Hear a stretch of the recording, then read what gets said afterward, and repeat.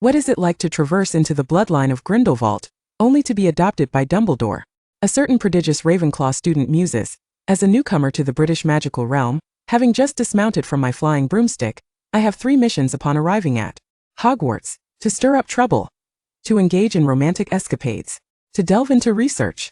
History is penned by the victors, and I shall restore the honor of the Grindelwald family, producing a multitude of enhanced magical beans from her pocket. The crowd gasps in astonishment. "O Dark Lord, do cease your extraordinary feats." Chapter 1. Adelaide Grindelwald. Thirsty, she was truly parched. Dueling fumbled to switch on the small bedside lamp, squinting towards her nightstand. When did 2 antennae appear in her teacup? And they were moving, no less. A small brown head emerged, swaying its twin pigtails as it locked eyes with Dueling in an intimate gaze that it was a colossal cockroach. Dueling, startled, scrambled chaotically across the bed. Her nimble form and melodious soprano startled the little creature, which then soared around the room a few times before heading straight for Dueling's head. "Stay away from me!" In a panic, Dueling leaned back abruptly. Thud! She fell from the bed, the back of her head making intimate contact with the floor. Dueling met her demise at the tender age of 23. On July 27, 1979 at 13:21, in St. Mary's Hospital, Montreal, Quebec, a wrinkled infant entered the world, wailing, "Oh no, at least let me format my phone first. I must retain my innocence in this realm." Dueling silently screamed within, but alas, she was merely an infant incapable of speech, and could only express her emotions through cries. "Wah wah wah!" The efficient head nurse was unfazed by Dueling's piercing wails, expertly weighing her before wrapping her snugly and taking her out to show the relatives. "Oh, darling, our daughter is truly adorable. She resembles a capuchin monkey." Lucy, still weakly lying in bed, couldn't help but deliver a sharp elbow to her husband. What kind of father compares his daughter to a monkey? With great effort, Lucy raised her head to glance at the bundle beside her. Her daughter had large eyes, wrinkled skin and slightly pointed ears. Well, perhaps there was a resemblance to a capuchin monkey. "Newborns all look like this. Shall be more attractive in a few weeks." As the nurse continued speaking, she cradled Dueling and rocked her gently, taking advantage of a pause in Dueling's cries to place her at Lucy's breast to nurse. Dueling was incensed this foreign nurse showed her no respect. She hadn't finished crying, yet the milk was truly delightful. Thus, Dueling suckled herself into slumber. July 28th. Nursing and sleeping. July 29th. Nursing and sleeping. July 30th. Dueling, oh Dueling, how could you be so debased? Having traversed to this realm, do not bring shame upon the community of transmigrators. July 31st.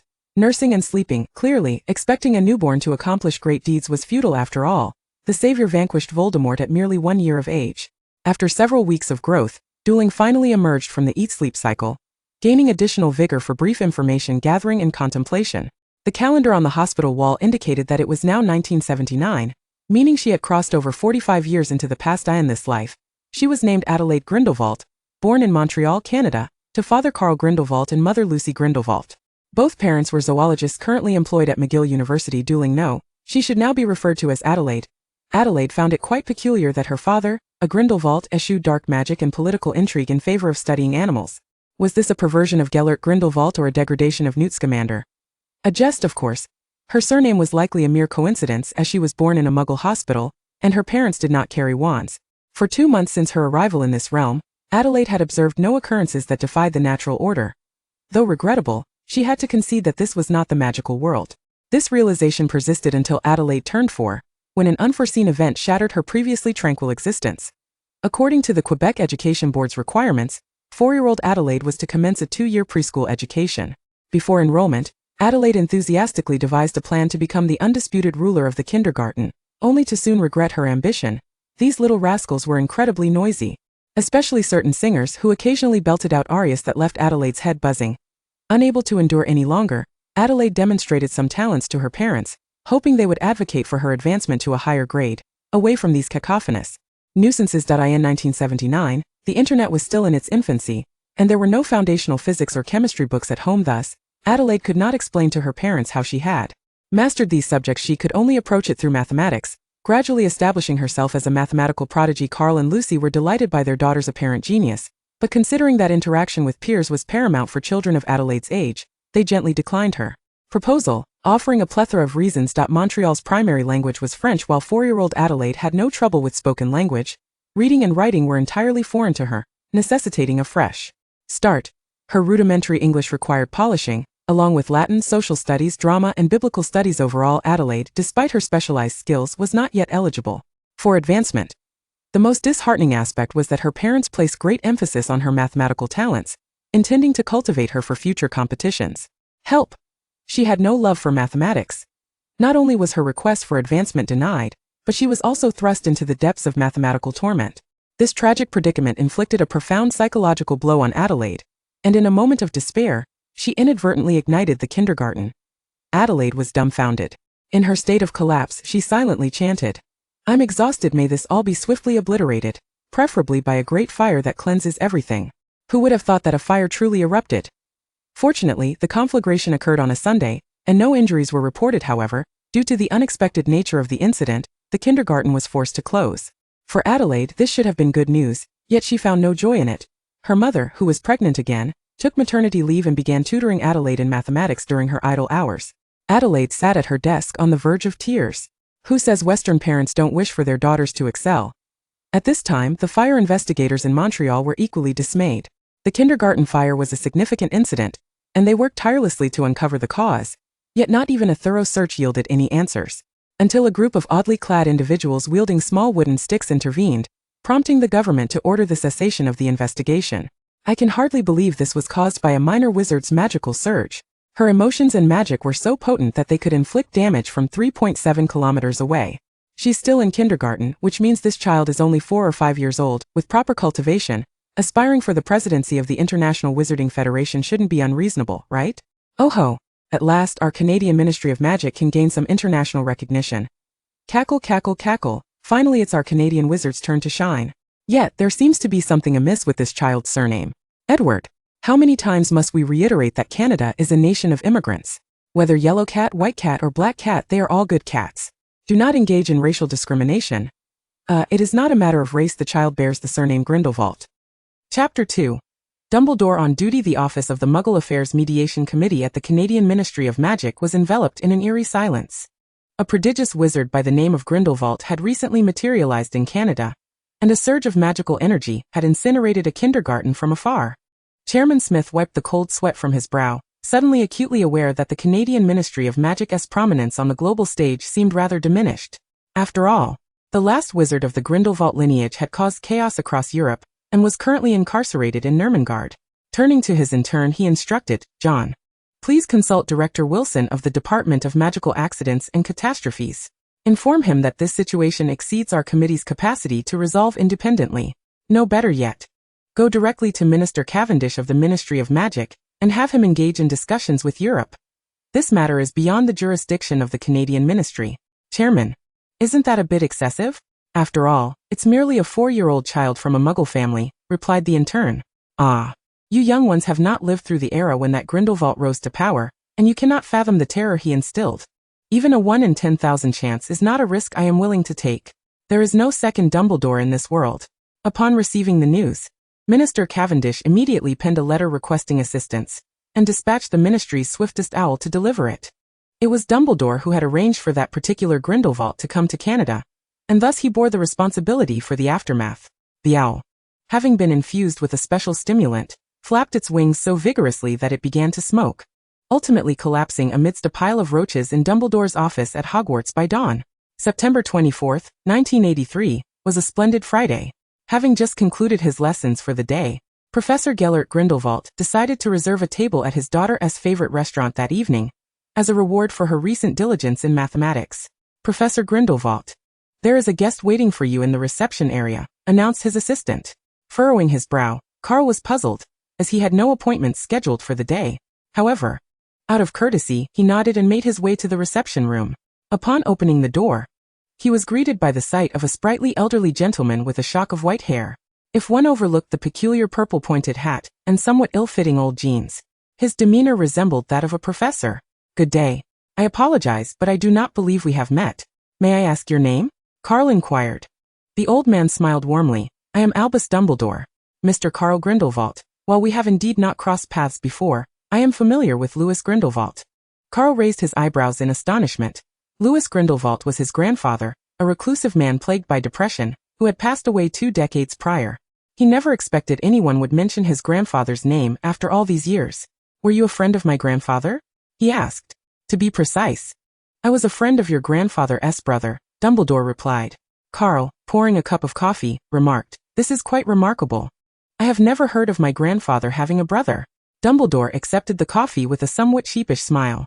"It is a delicate matter. It was indeed your grandfather's brother who made grave mistakes, compelling your grandfather to leave his homeland and settle in Canada. Your grandfather likely harbored resentment towards him."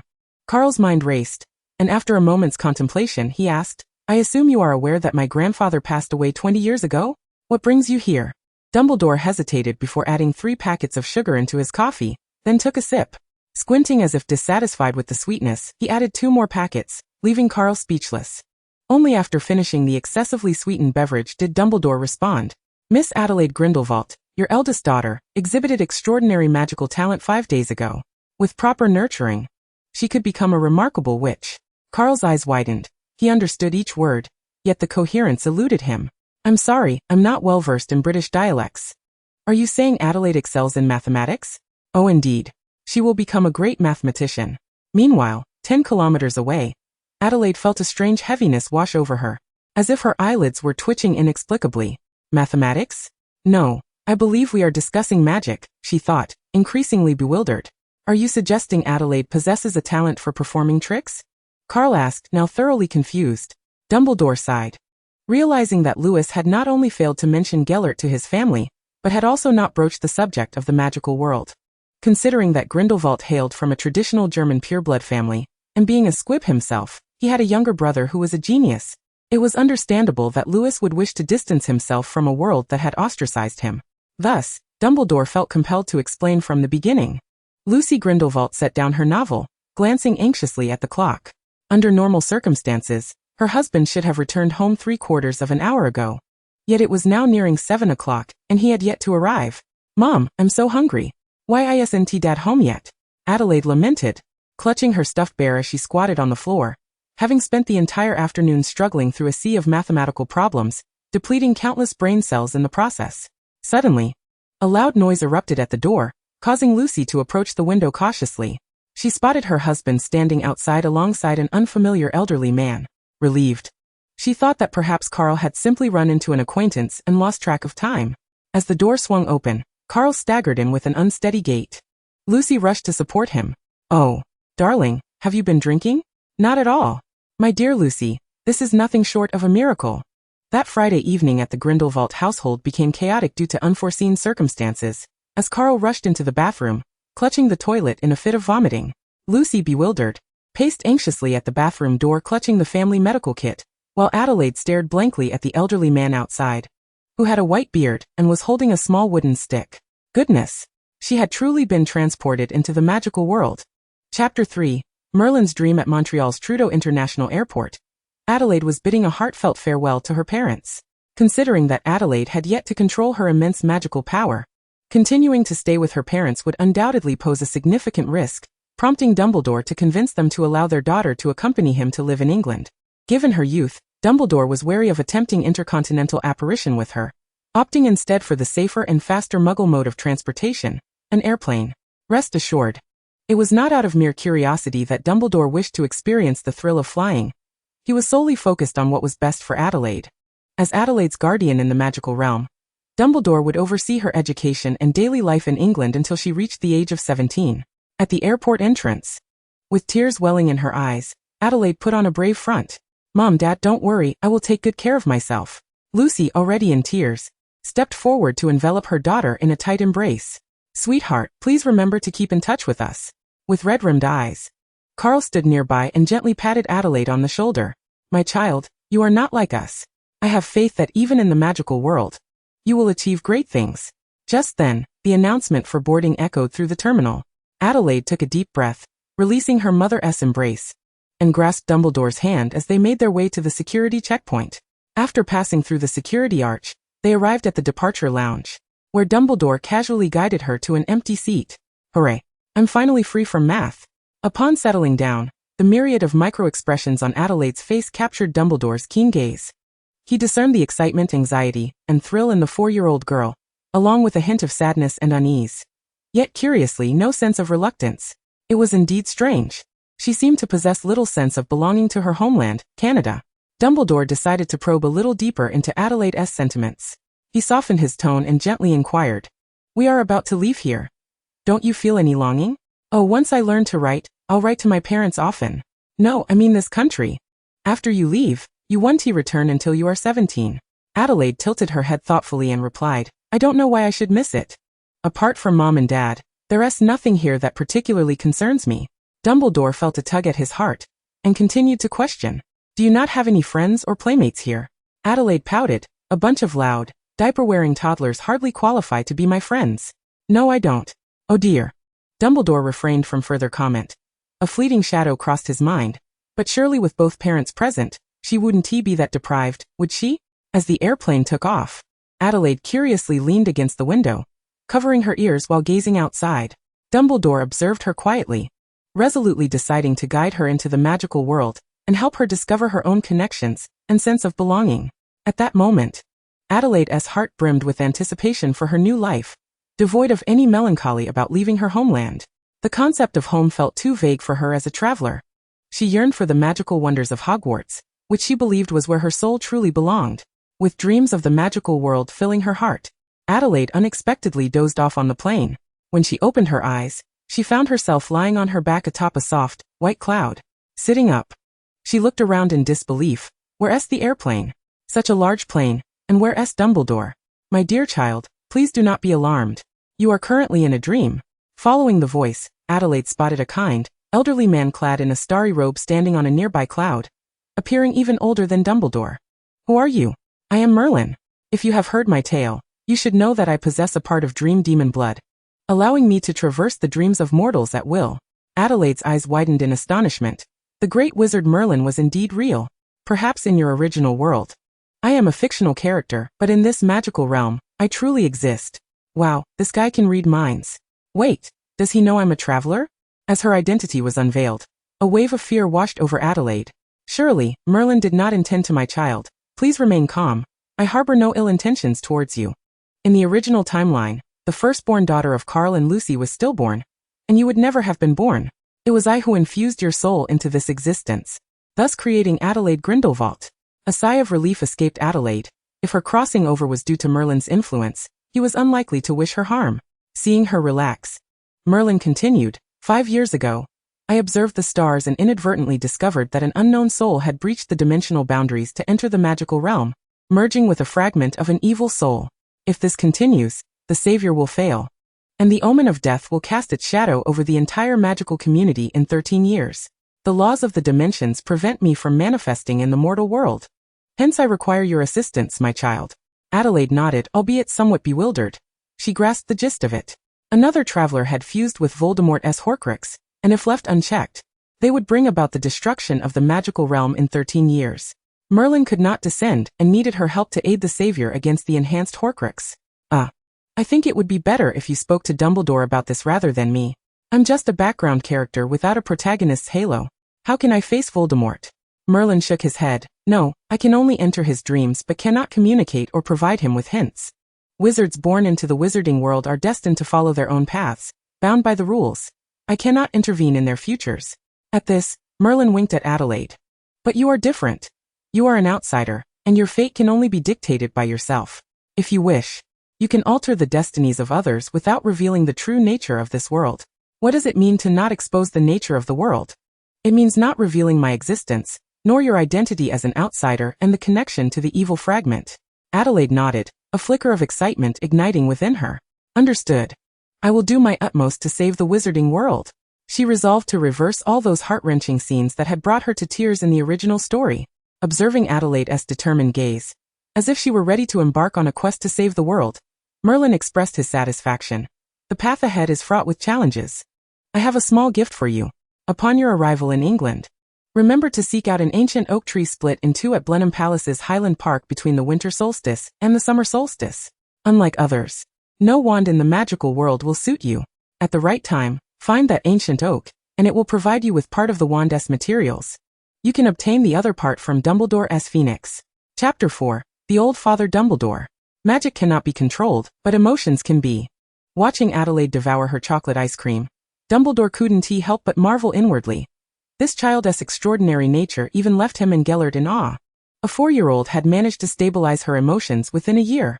Adelaide had been in England for nearly a year, during which there had been no further magical outbursts. Her emotional stability surpassed that of many teenagers. Alas, it seemed Adelaide might be destined to miss out on Gryffindor. Dumbledore could only hope she wouldn't end up in Slytherin. Unbeknownst to him, the 4-year-old body of Adelaide housed a mature soul nearing 30, and coupled with the heightened mental prowess brought on by her crossing over, she was unlikely to trigger any magical outbursts. Her previous ones had been provoked by the pressures of mathematics and mischievous children.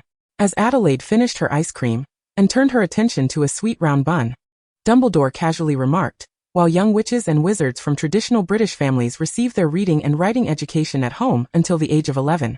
Considering your prior upbringing in a Muggle household, I have arranged for your enrollment in a private primary school in London to help you adapt to the British environment more swiftly. Adelaide raised an eyebrow, setting down her napkin. She had been in England for a year. Did she really need to adjust?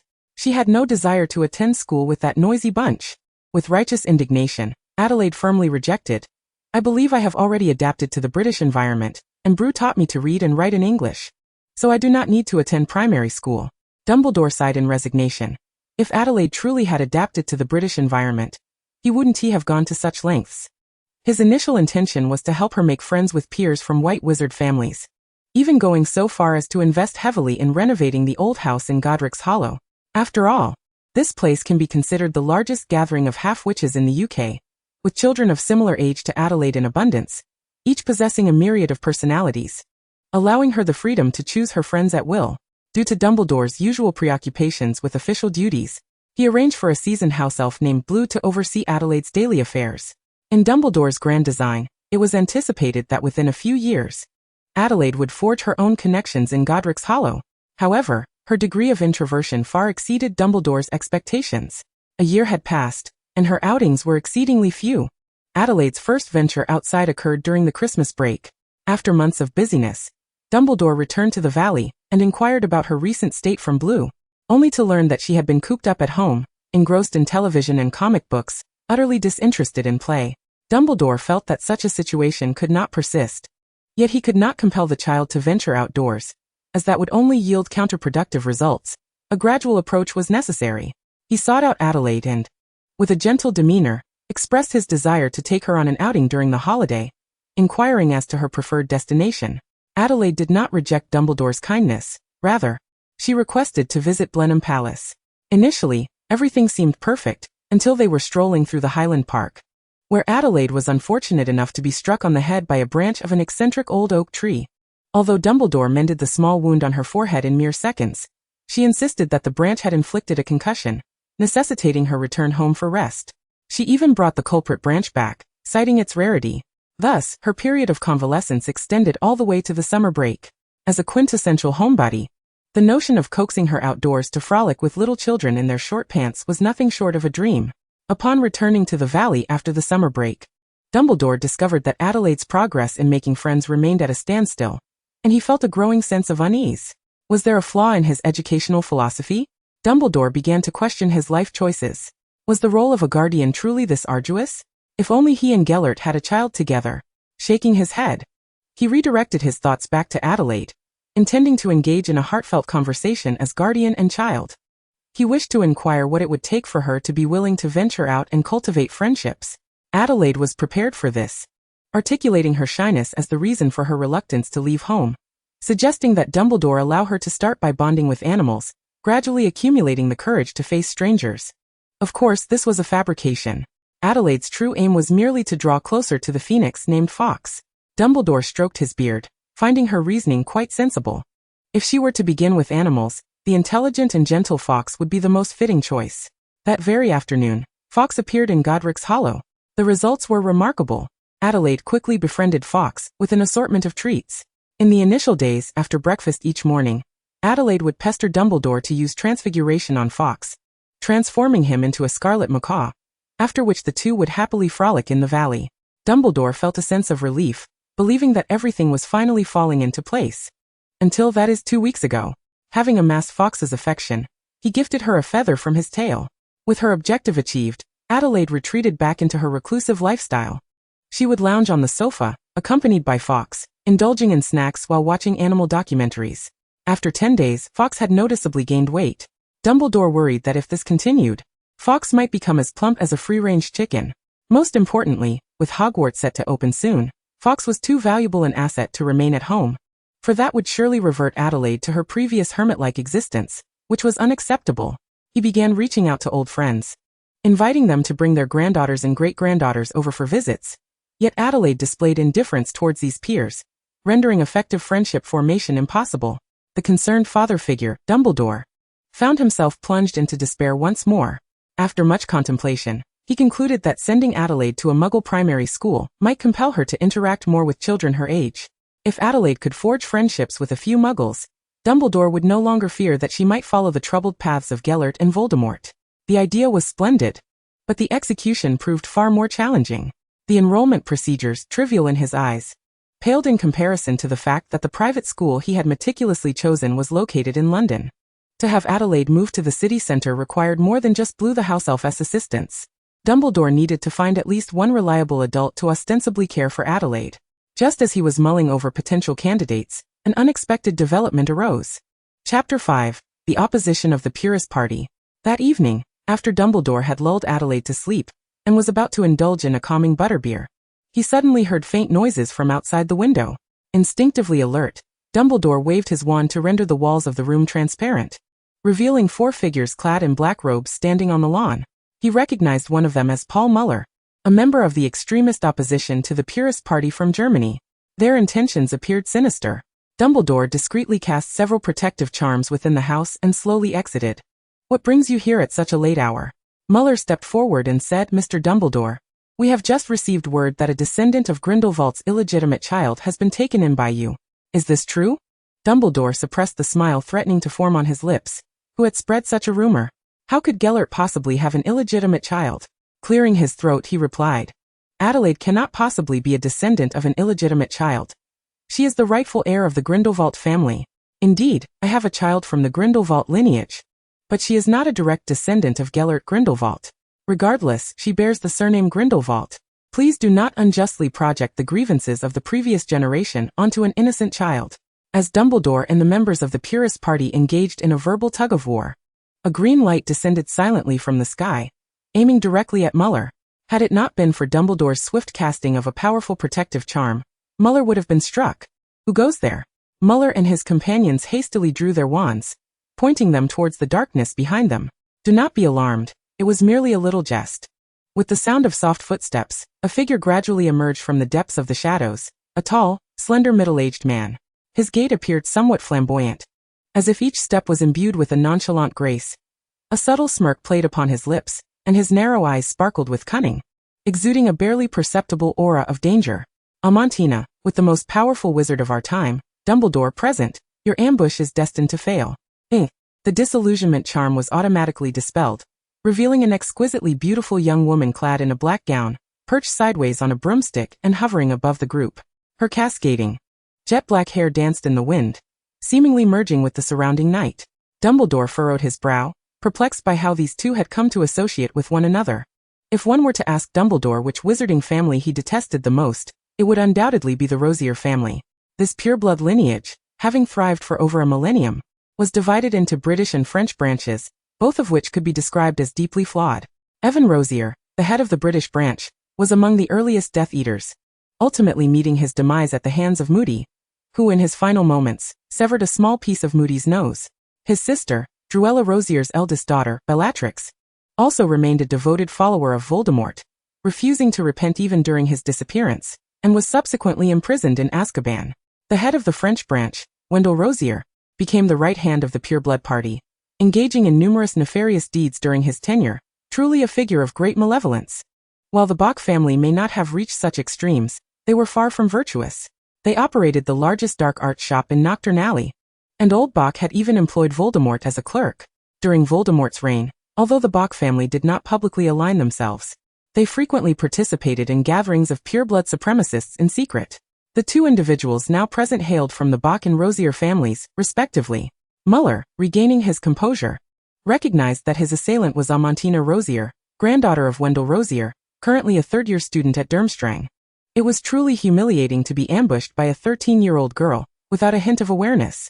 In a fit of rage and humiliation, Muller bellowed, "Amantina Rosier, Instead of awaiting a ship to Scandinavia in Marseille, you come here to attack me, seeking to follow in your great aunt's footsteps? At that moment, Amantina was fixated on Dumbledore, not sparing Muller a glance. Witnessing her companion poised for reckless action, Edward Bok promptly interjected.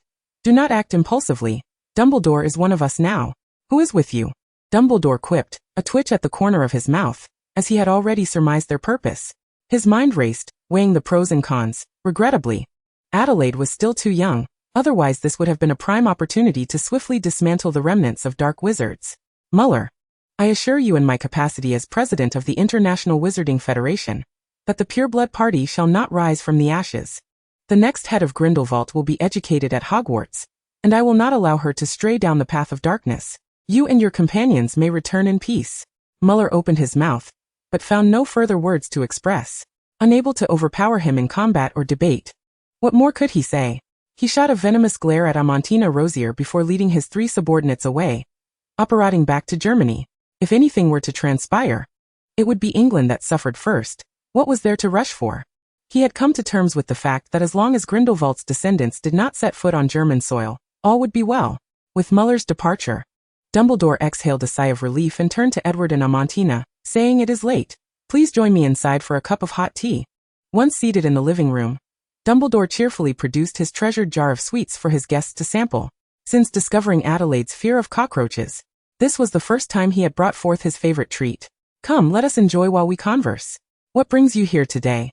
Gazing at the jar filled to the brim with scuttling cockroaches, Amantina turned pale with fear. What on earth do the English consume? Edward, having grown up in England, remained largely unfazed, directing his wand at the plumpest cockroach in the jar, and sending it flying into his mouth. Honey-flavored, quite crunchy, he exclaimed. Oh. Amantina covered her mouth and, after a moment, awkwardly stated in English, Our intentions differ. We happened upon each other at the Leaky Cauldron. I have come to England on my grandfather's orders to protect the young master. Dumbledore sensed a troubling turn of events. Amantina's grandfather, Louis Rosier, and his sister, Wendell Rosier, had both been sentenced to life imprisonment in Nurmengard. If they had received word, it was inconceivable that Gellert would remain uninformed. He would undoubtedly hold Dumbledore accountable for not having communicated with him in nearly 40 years since their last contact. The complexities of Amantina's situation could not be succinctly explained. Thus Dumbledore, under the pretense of Adelaide being asleep and not to be disturbed, offered Amantina a guest room. He understood that every word she spoke would ultimately reach Gellert's ears, and he would be wise to take time to contemplate and devise a strategy for reassurance. Chapter 6. The Unexpected Nanny. Having settled Amantina, Dumbledore turned his attention to another dilemma. If Rosier had come out of loyalty, what was the motive of the Bok family? As far as he knew, the Bok family had no ties to Grindelwald. Edward Bok shook his head with a smile. I am merely the second son of the family, and cannot dictate the stance of the entire Bok clan. To be precise, my foolish elder brother expelled me from the family last month.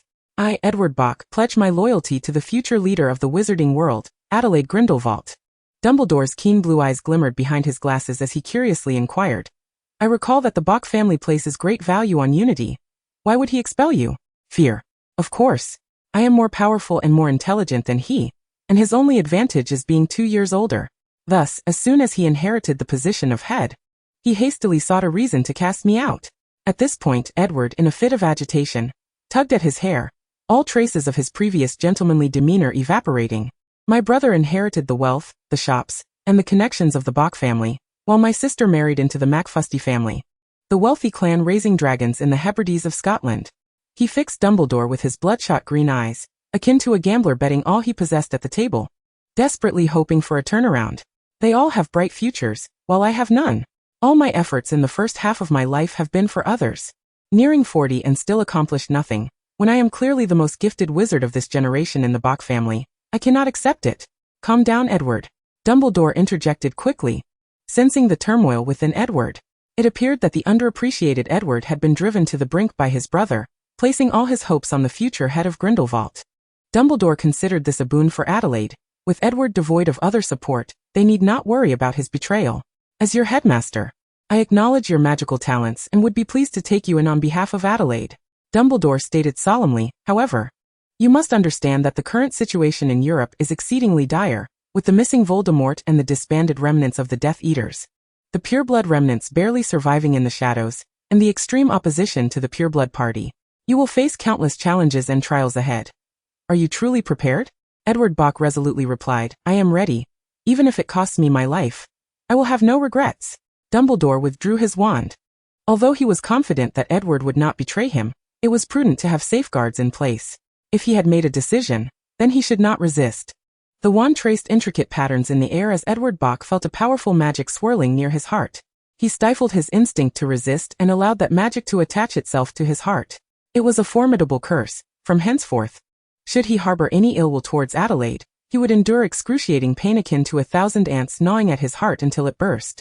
Under normal circumstances, Dumbledore would disapprove of and disdain employing such cruel measures to intimidate others. However, Edward's loyalty was directly tied to Adelaide's safety and his own future plans, and there could be no room for error. Once the spell was cast, Dumbledore relaxed, lowering his wand. Only then did he regard Edward as a trustworthy ally. At this moment, I happen to have a significant and formidable task that requires a clever and powerful wizard to accomplish. Edward, are you willing to accept it? Upon his recent allegiance, Edward was entrusted with significant responsibilities, which filled him with joy. Very well. May I inquire how much you know about the Muggle world? The Muggle world? Edward replied, bewildered. During his academic years, in an effort to embellish his transcript, he had enrolled in every elective course available. Yet his performance in Muggle studies had been less than stellar. What does Dumbledore mean by that? Let me rephrase the question.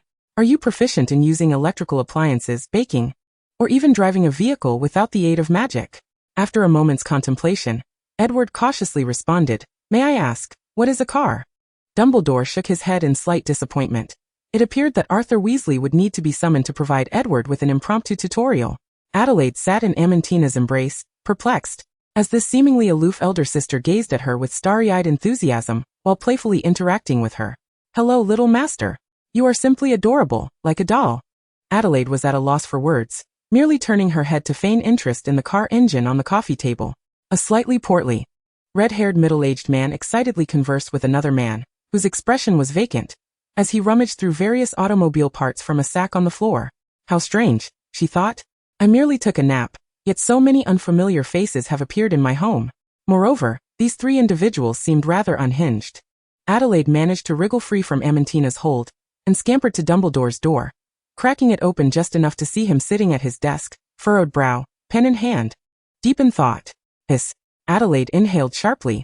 Was he still waking up? This renowned wizard, often exuding an air of calm, was now visibly troubled for the first time in her presence. Little master, we must not disturb Dumbledore while he writes. Let us go play outside, Amantina suggested, seizing the opportunity to whisk Adelaide away. Sister Amantina, who is Dumbledore writing to? Adelaide innocently inquired. Amantina, lifting Adelaide onto her shoulder, replied with excitement. He is writing to our great leader. With the two most powerful wizards in the world on our side, we shall never lose. Adelaide was left utterly confused. Were we even on the same wavelength? I cannot comprehend a word. Before she could seek further clarification, Amantina carried her out of the house, forcing her to chase butterflies in the garden. Meanwhile, Dumbledore remained oblivious to this small interlude, ensnared in a web of troubled thoughts. Last night, Amantina had been prudent, delaying her slumber to relay a message to Ermengarde. This morning, she received new orders. The leader had adopted a firm stance, demanding that Dumbledore respond to the matter of imprisoning Grindelwald's future heir within 3 days, or else he would incite a revolt at Ermengarde. The directive emphasized that only Dumbledore's handwritten response would suffice. Otherwise, it would be deemed as non-response. Chapter 7. The Morning at Ermengarde. On August 21, 1984. The castle of Ermengarde in Austria basked in the brilliance of a sunny day. At 7 in the morning, the guards, as per their routine, gently knocked on the door to the upper floor, only to discover that the leader was already dressed and seated at the table, sipping coffee. Nearly 40 years of imprisonment had left minimal marks of time on Gellert Grindelwald's handsome and resolute visage. At this moment, he bore little resemblance to the man who would later appear after Dumbledore's demise.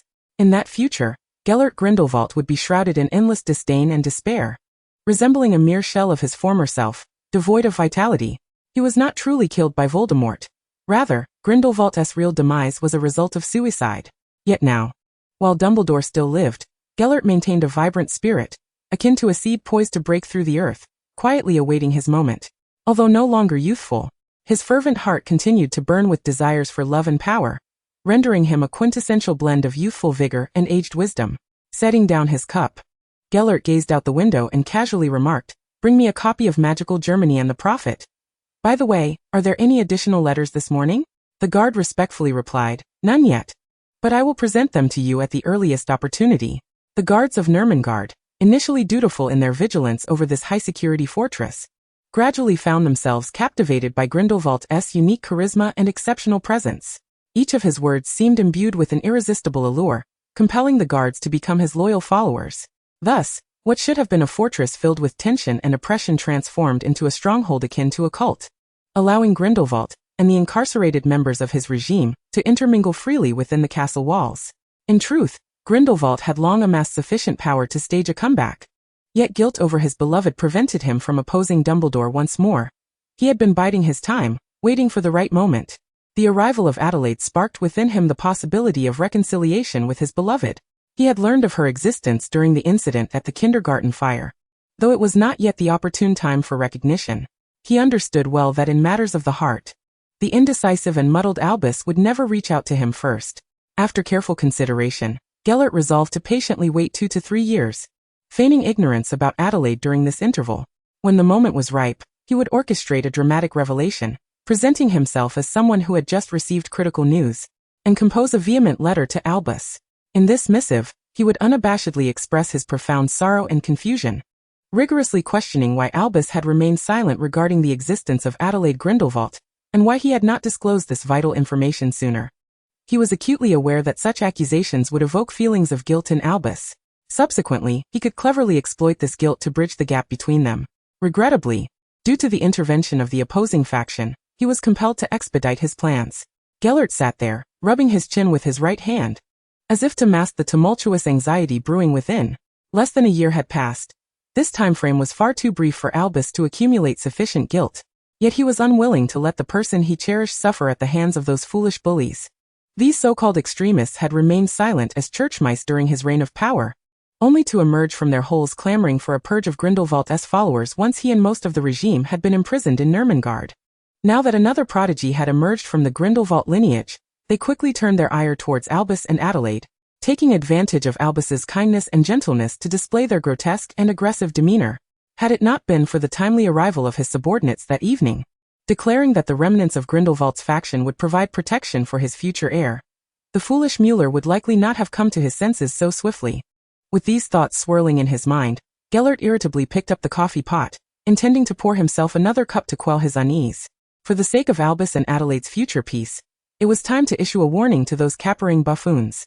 "Leader, here are the newspapers and—" "What else?" "The letter from Dumbledore."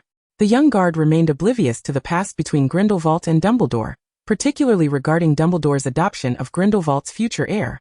Like many in the new generation of purists, he harbored a negative opinion on the matter. Seeing the guard's unease, Gellert spoke up. "You must understand. For the sake of a greater good, we must unite all that can be united.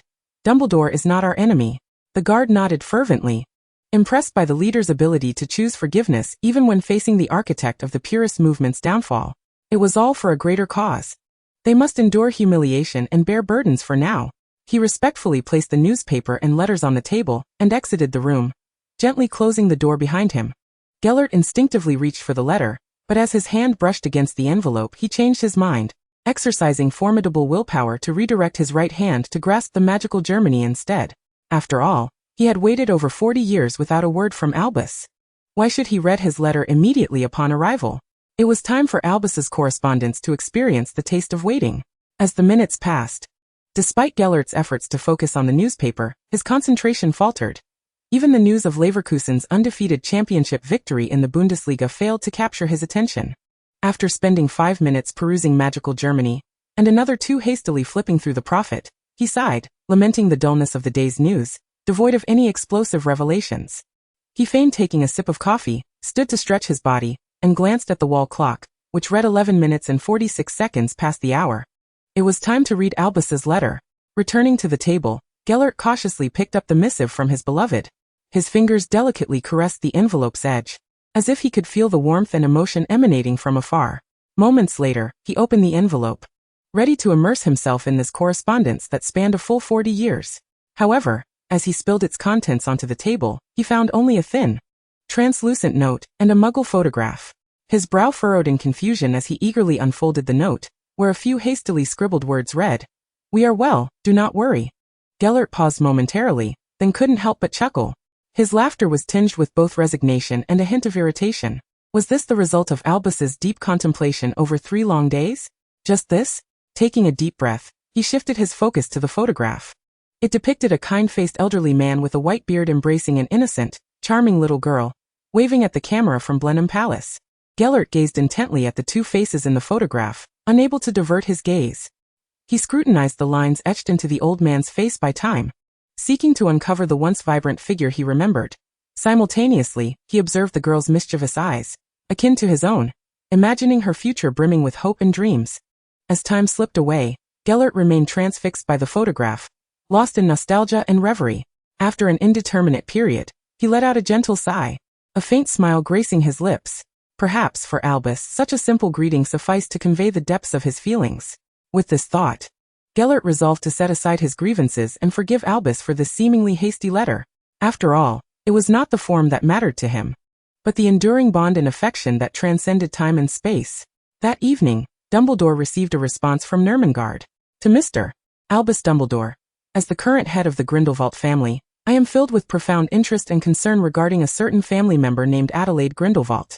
She shines like a brilliant star in the darkness, radiating a unique and captivating light that compels me to learn more about her.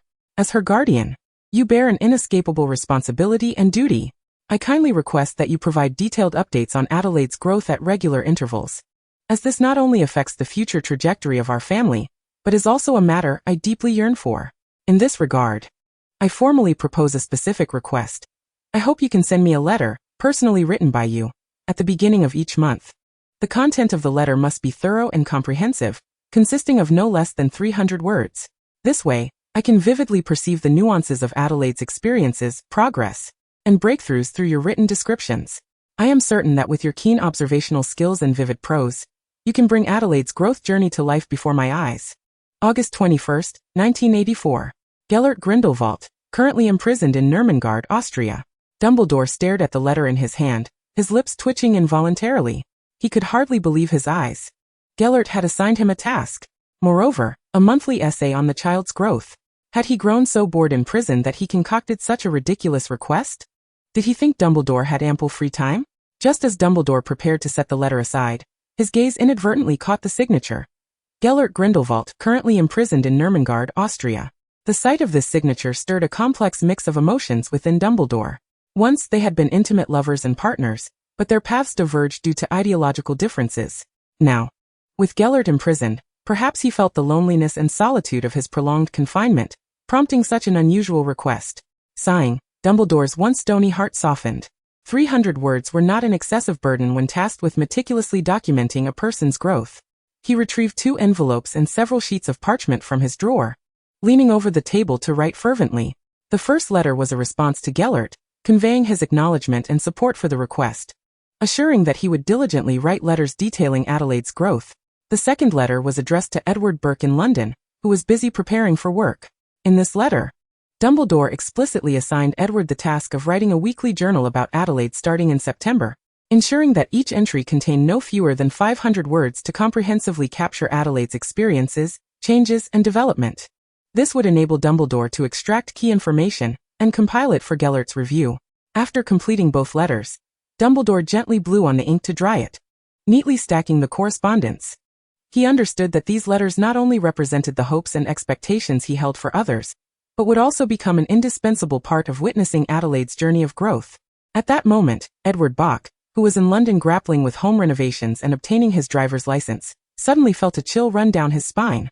He dismissed it as a minor cold brought on by his recent exertions, unaware that it was a lament from the altered trajectory of his fate, heralding the tumultuous life of a caretaker that lay ahead. The following morning, Edward received a letter from Dumbledore. Upon unfolding the parchment and reading its contents, he was left utterly bewildered. A weekly journal of no less than 500 words? What nonsense! In that instant, Edward felt as if he had been transported back to Hogwarts, where he often experienced similar exasperation whenever a professor assigned particularly burdensome homework. Despite his profound reluctance, Dumbledore's mandate was as inescapable as the assignments of his youth. He had no choice but to attempt completion. He resolved to write in larger letters with wider spacing, hoping that Dumbledore might overlook a few missing words. While Edward languished in painful reminiscence of how he had once struggled to meet paper lengths, Gellert, atop the new Mongard, was in high spirits after reading the reply. He danced a waltz around the table, clutching the letter in hand. It mattered not that the plan was being implemented ahead of schedule, nor that Albus harbored a sense of guilt. As long as he added a seemingly pitiable prefix to the closing of the letter to evoke Albus's imagination, the latter would surely acquiesce to his unreasonable demands. The first phase of the plan had succeeded splendidly. Chapter 9. The September School Season. Recently, the housewives residing on Oak Road in West London had become exceptionally busy, thoroughly engrossed in a series of vibrant community tea gatherings. The focal point of fervent discussion at these tea parties was none other than the enigmatic gentleman, Mr. Bach, who had just moved into number 13 on Oak Road. It was said that Mr. Bach was already 38 years old. Yet the passage of time seemed to have left little trace upon his visage. His sharply defined features, reminiscent of a master sculptor's handiwork, radiated the unique charm of a mature man. Despite nearing the age of wisdom, he had yet to enter the institution of marriage. The women had also discovered that he was a distinguished graduate of a prestigious university, further enhancing his nearly flawless reputation with an academic halo. As for his profession and income, no one could ascertain the specifics. However, the mere fact that he had successfully settled in West London was sufficient to deduce that his circumstances were undoubtedly above the middle class. Even more astonishing was that this quintessential bachelor, Mr. Bach, possessed not only remarkable looks but also commendable inner qualities. He was imbued with a profound sense of responsibility. Due to his sister and brother-in-law's prolonged overseas assignments, they had entrusted him with the care of their adorable daughter, just entering primary school. In pursuit of providing his niece with a superior education, Mr. Bach resolutely vacated his rural estate and relocated to the city of London, blessed with the world's finest educational resources. On September 1, 1984, the sun graced London with its presence after a prolonged absence. As the sun rose, gentle rays filtered through the curtain seams, casting a soft glow in the room. The clock struck 7, and Adelaide stirred in her bed, as if tugged by an invisible force, reluctantly emerging from the warmth of her cocoon. With bleary eyes and a weary expression, she mumbled indistinct phrases, clearly still ensnared in slumber. Yet reality would not permit her to linger in bed any longer. Today marked an important milestone, the commencement of the primary section at Notting Hill Girls' School. Summoning her strength, Adelaide painfully reached for the deep blue school uniform laid out by her bedside, slowly donning the attire. Each movement felt laborious, as if the uniform bore an insurmountable weight. After finally dressing, she trudged into the bathroom to hurriedly complete her morning routine. Subsequently, she made her way downstairs to the dining room on the first floor, where she found her Uncle Edward, looking as if he might disintegrate from sheer exhaustion.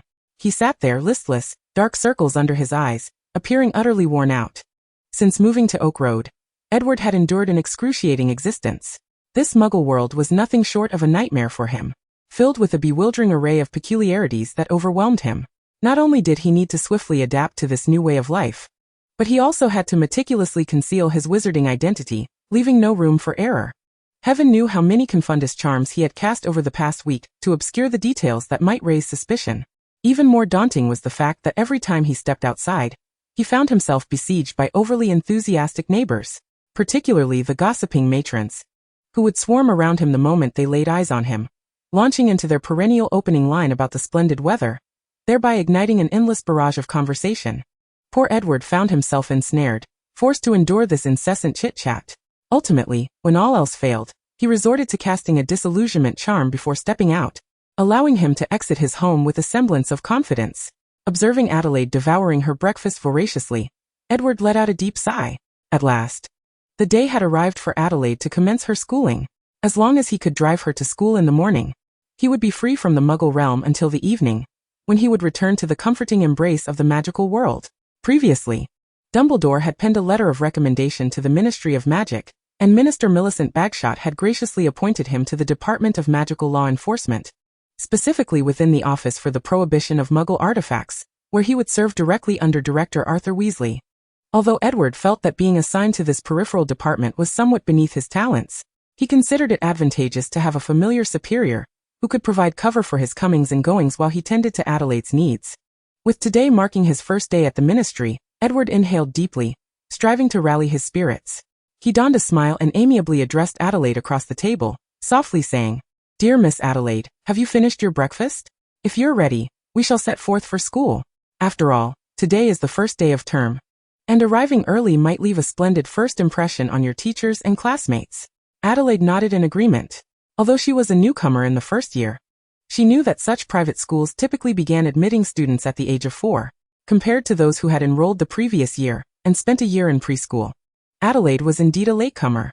She was acutely aware that maintaining a low profile and avoiding tardiness on her first day was the wisest choice for navigating her Muggle primary school experience.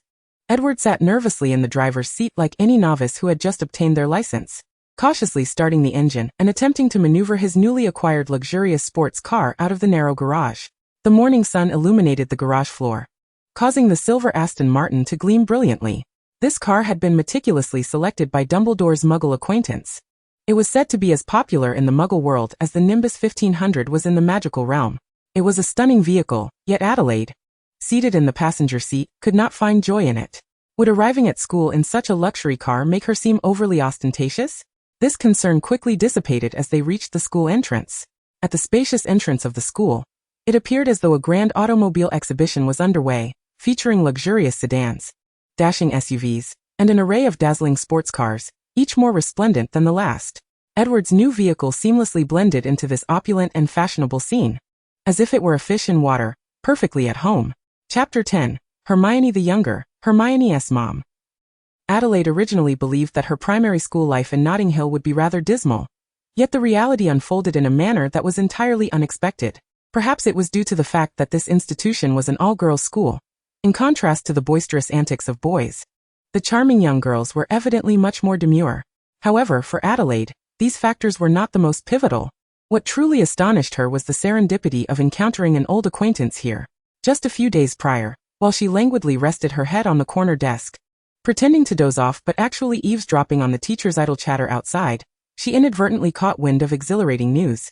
Among the new students this year, there was a bookworm prodigy named Hermione Granger. Upon hearing this name, Adelaide was instantly invigorated. She promptly made her escape from the classroom, hastening towards the preschool class. She cautiously concealed herself beside the window of the preschool classroom, peering in with great care. Inside, she observed that nearly all the little children were gathered together, playing joyfully, except for a solitary girl with fluffy brown hair, seated forlornly in a corner.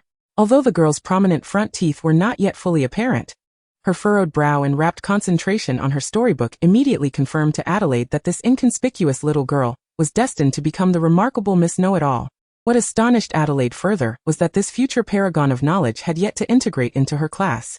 3 months had swiftly passed since the commencement of the school year. And with Christmas approaching, even Adelaide had managed to forge friendships with a few quiet classmates.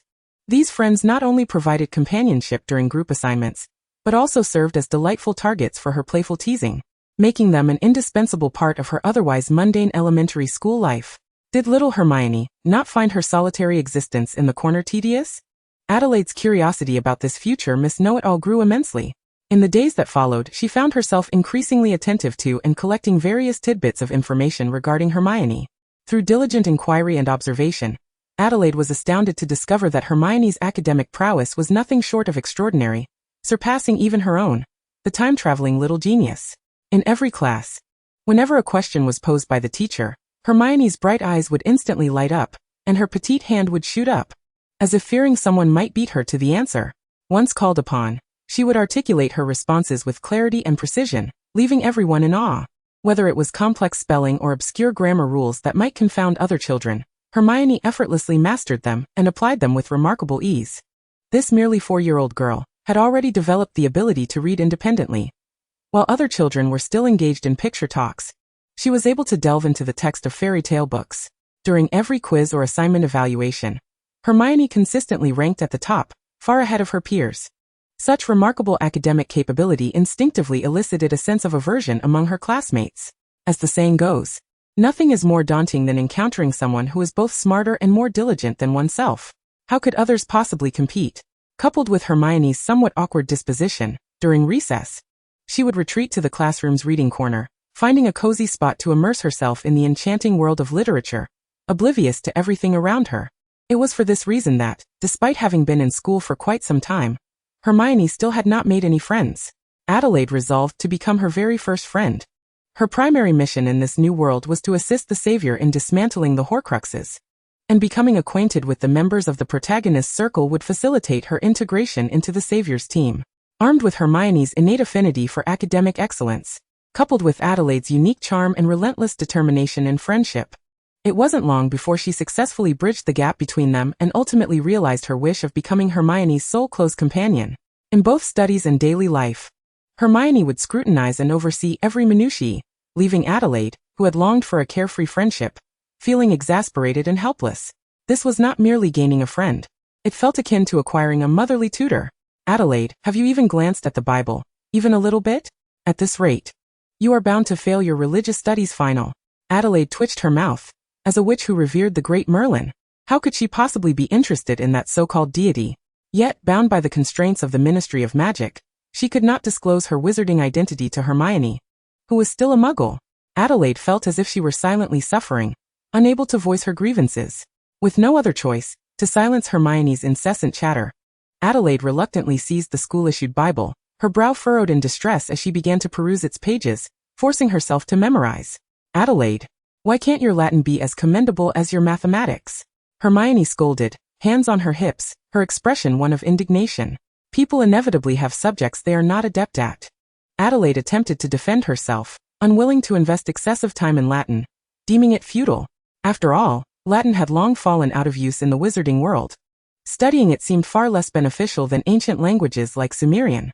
Stop concocting those ridiculous excuses. With your intelligence, there is no way you could be truly inept at anything. To put it plainly, you're simply too lazy to dedicate time to memorization. Hermione chastised, exuding authority. Starting today, you must memorize 30 Latin words every day. And I will come to check during lunchtime. If you can't answer, don't even think about reading comics during recess. Hermione raised her notebook impassively, assigning her indolent friend a daunting task. Upon hearing this, Adelaide nearly fainted on the spot. Help! Memorizing words daily is bad enough. But now I must endure surprise quizzes during lunch? Is this not driving one to madness? In a daze, Adelaide felt as if she had been transported back to her regrettable student days in her previous life. Unable to suppress a sigh, she lamented, "Oh heavens! I have traversed into this wondrous magical world. Yet I must still endure such torment, continuing to suffer the dreadful plight of rote memorization." Chapter 11. Gellert's demands outsourced once again.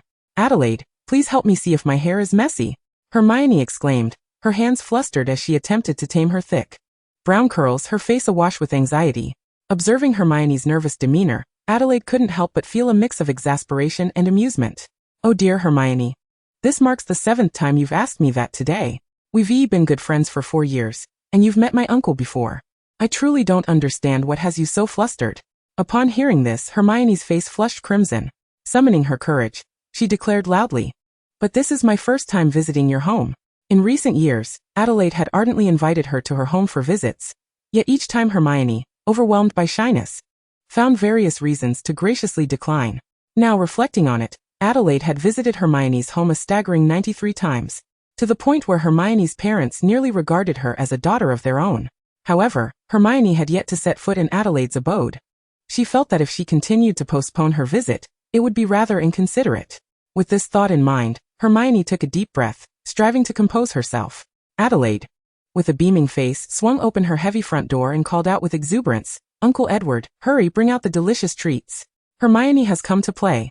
Accompanied by the sound of light footsteps, Edward, who was somewhat slender yet had bright eyes that sparkled with enthusiasm, emerged from the room. It must be said that he was indeed quite remarkable. In just a few years, he had adapted to the dual challenges of working at the Ministry of Magic, while also being a single father. His commendable performance even earned him a promotion to Deputy Director of the Department for the Regulation and Control of Magical Creatures. With warmth, Edward greeted Hermione, "Welcome. Dear Miss Granger, please take a seat in the living room and rest for a while. This marks Adelaide's first time bringing a friend home, and such a momentous occasion deserves a grand celebration." Upon hearing this, Hermione was taken aback, her beautiful eyes widening in disbelief as she asked, "First time? Adelaide has never brought a friend home before?" It was well known that, over the years, Adelaide had become the most popular student in the primary division, thanks to her exceptional beauty and her charming, mature personality, garnering a legion of adoring younger fans. It was truly astonishing that such a beloved figure had never invited anyone else over. Adelaide shot Edward a fierce glare, realizing that under their unique circumstances, inviting muggles into her home could lead to disastrous misunderstandings, should they encounter anything magical that they could neither comprehend nor explain. Would she simply cast a confundus charm on them? The truth is, before my best friend Hermione came to visit, I was quite reluctant to invite anyone else over. After all, we share such a deep friendship, and I naturally wanted to share this special moment with you. In this critical moment, Adelaide instinctively employed the eloquent charm passed down through the Grindelwald lineage, taking Hermione's hand and launching into a heartfelt monologue. Sure enough, her words swept over Hermione like a gentle spring breeze, instantly turning her complexion the shade of a blooming peach blossom.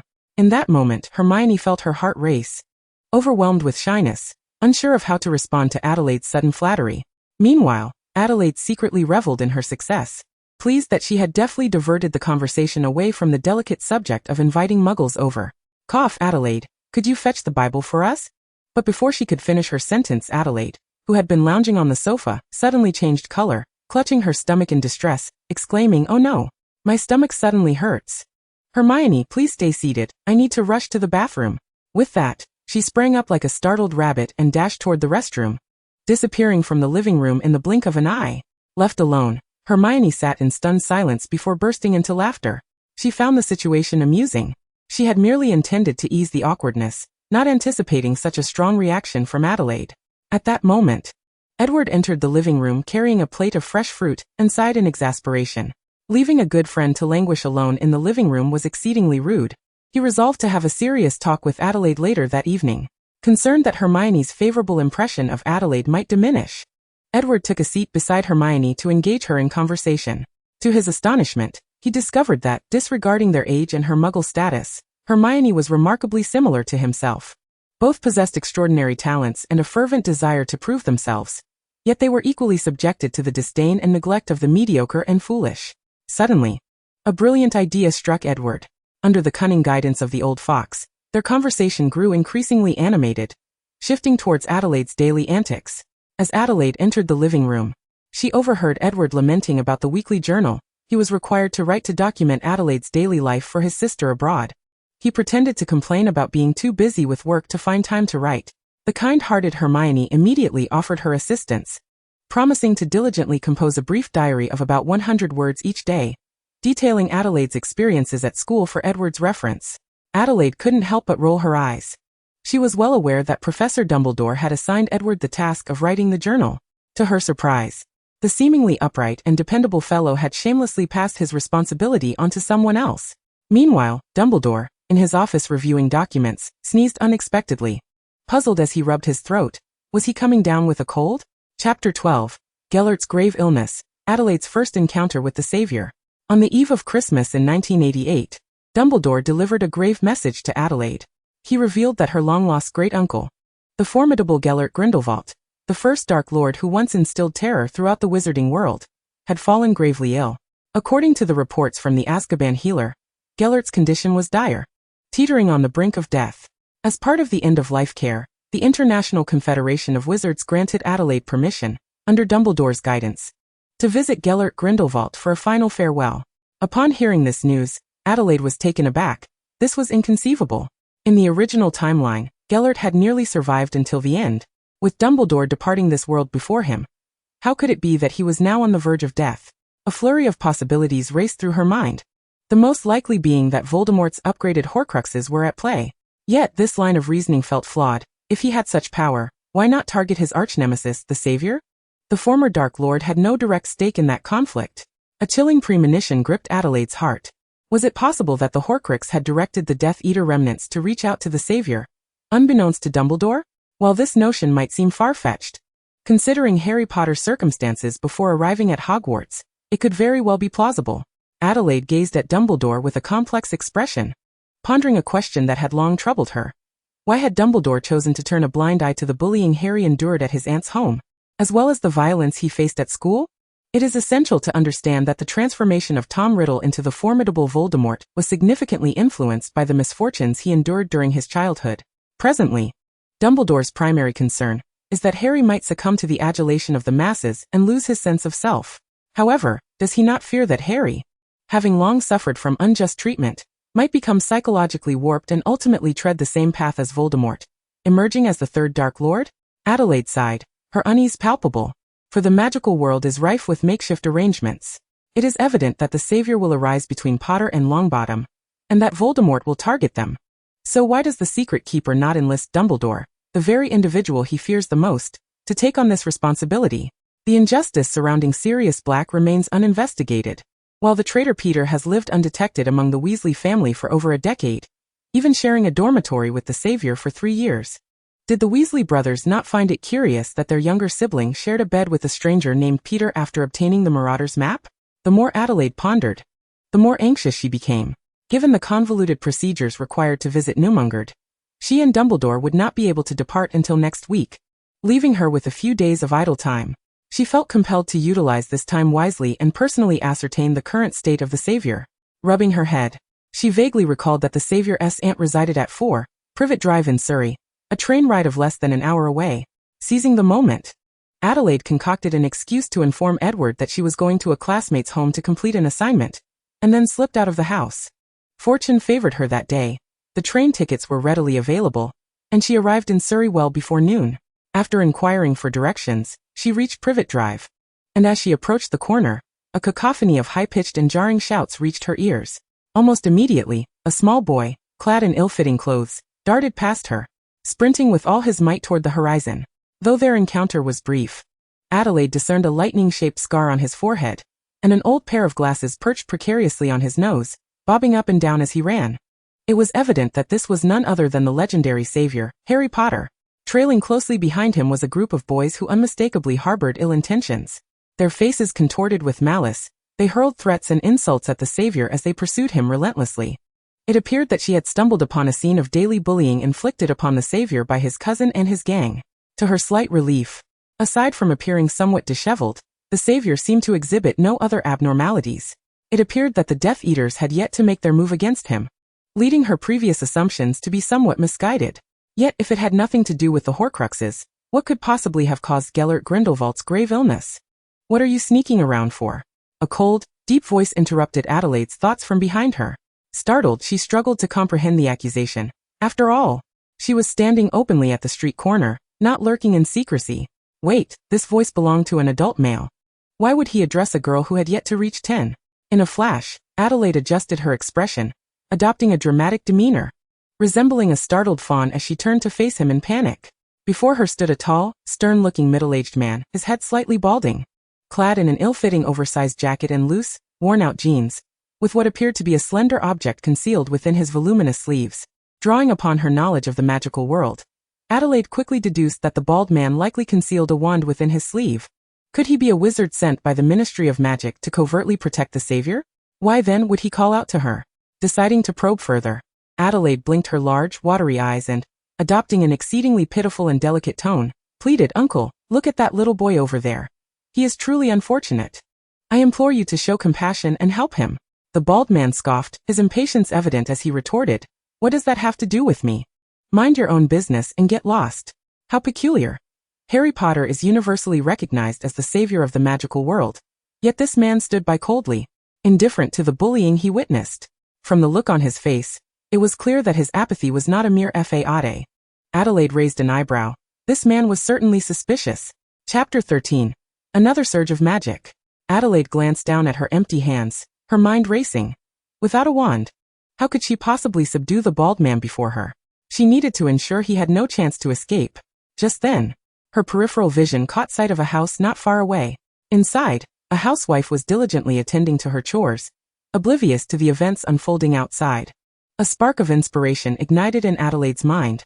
Without hesitation, she extended her right hand and pinched the flesh at the top of her left thigh. With a sudden, sharp wail, her cries echoed through the once quiet street. The housewife looked up through the window and saw a burly, menacing stranger brandishing his arms. His face contorted in a snarl as he threatened the small, visibly fragile girl before him. The girl, terrified, was awash in tears, her petite frame trembling as though a candle flickering in the wind. Her large, watery eyes brimmed with profound fear and helplessness, evoking sympathy in any onlooker. The housewife's eyes widened. Adelaide's heart-wrenching expression filled her with maternal instinct, yet it was swiftly overshadowed by an uncontrollable fury. How dare anyone bully a little girl so brazenly in broad daylight? Were the residents of Privet Drive mere decorations? With indignation, she shouted, her voice resounding throughout the neighborhood. As she stormed out of her home, other housewives were drawn to the commotion. With her back to the street, Adelaide provoked the still-dazed bald man by raising an eyebrow, further stripping him of his rationality. The bald man reached out to strike Adelaide, but was intercepted by the approaching housewife, who shielded Adelaide with a fierce glare directed at the man, as if to say that as long as she was present, no one would harm this child. Other housewives who arrived shortly thereafter stood their ground, encircling the loathsome bald man, and trapping him in their midst. It was then that the bald man realized he had stirred up a considerable mess. Confronted by a united front of determined housewives, he began to feel a tinge of panic. Meanwhile, hidden behind the throng, Adelaide's emotions were a whirlwind. Just 10 minutes ago, the savior had been cornered and fleeing for his life on this very street. Not a single one of these muggles had been willing to assist him, merely dismissing his plight as mere children's play. Shaking her head, Adelaide reminded herself that now was not the time for such thoughts. She needed to escalate the situation and ensure the bald man was taken to the police station. The Ministry of Magic undoubtedly has informants within the Muggle police, and Dumbledore's carefully orchestrated plan with his silent spies has likely already disseminated the news. If he can just hold on a bit longer, whether it be Dumbledore's timely arrival or the bald man being taken to the police station, he will have no opportunity to escape. The bald man across from him clearly understands that prolonging the situation will yield him no favorable outcome. Anxiety grips him as he contemplates a breakout. Yet he is ensnared by a circle of housewives who leave him no chance. In a moment of desperation, he raises his wand, exposing it before the muggles, and his expression darkens further. Damn this inferior breed. He roars in fury, swinging his wand menacingly at the surrounding crowd. A blinding flash of light erupts, and the housewives around him collapse, disoriented and dazed, their memories beginning to fade into obscurity. Adelaide is taken aback. This man is audaciously attacking a throng of innocent muggles. Fortunately, he employs a memory charm rather than a killing curse, suggesting that he may not wish to escalate matters too dramatically, and the unsuspecting ladies should be safe from mortal peril for the time being. In that moment, Adelaide casts aside her thoughts and turns to flee. She must return to report to Dumbledore. You little brat, where do you think you're going? The man bellows in exasperation from behind her. Yet, rather than slow her pace, Adelaide quickens her stride. The bald man, disregarding all else, unleashes a barrage of stunning and petrifying spells in her direction. But despite her best evasive efforts, she cannot escape her fate. She feels an invisible force strike her back, and as if propelled by an unseen hand, she stumbles uncontrollably. Her legs weaken, devoid of strength, unable to uphold her frame, ultimately causing her to crash heavily onto the cold, unyielding ground. As she tumbles, Adelaide senses her consciousness slipping away, an overwhelming wave of fatigue crashing upon her like a tide, threatening to engulf her entirely. No, she cannot succumb here. Clenching her teeth, she summons the last vestiges of her strength to resist the encroaching slumber. Her eyes tightly shut, fists clenched, her nails digging into her palms without her awareness. Beads of sweat trickle down her pale cheeks, yet she harbors no thoughts of surrender. If Hagrid can withstand multiple stunning spells unscathed, how can she, the specially appointed envoy of Merlin and the future head of the Grindelwald family, not endure a single one? A surge of chaotic and potent magic erupts from within her like a volcanic explosion, effortlessly consuming the stunning spells that envelop her, and then, propelled by fierce determination, it lashes out towards the bald man. Adelaide's eyes widen in shock as she witnesses the man's wand and the surrounding glass shatter in a bizarre explosion, the violent blast obliterating his right hand that clutched the wand. Ah, my hand! The bald man screams in agony, his body uncontrollably toppling backward, crashing heavily onto the ground strewn with shards of glass. The excruciating pain from his wound compels him to writhe amidst the debris, blood gushing from his mangled hand, staining the ground around him. Adelaide exhales deeply. It seems the bald man is temporarily incapacitated and cannot harm anyone further. She rises, shaking off the glass fragments, and begins to contemplate how to explain the situation to Dumbledore upon their meeting. Chapter 14. Adelaide's first encounter with the Ministry of Magic. Adelaide's magical outburst had caused quite a stir, occurring in close proximity to the Savior's residence, and such a conspicuous anomaly naturally drew the Ministry of Magic's attention swiftly. They dispatched personnel to the scene without delay. Dumbledore and Edward had already arrived prior to the ministry, and due to the bald man's excessive blood loss, compounded by the severity of his injury, Dumbledore instructed Edward to take him to St. Mungo's Hospital for magical injuries and illnesses for emergency treatment, while he accompanied Adelaide to the ministry for questioning. Given the incident's involvement of both the savior and a descendant of Grindelwald, two pivotal figures, and Dumbledore's evident concern, the Ministry exhibited an unprecedented level of efficiency. Within half a day, they had evacuated and cordoned off Juniper Lane under the pretext of a gas explosion. Relevant departments worked tirelessly. Aurors and St. Mungo's healers were mobilized en masse to Juniper Lane, as the Ministry sought to resolve the matter expeditiously and without regard for expense. With Dumbledore's presence, and considering Adelaide was merely an unarmed minor witch, the Ministry refrained from employing truth-telling charms on her or administering truth serums. Instead, they summoned an astute Auror, gifted in the art of discernment, to take her statement. Adelaide recounted her experiences upon arriving at Juniper Lane in detail. As for how she had come to be there, she had prepared an explanation, claiming she had witnessed a frail, bespectacled boy enveloped in darkness that morning and had merely sought to assist him. Her words, though seemingly fabricated, bore a kernel of truth. In a sense, she had indeed glimpsed the future tumult of the magical world over the next decade on the screen. The wizard responsible for the truth verification detected no anomalies. For Gellert Grindelwald was a born seer, and such prophetic gifts typically manifested through bloodlines. Thus, it was entirely plausible that Adelaide Grindelwald had awakened her own prophetic abilities. Just as they concluded the statement, St. Mungo's conveyed the news. While the bald man had survived, he had irrevocably lost his right hand. St. Mungo's provided a detailed report, clearly indicating that the magical outburst Adelaide had triggered was exceptionally peculiar, containing elements akin to dark magic, imbued with a curse of irreversibility. Any wizard directly affected by this magic would find their injured limbs incapable of regeneration, and even minor wounds would lose their natural healing capacity. Given these circumstances, St. Mungo's strongly recommended that the Ministry promptly send Adelaide for a comprehensive examination to uncover the secrets of her unique magical power. However, Dumbledore dismissed this notion, citing the child's trauma and the inappropriateness of a hospital visit. Meanwhile, Adelaide learned of the bald man's true identity. He was John Flint, a member of the Flint family among the Sacred 28, a pureblood wizard, and an Auror assigned by the Ministry for the long-term surveillance and protection of the Savior. Adelaide raised her eyebrows in surprise. This man was an Auror? Could he possibly be a Death Eater in disguise? From John Flint's demeanor and actions on Juniper Lane, it was difficult to believe he was truly an Auror dedicated to upholding justice within the magical community.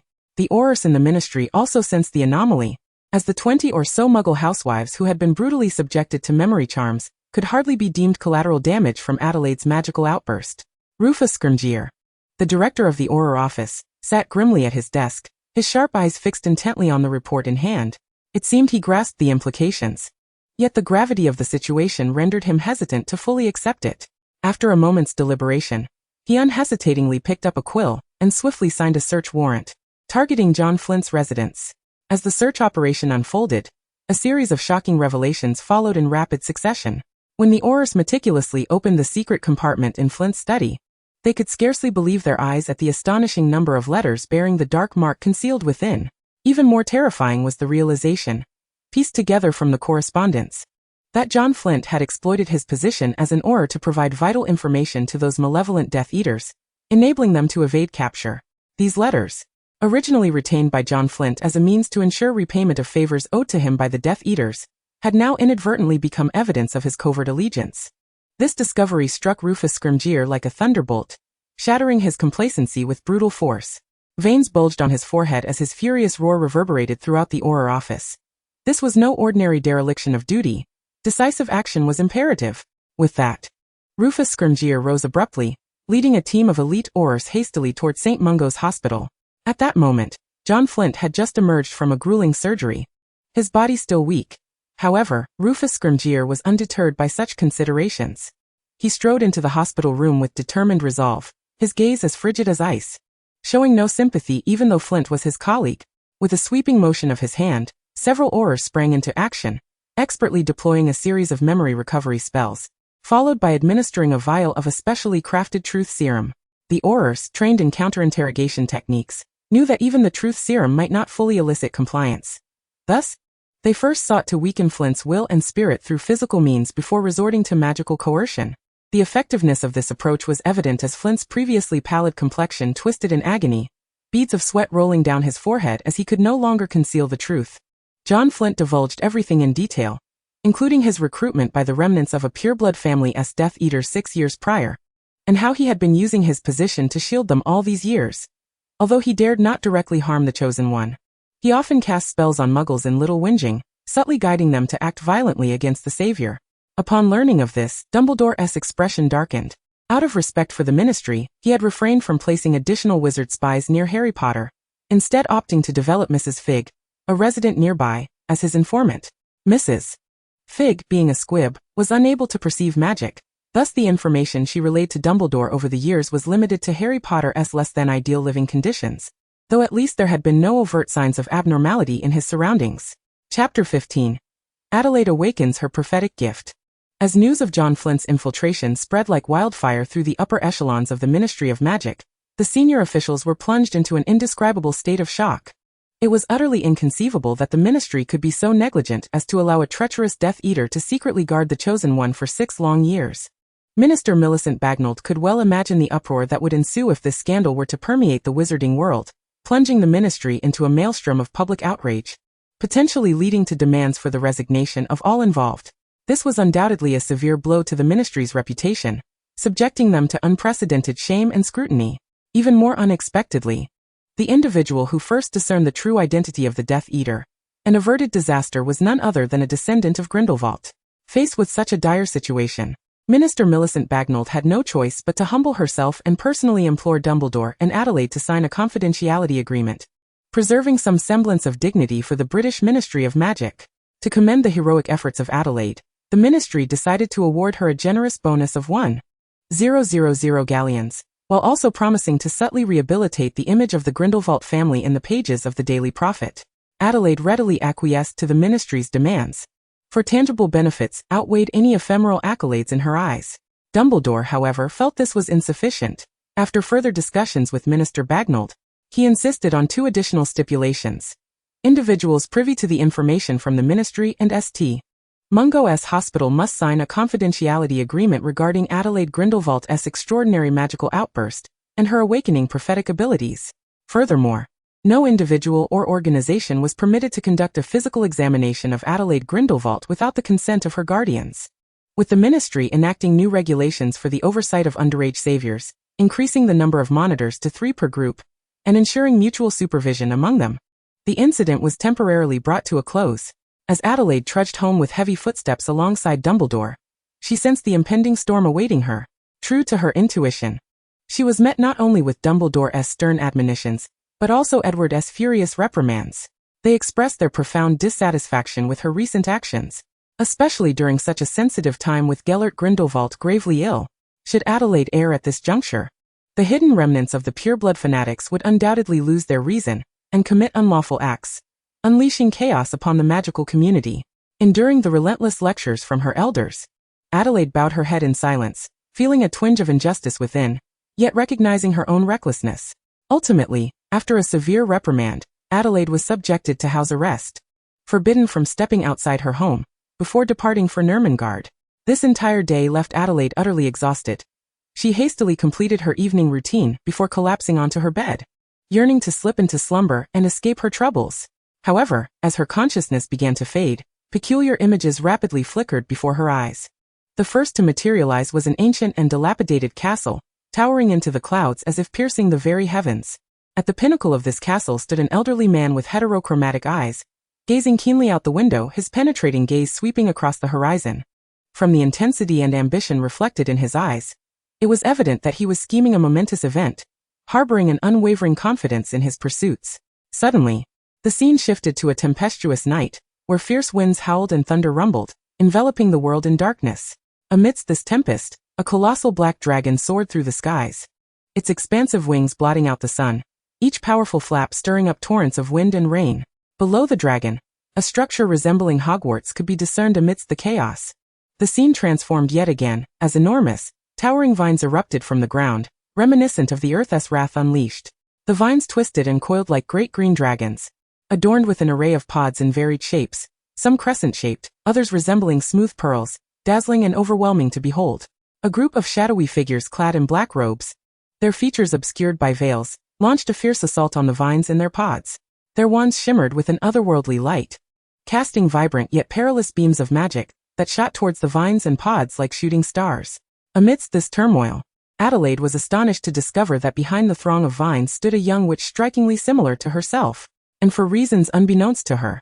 As she gazed upon the wildly growing vines that valiantly resisted the onslaught of the sorcerer, a faint sense of familiarity washed over her. As if all of this had arisen because of her. The suddenness of these occurrences left Adelaide utterly astonished. She scarcely had time to ponder what was transpiring before her body began to tremble uncontrollably. The last vestiges of drowsiness evaporated in an instant, and she bolted upright, clutching her head tightly in a desperate attempt to quell the turmoil of fear and shock within her. Good heavens! How could I be witnessing this? Adelaide murmured. Could it be that I have truly awakened the gift of a seer? The thought sent a chill of apprehension coursing through her. One must understand that the abilities of a seer are notoriously enigmatic and exceedingly rare. If she indeed possessed such a talent, then even if that soul-infused artifact sought to alter the original narrative, she could foresee the opponent's next move through her prophetic visions. Adelaide rolled excitedly across her bed, exclaiming, "Merlin, he has finally bestowed an advantage upon me." During the winter holidays, Adelaide obediently nestled within the ancestral home of Dumbledore in Godric's Hollow, leisurely indulging in various animated shows and comics, fully embracing her inner recluse. Time slipped by imperceptibly, and before she knew it, Sunday morning had arrived. As the first rays of sunlight streamed through the window, a magnificent long-eared owl darted into her yard like a bolt of lightning. With its arrival, Adelaide's previously tranquil daily life was once again disrupted. Chapter 16. Journey to Nurmengard. A large long-eared owl, adorned in a blend of gray and white plumage, flapped its wings as it soared into the living room, its sharp talons clutching a heavy, exquisitely crafted envelope. The owl landed gracefully upon the table, gesturing for Dumbledore to accept the letter before taking flight once more. Dumbledore, with a grave expression, opened the envelope and retrieved a yellowed parchment, none other than the visitation permit from Grindelwald. He donned a pair of gold-rimmed spectacles and began to meticulously read the contents of the permit, savoring each line and missing no detail, until he was assured that he comprehended all the stipulations and requirements within.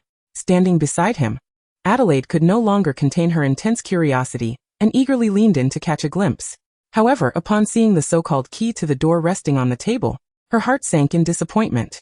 It was merely a commonplace white feather quill, utterly unremarkable. Dumbledore, who had been silent until then, lifted his gaze and offered a gentle smile. Having discerned the disappointment in Adelaide's eyes, "Do not underestimate this feather quill, dear Adelaide. It is the key to our arrival at Nurmengard." He then elaborated on the remarkable properties and usage of the key, kindly encouraging her to reach out and feel the seemingly ordinary yet truly extraordinary object. With permission granted, Adelaide, albeit slightly apprehensive, extended her right hand and cautiously placed her fingertips upon the quill. An indescribable sensation surged through her, akin to a jolt of electricity coursing through her entire being. Simultaneously, Dumbledore's hand made contact with the quill. In that fleeting moment, Adelaide suddenly felt an inexplicable oddity emanating from her abdomen. It was as if an invisible giant hand, wielding a cold and unyielding hook, had swiftly plunged into her navel, ensnaring her there. An irresistible force, like a raging torrent, surged towards her, mercilessly pulling her forward. Before she had time to comprehend what was happening, she found herself whisked away from the familiar surroundings of Godric's Hollow alongside Dumbledore. Time seemed to blur at that instant, everything unfolding with lightning speed. In the blink of an eye, it felt as though only a second had passed before Adelaide's feet once again met solid ground. Her body lost its balance upon landing, and she instinctively lurched forward, teetering perilously close to an intimate encounter with the earth. Just in time, Dumbledore, quick on his feet, extended his arm and steadied the wobbling Adelaide, averting a potentially embarrassing fall. Once Adelaide regained her footing, she began to survey her unfamiliar surroundings. They stood in a clearing amidst a dense forest, and Adelaide, feeling somewhat disoriented, slowly turned in place. Her gaze met with towering trees that seemed to stretch into the heavens. These trees stood closely together, forming a natural barrier that completely obscured any view of the outside world. No matter how hard she strained to look, she could not discern the location of the fabled Nurmengard. Fortunately, Dumbledore had prepared extensively before their departure. He calmly guided the still somewhat shaken Adelaide along the intricate paths of the forest, navigating with caution. After a challenging trek, they finally emerged from the oppressive woods. Before them lay a grand, ancient castle, solemn and imposing, reminiscent of a slumbering beast. This castle, renowned far and wide yet instilling fear in countless hearts, was indeed Nurmengard. At the entrance of the castle stood a dozen fully armed guards, each clutching a wand, their expressions solemn as they maintained a heightened state of vigilance, clearly on duty. The tall guard at the forefront, upon spotting Dumbledore and Adelaide from a distance, adopted a serious demeanor, raising his wand as he approached. Upon reaching them, this apparent leader of the guards halted, scrutinizing them with piercing eyes. Subsequently, without uttering a word, he turned and led the way, gesturing for them to follow. They trailed behind this guard to a seemingly meticulously crafted archway, hewn from massive blocks of marble. Although the archway bore signs of age and wear, it emanated an air of inscrutable mystery. Dumbledore quietly informed Adelaide that this archway was a highly powerful magical artifact, specifically designed to ascertain the true identities of wizards. Any attempts to deceive would be utterly futile.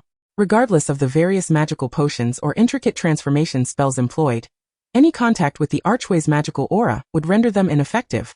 Even those with rare talents for disguise would revert to their true forms upon passing through. After a tense wait and thorough examination, once it was confirmed that both Adelaide and Dumbledore's identities were beyond reproach, the guards, who had maintained a tense demeanor, finally relaxed slightly. Nearly half of them lowered their wands and returned swiftly to the castle, while the remaining guards quickly dispersed, re-establishing their positions at the entrance, vigilantly observing their surroundings. Meanwhile, the guard responsible for leading them showed no signs of complacency. He retrieved a thick ledger from his robe, took up the feather quill, and began meticulously recording their information. Once all formalities were completed, the diligent guard remained expressionless, simply nodding silently before turning once more, guiding Adelaide and Dumbledore into the castle's interior.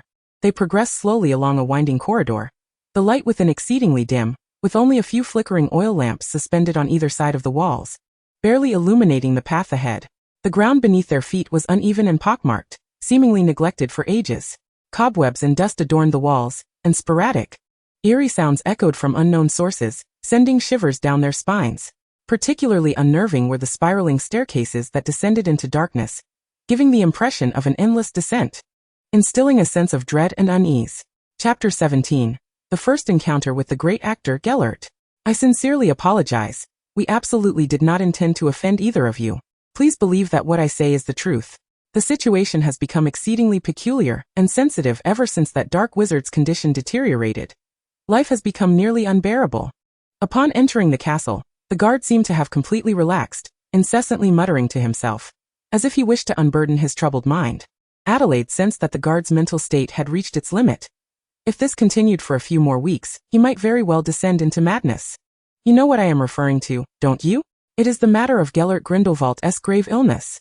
Ever since this news spread like wildfire, a small faction of the pureblood faction has been making their way here every few days, attempting to rescue their illustrious leader from Nurmengard.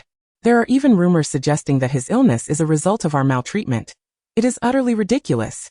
These individuals fail to consider how we could deliberately mistreat the renowned Dark Lord.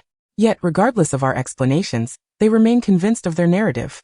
The guard shook his head in resignation and sighed, continuing, alas, merely the news of an ailing leader has thrown the wizarding communities of Austria and Germany into a state of turmoil. Should Gellert Grindelwald perish, the consequences are unimaginable. It would surely plunge the entire magical world of Europe into chaos. As he spoke, the guard shivered, as if foreseeing that dreadful scenario. Dumbledore, who had been silently listening to the guard's ramblings, furrowed his brow but refrained from interjecting or arguing, instead gripping Adelaide's hand tightly and following the guard in silence. After meandering through the castle for several minutes, they finally arrived at the entrance to the dungeon where Gellert Grindelwald was imprisoned. A peculiar, indescribable odor wafted towards them.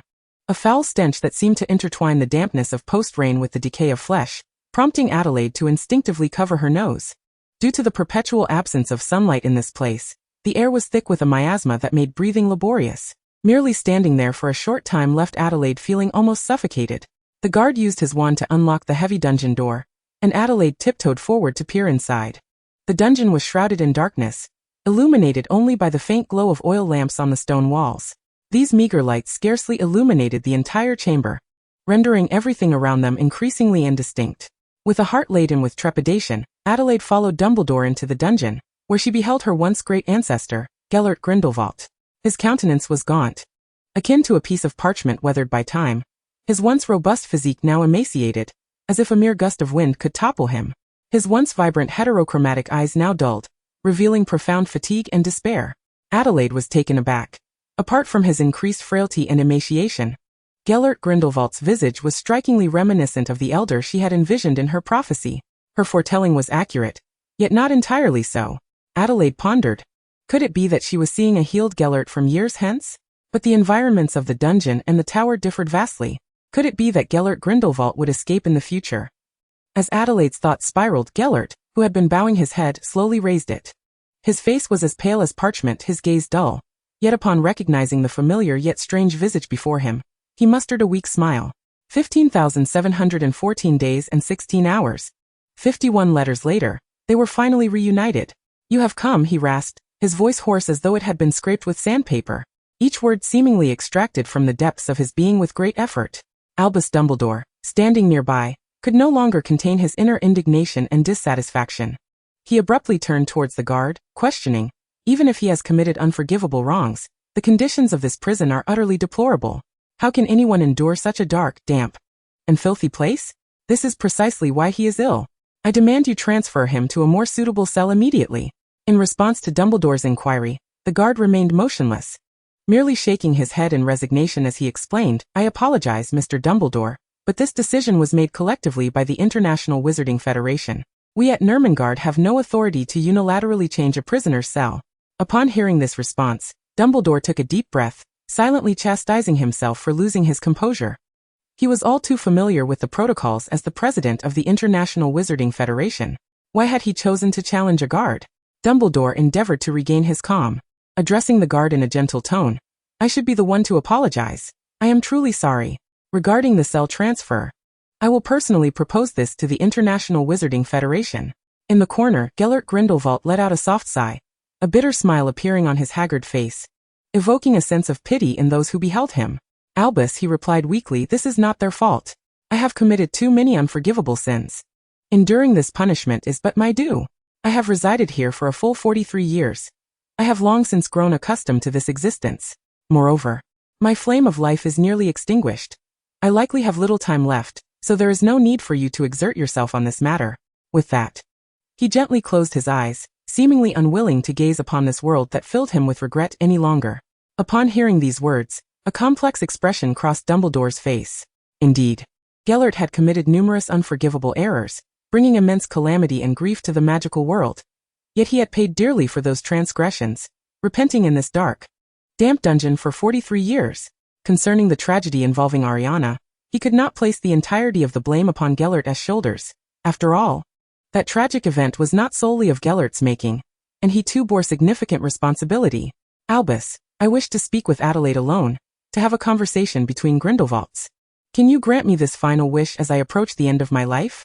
Seeing his plan begin to bear fruit, Gellert refrained from pressing further, instead requesting Dumbledore to step away for a moment. Naturally, Dumbledore would not refuse Gellert this request, and he promptly led the guard out of the cell. Chapter 18. The Family Gift, Seer Theatrical. Once Dumbledore and the guard had departed, only Gellert and Adelaide remained in the dungeon. Adelaide timidly called out, Great Uncle. Hearing her call, Gellert's raspy voice slowly responded, Come closer, so that I may see you more clearly. Adelaide cautiously stepped forward, standing before the iron bars. Gellert gazed at her, and he could not help but murmur, You bear an uncanny resemblance. Adelaide mustered her courage to inquire, Great Uncle, I believe your health is not as dire as it appears. Am I correct? Upon hearing this, Gellert raised an eyebrow, retorting, Oh? What leads you to such a conclusion? With a sense of intuition, coupled with the awakening of a prophetic ability, she replied, Just days ago, I beheld a vision of you standing alone atop a castle's turret. And today I confirmed that the castle was none other than Nurmengard. Adelaide sought to gauge whether the man before her was merely feigning illness, for according to the normal timeline, Gellert should not be on the brink of death anytime soon. To her surprise, Gellert burst into a genuine laugh, the sound radiating sincerity. He did not rush to defend himself. Instead, he candidly confessed, Indeed, I am pretending to be unwell. The reason for this, of course, is to elicit sympathy from Dumbledore. Perhaps you are unaware, but we were once intimately close, our relationship transcending that of even brothers. No, I am well aware. I have penned numerous fanfictions about your escapades. Adelaide internally scoffed. Gellert allowed her a moment to absorb this revelation before inquisitively asking, Now that I have unveiled the truth, what do you intend to do next? Faced with such a query, Adelaide felt a wave of helplessness wash over her. As a fervent supporter, her options seemed limited to assisting Gellert. Great Uncle, I shall certainly help you, she declared with unwavering resolve. This declaration brought Gellert comfort. Although Adelaide had been raised by Albus for several years, fundamentally, the child remained closer to him. So, little one, how do you plan to assist me? Gellert inquired, curiosity gleaming in his eyes. A sly smile crept upon Adelaide's lips as she replied, Great uncle, should you wish to stage a heart-wrenching drama, I shall wholeheartedly assist you in delivering a performance of unparalleled depth. When Dumbledore re-entered the dungeon, the sight before him left him utterly astounded. Adelaide was embracing Gellert tightly through the iron bars, tears streaming down her cheeks like a torrential flood. Her cries resonating with profound sorrow that seemed to pierce the very soul. No, no, great uncle, please do not leave me. I will ask Mr. Dumbledore to help cure you. Gellert sighed weakly, child, it is kind of you to care, but Albus is perpetually occupied with pressing matters. How could he possibly concern himself with my plight? Allow me to depart in peace. Dumbledore's deep, oceanic blue eyes fixed intently on Gellert, who had regained his composure, and began to suspect that Gellert might be feigning illness. He was no fool.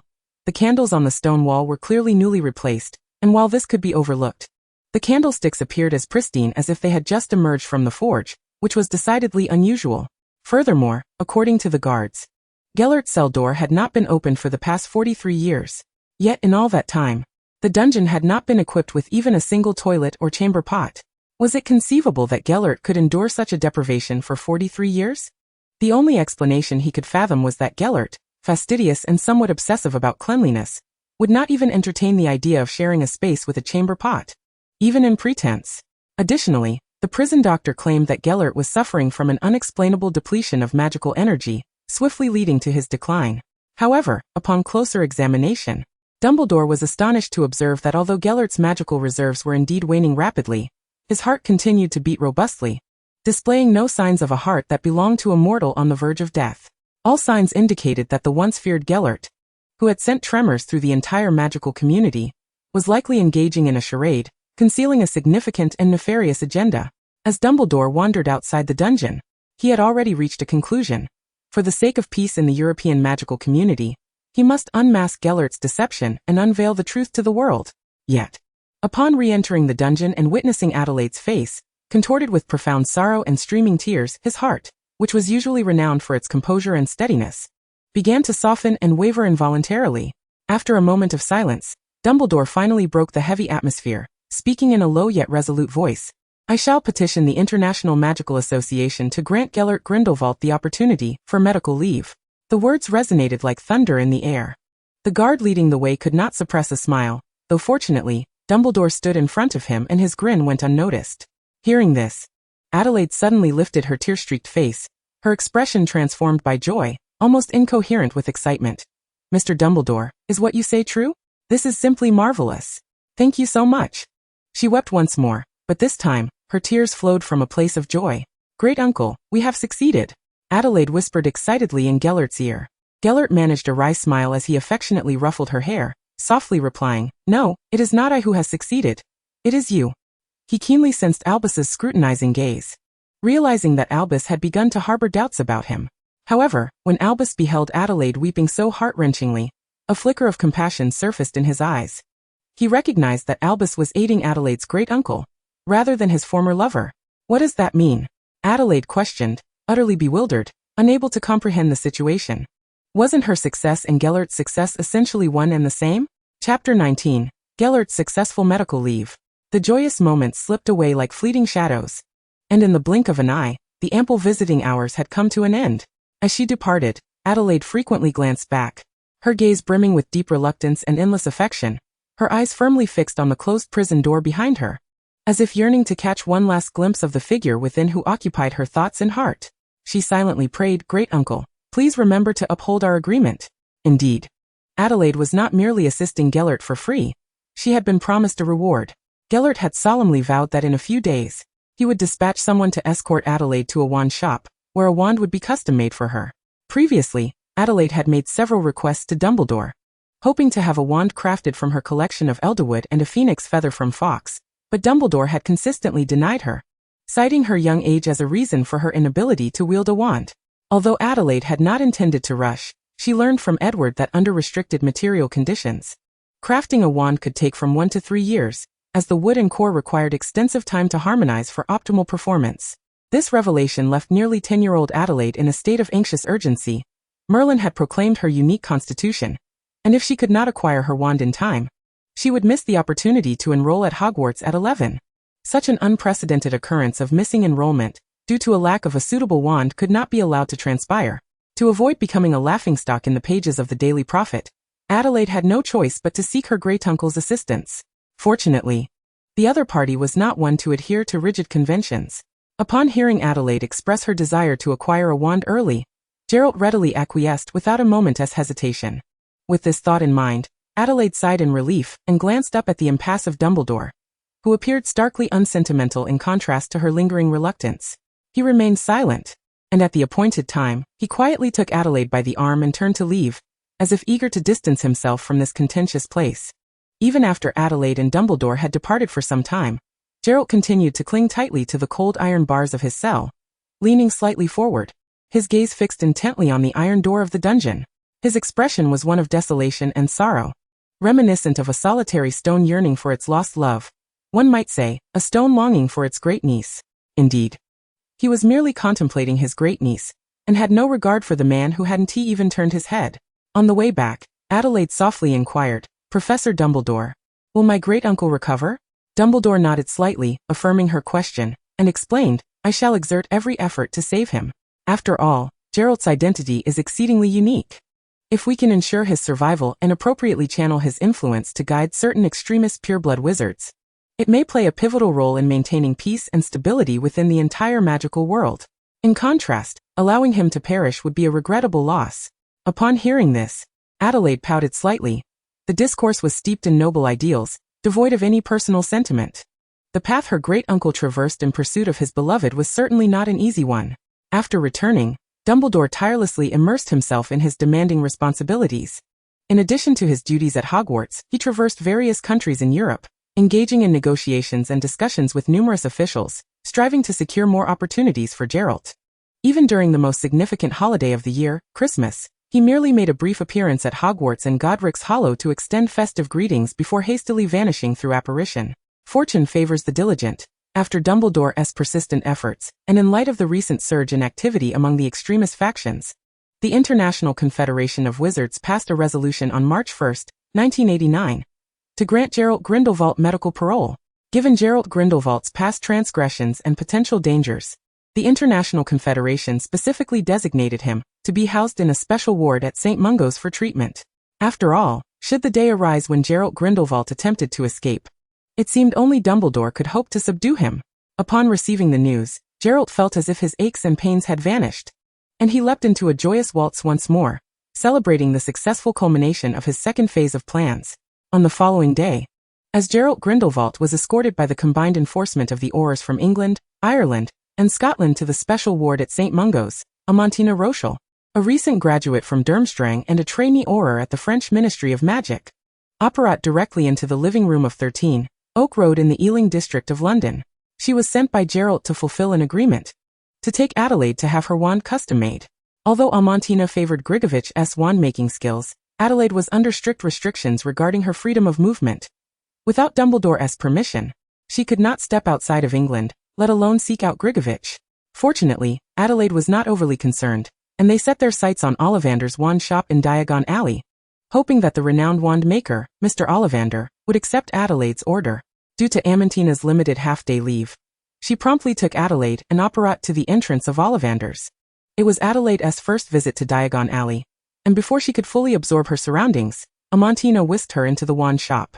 The shop resembled more of a paper box store than a wand shop, with countless neatly arranged boxes piled high to the ceiling, leaving Adelaide astonished.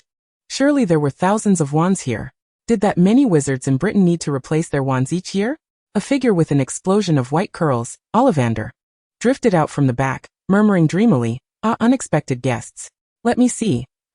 This young lady has never ordered a wand from me before. And this little miss here is still too young to purchase a wand. This is quite curious. May I inquire what brings you both here?" Amantina did not respond but instead scrutinized Ollivander with a hint of skepticism. Was this truly the finest wand maker in England? He appeared more akin to a charlatan or a roadside fortune-teller than a master craftsman. Hardly reliable. Chapter 20. Ollivander abandoned reflection. Though Amantina harbored doubts about Ollivander, there was no room for criticism. He was the only wand-making master in all of England. She got straight to the point, stating, "Mr. Ollivander, I would like to request your assistance in crafting a wand for my young mistress. My little sister. We will provide the materials ourselves." Upon hearing this, Ollivander's eyes widened in astonishment. A custom wand? With supplied materials? He tilted his head slightly, as if lost in distant memories, murmuring, "Goodness. I never expected that in this era a wizard would still wish to customize a wand." The heyday of custom wand making seems to hark back to the Middle Ages among Muggles, when those pureblood wizards who mingled with the Muggle elite spent vast resources to showcase their so-called noble status, scouring the world for rare treasures, and requesting wand-making masters to craft unique wands tailored just for them. Much like the Malfoy family, who still possess a wand accessory exclusively for their head of the family, adorned with silver. As Ollivander continued to ramble off-topic, Amantina could no longer contain her impatience. "Excuse me, Mr. Ollivander.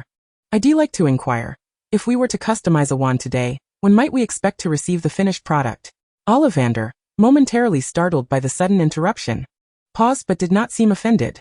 He scratched his head uncertainly and replied, "Well, without seeing the materials first, I cannot guarantee a time frame for the crafting. How about this? You present the materials, and I shall prepare some things. We can discuss the rest once I've examined the materials." With that, Ollivander hurried into his workshop, meticulously washing his hands in a basin before cautiously retrieving an exquisite box from beneath the counter. Inside lay a pair of sparkling glasses, clearly of considerable value. He delicately put on the glasses, adjusting them on his nose before returning to his desk at the entrance. At that moment, the desk displayed the ancient oak branch and phoenix feather that Adelaide had prepared in advance. Ollivander extracted his wand from his pocket and gently tapped the ancient oak branch twice.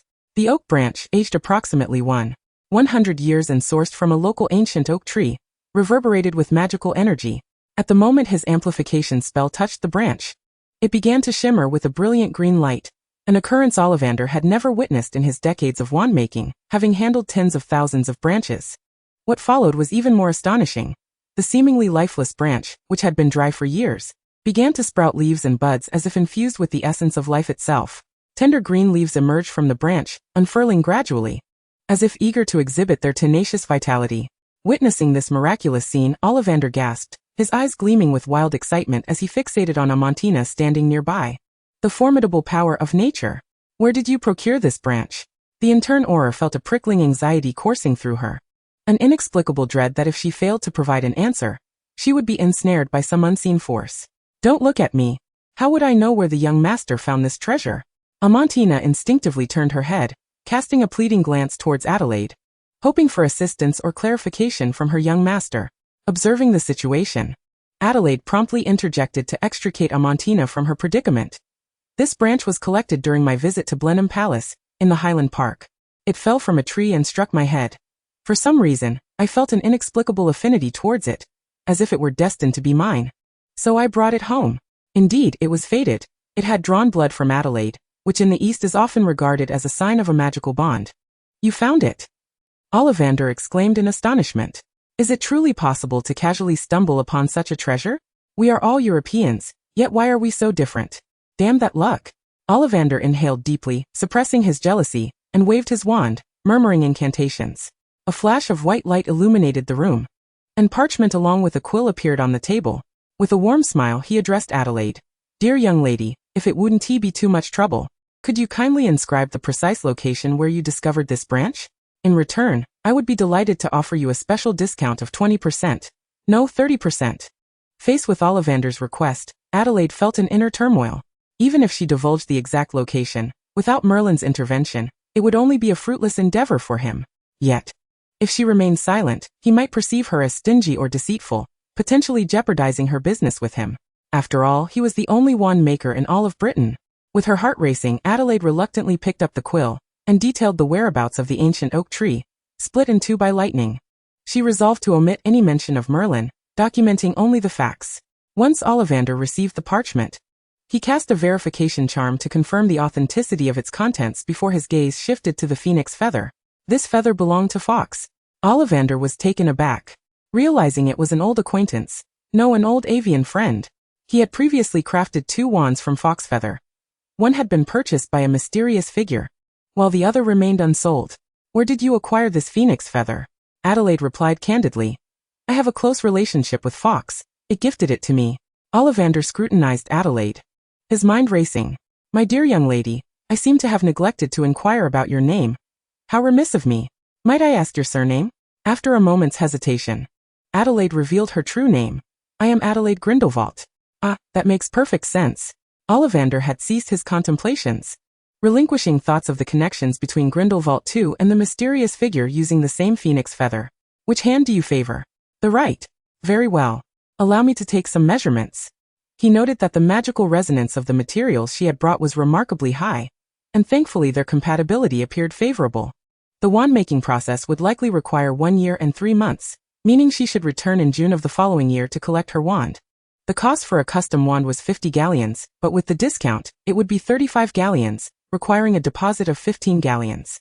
Finally, Adelaide's heart settled, relieved that she would be able to start school on time. She smiled as she paid the required deposit to Ollivander, and exited the wand shop under his benevolent gaze. Watching Adelaide's retreating figure, Ollivander sighed softly, contemplating that after completing this transaction, he deserved a long overdue holiday. Aside from the annual summer rush of new students purchasing wands, he could afford to close shop temporarily and relish life abroad. Missing these precious years might leave no opportunity for enjoyment in the future. By the time this young lady matured, it would likely be a tempestuous era. Ah, and this? Ollivander retrieved the parchment inscribed by Adelaide, and with a flicker of flames, reduced it to ashes. This was Grindelwald's fortune. He had no intention of meddling in it. Chapter 21. Adelaide's daily life having successfully resolved her wand issue. Adelaide felt an immense weight lift from her shoulders, allowing her to fully immerse herself in the leisurely rhythm of daily life. From Monday to Friday, Adelaide attended school, engaging in a blend of relaxation and study, all while playfully teasing the serious Hermione. Observing Hermione's cheeks flush with indignation, Adelaide couldn't help but smile with delight, only for Hermione to misconstrue it as mockery, triggering a furious chase through the corridors. Adelaide often mused that Hermione undoubtedly belonged in Gryffindor. On Saturdays devoid of invitations, Adelaide transformed into a homebody, lounging on the living room sofa, indulging in snacks while binge-watching animation or films. When fatigue set in, she would nap until Edward returned with takeout from the Chinese restaurant, including sweet and sour chicken, crispy duck, and fried rice. Sundays, however, were the most demanding day of the week for Adelaide. Considering the physical and mental state of Gellert Grindelwald, and following diligent efforts by Dumbledore and Street Mungo S., Adelaide was granted a precious weekly visitation opportunity. Yet, due to security concerns, the International Confederation of Wizards mandated that Dumbledore accompany her for the duration of each visit. At precisely 9 o'clock on Sunday mornings, clad neatly, Adelaide would set off with Dumbledore to visit her great-uncle Gellert Grindelwald at St. Mungo S. Hospital for Magical Maladies and Injuries. Upon entering the special ward, Dumbledore would don a serious expression, silently taking his place on an old sofa beside the door. His deep, ocean-like eyes fixed intently on Adelaide. Regardless of how passionately the two conversed, he remained taciturn, as if ensconced in another realm, merely listening without offering opinions or insights, resembling a silent statue. On several occasions, Gellert, unable to contain his impulses, attempted to initiate conversations with Dumbledore, but found himself met with failure each time. In response to Gellert's unexpected overtures, Dumbledore would often seem oblivious, lost in his own thoughts, even failing to turn his head, let alone respond. Even when Adelaide signaled to Gellert with her eyes, attempting to steer the conversation towards Dumbledore, he remained impervious, offering only perfunctory replies before reverting to his reticent demeanor. Throughout this protracted and arduous courtship, Gellert endured considerable hardship, despite his repeated attempts to muster courage for engagement. The outcomes were consistently disappointing, often ending in setbacks. However, what was truly admirable was Gellert's unwavering resolve. Despite facing numerous setbacks and failures, he relentlessly pursued Dumbledore, employing every rhetorical device in a bid to elicit a response. Yet nearly all efforts culminated in failure. Witnessing this unfold, even Adelaide could not help but feel a twinge of sympathy for the tenacious man, secretly lamenting his plight. As midday approached and sunlight flooded Street Mungo S., Dumbledore would rise, leading Adelaide away. Their destination is often a quaint little establishment known as the Hog's Head Inn, nestled within the village of Hogsmeade, owned by none other than Aberforth Dumbledore, the brother of Albus. Upon entering the establishment, one is invariably greeted by Aberforth's perpetually grumpy visage. Despite his somewhat unwelcoming demeanor towards his esteemed brother, his culinary craftsmanship is nothing short of exceptional. With deft movements of his wand, Aberforth conjures an array of delectable dishes: succulent Yorkshire pudding, enticingly tender and juicy lamb chops, and sweet crispy syrup pies, each plate a tantalizing feast for the senses. After their midday repast, Adelaide is always joyfully rewarded with a delightful surprise, a homemade chocolate raspberry and crushed nut ice cream crafted by Aberforth himself. This sweet postprandial treat not only gratifies Adelaide's palate, but also infuses the otherwise mundane week with a touch of warmth and charm. Albus seems particularly invested in his interactions with Adelaide, as every Sunday afternoon, he takes leisurely strolls with her along the winding paths on the outskirts of Hogsmeade. Side by side, they engage in soft-spoken conversation, their topics as diverse as Adelaide's innermost thoughts, her academic achievements and experiences from the week, amusing anecdotes from school, her new friendships and her unique insights regarding Muggle textbooks, various comics, extracurricular literature, and television programs. Whenever Adelaide animatedly recounts her seemingly trivial daily occurrences, Albus displays an expression of genuine interest, occasionally prompting her to elaborate on aspects that capture his curiosity, as if every detail she shares holds an inexhaustible allure. This bemuses Adelaide, leaving her to ponder why such a distinguished wizard finds joy in the musings of a mere pre-adolescent witch. At just 10 years old, living an ordinary Muggle life, she struggles to comprehend what makes her unremarkable existence so captivating to this great sorcerer. As dusk quietly descends and the lights begin to twinkle, they conclude their delightful stroll and return to their cozy abode at 13 Oak Road in London. There, Edward has already prepared a sumptuous dinner awaiting their return. Amantina occasionally joins them for meals, a presence warmly welcomed by Adelaide, as she often disdains the so-called British cuisine, opting instead to whip up delectable French dishes. They gather around the dining table, engaging in light-hearted banter while savoring the feast, embodying the essence of a true family. After dinner, Albus swiftly employs Floo powder to return to Hogwarts, burdened by pressing affairs, while Amantina operates back to France to continue her arduous internship. Edward, taking his time, begins to tidy the dining area, ensuring everything is in order before retiring to his room to indulge in a soothing hot bath, easing the fatigue of the week. Meanwhile, Adelaide hastens to her own room, frantically rummaging for pen and paper, diligently tackling the backlog of weekend assignments. The final night of each week finds her engaged in a fervent battle against the clock, fervently scribbling away. A new week awaits on the morrow. Chapter 22. The Wand and the Defense Against the Dark Arts Professor. Ollivander reverently cradles the meticulously crafted wand in his hands, presenting it to Adelaide with utmost respect. He bows slightly, his expression tinged with remorse as he speaks earnestly. "Dear Miss Grindelwald, I sincerely apologize for the delay in delivering your custom wand, which has taken an entire month longer than anticipated due to some calibration issues." Adelaide waves her hand dismissively, indicating that she is not overly concerned, as long as the wand is ready before the commencement of the school year, sparing her from arriving at Hogwarts empty-handed. She examines the wand before her, its body adorned with intricate textures, radiating a rich, deep mahogany hue, measuring precisely 13 inches. This wand possesses an extraordinary power, surpassing even that of its sibling. As Ollivander softly comments on the wand's formidable nature, he instinctively takes a slight step back, as if wary of its potential. Adelaide grasps the handle with her right hand, leaning in close to admire its beauty. What a splendid wand it is! A satisfied smile graces her lips as she gently caresses the wand's tip, which suddenly erupts into dazzling sparks, akin to vibrant fireworks illuminating the night sky. These sparks flicker and dance in the air near the shop ceiling, as though imbued with a life of their own. Ollivander, internally astonished, understands the wand's uniqueness. The ancient Yewood's natural power intertwines with the extraordinary magic of a phoenix feather, merging flawlessly to create a wand whose might rivals that of the legendary Elder Wand. The delay in its completion stretched to a month, with the wand finally ready in July 1990, prompting him to write to Adelaide for collection. Initially, Ollivander harbored concerns about whether such a powerful wand would willingly accept Adelaide as its master, but the scene before him dispels such anxieties entirely. The wand fits in Adelaide's hand as if it were an extension of herself, obediently responding to her every command. Content with her new wand, Adelaide settles the outstanding balance and departs from the wand shop. The bustling streets of Diagon Alley are alive with activity. Adelaide walks alone, as Edward is occupied with work. Unable to extricate himself, Albus, too, is delayed by an unexpected meeting, set to join her later. However, this solitude proves beneficial, allowing her the opportunity to select books and various supplies at her own pace. Carefully, Adelaide retrieves the Hogwarts acceptance letter that arrived a week prior from her pocket, gently unfolding the paper to reveal the pivotal second page. The school uniform was already ordered last Sunday with Albus, and now she simply awaits the OWL delivery. As for textbooks and other supplies, Albus had thoughtfully marked the items already in stock at home in the letter, indicating no need for further purchases.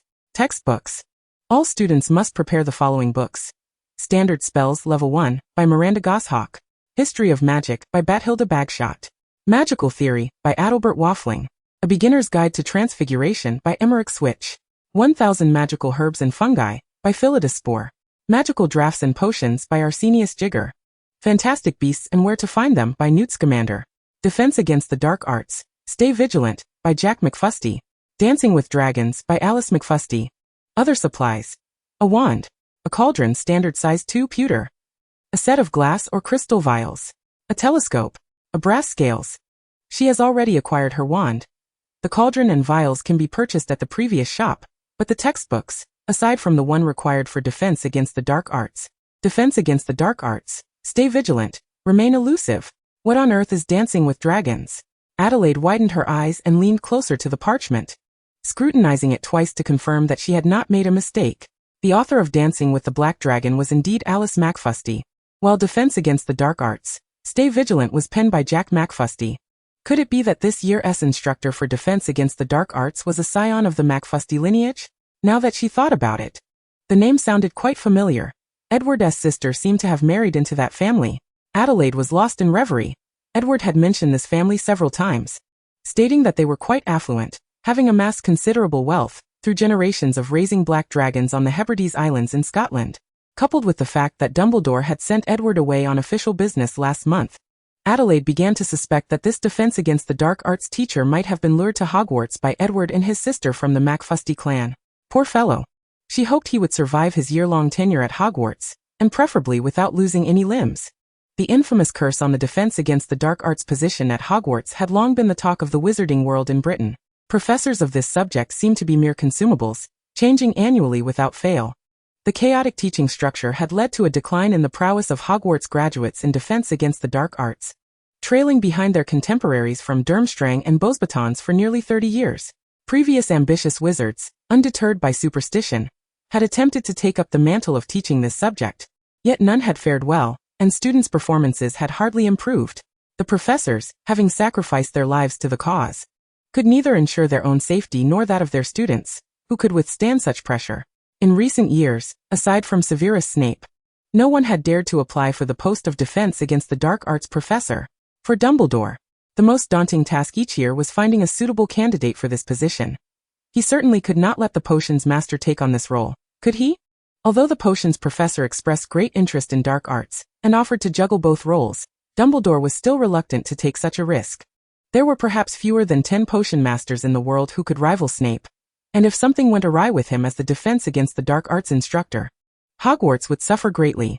Dumbledore preferred to leverage his connections to persuade other competent wizards to teach rather than acquiesce to Snape's capricious demands. Chapter 23. The Entrance Gift. My apologies for my tardiness, Adelaide. As Dumbledore's somewhat weary figure hurriedly appeared outside Florian Fortescue's ice cream parlor, 3 empty bowls sat before Adelaide, evidence of her consumption of 3 delectable servings of strawberry butter ice cream. She beamed as she rushed to greet him. It's quite all right, Professor Dumbledore. The strawberry butter ice cream was delightful, and at least you made it in time to join me for pet selection. My gracious Miss Grindelwald, in that case, allow me to present you with a charming little pet as an entrance gift. With that, Dumbledore playfully winked at Adelaide. Vo, Eva unexpectedly encountered Dumbledore. They had not walked far when an exclamation from the crowd drew everyone's attention to Dumbledore. Hello, Professor Dumbledore. Good day, Headmaster Dumbledore. Due to Dumbledore's esteemed stature and extensive influence within the magical community, as they strolled along, they were greeted by enthusiastic well-wishers. Some blushed with excitement, stumbling over their words. Others bowed respectfully, expressing their reverence for the great wizard. Despite the overwhelming interactions, Dumbledore navigated the scene with ease, accustomed to such encounters, while diligently guiding Adelaide through the bustling streets of Diagon Alley. After considerable effort, they finally extricated themselves from the throng, and arrived at the entrance of the magical creature's shop on the southern side of Diagon Alley. Adelaide had long since made up her mind regarding her first pet. She had vowed that even if the world were left with only one toad, she would never take it home as a pet. In contrast, cats and owls were rather appealing choices, especially owls, which were not only adorable and pettable but also capable of delivering messages. What a splendid thought! However, Dumbledore had a different perspective as he surveyed the shop. His gaze seemed magnetically drawn to a young umbrella cockatoo that had just reached adulthood. Goodness, this little one is utterly charming, Dumbledore murmured, unable to conceal his affection. He reached out a hand to gently stroke the snowy feathered parrot, but the seemingly docile creature unexpectedly opened its sharp beak and pecked him sharply on the finger. In the face of such an unexpected attack, Dumbledore exhibited no hint of anger. Instead, he erupted into hearty laughter, as if he had encountered something exceedingly amusing. Adelaide, come quickly and take a look at this little fellow. Isn't it just delightful? Dumbledore chuckled, turning to invite Adelaide to admire the lively parrot. Upon hearing his call, Adelaide hastened over, her gaze fixed on the proud, white-feathered parrot, and a peculiar sense of familiarity washed over her. Upon closer inspection, she was struck by how strikingly similar the parrot was to her great-uncle, Gellert Grindelwald, with its exaggerated hairstyle and those lively, playful eyes. They both share that white plumage. Ah, Dumbledore, I didn't expect you to be this kind of person. You may appear cold at St. Mungo's, but it seems you harbor feelings for someone. Adelaide resolved to find a way to discreetly share news of the parrot with her great-uncle during her visit to St. Mungo's next Sunday. Hope springs eternal in the pursuit of love. Adelaide soon snapped back to her senses. She retrieved her acceptance letter and pointed at the text, saying, "But look here, it clearly states that students may bring either an owl, a cat, or a toad as a pet to school. And it makes no mention of bringing a parrot." Hearing this, Dumbledore smiled and explained, "Dear Adelaide, this rule is not set in stone. Many students here already have fluffier companions, and some even bring spiders and mice. Hogwarts does not prohibit students from bringing those innocuous pets. As long as you don't attempt to bring a dragon to Hogwarts, you should be fine." Seeing Dumbledore's keen interest in the umbrella cockatoo, the shopkeeper hurried over, his face beaming with eager smiles as he began to extol its virtues. "Mr. Dumbledore, you truly have an eye for quality. This umbrella cockatoo is far more intelligent than the common owls. They can even comprehend English. In Australia, many wizards keep them for delivering messages. Moreover, they have a long lifespan. This little darling just turned 4, and under normal circumstances, it can live up to 76 years. If you're willing to regularly administer longevity potions after it turns 40, its lifespan could even extend to 120 years. As the shopkeeper spoke of longevity, he inwardly lamented, hoping fervently to swiftly sell this troublesome little creature. The cockatoo, with its radiant crest, proved to be quite a handful, exhibiting an astonishing appetite and an incessant penchant for teasing other creatures with its sharp beak, thereby creating a cacophony within the store. The staff resolved, with silent determination, never to procure such a challenging parrot again. Nearby, Adelaide, upon hearing the clerk's description, quickly calculated in her mind. A standard owl costs 2 gold galleons, but only lives for a mere decade. However, if she were to invest 6 gold galleons in this cockatoo, she would acquire a messenger capable of delivering her letters for an impressive 70 years. With this thought, the transaction appeared remarkably advantageous. Cautiously, she extended her hand toward the white-feathered parrot, gently touching its back. Only to her astonishment, it did not peck at her. The parrot merely tilted its head slightly, casting her a glance, before returning to its indulgent preening of its pristine feathers. Witnessing this, the clerk's eyes widened in disbelief, and he exclaimed, "My goodness! This is utterly incredible. Typically, this parrot allows no one to touch it. You must indeed share a remarkable bond. For just 5 galleons, this charming little creature can be yours." Upon hearing the clerk's price, Adelaide promptly decided to purchase this extraordinary parrot, and bestowed upon it a distinctive name. Dumbledore, with a cheerful demeanor, paid the price and set forth with Adelaide and her new companion, Hassikoi, on their journey home. Adelaide cradled Hassikoi in her hands, tenderly stroking its immaculate feathers, yet her thoughts involuntarily drifted to the renowned white owl from her original timeline. Strangely compelled, Adelaide leaned closer to Hassikoi's ear and quietly whispered, "Dear Hassikoi, would you be willing to shield me from the killing curse?" The moment the words left her lips, the previously tranquil Hassikoi froze, its round eyes wide with confusion as it stared at Adelaide, seemingly unable to comprehend what its new owner was implying. Soon after, it seemed to regain its senses, vigorously shaking its head and emitting a flurry of protesting chirps. What madness! To use a parrot as a shield against a death curse? Is a parrot's life not precious? This owner is even more deranged than I. Chapter 24. Farewell to the Muggle world. Upon learning that Dumbledore had bestowed a precious gift upon Adelaide, Gellert felt a surge of competitive spirit. Not wishing to be outdone, he meticulously selected a unique treasure to present to her. A dazzling sapphire ring, adorned with conspicuous gold lettering. The ring was enchanted with a resizing charm, fitting perfectly on Adelaide's left middle finger. Dear Adelaide, this is no ordinary ring. It is in fact a very special key. With but a gentle thought, it can instantly transport you to a secret base located in an uninhabited area of Iceland, covering approximately 1 square kilometer. Observing Adelaide's astonished expression, Gellert smugly continued, originally, this place was prepared for a certain plan of mine, but after more than 40 years, that plan is no longer required. I have established multiple formidable enchantments here, such as a temperature-regulating barrier, a repelling charm to deter muggles, and a ward against apparition. In essence, access to this location is only achievable through this key. You may conduct various magical experiments here, or store those significant items you wish to keep hidden from prying eyes. Overjoyed, Adelaide accepted this generous gift and upon returning home, eagerly tested the magical key. Concentrating, she silently envisioned her warm little home, and felt a tightening at her navel, only to find herself in an unfamiliar setting. As her gaze settled, she discovered she stood on a flat expanse surrounded by towering snow-capped mountains. At the heart of this vast land stood a charming, 2-story wooden cabin. Within the confines of the barrier, apart from the rich brown soil and the cabin, there was naught else. Curiosity led Adelaide to wander around, ultimately deciding to enter the mysterious little cabin. The cabin was actually comprised of 3 levels, including 2 upper floors and a hidden chamber beneath. Upon entering the first floor, she found it divided into several distinct areas. A spacious, well-lit living room furnished with simple yet inviting furniture. A dining area that exhibited a minimalist elegance with a wooden table and several chairs. A modest kitchen, fully equipped with all necessary cooking utensils. And a conveniently located washroom in the corner. Ascending the staircase to the second floor, she was greeted by 4 independent rooms, each featuring its own washroom, all empty, as if waiting for their owner to breathe life and vibrancy into them. Notably, each washroom was equipped with modern toilets, imparting a curious yet jarring sensation. However, as she turned her gaze toward the basement, an eerie atmosphere enveloped her. Thick chains akin to fingers were intertwined, glistening with a cold metallic luster. Beside them lay an enormous bed, its size enough to astonish anyone. Adelaide gasped, hesitant to ponder the implications of her great-uncle's prior mention of a plan that was now obsolete. In any case, she resolved that Dumbledore must never learn of any of this. As time swiftly passed, only a week remained before Adelaide embarked on her journey to Hogwarts School of Witchcraft and Wizardry. This signified her imminent farewell to the Muggle world she had inhabited for years, stepping into a realm filled with enchantment and uncertainty. The house in the Muggle world had become utterly irrelevant to Adelaide, who was poised to enter Hogwarts, and the benevolent Dumbledore decided to bequeath all the possessions of number 13, Oak Road to Edward and Adelaide.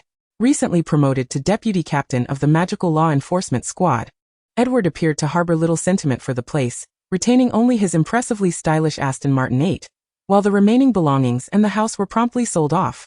In contrast, Adelaide exhibited a more meticulous and sentimental nature. She carefully organized her memories from the Muggle world, donating her cherished Muggle textbooks, an array of beautiful clothing, and various trinkets that had accompanied her growth to charitable organizations, hoping to aid those in need. The essentials for her journey to Hogwarts: Hassiecoy's delightful cage and ample bird feed, the living room's coziest sofa, the kitchen's pots and pans, her warmly inviting bed, the empty wardrobe, the practical desk, and the soft carpet, were all meticulously transferred to the secret base's pre-selected rooms and dining area. After a flurry of activity, all preparations were finally complete. Adelaide was now thoroughly ready to bid farewell to the Muggle world.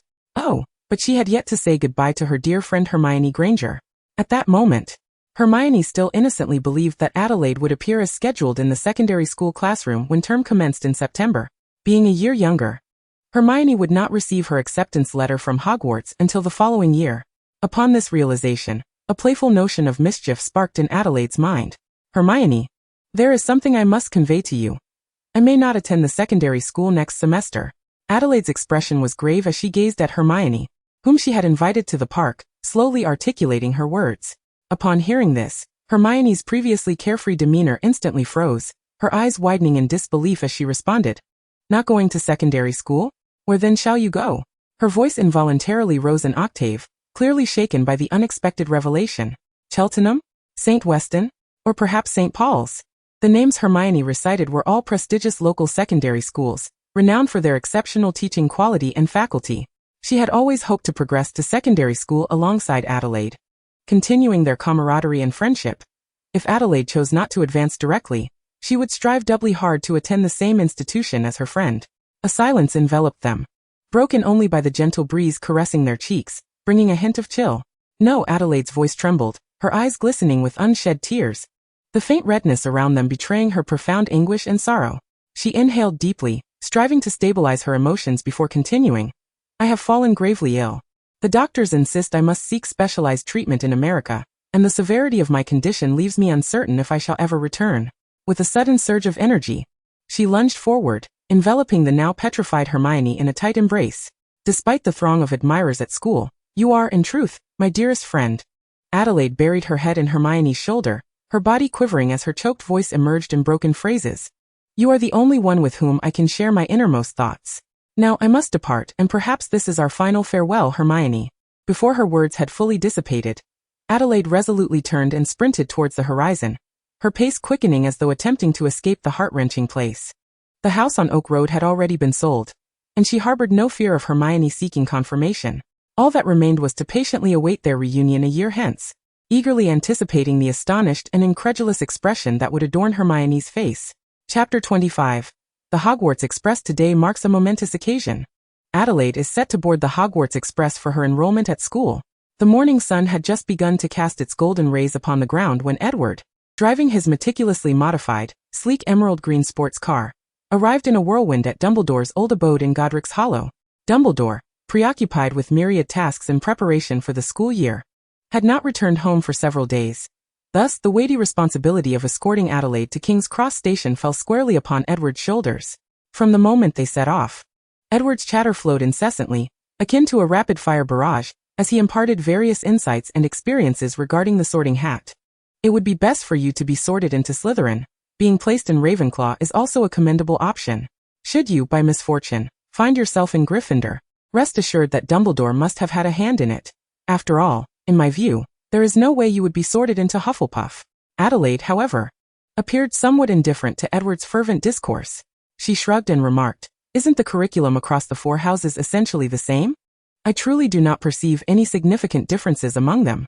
Upon hearing this, Edward hastily countered, "The distinctions are indeed vast. It is not as simple as you imagine." He spoke with earnestness. "You must understand that Slytherin is predominantly comprised of students from the most influential pureblood families within the British wizarding community, and the current head is the youngest potions master in the wizarding realm. If you can forge connections with them early on, it will undoubtedly provide immense and immeasurable assistance in your future endeavors." He paused briefly before continuing, "Of course, being sorted into Ravenclaw would also be a splendid beginning. Ravenclaw is home to many exceptionally intelligent individuals.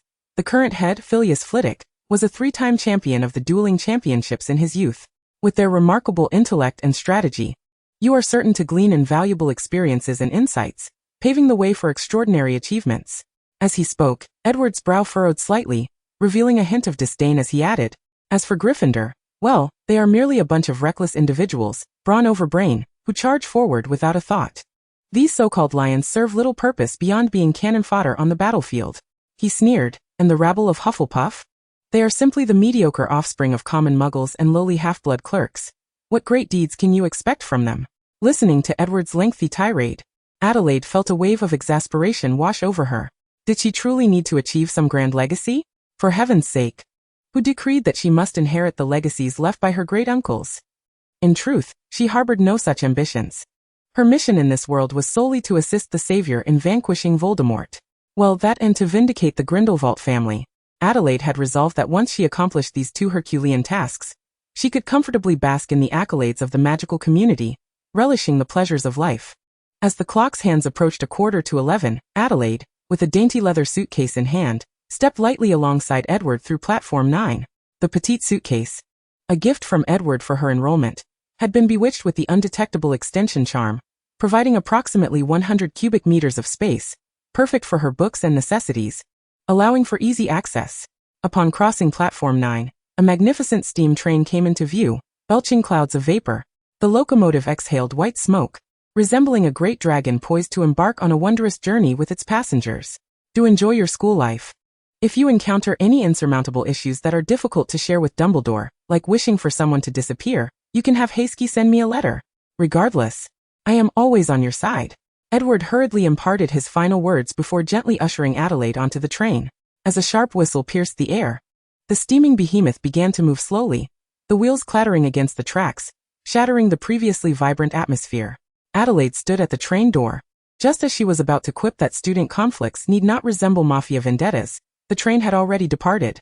She managed only to lean out and vigorously wave at the receding Edward until he vanished from her sight entirely. With the train's gentle swaying, Adelaide softly closed her eyes and took a deep breath, endeavoring to immerse herself in the authenticity of the moment. She was truly aboard the train to Hogwarts. The joy surging within her heart swelled like the tide, crashing wave after wave against her spirit. She was about to step into the long-dreamed of Hogwarts, embarking on a wholly new magical adventure. Adelaide gradually opened her eyes, the scenery flanking the railway resembling a flowing canvas, swiftly retreating behind her. Rows of neatly arranged houses appeared to be enchanted, whizzing past the window at such a pace that their forms were nearly indistinguishable. Filled with fervent anticipation and excitement, she stepped forward, slowly traversing the narrow aisle, her gaze intermittently sweeping over the windows of the compartments, searching for an empty seat. At last, as she approached the rear of the train, a compartment caught her attention. She gently pushed the door open, and before her sat a young Asian girl who appeared to be of similar age. The girl was quietly seated by the window, cradling a hefty tome in her hands, deeply engrossed in her reading. Her long, lustrous black hair cascaded gracefully over her shoulders. Her eyes, clear as water, sparkled with a lively glint, reminiscent of the brilliant stars in the night sky. Her fair complexion, smooth and delicate like fine jade, evoked an irresistible urge to reach out and touch. Upon hearing the door creak, she lifted her head, a hint of surprise crossing her features, which soon transformed into a gentle smile. Feeling a touch of nervousness, Adelaide inquired, "Hello, may I sit here?" The girl nodded with a smile and replied softly, "Of course, it's just me here. Please come in." Adelaide entered the compartment and took a seat opposite the girl, politely introducing herself. "I am Adelaide Grindelwald, a new student this year. May I ask your name?" The girl responded with surprise, "What a coincidence. My name is Cho Chang, and like you, I am also a new student this year. How wonderful that we are both freshmen. I truly hope we are placed in the same house." Adelaide's face reflected a blend of astonishment and joy, the shared identity of being newcomers drawing her closer to Cho Chang, prompting a lively conversation to unfold. Of course, she refrained from sharing with Cho Chang that this so-called coincidence was, in fact, the result of another's thoughtful planning. Chapter 26. The Weasley Brothers. With her innate charm, Adelaide quickly became well acquainted with Cho Chang, sharing macaroons and French pastries gifted by Amantina from her suitcase, while Cho Chang reciprocated by offering delectable Cantonese dim sum such as sticky rice chicken, shrimp dumplings and water chestnut cake, delighting Adelaide's palate. Just as they were engrossed in a discussion about the performance of the Tattershall Tornadoes in last week's league match, the compartment door swung open once more. Two fluffy red heads poked through the gap, revealing a pair of identical twin brothers. Upon spotting Adelaide seated within the compartment, the twins instantly erupted into exuberant smiles, as if they had stumbled upon a wondrous spectacle. "Oh, Merlin above!" one boy exclaimed with palpable excitement. "Charlie Percy!" the other echoed, equally unable to contain his joy. Dancing about as he declared, "We've found her! Just like in the picture." Cho Chang's eyes widened in alarm as she observed the twins' exaggerated antics, her grip tightening around the half-eaten macaroon, instinctively retreating as if seeking a place to hide. Seeing this, Adelaide let out a resigned sigh, rising to take a seat beside Cho Chang, firmly positioning herself between her friend and the exuberant duo. "Who are you?" Although Adelaide already suspected the twins' identities, she inquired politely, adhering to social niceties. Upon hearing her question, the twins exchanged knowing glances, and as if sharing a silent understanding, they tidied their slightly disheveled attire and donned expressions of utmost reverence, bowing deeply before Adelaide and dramatically intoning, "Esteemed Grindelwald II," one of them elongated his words. "From the Weasley family, George," the other promptly added, and Fred the first continued, "Extend our highest respects." In unison, they completed their theatrical bow, eager to convey their sincerity. Adelaide couldn't help but twitch the corners of her mouth, struggling to maintain her composure. What on earth were these two clowns up to? Before she could utter a word, a large hand, akin to a fan, swiftly intruded through the door, sweeping through the air before landing mercilessly atop the twins' heads with two sharp, resounding slaps. Ouch! A sturdy boy leaned into the cramped compartment, sporting slightly disheveled fiery red hair and a sun-kissed complexion, clearly an outdoor enthusiast.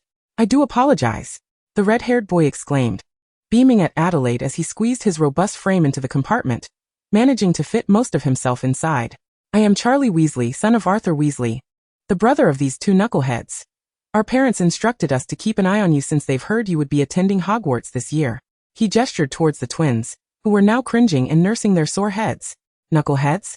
Merlin's underpants. We are the smartest kids in the family, the Weasley twins retorted, despite the throbbing pain on their heads. Smartest? Together, you two scored less than Percy in the last term's finals. Please disregard these two. Be cautious not to let them lead you astray. If you need anything, you can find me in Gryffindor.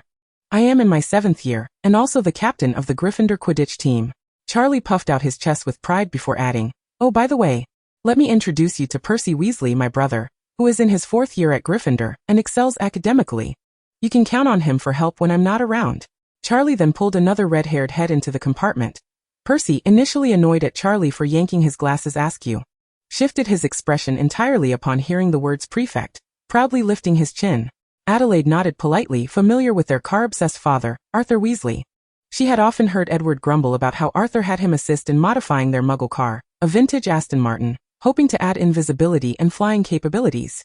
The Weasley family had previously expressed a desire to invite Adelaide over, but for some reason, Dumbledore had declined, and she had never visited. Nevertheless, Adelaide held a fond regard for the Weasley family, finding them sincere and warm. Cultivating a friendship with them could only prove beneficial. After a brief exchange of pleasantries with Charlie, he perceptively ushered his 3 brothers out of the compartment, returning the confined space to Adelaide and Cho Chang. Turning her attention back to Cho Chang, Adelaide noted that her companion had regained her composure, merely refraining from interrupting the conversation between Charlie and Adelaide out of politeness. Adelaide, do you know them? They certainly have a lot of children in their family. Cho Chang inquired softly, curiosity glimmering in her beautiful eyes. Upon hearing these words, Adelaide couldn't help but murmur to herself.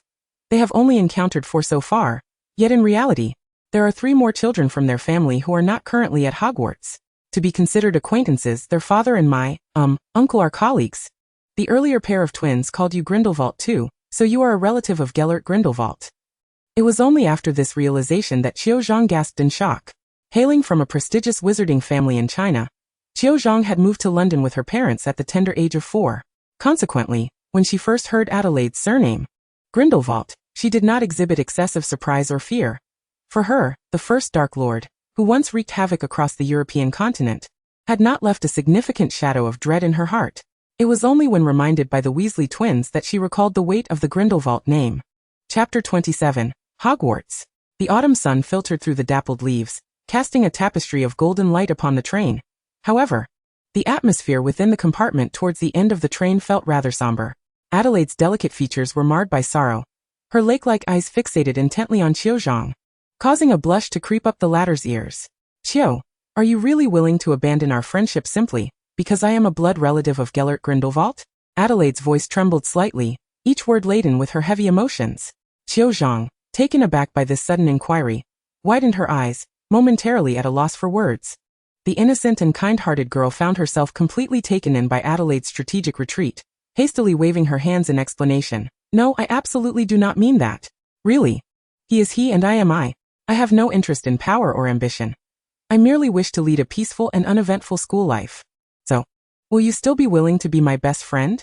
As Adelaide spoke, she gazed at Cho Chang with heartfelt sincerity, stirring the latter's emotions. Without hesitation, Cho Chang nodded firmly, declaring, of course. Regardless of your lineage, we will always be the best of friends. As her words fell, the gloom on Adelaide's face dissipated, replaced by a radiant smile akin to the blossoms of spring. Evidently, her acting skills were still sharp, as she had deftly navigated the sensitive topic of lineage with just a few words. The two exchanged smiles and eagerly resumed their conversation about their shared passion for Quidditch. Time slipped away unnoticed amidst their joyful exchange, and before long, the sky outside began to take on a faint orange hue, heralding the impending arrival of night. As the train gradually slowed, the clamor of students outside grew increasingly boisterous, signaling their imminent arrival. In 5 minutes, we will reach Hogwarts. All students, please change into your uniforms and leave your luggage in the carriage. There will be personnel to transport it to the school in batches. As the announcement echoed through the carriage, Cho Chang and Adelaide hurriedly changed into their uniforms, obediently leaving their suitcases behind before squeezing into the throng of students in the corridor, ready to embrace a campus life filled with uncertainty and excitement. With a gentle screech of brakes, the train gradually decelerated, finally coming to a steady halt at the platform. Due to the overwhelming number of departing students, In order to avoid losing one another, Adelaide and Cho Chang tightly clasped each other's hands, maneuvering carefully through the overcrowded carriage until they finally managed to disembark. Before them lay a dimly lit, small platform, shrouded in darkness. The cool night breeze whistled past, causing Adelaide and Cho Chang to shiver involuntarily, their bodies trembling in the chill. With no other recourse, they huddled closer to the crowd, seeking warmth from those around them. At that moment, a booming voice called out from a distance. First-year students, come this way." Adelaide turned in the direction of the voice and spotted a flickering oil lamp floating approximately 2 meters above the ground. In the dim light, a fuzzy, large face could be seen hovering behind the lamp. It was none other than Rubeus Hagrid, the keeper of keys and grounds at Hogwarts. Adelaide quickly tightened her grip on Cho Chang's hand and made her way toward the area beneath the oil lamp.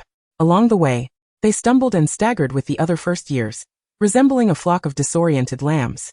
At last, they arrived beneath the oil lamp, whereupon they continued to follow Hagrid along a narrow, steep path. This path was not only narrow and difficult to traverse but also uneven and riddled with potholes. Although Adelaide felt she was being cautious, she still stumbled over a tree root. Had it not been for Cho Chang's grip, she likely would have fallen flat on her face. Regaining her balance, a flicker of indignation ignited within Adelaide. After all, this was the most renowned magical school in the British Empire. Couldn't the Ministry of Magic allocate some funds to repair the road and provide a few more lamps for illumination? Where did the ministry's annual budget vanish to?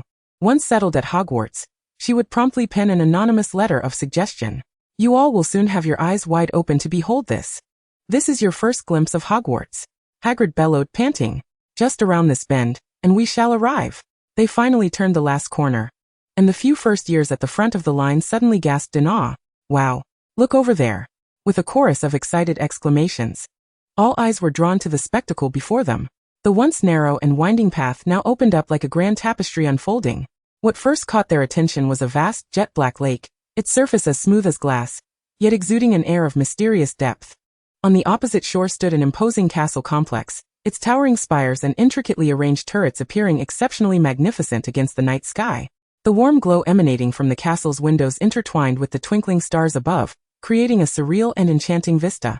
Adelaide gazed at the castle before her with an expression of near obsession and longing. She yearned to etch every detail of this moment into her memory, for the dream of this castle had become an indelible obsession over her 20-plus years in her previous life and 11 years in this one. Compared to the other first years, her desire to step onto this hallowed ground and embark on 7 years of glorious adventure was more fervent than ever. Just as everyone was lost in the wonder of the sight, a sudden gust of wind whipped through, stirring up a cloud of dust. Following this, they heard a thunderous roar. Everyone looked up in astonishment to see a massive shadow soaring swiftly overhead. Upon closer inspection, Adelaide realized it was an enormous black dragon. This scene, save for the absence of thunder and rain, eerily mirrored one from her earlier visions. Staring blankly, Adelaide muttered to herself, "No way." She had hoped to enjoy a year of freedom before the arrival of the Chosen One. Yet Merlin was offering her no respite. Chapter 28. Before the sorting.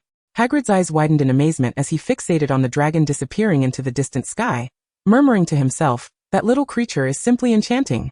Look at its powerful wings and shimmering scales. It's utterly mesmerizing. How wonderful it would be to have such a pet by my side. I could nurture it within the forbidden forest." As he spoke, an expression of profound envy illuminated his face. Beside him, Adelaide regarded Hagrid with a look of skepticism, pondering how such a large black dragon could possibly be associated with a small creature. Furthermore, the notion of it being adorable was utterly inconceivable. Was it merely the sight of this dragon that ignited Hagrid's desire to raise one? As Adelaide's mind wandered through these thoughts, Hagrid suddenly snapped back to attention, raising his voice to declare, "Do not panic. The owner of that black dragon is likely your new defense against the dark arts professor, who had previously notified the school of this matter. Now hurry and board the boats. Each boat can accommodate a maximum of 4 individuals." With that, Hagrid stepped onto a small vessel first. Adelaide turned to survey her surroundings and noticed Cho Chang waving at her. She quickly approached and boarded the same boat as Cho Chang and 2 unfamiliar young ladies. Once everyone was securely seated, a dozen boats lined up neatly on the lake's surface, gliding forward and leaving elegant trails of water upon the placid surface. Due to the overwhelming pressure emanating from the recently flown black dragon, the giant squid residing in the Black Lake seemed to have retreated, and throughout the journey, Adelaide failed to catch a glimpse of those colossal creatures. However, This did not diminish her enthusiasm for admiring the scenery along the way. The little boat smoothly navigated along the steep rocky cliffs, ultimately entering a dark, profound waterway beneath the ancient castle. Before long, a modest underground harbor came into view. They disembarked and began their ascent up a slope strewn with rocks and pebbles, using both hands and feet to climb until they finally reached the level grass at the base of the castle walls to catch their breath. With hands on her hips and gasping for air, sweat rolling down her forehead, Adelaide began to understand why the school orchestrated such a tumultuous journey for the newcomers. The entrance ceremony would occur under the watchful eyes of the entire school. As each student took the stage to don the sorting hat, a veritable nightmare for the more introverted children. By leading the new students along winding paths and up steep slopes, the school likely aimed to tire them out. Those exuberant youngsters, who thrived on running and playing, might not find it too taxing, perhaps even enjoying the experience. In contrast, for the introverted boys and girls, this endeavor felt almost life-threatening. By the time they completed this arduous trek, they were utterly exhausted, breathless, and their minds seemed to have ceased functioning. Thus, even when faced with the impending ceremony, they likely lacked the energy to feel shy or anxious. Once everyone successfully reached their destination, the towering Hagrid guided them along a winding stone staircase until they stood before a massive oak door. Hagrid raised his robust fist and knocked 3 times with considerable force. The resounding thuds echoed, causing the entire doorframe to tremble. Standing nearby, Adelaide couldn't help but feel a pang of anxiety, fearing Hagrid might shatter the oak door. The door swung open, revealing a witch clad in a vibrant green robe, Professor Minerva McGonagall. Adelaide had often encountered this professor while strolling with Dumbledore in Hogsmeade, where she would feed stray cats, thus making her a familiar figure. Professor McGonagall pursed her lips tightly, her expression a blend of severity and mild exasperation. Hagrid, I have told you before. There is no need to knock so forcefully. Hagrid shrugged his shoulders, somewhat embarrassed, and responded, Oh right, Professor McGonagall, I've brought the children. Thank you, Hagrid. I will escort them inside, McGonagall replied, fully opening the heavy door to welcome the newcomers into the spacious hall. The first years entered in a single file, following Professor McGonagall across a floor adorned with vibrant banners. As Adelaide walked among the throng, she lamented inwardly about her parents not granting her a few extra pairs of eyes. 2 simply weren't enough to take in everything. Looking up, she was awestruck by the astonishing height of the ceiling, soaring over 10 meters. Shifting her gaze to the left, she beheld a grand marble staircase winding upwards, leading to unknown levels. And to the right, the sounds of raucous chatter emanated from behind a thick stone wall. Without a doubt, the Great Hall. Professor McGonagall led this inquisitive group of first years into a small, quiet room. Welcome to Hogwarts. Before the commencement of the opening feast, we shall conduct the sorting ceremony. Gryffindor, Hufflepuff, Ravenclaw, and Slytherin. These 4 houses will become your homes during your time at Hogwarts. Your commendable behavior will earn points for your respective houses, while rule infractions will result in deductions. At the end of each year, the house with the highest score will be awarded the House Cup. I hope you will all strive to bring honor to your houses. After imparting this information, Professor McGonagall hastily exited the room. An oppressive silence enveloped the space, each heartbeat resonating distinctly. As time ticked by, with only a few students still catching their breath, the others succumbed to an intangible atmosphere of tension. While the others speculated about the sorting ceremony's assessments, Adelaide's mind was preoccupied with concerns about the implications of the surname Grindelwald. And then there was the prophecy regarding the Black Dragon. The scenes foretold, the great uncle in the tower and the Black Dragon soaring above Hogwarts, had both come to fruition. The next would surely involve those peculiar vines. She needed to ascertain the nature of those vines swiftly to be adequately prepared. The brief minutes felt like an eternity as anxiety threatened to immobilize her limbs. Finally, just as everyone seemed on the verge of nervous collapse, Professor McGonagall reappeared at the door. She led the eager first years through a grand and imposing set of double doors, officially ushering them into the Great Hall. Chapter 29, Grindelwald II of Ravenclaw. Professor McGonagall guided the excited first years onto the dais of the hall, arranging them in a line facing the older students. Adelaide quietly positioned herself at the back of the line, in a somewhat secluded corner, curiously surveying her surroundings. Earlier, she had roughly estimated that their cohort comprised around 50 students.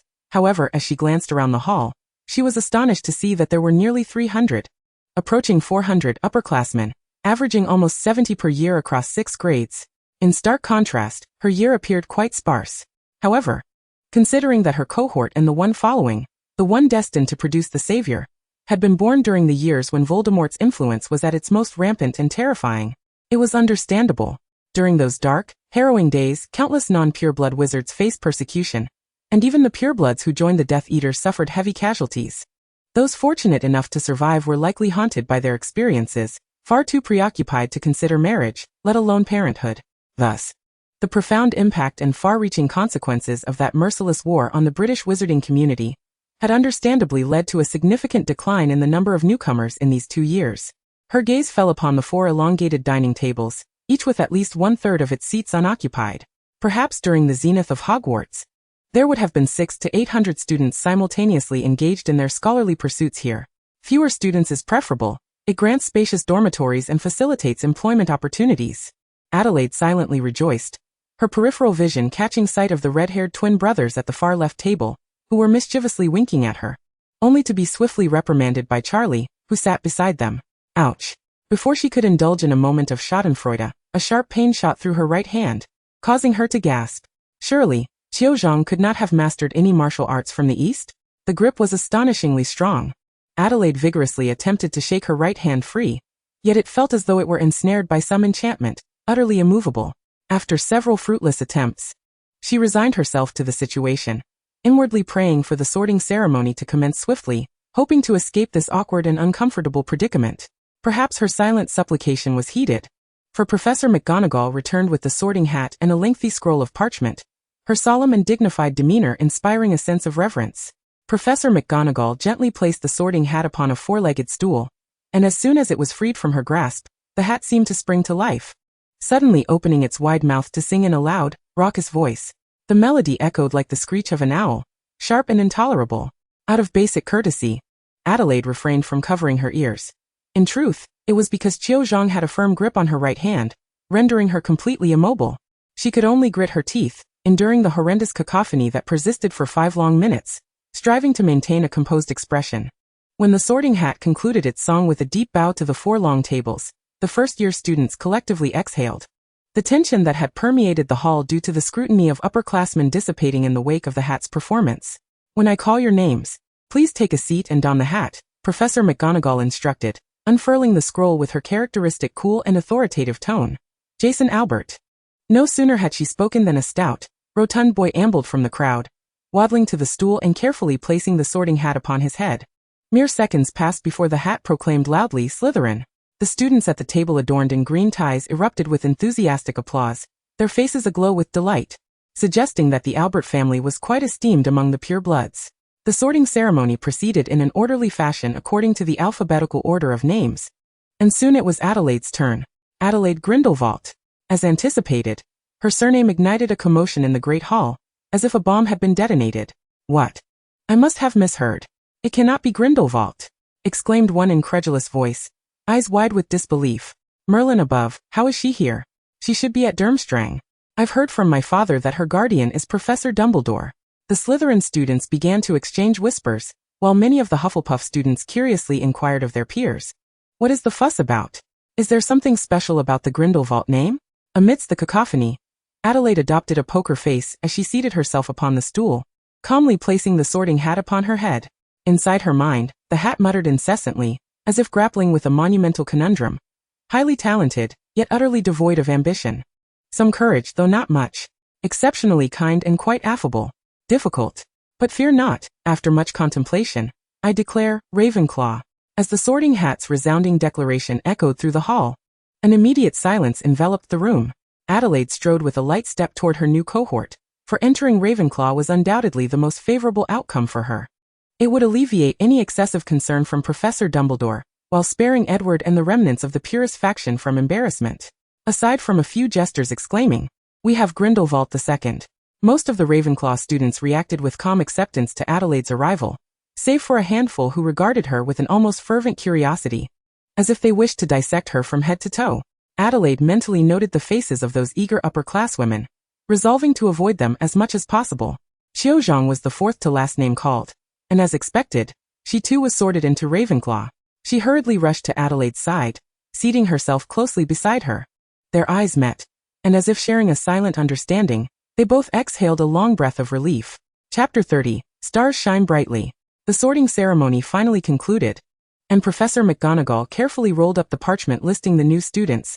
gently taking the ancient sorting hat in hand as she elegantly departed the bustling hall.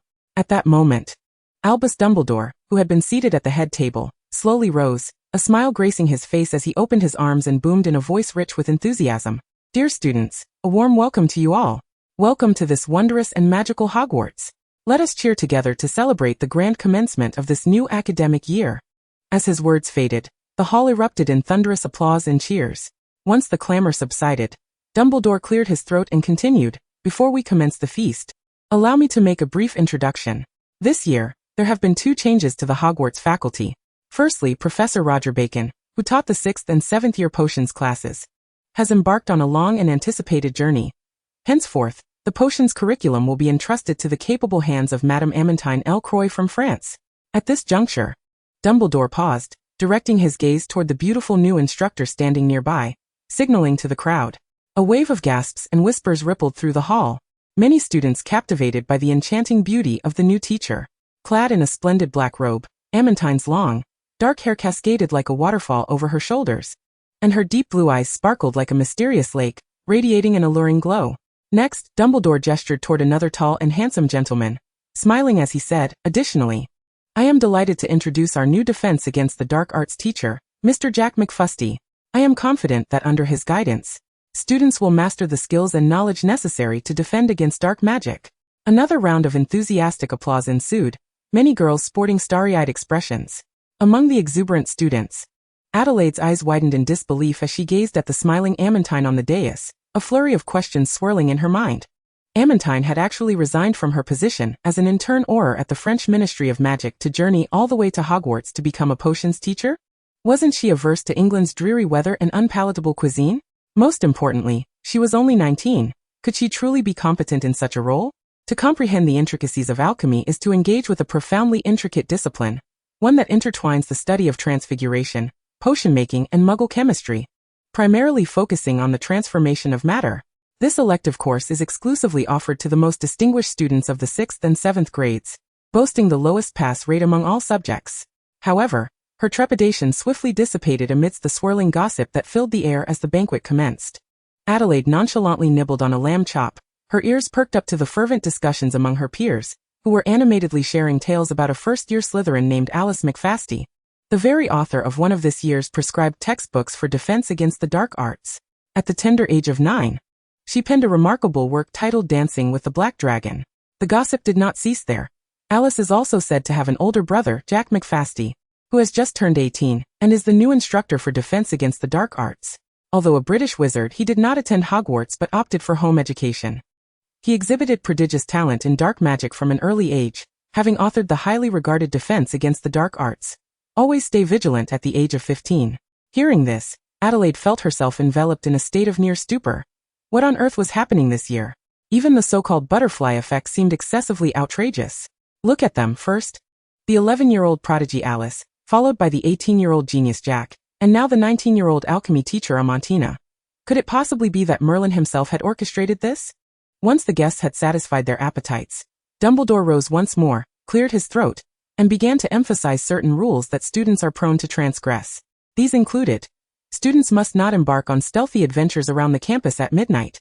Unauthorized entry into the perilous Forbidden Forest is strictly forbidden. Mutual insults and physical altercations among students are prohibited. Prefects must not arbitrarily deduct points due to personal grievances. Pilfering food from the kitchens is not allowed. Conducting dangerous experiments within the school premises is banned, and students are not permitted to cast spells in the corridors, among other regulations. Following these declarations, Dumbledore enthusiastically conducted a rendition of the school song, a cacophony that tormented the ears. Adelaide felt as though her very soul might detach from her body if the torturous melody persisted. At long last, upon the conclusion of the excruciating school anthem, Dumbledore nodded in satisfaction and proclaimed the gathering dissolved. Would retiring to bed immediately after dinner have adverse effects on one's health? Adelaide pondered quietly. However, since Dumbledore had spoken, she resolved to comply obediently and hastened back to her dormitory for rest. As she stood to follow Autumn Zhang and the other first-year Ravenclaw students upstairs, she suddenly sensed an unfamiliar weight in her hand. Glancing down, she discovered, to her surprise, a small note had mysteriously appeared in her palm. Adelaide discreetly clenched the note, and when no one was watching, she carefully unfolded it. With a single glance, she recognized the familiar handwriting belonging to Amantina. The note contained a simple message, inviting her to meet outside the Ravenclaw Tower at midnight. Upon reading this, Adelaide felt a wave of incredulity wash over her. What was the meaning of this? A newly appointed teacher at Hogwarts was instructing a first-year student to violate school rules on the very first day of term.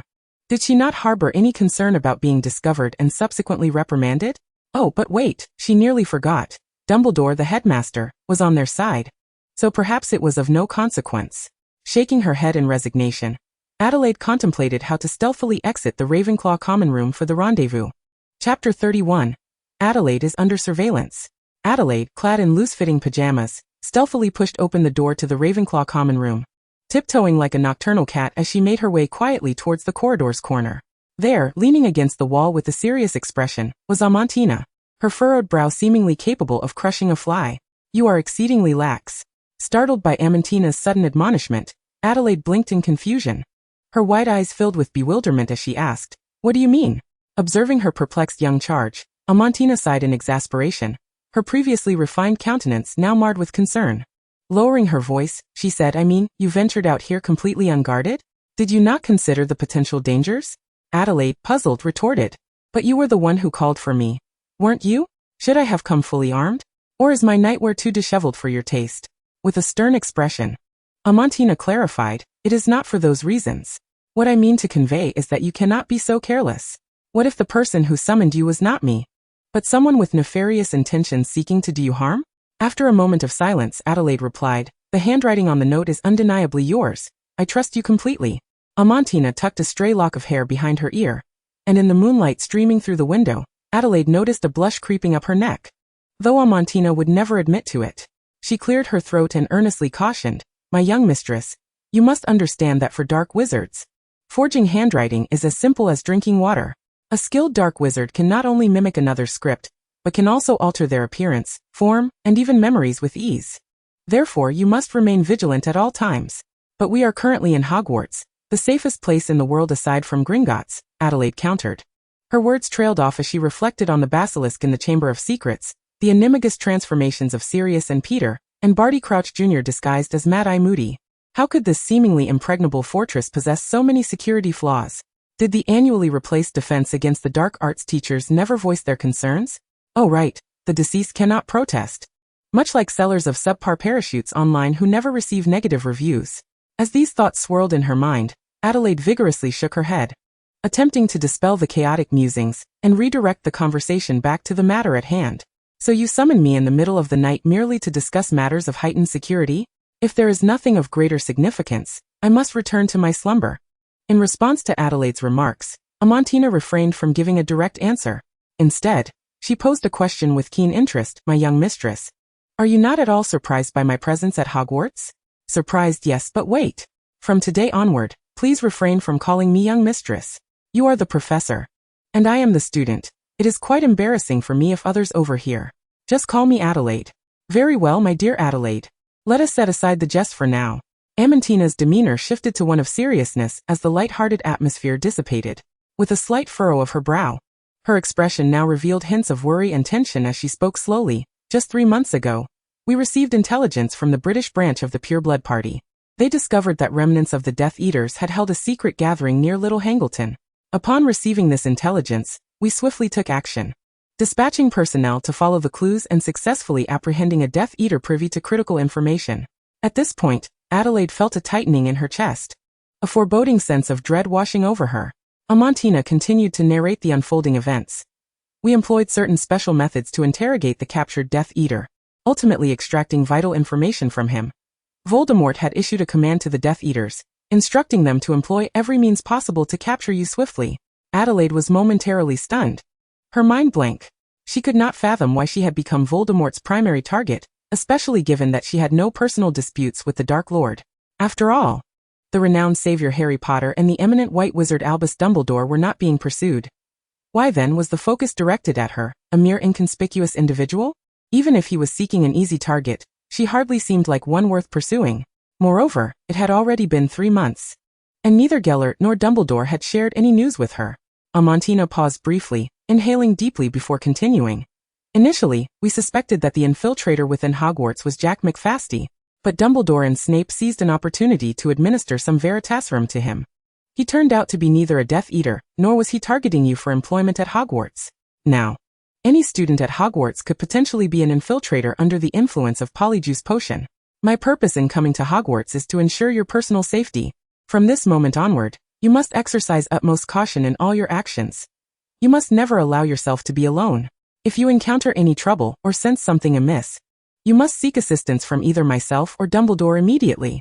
Amantina earnestly reiterated her warnings to Adelaide for a considerable time until Adelaide, unable to suppress her yawns, finally prompted her to cease her lecturing and accompany her to the entrance of the Ravenclaw common room. The entrance to the Ravenclaw common room was rather unadorned, featuring only a bronze eagle-shaped knocker. Adelaide raised her hand to rap on the knocker, causing the eagle, which had previously kept its beak tightly closed, to open its sharp beak and emit a soft, melodious voice, akin to celestial music. Please tell me your name? Momentarily taken aback as she prepared to answer the riddle, Adelaide instinctively blurted out, Adelaide Grindelwald. No sooner had she spoken than the mysterious voice responded, excellent answer. Following this, the wooden door before them began to slowly rotate, ultimately swinging open to reveal the interior. Both Adelaide and Amantina stood in astonishment, incredulous expressions adorning their faces. The knocker had merely inquired about Adelaide's name and granted her passage. Chapter 32. The Scheming Weasley Twins. Adelaide, weary and sporting dark circles under her eyes, meandered to the dining table, following Autumn like a wandering spirit, ready to partake in breakfast. She had hardly slept the previous night, tossing and turning restlessly in bed. Only when the first light of dawn began to break did she finally succumb to the relentless pull of sleep, drifting into a dream for a mere 3 hours before Autumn roused her for class. Autumn presented Adelaide with the course schedule for first-year Ravenclaws. Concern etched on her face as she gently inquired, Adelaide, did you not rest well last night? You must perk up. This morning, we have charms and transfiguration. 2 core subjects. It's crucial to establish a solid foundation and leave a good impression on the professors. You mustn't fall asleep. Adelaide felt a chill run through her. Autumn's words sounded eerily reminiscent of Hermione's. Could she possibly be another academic overachiever?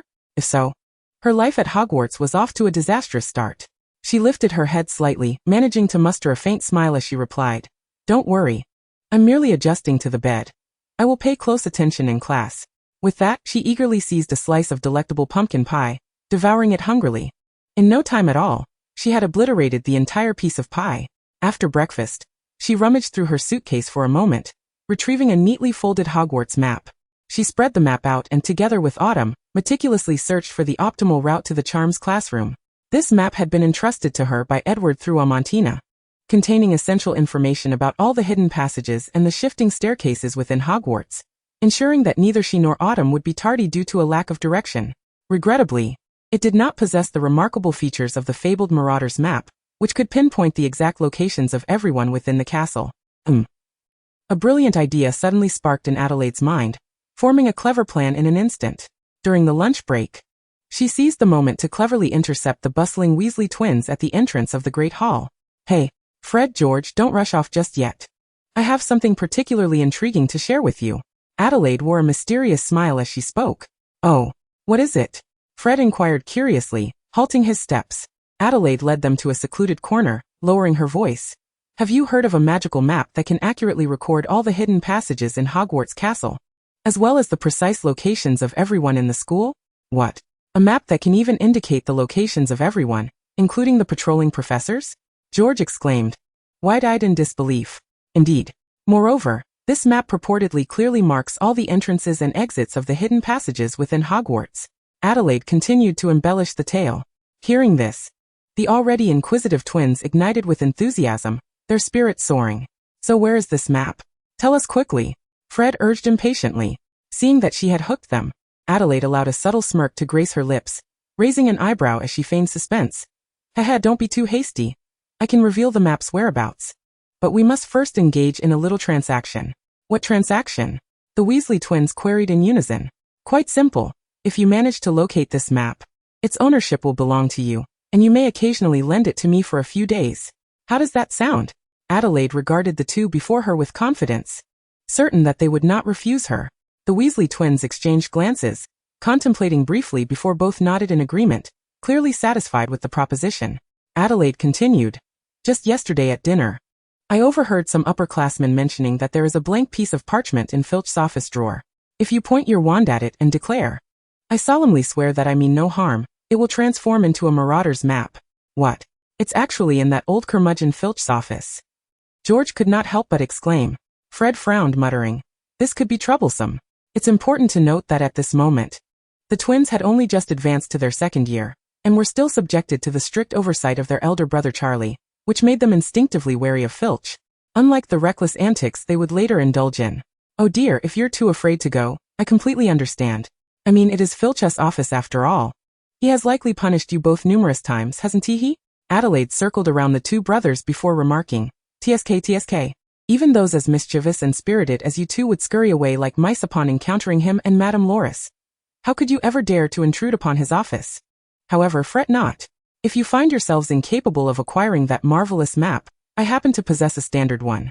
While it may not be as extraordinary, it nonetheless marks the locations of all the secret passages within Hogwarts. Should you desire it, a mere 2 galleons will grant you the privilege to borrow it for duplication. What say you to this deal? Fred scoffed, rolling his eyes in disdain. If it were merely the locations of the passages, we would have uncovered them long ago. Really? I find that hard to believe. Adelaide scrutinized the Weasley twins with a doubtful expression before challenging. Have you even thoroughly searched old Filch's office? Yet you dare to claim you've grasped the entirety of Hogwarts? In my opinion, you should hasten to borrow this map and examine it closely. It may well conceal passages you have overlooked. Her seemingly well-intentioned words incited the ire of the Weasley twins, who felt their dignity as the mischief-makers of the school had been gravely affronted. Thus, they both thumped their chests and vowed, within a week, we shall undoubtedly procure the Marauder's map. Very well, it's settled. Adelaide exhaled in relief. By this method, acquiring the Marauder's map would ensure the Weasley brothers would keep it under wraps, especially from Charlie. They would surely remain tight-lipped. Once the Marauder's map was in her possession, she could spend a little extra to procure a list of students from the Weasley brothers, allowing her to cross-reference it with the map to unearth the Death Eater infiltrators disguised among the students who had consumed the Polyjuice potion. Should Charlie remain unaware, she might even identify the spies that Gellert Grindelwald and Albus Dumbledore had placed close to her. Chapter 33. Enlightenment by the Black Lake. On a Monday afternoon devoid of classes, Adelaide concocted an excuse to part ways with Autumn Zhang, who was intent on heading to the library for assignments. She could hardly believe that on the very first day of school, Autumn would drag her to the library for homework. Escaping to the sparsely populated banks of the Black Lake, she settled onto the ground, craving solitude to contemplate her next steps. In truth, had she been forthright with Dumbledore about her intent to obtain the Marauder's map, the matter might not have become so convoluted. Yet the simmering anger that had been suppressed within her for an entire night rendered her incapable of taking the necessary step to seek Dumbledore's assistance. Was she to be treated with such disdain simply due to her tender age of 11? As a party directly involved, was she not entitled to the most basic right of being informed? 3 months prior, they had received pertinent information. Yet she had been left completely in the dark, with no one divulging even a fragment of it to her. What was most terrifying was that throughout those protracted 3 months, Dumbledore had neither imposed a restriction upon her nor cautioned her to exercise vigilance. This series of anomalous actions sent a chill down Adelaide's spine. She had been a bait for 3 months. Edward had even taken her to witness the final of the 421st Quidditch World Cup. That fiercely contested event lasted a full 5 days, and the throngs of people in the bustling arena undoubtedly made it the most ideal place for a kidnapping. Moreover, reflecting on those 3 months, she had painstakingly orchestrated the tragic farewell with Hermione, or meandered alone amidst the bustling Diagon Alley. Had a cadre of wizards employing the disillusionment charm already been lurking around her? At this thought, Adelaide shivered involuntarily as a chill spread rapidly along her spine. The embarrassment was overwhelming. Taking a deep breath to steady herself, she fiercely rubbed the ring on her finger.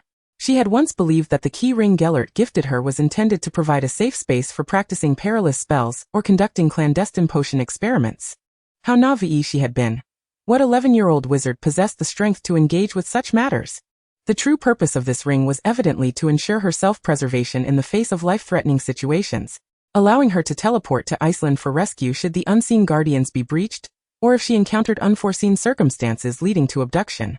She understood that both Gellert and Dumbledore cared for her, and their actions were motivated by a desire to protect her. Yet she could not persuade herself to passively accept their goodwill like a fool. Adelaide was acutely aware that if she did not swiftly take action to compel Dumbledore to acknowledge her, her future might very well mirror that of Harry Potter, relegated to being a pawn manipulated by Dumbledore, progressing step by step along the path he had predetermined. Such a destiny she resolutely refused to accept. Since Gellert and Dumbledore harbored reservations regarding her, could it not be justified that she conduct her own inquiries privately? Keeping her investigation into the Death Eater infiltrators a secret from Dumbledore seemed entirely reasonable. Gripping her tousled hair, she reflected on her uncertainty. Who could guarantee that at this very moment, there were no wizards employing the disillusionment charm in her vicinity? Perhaps someone had silently eavesdropped on her conversation with the Weasley brothers, and relayed that information to Dumbledore, rendering her current endeavors nothing more than a farce. No. That was not correct. Amantina had disclosed this information to her. Dumbledore was surely aware, perhaps even acting on his own orders. Why had 3 months elapsed before she was informed? No, it was not about time. It was about the location. On her very first night at Hogwarts, Amantina had sought her out. Did this imply that Dumbledore himself was uncertain? Were the members of the Order of the Phoenix or the Pureblood Party unable to remain at Hogwarts for extended periods, prompting Dumbledore to deem her safety unassured? Alas! These were mere conjectures. Adelaide vigorously shook her head, attempting to dispel the chaotic thoughts swirling in her mind. As the adage goes, the overly intelligent often fall prey to doubt, which can severely disrupt their quality of sleep. Until she could verify certain critical matters through the Marauder's map, she feared that a restful slumber would remain elusive. The Order of the Phoenix, led by Albus Dumbledore, and the Pureblood Party, under Gellert Grindelwald's control, might one day become formidable allies. However, for the time being, these forces bore no direct connection to her. Adelaide was keenly aware that one could not equate the entrenched second generation with the pioneering first. She must establish her own power base if she wished to engage with Dumbledore and Gellert on equal footing. Amantina was a member of the Pureblood Party, while the Weasley family were staunch members of the Order of the Phoenix. Edward, though professing loyalty to her, and often adopting a stance of discord with Dumbledore, who hailed from Gryffindor, had yet to utter a word regarding the Death Eaters. This was hardly surprising, for the Bach family, as quintessential opportunists, had the instinct to seek profit and avoid peril deeply ingrained in Edward's very marrow. Until she became powerful enough to stand shoulder to shoulder with titans like Dumbledore, Gellert, and Voldemort, it was unlikely that Edward would entrust his entire fortune and life to Adelaide. Clearly, he currently leaned towards supporting Dumbledore's decisions. The only individual who wholeheartedly sought to befriend her with no reservations was Hermione Granger. Reflecting on this, Adelaide irritably tousled her golden locks. This was the consequence of her previous lethargy. Her strength and influence were woefully inadequate. She must now carefully contemplate the most effective means by which she can swiftly amass power without relying on the renown of Dumbledore or Grindelwald. At that moment, a vivid image suddenly flashed through Adelaide's mind. A series of immense vines erupting from the earth, coiling and swirling like a great green dragon. Who says that power can only be constituted by individuals? These vines could very well be her hidden trump card. Adelaide's previously bewildered eyes sparkled with newfound clarity as she stood up, gazing intently at the black lake, her gaze radiating a sharp and resolute light. At that instant, she was devoid of any hesitation, striding purposefully towards the library, determined to uncover the origins of these vines, and devise a way to plant some seeds within the protective barrier of Iceland. Chapter 34. The agricultural skills etched deep in the soul of Huaxia. 3 whole days passed, during which Adelaide immersed herself in the mountain of herbalism tomes, her fingers incessantly flipping through the pages, her eyes eagerly scanning every illustration, from the weighty 8,000 magical herbs and fungi to the dazzling encyclopedia of carnivorous plants. She had nearly perused all sections pertaining to vines within these texts, yet still found no mention of the prophecy's vision. Cho Chang, noticing that Adelaide spent her days in the library without attending to her assignments, but rather engrossed in her search for those herbalism books, was filled with curiosity. On Thursday afternoon, unable to contain her inquisitiveness any longer, Cho Chang inquired, "Adelaide, if you are encountering difficulties in herbalism, why not consult Professor Sprout?" Adelaide, reclining on the table, replied dismissively, "Oh, it's merely some personal matters. I don't think it's necessary to disturb Professor Sprout over trivialities. She is already quite busy." Upon hearing Adelaide's explanation, the innocent and kind-hearted Cho Chang nodded in understanding and responded, "Indeed, Professor Sprout works tirelessly, teaching herbalism to students across 7 grades while also managing her duties as the head of Hufflepuff House, dealing with numerous teaching responsibilities and administrative tasks daily. In fact, my grandfather has a bit of knowledge in herbalism as well. If you have any questions regarding herbs, I could write to him for you." Adelaide's spirits lifted at this suggestion, and she sat upright in excitement. Dear Cho, is your grandfather an herbalist? She asked eagerly. Cho Chang quickly waved her hands in denial. No. My grandfather previously worked at the Ministry of Magic in Huaxia, and just retired a couple of years ago.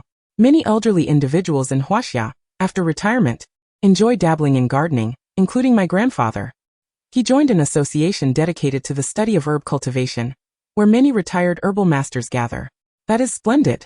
You are truly a godsend, Adelaide exclaimed, unable to contain her joy, and she instinctively embraced Cho Chang. In that moment, she was oblivious to the stern figure of Madame Pants approaching. You two, this is not a place for loud chatter and embraces. Get out of here, Madame Pants scolded, brandishing a feather duster, and shooed them from the library.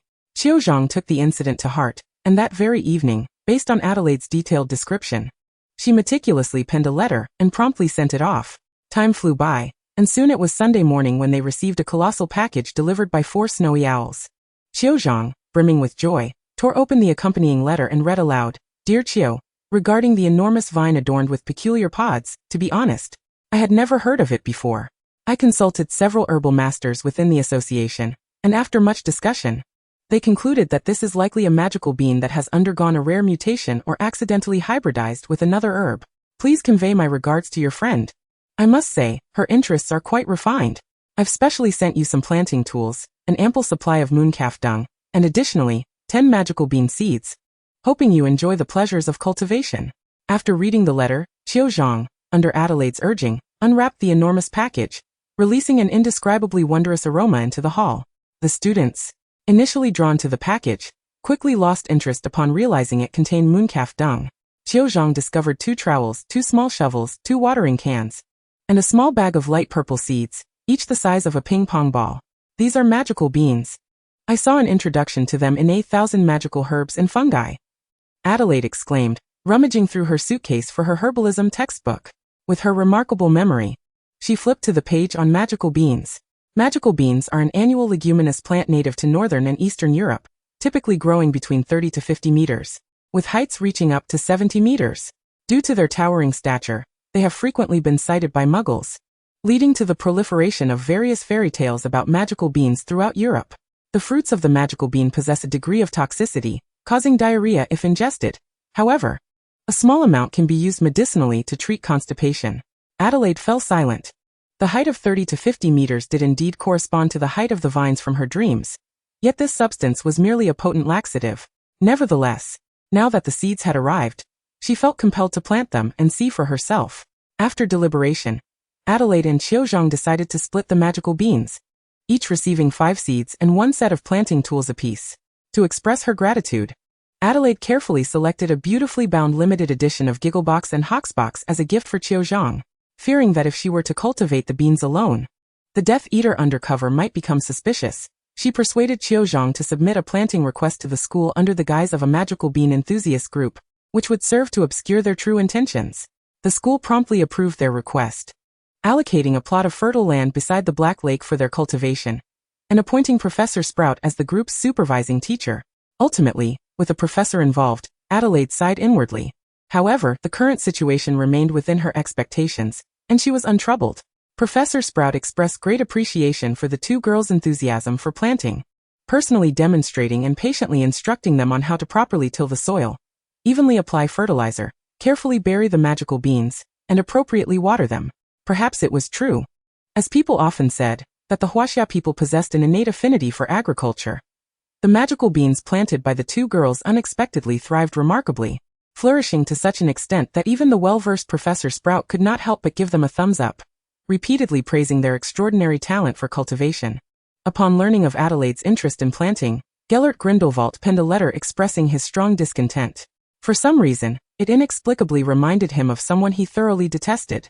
He sternly warned Adelaide in the letter against delving into the realm of magical creatures. Upon receiving the letter, Adelaide promptly reported it to Dumbledore, who smiled faintly and advised her not to take the missive to heart. On the weekend, Dumbledore deliberately set aside time to visit St. Mungo's, expressing to Gellert his desire for Adelaide to cultivate interests beyond mere daydreaming and dining. Perhaps out of respect for Dumbledore's opinions, or perhaps considering Adelaide's future holistic development, Gellert, after much contemplation, resolved to no longer oppose this matter. Chapter 35. The Ravenclaw Human Research Group. Filch loomed like an insurmountable wall. An entire week passed, and even the clever and resourceful Weasley twins failed to breach his office, resulting in a week of detention for their troubles. To make matters worse, just last night, Adelaide had foreseen a hazy vision. The Weasley twins had placed a noxious dung bomb in the school corridors, only to be caught red-handed by the detestable caretaker Filch, who promptly escorted them to his dismal office. Upon entering, the astute twins immediately noticed a drawer marked with the words confiscated items, highly dangerous. Understanding each other perfectly, they worked in concert to divert Filch's attention once more with the dung bomb, successfully pilfering the Marauder's map from the drawer. Logically, Adelaide should have been pleased. After all, this prophecy indicated that the Weasley twins would achieve their goal. However, to her utter dismay, as she continued to gaze upon the apparition, she was horrified to discover Filch, pen in hand, inscribing a line in his thick ledger. Gryffindor first years George and Fred Weasley, littering dung bombs in violation of school rules, 5 days detention. Merlin. How could this be? The Weasley twins were already second-year students. Adelaide frantically tried to recall the original content, but after more than a decade, her memory had grown hazy.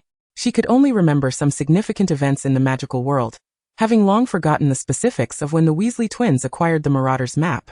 She could only deduce from the current situation that if her prophecy was accurate, then the map should have fallen into the twins' hands during their first year. Yet, when she sought them out to converse, they were entirely unaware of the map's existence. Could it be that her prophecy was erroneous? Adelaide was consumed by anxiety, wishing she could personally storm Filch's office, but another unforeseen event hindered her steps. Do you remember those fervent upperclassmen who had stared at her during the sorting ceremony? Just in the second week of term, on a sunny Monday afternoon, as Adelaide strolled along the campus path in solitude, 3 figures suddenly emerged ahead, blocking her way. Hello, Adelaide. I am Penelope Clearwater, a third-year Ravenclaw, and these are Jessica Hawke and Natasha Volkova, both second years. We are members of the Ravenclaw Human Research Group, and we were wondering if you have time for an interview? Adelaide's eyes widened as she slowly raised her hand, tentatively pointing to herself, and stammered, "Interview me?" The upperclassmen nodded with smiles. Yes, to be precise, we wish to gather information about Gellert Grindelwald. Upon hearing this, Adelaide realized why they had approached her. It was due to her great uncle's admirers. While the timing was somewhat sensitive, should any unexpected occurrences arise, she could instantly use her ring to teleport to Iceland. In that case, let us find a quieter place to chat. Adelaide led them to the edge of the Black Lake, where they sat upon the grass. Dumbledore knew she enjoyed contemplating life by the lake, so he had specifically instructed the giant squid to keep an eye on her. With the squid as her ally, she felt relatively safe by the water's edge. Once settled, the upperclassmen deftly produced quicksilver quills and self-turning parchment notebooks, striking a professional pose. Jessica was the first to speak. Let us begin with the question that interests everyone the most. There have been persistent rumors that the Grindelwald family possesses Veela blood. Is there any truth to this claim? What? The very first question left Adelaide utterly flabbergasted. She was no Fleur Delacour, so how could she possibly have Veela blood? She shook her head vigorously and refuted loudly. No, absolutely not. This is purely baseless slander, undoubtedly concocted by those vile purists. It is well known that in the wizarding world, many pureblood wizards harbor deep-seated prejudices against half-beast hybrids, and to some extent, these half-breeds are even less favored than wizards of Muggle descent. The 3 upperclassmen did not immediately voice their opinions, but instead rummaged through their bags, producing thick stacks of parchment. Natasha calmly explained as she flipped through the papers. Based on our observations over the past week, your popularity at school is beyond imagination. Here are the real-time data we recorded last week. She continued, take the Great Hall. For instance, over the course of a week, Professor Dumbledore gazed your way 27 times. This number far exceeds his attention towards any other student. Of course, considering that your current guardian is none other than Professor Dumbledore himself, we shall exclude him from our calculations for now. Pausing, Natasha continued to sift through her parchment report. Pointing at the densely packed numbers, now regarding the faculty, Professor Rosier stared at you 41 times this week. Professor McFusty looked your way 32 times, and interestingly, he only glanced at his sister Alice 11 times during the same period. Professor McGonagall also cast her gaze upon you 26 times. Adelaide stared blankly at the series of numbers on the parchment. Were they a human research group or a spy training program? Their ability to monitor and gather information was astounding. Penelope produced another stack of parchment and continued. Among the students, the most popular boy among girls, Charlie Weasley, Seems to check the Ravenclaw table for your presence nearly every day in the Great Hall. Alice McFusty, the rising star from Slytherin, often follows your movements. Even the third-place winner of the 90th year freshman beauty rankings, Cho Chang, is your close friend. And even the notoriously unruly Weasley twins speak of you with reverence. Adelaide Grindelwald. You have only been at Hogwarts for a week, and have already become a focal point. Moreover, those who are closely watching you are all renowned figures on campus. Do you still dare to claim you lack Vela blood? Faced with this sudden interrogation, Adelaide found herself at a loss for words. She was more wrong than Doe. The professors and Charlie Weasley were members of the Order of the Phoenix or the Purist faction, and their concern for her was to protect her. As for the Weasley twins, their interest stemmed from a certain degree of mutual benefit, while Cho Chang was merely a good friend. Wait. What was up with the McFusty siblings? Adelaide had never spoken to them alone. They were neither Dumbledore's nor Gellert's subordinates, so why were they paying her such attention? Chapter 36. The Absurdity of Rumors. Is it possible that their keen interest in me stems from my striking appearance? After all, people often subconsciously admire those who can bring them joy and tranquility. How utterly shameful. Adelaide felt herself blush crimson, inwardly lamenting her plight. Yet at that moment, she could conjure no other reasonable explanation for it all. Surely, she could not directly disclose that Voldemort was dispatching someone to capture her, and that the professors were secretly protecting her, could she? In a moment of desperation, Adelaide had no choice but to steel herself, casting aside the remnants of her modesty, and with wide eyes, began to spin a tale. If memory serves, was I not the one who topped the freshman beauty rankings of the class of 90?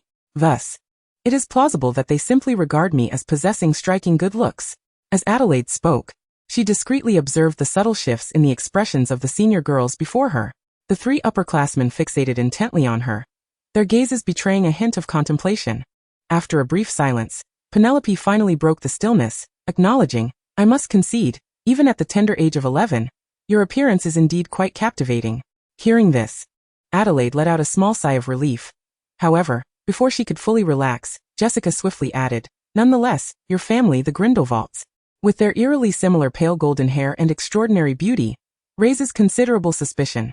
The senior girls exchanged glances, seemingly reaching an unspoken agreement to temporarily set aside their discussion of Adelaide.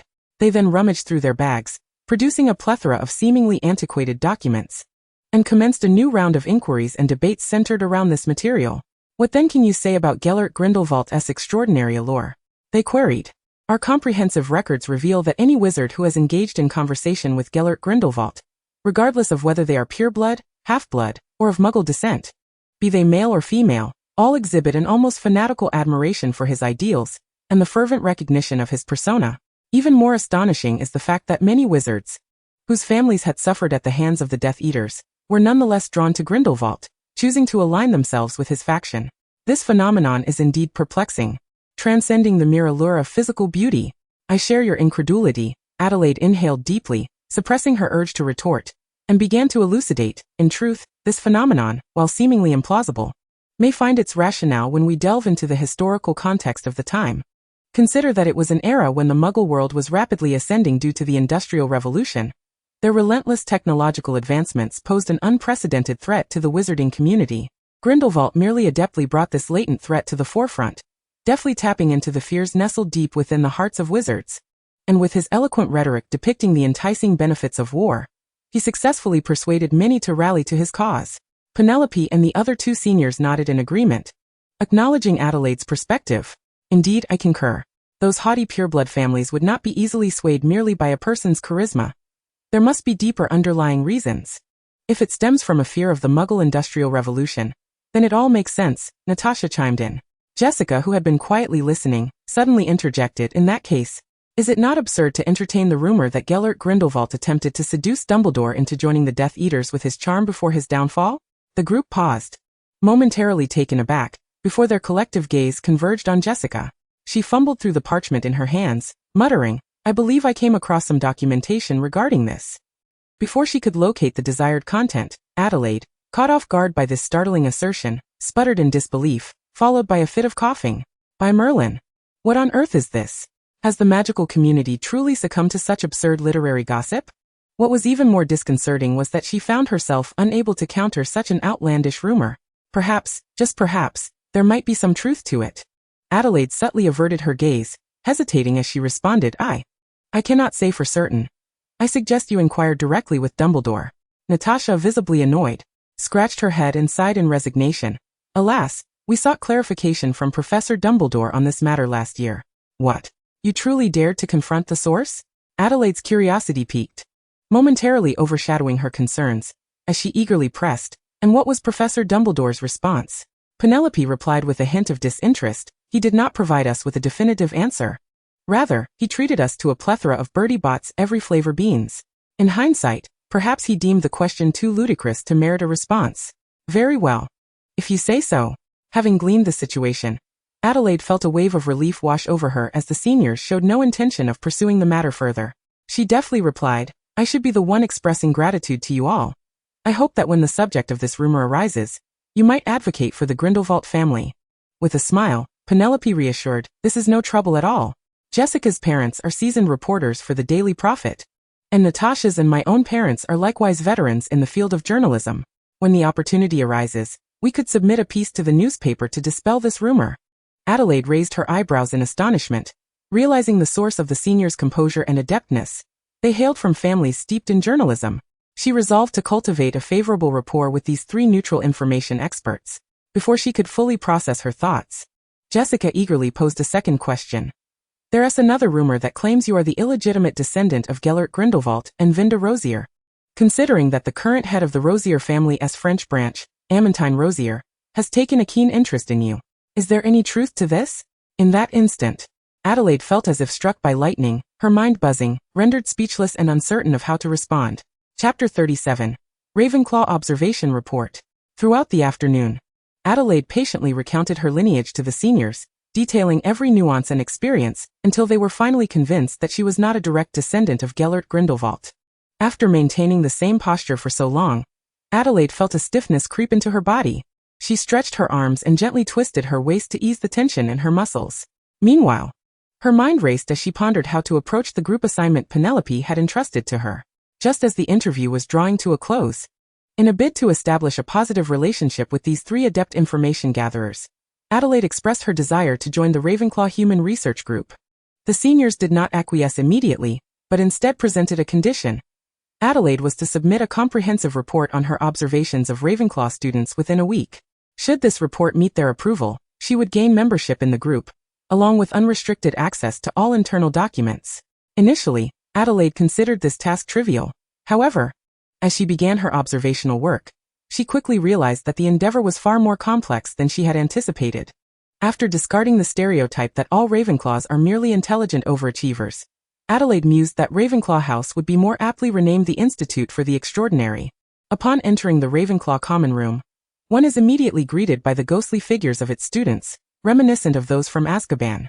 These students huddle in the dim corners, their pallid complexions akin to parchment, with sunken eyes shaded by heavy dark circles, their vacant stares suggesting that they have been kissed by a dementor, leaving them bereft of their souls. Their brilliant minds seem to operate incessantly, worrying 24 hours a day, pondering profound and perplexing philosophical questions, such as why Quidditch requires 3 types of balls, or why wizards must use toilet paper instead of simply casting a cleaning spell for a more hygienic solution. This relentless mental exertion has rendered them perennial victims of sleep deprivation, relying on various potions to sustain them. In one corner of the room, a massive cauldron bubbles ominously, a testament to the mad scientist type of Ravenclaw students. Enveloped in swirling smoke and punctuated by the occasional thunderous explosion, these students delve into wild and reckless experiments, their raucous triumphs and furious outbursts echoing around them. Though they often wreak havoc in the common room, they embody the most vibrant and resilient spirit of Ravenclaw. Shifting one's gaze reveals students diligently scribbling at their desks by the window. These are the infamous academic overachievers of Ravenclaw. They are, without a doubt, learning machines, seemingly fused with their parchment, immersed in study around the clock. Their relentless pursuit of knowledge epitomizes the phrase studying to the point of exhaustion. To exacerbate matters, they habitually disseminate anxiety-inducing remarks within the common room, such as, "Oh my, I only earned 20 points for the house today," or "How dreadful. I actually got one question wrong on the quiz in Transfiguration." These declarations impose significant psychological pressure on their peers. Among them, a subset known as the study snobs emerges, a type that Adelaide finds most detestable. Ostensibly indifferent to their studies, they often preach to others that grades are insignificant, and that enjoying campus life is paramount. However, each of them secretly excels in nocturnal study sessions. When night falls, they retreat to their beds, lighting their oil lamps and activating their study mode, toiling until dawn. Notably, Cho Chang has recently shown signs of joining the Academic Overachievers Society, prompting Adelaide, who has maintained a cordial relationship with him, to consider keeping a safe distance to avoid the influence of his excessive diligence, which could disrupt her meticulously crafted study plan. Aside from these archetypes, the most captivating are the adventurous Ravenclaws, who harbor an insatiable curiosity for the enigmatic and perilous flora and fauna of the Forbidden Forest. Even when they often return bloodied and in need of medical attention, their obsession remains undeterred, sneaking out at night to continue their magical creature research. Adelaide, who co-founded the Magical Beans Club with Cho Chang, is perceived as one of this adventurous breed. The remaining students can generally be categorized as Luna-type Ravenclaws. They belong to specific realms of genius, with their peculiar obsessions often inscrutable to outsiders, who cannot fathom their daily pursuits, nor do they concern themselves with external opinions. Regardless of how they are perceived, they lead lives of unbridled freedom and untroubled joy, exuding an enviable air of nonchalance and confidence. Upon delving deeper into the peculiarities of Ravenclaw, Adelaide found herself reflecting on her own ordinariness, questioning how she had been inexplicably assigned to this house. From any angle, a person like her, devoid of ambition and lacking courage, seemed far better suited to the Hufflepuff house, famed for its affinity for food. Whenever this thought flitted through her mind, she could not help but shed tears of sorrow. Ah, farewell, my beloved kitchen. The distance from the Ravenclaw common room to the kitchen is so considerable that it extinguishes any desire she might have to sneak a late-night snack. As the energy expended for the round trip far exceeds what could be gained from pilfering a morsel of food, as Adelaide, utterly drained, handed her meticulously prepared parchment pages to Senior Penelope, she felt as though every ounce of her energy had been siphoned away, leaving her utterly spent. Merely organizing these reports into a detailed 6-foot document had nearly depleted her strength and intellect, rendering her too fatigued to lift a finger. Penelope, alongside Jessica and Natasha, passed the report among themselves, scrutinizing each line, exchanging glances and murmuring comments. Though the report could use refinement in certain details, it is evident that you possess a notable talent for observation. After our collective deliberation, we unanimously decide to formally welcome you as a member of our human observation group. Upon hearing this news, Adelaide, as previously taught, nerves relaxed instantly. Her efforts had not been in vain. With a stable source of intelligence, she had taken her first step toward alleviating her dependency on information solely from Dumbledore and Grindelwald, paving the way for a future where she could stand shoulder to shoulder with these prominent figures. Chapter 38. The Vanished Marauders Map. The magical beans by the Black Lake have broken through the soil, their tender green shoots defiantly reaching for the sky, as if proclaiming the miracle and resilience of life. Simultaneously, Adelaide successfully joined the Human Observation Group, granting her access to a free intelligence network. Everything was progressing remarkably well, with only one final piece of the puzzle, the Marauders Map, remaining. Time swiftly transitioned to the second weekend post the commencement of the term, a seemingly ordinary day that was, for the Weasley twins, a highly anticipated moment.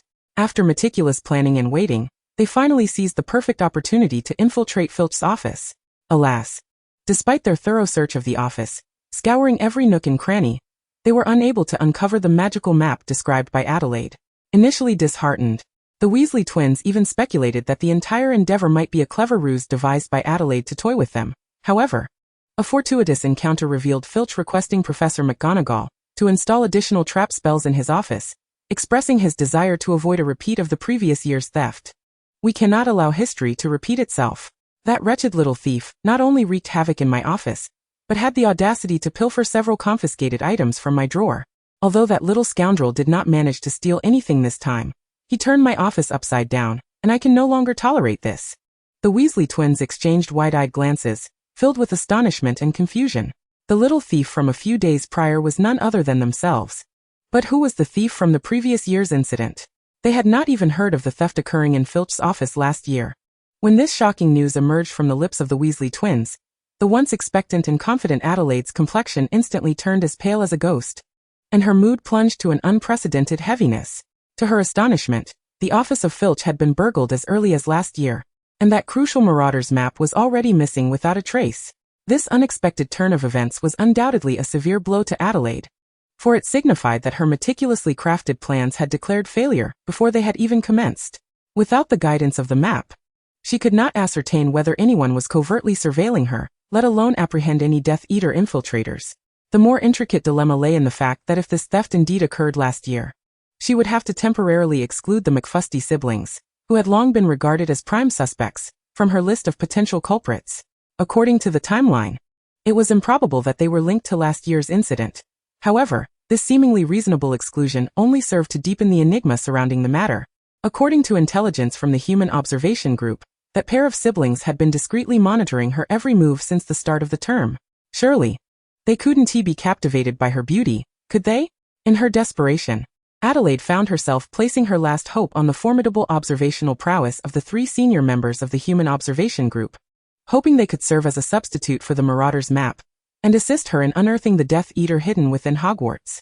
The Human Observation Group's activity room was located in a classroom filled with parchment scrolls on the 7th floor of Hogwarts Castle's southern side, where they gathered every Monday, Wednesday, and Friday at 6 in the evening to share refreshments and gossip.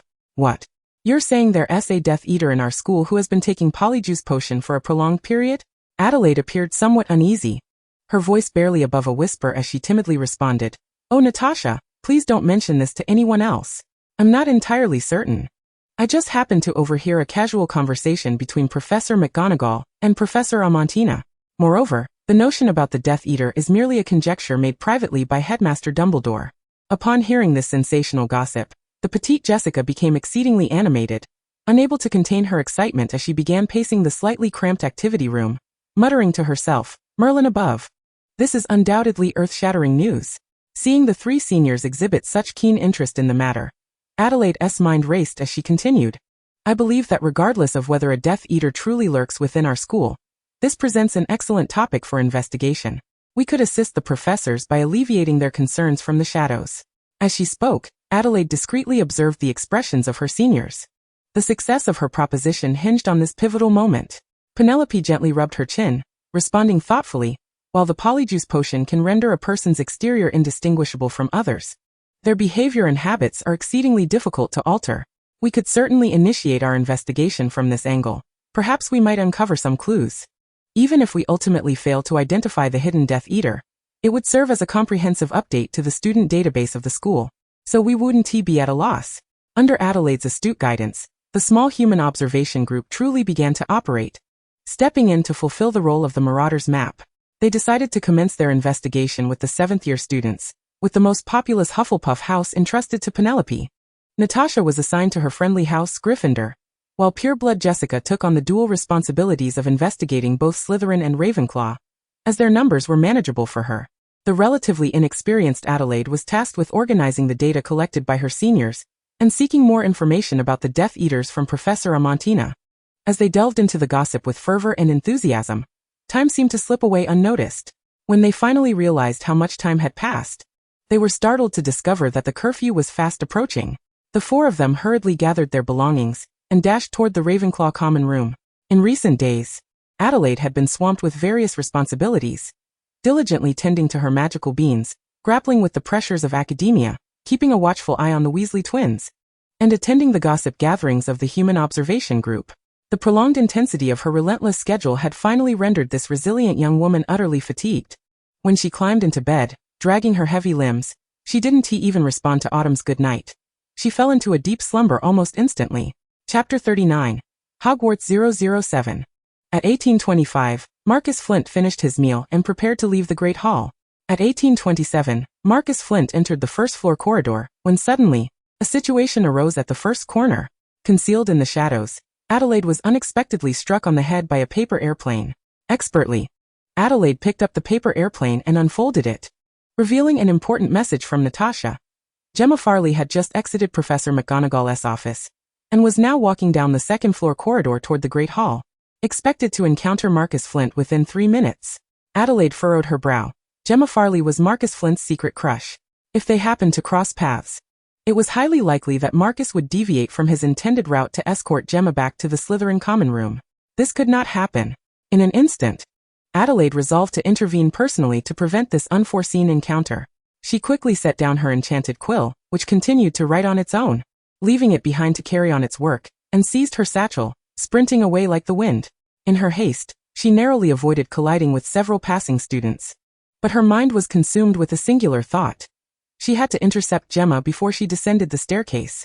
After an arduous dash, Adelaide successfully reached the staircase just in time to block Gemma Farley. Farley, please hold on a moment. I have some questions regarding potions that I'd like to ask you. Adelaide gasped, her breath coming in quick bursts. Gemma Farley raised an eyebrow, a sly smile dancing on her lips as she replied, "Isn't this little Gryffindor, Grindelwald? Why are you seeking assistance from me, a senior Slytherin? Instead of your own Ravenclaw sisters? We hardly know each other, do we?" At this remark, Adelaide inwardly lamented her predicament. The pure-blooded Slytherins were far more perceptive than the oblivious Gryffindors. She quickly recalled all the information she had on Gemma, and then looked up, her eyes sparkling like stars as she gazed earnestly at Gemma Farley, saying, "Farley, everyone at Hogwarts knows you are Professor Snape's most prized pupil. It's rumored you will undoubtedly become the Slytherin prefect next year, so I believe consulting you on matters of potions would yield the most professional and accurate answers." Such unabashed flattery struck a chord with Gemma, whose previously watchful demeanor softened into a radiant smile. Upon recalling the identity of the heir to the Grindelwald family, she speculated that Adelaide had come with the intention of fostering a positive relationship with her, a rather commonplace maneuver within the pureblood circle. Jemima Farley nodded readily, responding with a smile, "Your words are quite sweet. Very well, if that is the case, do share what conundrum you have encountered." Adelaide retrieved the parchment she had meticulously prepared, having anticipated the need for it ever since she resolved to investigate the students across the school. She had prudently compiled a collection of parchment inscribed with challenging questions from the first-year curriculum, particularly those that were intricate or convoluted. This way, whenever she found herself in need of stalling for time, she could swiftly produce the relevant parchment, ensuring she was never unprepared. To Jemima Farley, a fourth-year student, the first-year questions required no contemplation. She effortlessly articulated the solutions and reasoning to Adelaide within a mere 5 minutes, even gifting her 2 chocolate frogs as a sweet reward upon her departure. Adelaide tucked the chocolate frogs into her pocket, detoured to reclaim her enchanted quill and parchment, and hurried towards the Quidditch pitch. Achoo! Help! Just as she exited the castle, she spotted Marcus Flint, a picture of disarray with tears and snot streaming down his face, his body dotted with a multitude of small red spots, sneezing incessantly as he fled towards the infirmary. It appeared that the Weasley brothers had successfully executed their prank. Without missing a beat, Adelaide continued her brisk stride to the rendezvous point with the Weasley twins, who were currently reveling in the success of their mischief. Approaching them, she teased, "Gentlemen, how does revenge taste?" George burst into laughter, exclaiming, "Absolutely marvelous." Fred chimed in, "During the last Gryffindor-Slytherin match, if it weren't for this fellow knocking Charlie off his broom, we would never have lost. Charlie may have forgiven him, but that doesn't mean we shall. Indeed, my friends, we are delivering righteous judgment. We must also extend our gratitude to you, the esteemed Grindelwald too, for the invaluable intelligence you have provided." Adelaide smiled graciously. "There is no need for thanks among friends. Simply hand over the agreed reward." George, in a generous manner, produced a handful of seemingly unremarkable milk candies from his pocket. "Sister, these are our latest invention, the Tootsies. Their potency is quite something, so do exercise caution to avoid any mishaps." Adelaide nodded in understanding, cautiously retrieving a small bag to seal the Tootsies within. After completing this task, she waved farewell to the Weasley twins, saying, "Gentlemen, it has been a pleasure collaborating. I look forward to more opportunities in the future." Upon returning to the castle, Adelaide wasted no time and hurried to the observation room of the Human Observation Group. Upon entering, she made a beeline for Jessica, who was busily engrossed at her desk, and presented the report she had compiled after tailing Marcus Flint during dinner. Marcus Flint had passed the pepper allergy test with flying colors. Considering her observations throughout the week, it seemed he was indeed no imposter. Adelaide succinctly reported her findings. Jessica, who had been diligently designing tests, immediately paused her work, peering up from the mountain of paperwork with a beaming expression as she accepted Marcus Flint's report. "With this, we have now completed the investigation of all fourth-year students from Slytherin. Thank you, Adelaide, for your assistance in the field. Please accept these licorice wands as a token of my gratitude." With a flourish, Jessica produced several elegantly wrapped licorice wands from beneath her desk and handed them to Adelaide. Adelaide graciously accepted the licorice wands and bid farewell to her senior, saying, "No need to be so formal, we are all family. I still have assignments to complete, so I shall return to the common room now. Do rest well, Jessica." She briskly made her way back to the Ravenclaw common room, arriving beside Cho Chang, who was diligently scribbling away at a table. Sensing someone had taken a seat beside her, Cho Chang looked up, and upon recognizing Adelaide, her face instantly broke into a warm smile. "I've finished the astronomy paper. If you need to reference it, remember to make some alterations." "I'm not that foolish," Adelaide mumbled as she retrieved the licorice wands and chocolate frogs from her pocket to share with Cho Chang, completing all her assignments before the clock struck 11. After a hasty shower, Adelaide returned to her bedroom, weary yet content, diving into the cozy embrace of her soft, comfortable bedding.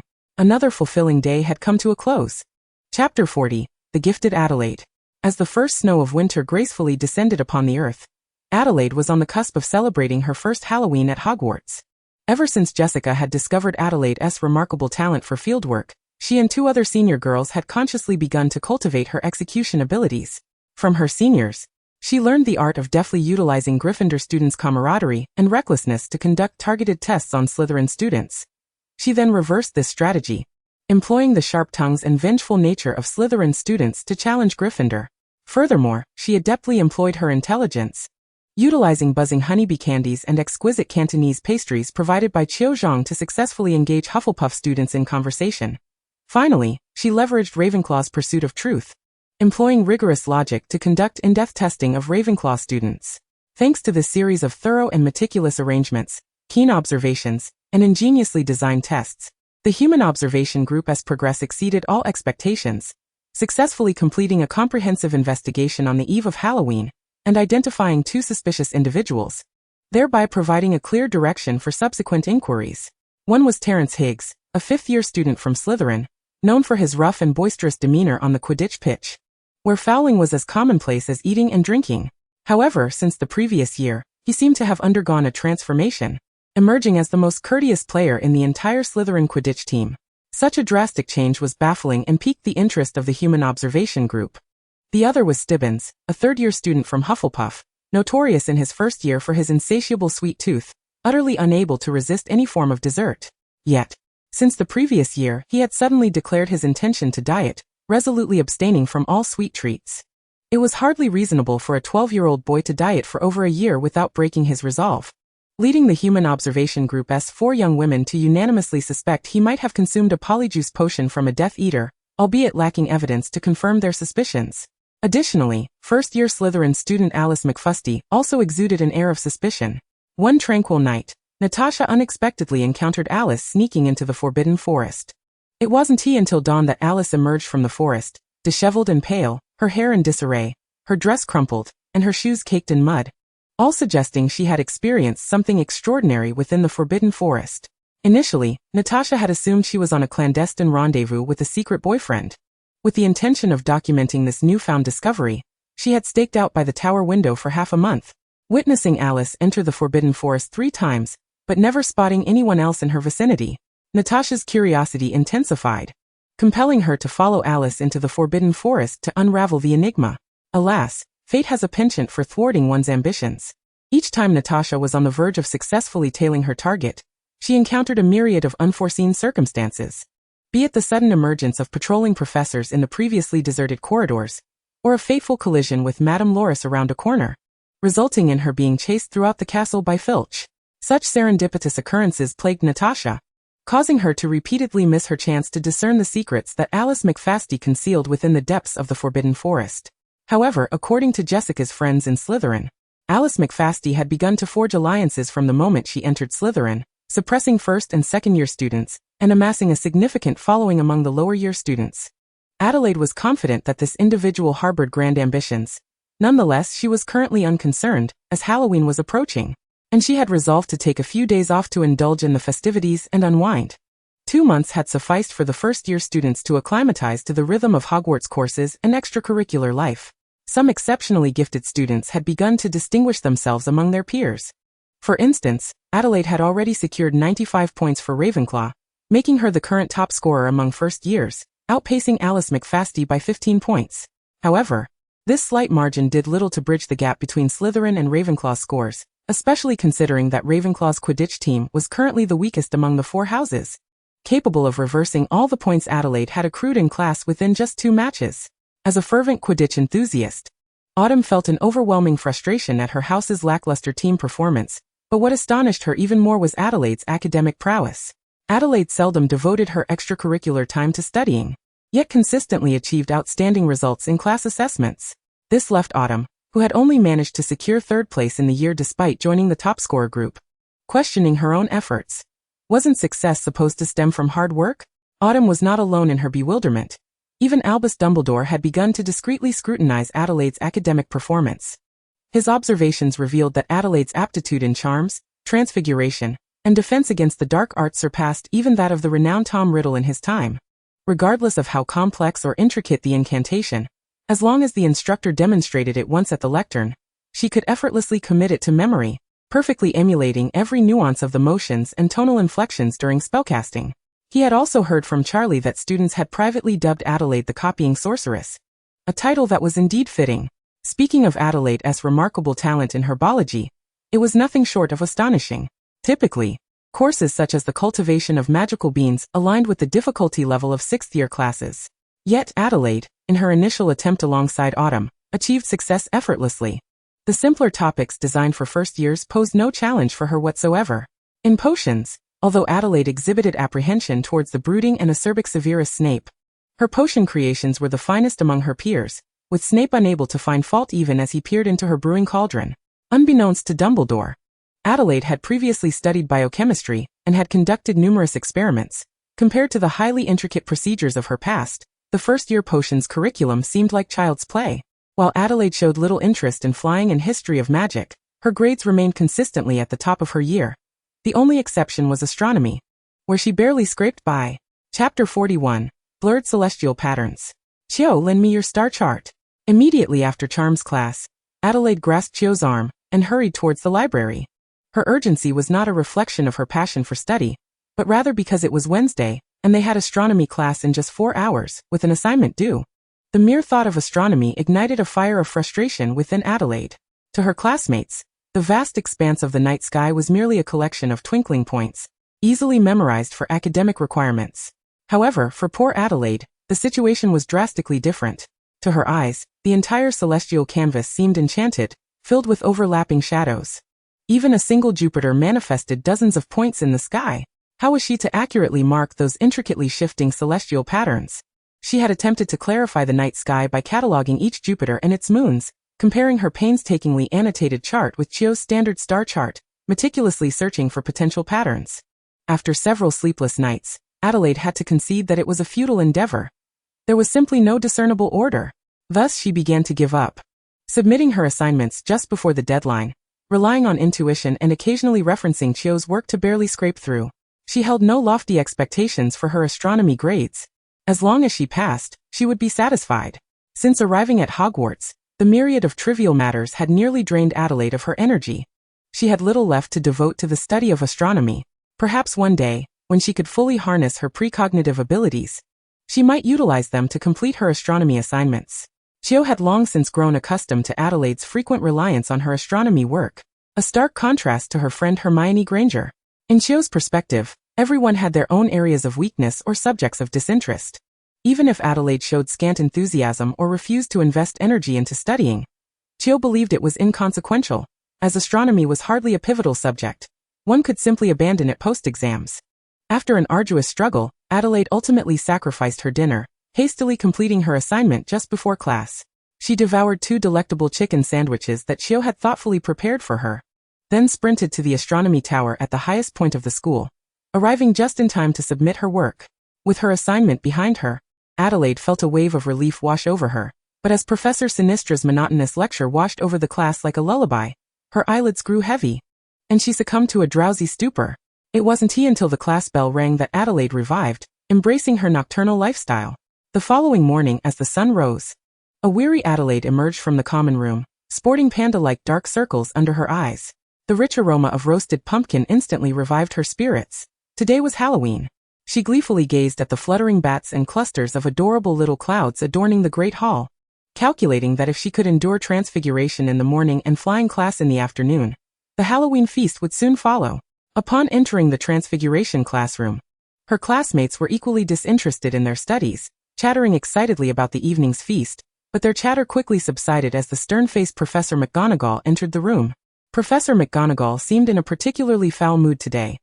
While explaining how to transform a rock into an exquisite jewelry box, She caught a Hufflepuff student drooling on his stone, and promptly deducted 2 points. Adelaide, ever perceptive to the nuances of her surroundings, straightened her posture and attentively engaged in the lesson. During the practical exercise, she succeeded brilliantly. The stone before her gradually twisted and elongated under her incantation, ultimately transforming into an exquisitely crafted jewelry box adorned with intricate engravings. Professor McGonagall, witnessing this spectacle, allowed a hint of approval to grace her features as she generously commended, "Well done, Miss Grindelwald. 5 points to Ravenclaw." At this praise, the entire class cast envious glances in Adelaide's direction, who humbly smiled, feigning contemplation over how to enhance the box's beauty, while her thoughts wandered aimlessly. Time flew by, and soon it was afternoon flying class. Students from Ravenclaw and Hufflepuff gathered on the field, collectively sighing as they braced themselves for the week's trials. The class was overseen by Madame Hooch, tall and stern in demeanor, yet her eyes sparkled with genuine care for her students. As was her custom, she began with a brief introduction to the fundamental operations and precautions regarding broomsticks before commanding the students to mount their brooms and attempt to take flight. However, as always, the ensuing chaos was abundant. Among the Ravenclaws, only a few thrill-seekers soared higher with gleeful shouts, while the typically proud and confident scholars appeared timid and hesitant, gingerly hovering only a few feet above the ground, their bodies trembling with trepidation. Madame Hooch, exasperated, called out sharply upward, "Now, Ikmo, Belby, Carmichael, you lot are such cowards. My grandmother could leap over that height." She amplified her voice with a spell, admonishing those higher up, "Grindelwald, Jean, Bradley, descend and slow down." Simultaneously, she had to keep a watchful eye on the Hufflepuff side, where a few plump boys wobbled precariously on their brooms, as if they might tumble off at any moment. The entire field descended into pandemonium, with screams and shouts creating a cacophony reminiscent of a hellish tableau. Madame Hooch's low blood pressure was momentarily alleviated as she reminded herself, "Stay calm. Compared to the Gryffindors and Slytherins, who are always at each other's throats in class, Ravenclaw and Hufflepuff are at least obedient. Adelaide Grindelwald, do you wish to fly alongside the sun? Come down this instant." After a flurry of commotion, Adelaide, satisfied, made her way to the grand hall, adorned with a plethora of pumpkin lanterns, intending to replenish her energy with food before reveling throughout the night. Chapter 42. The Halloween Feast. The Halloween feast could only be described as lavish, rivaling the grand banquet held at the start of the school year. The long dining tables were laden with an array of delectable dishes. Roasted chicken, Yorkshire pudding, and savory meat pies exuded tantalizing aromas.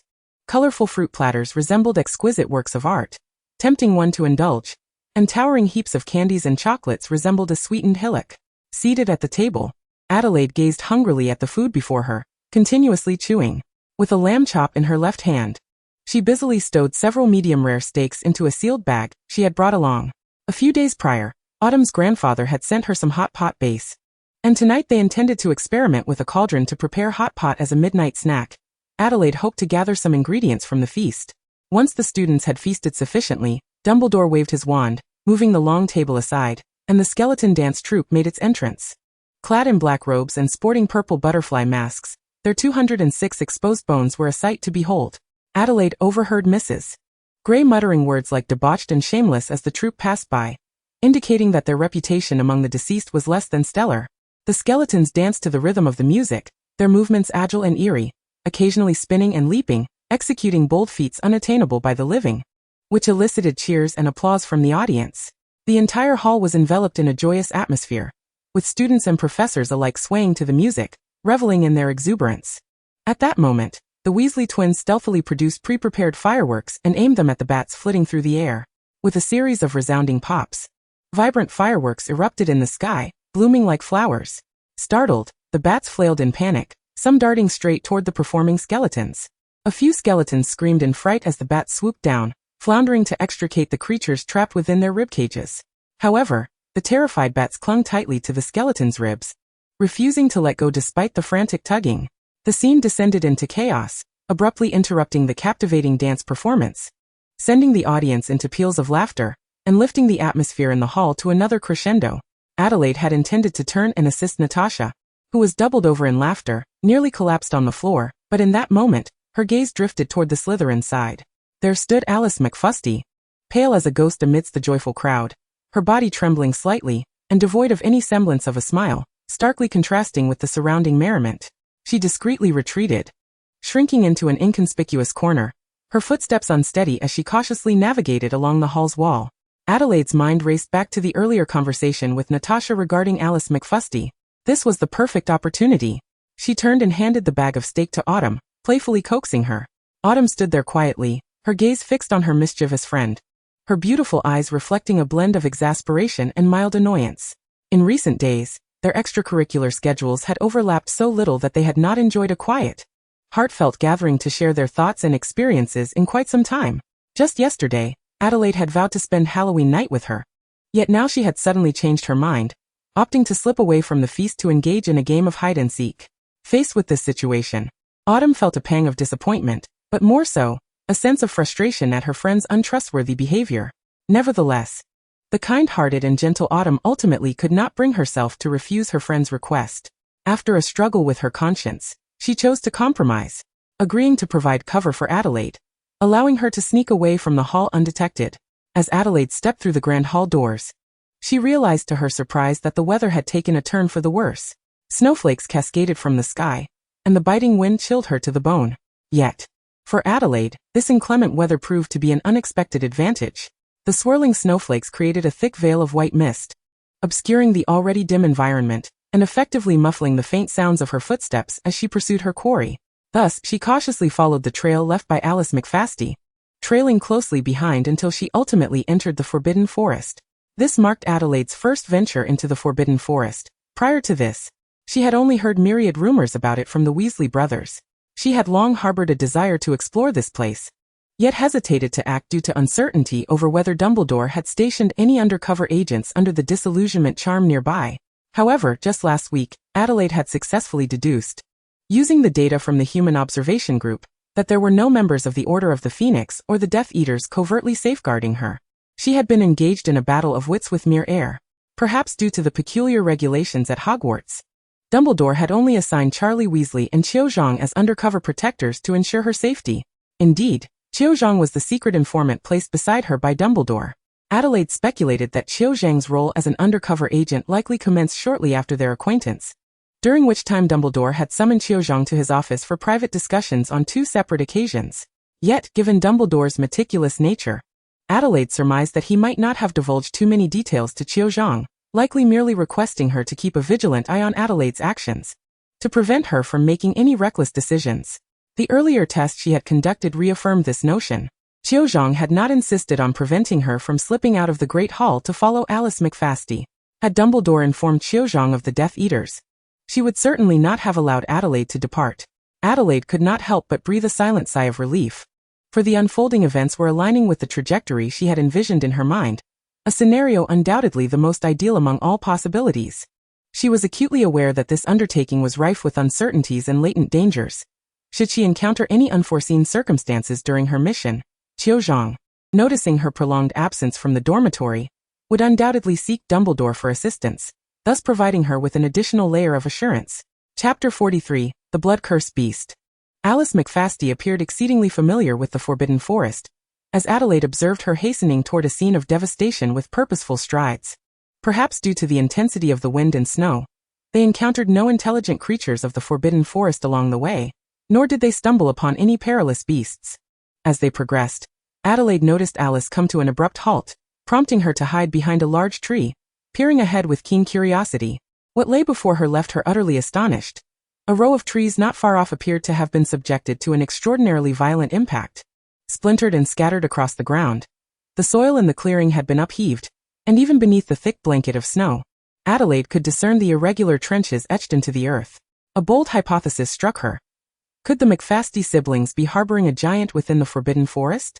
As she scanned the surroundings in search of any trace of the giant, Alice suddenly knelt upon the ground, her chest heaving violently, hands frantically tugging at the buttons of her uniform, her demeanor bordering on madness.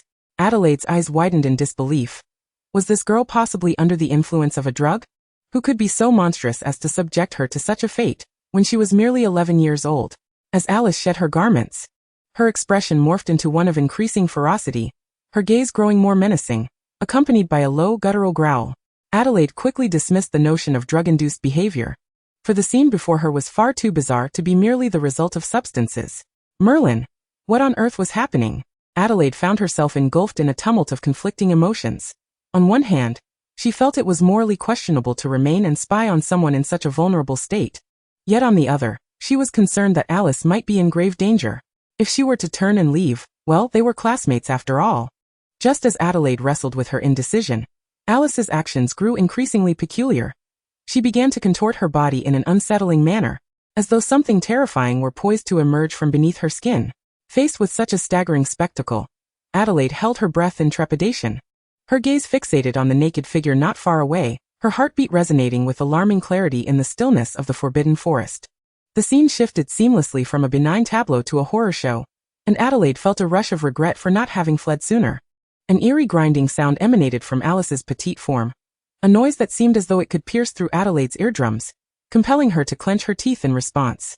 Alice's body began to swell like a balloon, dark, inky scales sprouting across her skin like mushrooms after rain. As her physique elongated, bony protrusions erupted from her spine, sharp and fearsome, resembling a row of terrifying fangs thrusting skyward at an astonishing pace.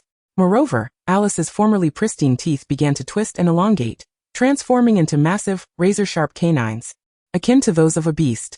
Even more chilling, massive bat-like wings unfurled from her shoulder blades, their edges lined with lethal barbs, stirring powerful gusts with the slightest movement.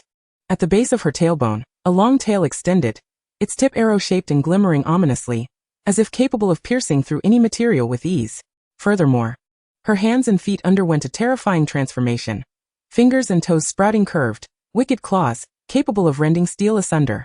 In the blink of an eye, the second-ranked beauty of the class of 90, Alice, had vanished, replaced by a colossal black fire dragon exuding a menacing aura. Adelaide took a deep breath, striving to quell her rising panic. She analyzed the situation calmly. Clearly, Alice's transformation bore no resemblance to that of an animagus, as animagi retain their consciousness and self-control, while assuming animal forms. The Alice before her, now rampaging and wreaking havoc around her, had evidently lost all semblance of reason, devolving entirely into a ferocious dragon.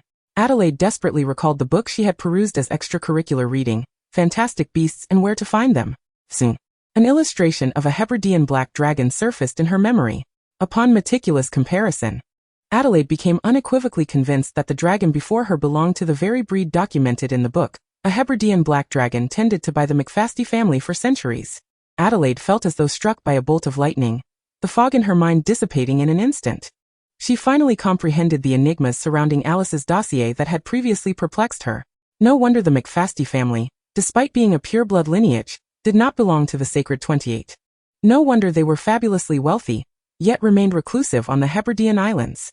It was due to the presence of numerous family members who were not human wizards, but rather cursed blood-cursed beasts. This particular blood curse was exceptionally unique. It did not, like other vile curses, immediately bring about death. Rather, it silently lurked within the victim's blood, gradually fermenting over time, and then passed on to the next generation through bloodline. Once the cursed individual reached a specific age threshold, or the number of transformations reached its limit, the blood curse would manifest, irrevocably converting them into a mindless beast, stripped of their human form. However, the McFasty family possessed a peculiar capability in their transformations, and Adelaide remained uncertain whether this was a typical blood curse. Furthermore, once a blood-cursed beast underwent a permanent transformation, there was no means of reverting them to their original state. Neither powerful magic nor advanced healing could offer any remedy. It is precisely for this reason that the McFasty family has remained ever so cautious, hiding within the Hebrides, striving to evade contact with the outside world. Most members of the family are too afraid to send their children to Hogwarts for education, resorting instead to a form of homeschooling. Reflecting on this, Adelaide furrowed her brow, musing inwardly. Surely Dumbledore, as the headmaster, must possess detailed knowledge of Alice McFasty's condition. Could it be that his paternal instincts have been stirred, akin to his treatment of Remus Lupin? No, while werewolves are perilous, their lethality pales in comparison to that of a dragon. Especially considering that no potion yet exists to restore the sanity of blood-cursed beasts, should Alice inadvertently transform within the school, the entire student body of Hogwarts would find itself in grave peril. Chapter 44. Adelaide's first ride on a dragon. As Adelaide sensed danger encroaching upon her, it was almost too late. A massive shard of tree root was violently whipped by the dragon Alice, hurtling toward the very tree behind which Adelaide was concealed like a cannonball. Faced with this sudden assault, Adelaide had no time to think, let alone react. She could only instinctively execute a roll, clumsily tumbling away from the tree. Once she managed to regain her footing, she cautiously peered upward, only to be met with the terrifying sight of the colossal, fearsome dragon, its enormous purple eyes glaring at her with fierce intensity, as if it were poised to devour her whole. A rather awkward smile forced its way onto Adelaide's face as she tremulously raised her left hand, cautiously greeting the dragon, her voice quivering. "Macfusty, I was just passing through and didn't see a thing. Do you believe me?" Unfortunately, Adelaide's goodwill failed to reach Alice Macfusty, now transformed into a dragon. The response she received was a thunderous roar, a powerful gust of wind sweeping through, disheveling her neatly arranged hair and cloak.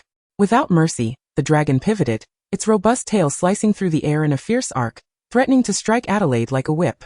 Adelaide gasped, realizing that if she were to be struck, she might end up splattered across the ground. At that critical moment, a flash of inspiration struck her mind. She shifted her back foot into a push and lunged forward. Seizing the brief visual blind spot created by the dragoness turn, Adelaide sprang forth with astonishing speed, accurately landing on the dragon's hind leg. Using that momentum, she clambered up the dragoness body with the agility of a monkey, swiftly reaching the spine of the dragon. Bang! The tail struck the tree behind her with tremendous force, splintering it without any resistance, debris scattering everywhere. The dragon surveyed the ravaged patch of land before it, believing it had vanquished the bothersome human, and continued its path of destruction. Due to the thick layer of scales covering its body, Adelaide's weight was negligible to the dragon, and thus, she was able to remain undetected while clinging tightly to the hard bony spikes at the back of its neck. In that moment, Adelaide felt immensely grateful for the flying lessons offered at school. It was her experience with the old school broom that allowed her to master the balance required to stay atop the dragon. As long as the dragon's movements were not overly vigorous, she would not easily slip off. Before long, the astute Adelaide discerned that the dragoness' destructive behavior was not entirely random. A sturdy barrier enveloped the open land. This, she surmised, was the reason Alice, in her dragon form, remained trapped in this place. From her observations, it appeared that only by destroying all the embedded runes in the land could the dragon have a chance to break free from the barrier and soar into the sky. Regrettably, it seemed that Adelaide's previously amassed good fortune had been entirely depleted, for the barrier, which had withstood countless assaults, crumbled completely during Alice's transformation. Before she could comprehend the situation, the dragon excitedly unfurled its powerful wings, its sturdy hind legs propelling it off the ground like an arrow, soaring into the swirling snowflakes and into the vast night sky. The howling wind whipped past, the biting cold striking Adelaide's face like a sharp whip, making it difficult for her to open her eyes. The icy snowflakes cascaded down, infiltrating her already disheveled collar, sending a shiver of cold through her body. Even her hands, tightly gripping the bony spikes, began to show signs of numbing from the prolonged exposure to the frigid air. The situation was dire. If this continued, disregarding all other factors, at the current rate of heat loss from her body, she would not last more than 15 minutes. How long, then, would Alice remain transformed before reverting to human form? Adelaide stifled her discomfort from the cold, squinting her eyes to discern her surroundings. To her astonishment, she realized that Alice had not taken her far away, but was instead hovering above Hogwarts Castle. Wait, why did this scene feel so familiar? Suddenly, Adelaide recognized that the sight before her mirrored a prophecy from years past. The only difference was the thunderous, tempestuous storm had been replaced by the present icy blizzard, yet everything else was nearly identical. There was one more distinction. At this moment, the dragon was carrying her on its back. Regrettably, the earlier prophecy offered no guidance on how to tame a dragon. How was she to navigate this precarious predicament? Look, there's a black dragon in the sky. A startled exclamation pierced the tranquility of the night. As the massive dragon executed a low aerial maneuver, the accompanying roar and heated gusts swept toward Adelaide, and she distinctly heard the cries of students below. A surge of hope filled her. It seemed that the Halloween feast had concluded, and perhaps there was still a glimmer of hope. Due to the festivities, the curfew had been extended to 1 a.m. The exuberant feast had just ended, and some Gryffindor students, upon noticing the fresh snowfall outside, could hardly contain their excitement, eager to engage in a spirited snowball fight before bed. As they slipped out of the castle doors, they heard the sounds of a powerful rush and roars above, glancing up to behold the magnificent black dragon soaring through the sky. Chapter 45, A Halloween Night Interlude. The appearance of the black dragon momentarily distracted the Gryffindors from their snowball fight. They all looked up in awe. Meanwhile, Adelaide felt a surge of anxiety. Did these students not feel any fear at the sight of such a massive dragon? This was a creature classified as a level 5 dangerous beast. Had it not been for the fierce winds and snow cascading from the heavens, rendering Adelaide unable to utter a sound, she would have already cried out for help. The onlookers were merely gazing up in amusement, oblivious to the need to seek the professor's assistance. This group was undoubtedly a band of mischievous Gryffindors. How exhilarating! Could it be that this is the Halloween surprise prepared for us by Professor Dumbledore? Would it be possible for it to descend so I might touch it?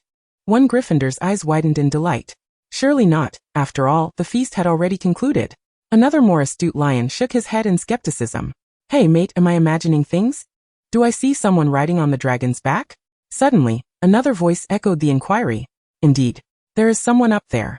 Someone nearby chimed in. Ha! Such a brave soul must undoubtedly be a warrior of Gryffindor. A voice from the crowd erupted in laughter and cheers. Adelaide watched from above as these foolish lions waved their scarves in exuberance, nearly choking on her indignation. Just then, the lions heard a stern reprimand emanating from within the castle. Why are you still awake at this hour? What are you all doing gathered at the entrance? Turning to see, they discovered Professor McGonagall had arrived. She was all too familiar with the tendencies of her little lions. Having just escorted the skeleton dance troupe away, she hurried to the castle entrance to round up these mischievous little rascals for some well-deserved rest. Professor, there's a dragon flying in the sky. Upon hearing this, Professor McGonagall's heart skipped a beat, and she quickly looked up at the sky. How could this be possible? Just yesterday, she had collaborated with Bathsheba Babbling to reinforce the protective enchantments around Hogwarts. The new wards should have been sufficient to withstand any disturbances for some time. How could they have failed so swiftly? Yet the fire dragon above was undeniably real, an illusion conjured by the students it was not. Wait. There was indeed a student clad in uniform atop the dragon's back. Merlin above. Which student was that? Professor McGonagall could not suppress her exclamation. Uncertain. He was already on the dragon's back when we emerged, a Gryffindor student responded, trembling with fear of punishment. You all, return to the common room at once. Anyone who dares to dawdle shall not escape my ire. Professor McGonagall's eyes widened in fury, her wand slicing through the air with a sharp whoosh.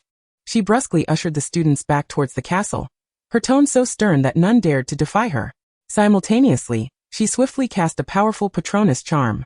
A translucent tabby cat darted from the tip of her wand, racing like lightning towards the headmaster's office. She needed to report the unfolding events to Professor Dumbledore immediately. Albus. Miss McFusty is in trouble. The situation is dire. Come to the entrance at once. In the Ravenclaw common room on Halloween evening, the scholars and mad scientists gathered rarely together, lounging on cozy sofas while indulging in delicious pumpkin pies. Even the thinkers granted their high-speed minds a reprieve, savoring uniquely shaped bat candies as they ambled to the window to admire the snowflakes drifting outside. Suddenly, a wave of excited exclamations shattered the tranquility of the room. Merlin above, everyone look outside. There's a Hebridean black dragon. The previously relaxed atmosphere erupted into chaos. What? I've never heard of them being spotted near Hogwarts. A young eagle exclaimed in despair, having just completed a paper on dragon distribution. Surely he wouldn't have to rewrite it. Another quickly interjected, fear not, judging by its size.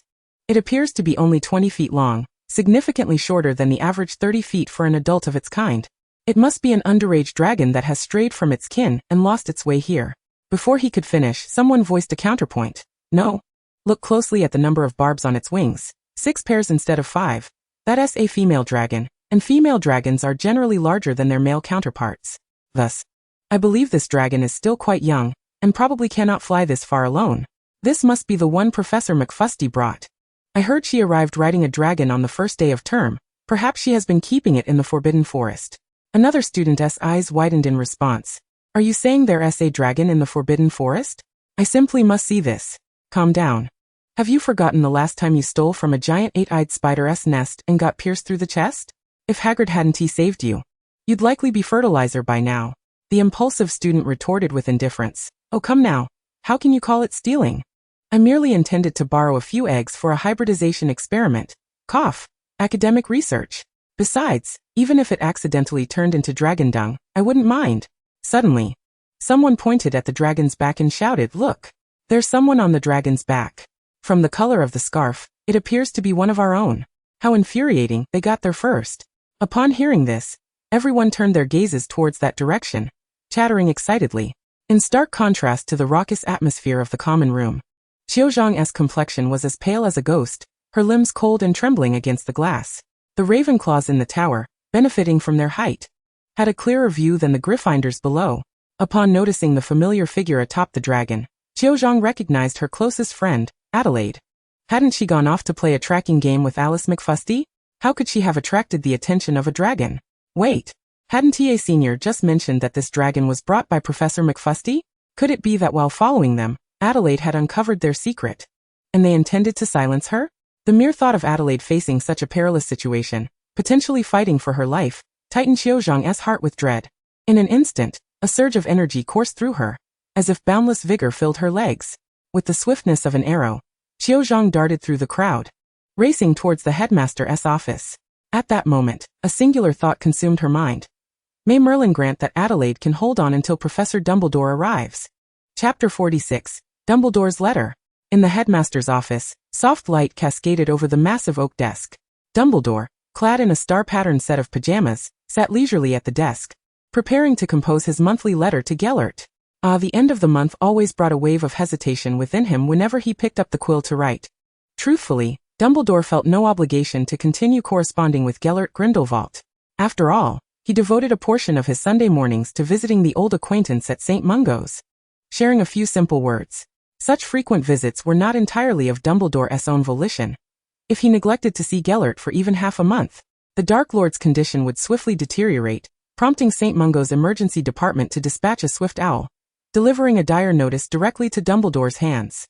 Awakened twice by the resonant sound of an owl colliding with glass at midnight, Dumbledore hastily donned his robe over his pajamas and shuffled into slippers, casting a hasty Patronus as he rushed to St. Mungo's.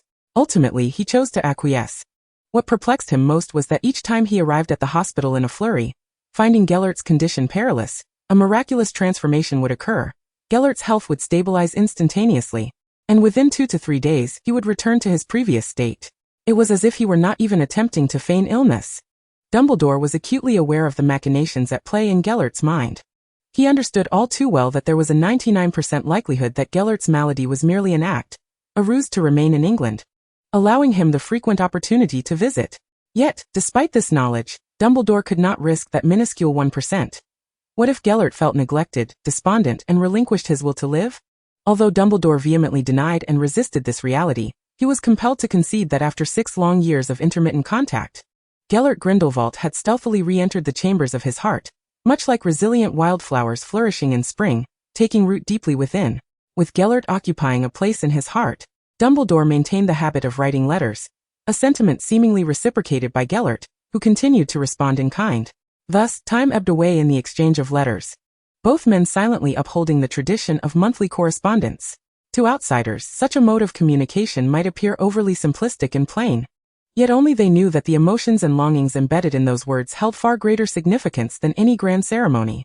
Since Adelaide's arrival at Hogwarts, Edward, the erstwhile scribe of reports, had been liberated, compelling Dumbledore to gather information through casual banter with Charlie Weasley and Cho Chang, or by directly inquiring with various professors about Adelaide's academic progress.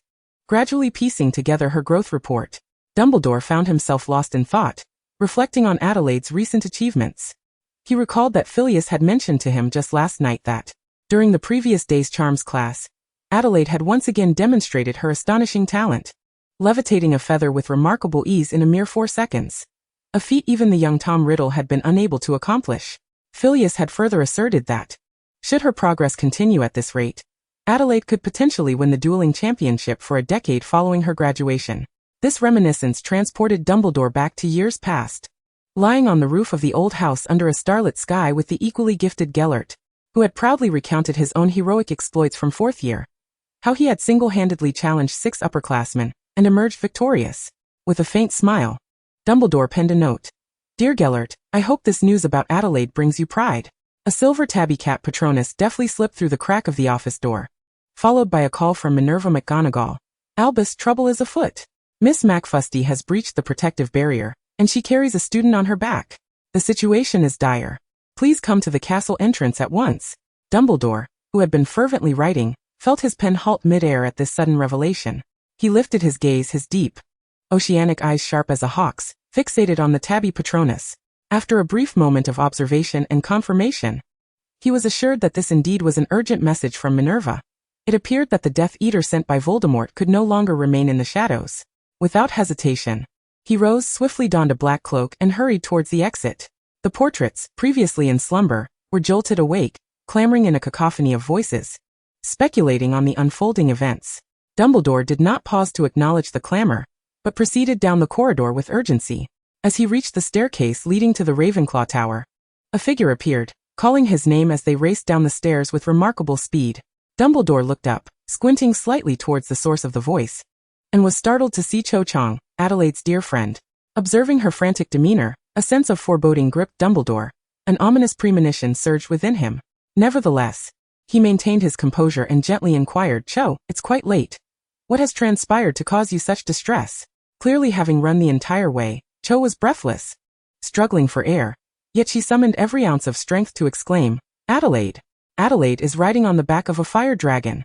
In that instant, Dumbledore felt as though his mind had been struck by a hammer, a wave of dizziness crashing over him, nearly causing him to falter.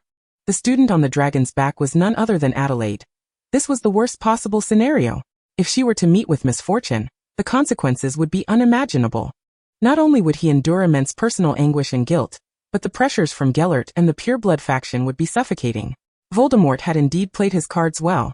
A fire dragon appearing at the school, with a student potentially perishing in the process, especially one of Grindelwald's bloodline. At that point, not only would Hogwarts' reputation suffer severe damage, but the fragile peace could be shattered, allowing Voldemort to ignite conflict anew, perhaps inciting a war. No. Adelaide must not come to harm. Chapter 47. The Wizard and the Dragon. Adelaide felt as though her hands were no longer part of her body, entirely devoid of sensation. Moreover, her arms began to ache profoundly, each muscle spasm inflicting unbearable agony. She was uncertain how much longer she could endure. Perhaps today was to be the end of her life. Regret washed over her. She had known full well that she had become a target for Death Eaters, and had recognized the myriad issues surrounding the McFusty siblings. It was sheer folly to have recklessly sought to prove herself. Now her very life was at stake. She silently vowed that if she were to survive this ordeal, she would adopt a more cautious demeanor, becoming a wise and composed witch. If the enemy lurked in the shadows, she would conceal herself in even deeper, more obscure recesses, catching them unawares and delivering a swift blow. As Adelaide's mind raced with these thoughts, the fire dragon that had been circling overhead suddenly became distracted by something, diving rapidly towards the surface of the Black Lake. This abrupt sense of weightlessness sent her stomach churning, threatening to expel its contents. Clenching her teeth, she struggled against the wind and snow to pry her eyes open, only to discover that the giant squid beneath the icy surface had broken through, extending its powerful tentacles above the water to attract the dragoness' attention. 100 meters, 50 meters, 20 meters, 10 meters. As the distance diminished, the oppressive force emanating from the fire dragon grew increasingly fearsome. The colossal squid, straining against the urge to flee prematurely, only retreated into the lake when the dragon drew within 10 meters, baring its fangs. Armored to the teeth, Professor Filius Flitwick, who had concealed himself using a disillusionment charm, was the first to spring into action. After all, Adelaide was his cherished student, and his impatience had reached a boiling point. As the champion of the dueling tournament, Flitwick still possessed notable prowess, and despite the dragon's extraordinary speed and the swirling snowflakes that rendered the target hazy, he accurately cast a powerful ironclad charm from a distance to shield Adelaide. In an instant, Adelaide felt as if a vast, transparent dome had enveloped her, and the biting wind and snow that had been assailing her body vanished in a heartbeat, restoring sensation to her previously numb hands. Simultaneously, Dumbledore and Professor McGonagall, in perfect synchrony, cast the same formidable ironclad charm upon the lake's surface. As the incantation took effect, an impenetrable transparent wall unfurled across the water, causing the dragon to stumble and retreat several meters, flapping its wings in an attempt to regain its balance. "Adelaide, now's your chance, jump!" The voice of Amantina rang out from behind her, while the grounded Professor Flitwick urged her to act swiftly. Without hesitation, Adelaide steadied herself against the bony spikes protruding from the dragon's back, bending slightly at the waist before exerting all her strength to leap away. She heard a sharp, piercing sound slicing through the air behind her, followed by a slender yet powerful arm swiftly encircling her waist. Amantina expertly maneuvered her broomstick in a sharp turn, using the momentum to catapult Adelaide onto the flying broom. Clutching Adelaide tightly, Amantina's racing heart gradually calmed as she exclaimed with exhilaration, "I've got her!" Amantina did not soar too far, merely circling above Dumbledore, aware that with the Death Eater lurking in the shadows, Hogwarts' safest haven was undoubtedly beside Dumbledore. Before they could celebrate Adelaide's escape, the fire dragon turned its attention to the broom. It opened its cavernous maw, unleashing a deafening roar, furiously intent on tearing them apart.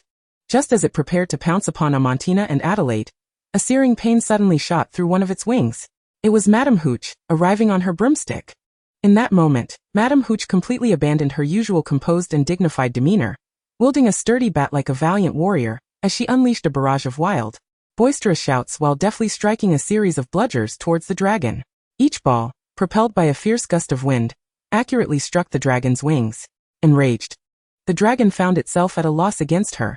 Madame Hooch's speed was akin to lightning, her erratic flight pattern confounding the massive creature, which could only watch helplessly as it endured repeated assaults.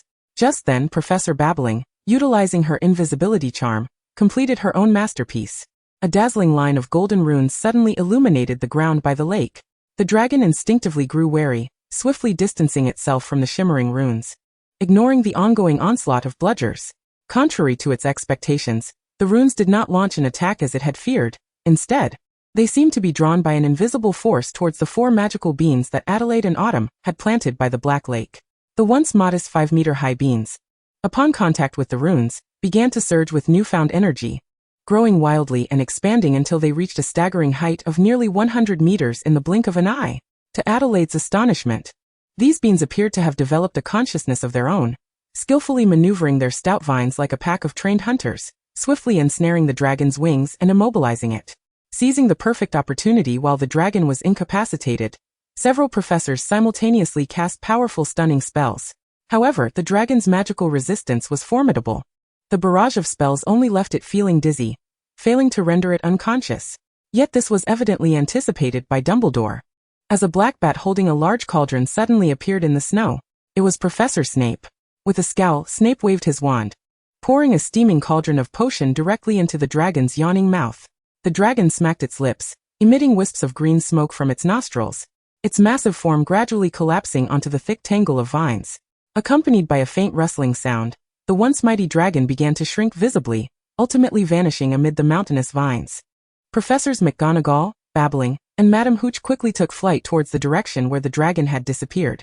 Meanwhile, the other male professors swiftly converged around Dumbledore. Amantina also lowered her altitude, bringing a still exhilarated Adelaide to Dumbledore's side. Adelaide faintly heard Professor Flitwick muttering, "I can't use any harmful spells against her, as she might revert to her original form at any moment. I must also prevent her from falling to her death. Subduing Miss McFusty is proving to be exceedingly challenging." Dumbledore, unfazed by Alice McFusty's return to human form, frowned and stated, "Everyone, please do not let your guard down.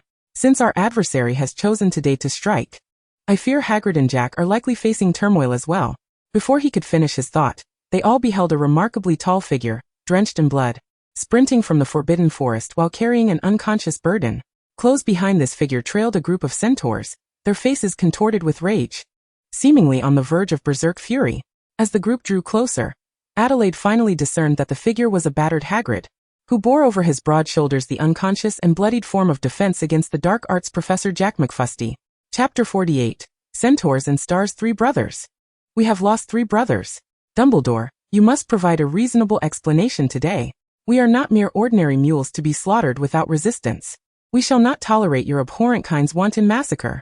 A towering centaur, like a swirling black tempest, charged towards Dumbledore and the others. This centaur's hair and beard were a deep shade of black, and from the waist down he was cloaked in a glossy dark equine form, trailing a long tail behind him. With each furious stomp, the ground quaked beneath him. Surprisingly, as this black-haired centaur caught sight of Adelaide, his furious gaze shifted to one of astonishment. His previously violent stride softened, and he murmured, "A spirited little filly. She is like a cherished child of the forest and the stars." As the other centaurs trailed behind the dark-haired one, they gradually slowed their pace and quickly huddled together, engaging in hushed whispers and low discussions. Standing nearby, Dumbledore, with his years of experience and keen insight, immediately noticed the subtle shift in the demeanor of this group of centaurs. His deep, sea-like eyes flickered slightly as he discreetly took half a step back, allowing Adelaide's entire figure to be fully exposed to the centaur's gaze. Meanwhile, seizing the moment while the centaurs remained unaware, Dumbledore subtly winked at Adelaide, seemingly conveying some kind of message. Understanding his intent, Adelaide shrank closer into Amantina's embrace, her eyes half open, her lips quivering slightly, projecting an image of such profound weakness that one might believe she could faint at any moment, evoking a deep sense of compassion. Dumbledore, standing to the side, wore a troubled expression, his wise and profound eyes revealing boundless sorrow and helplessness.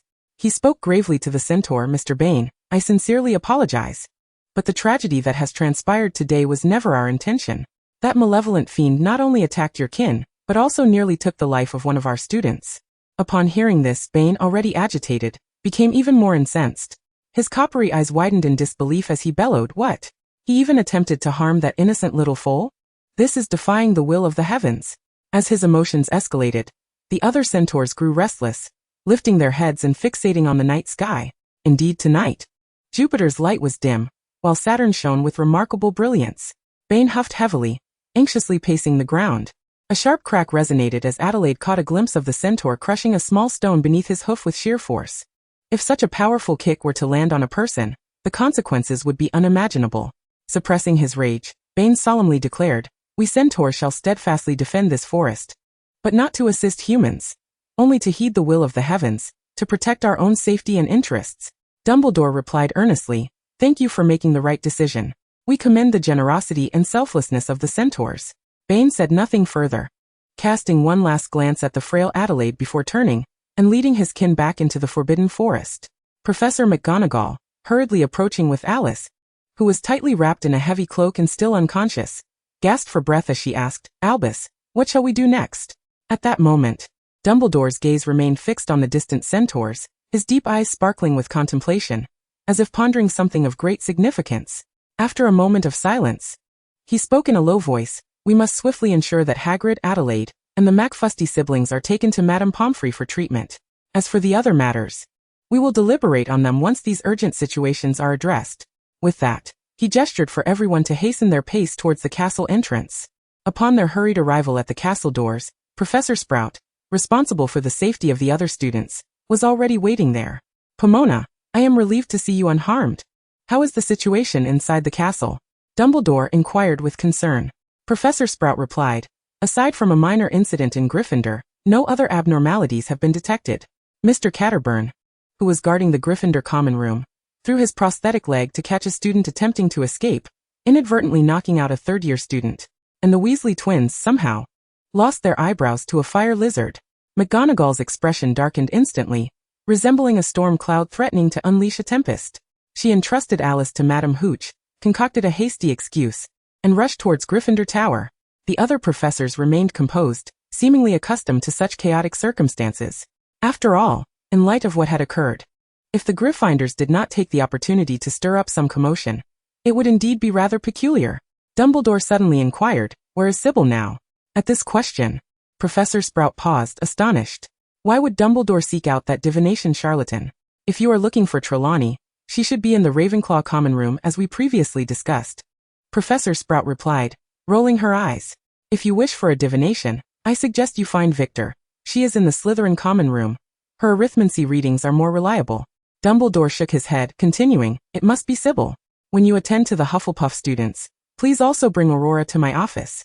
I have some astronomical inquiries I would like to discuss with her." Despite still feeling perplexed by Dumbledore's request, Professor Sprout nodded in agreement. Meanwhile, the other professors swiftly set about their duties, ensuring the safety and order of the campus was restored, effectively bringing the tumult of Halloween night to a close. Chapter 49, Reflection. Upon their arrival at the hospital wing, Madame Pomfrey, who had been waiting, immediately approached them. She quickly assessed each injured individual's condition before frowning and ushering out those who were not involved, leaving only Amantina to guard the injured.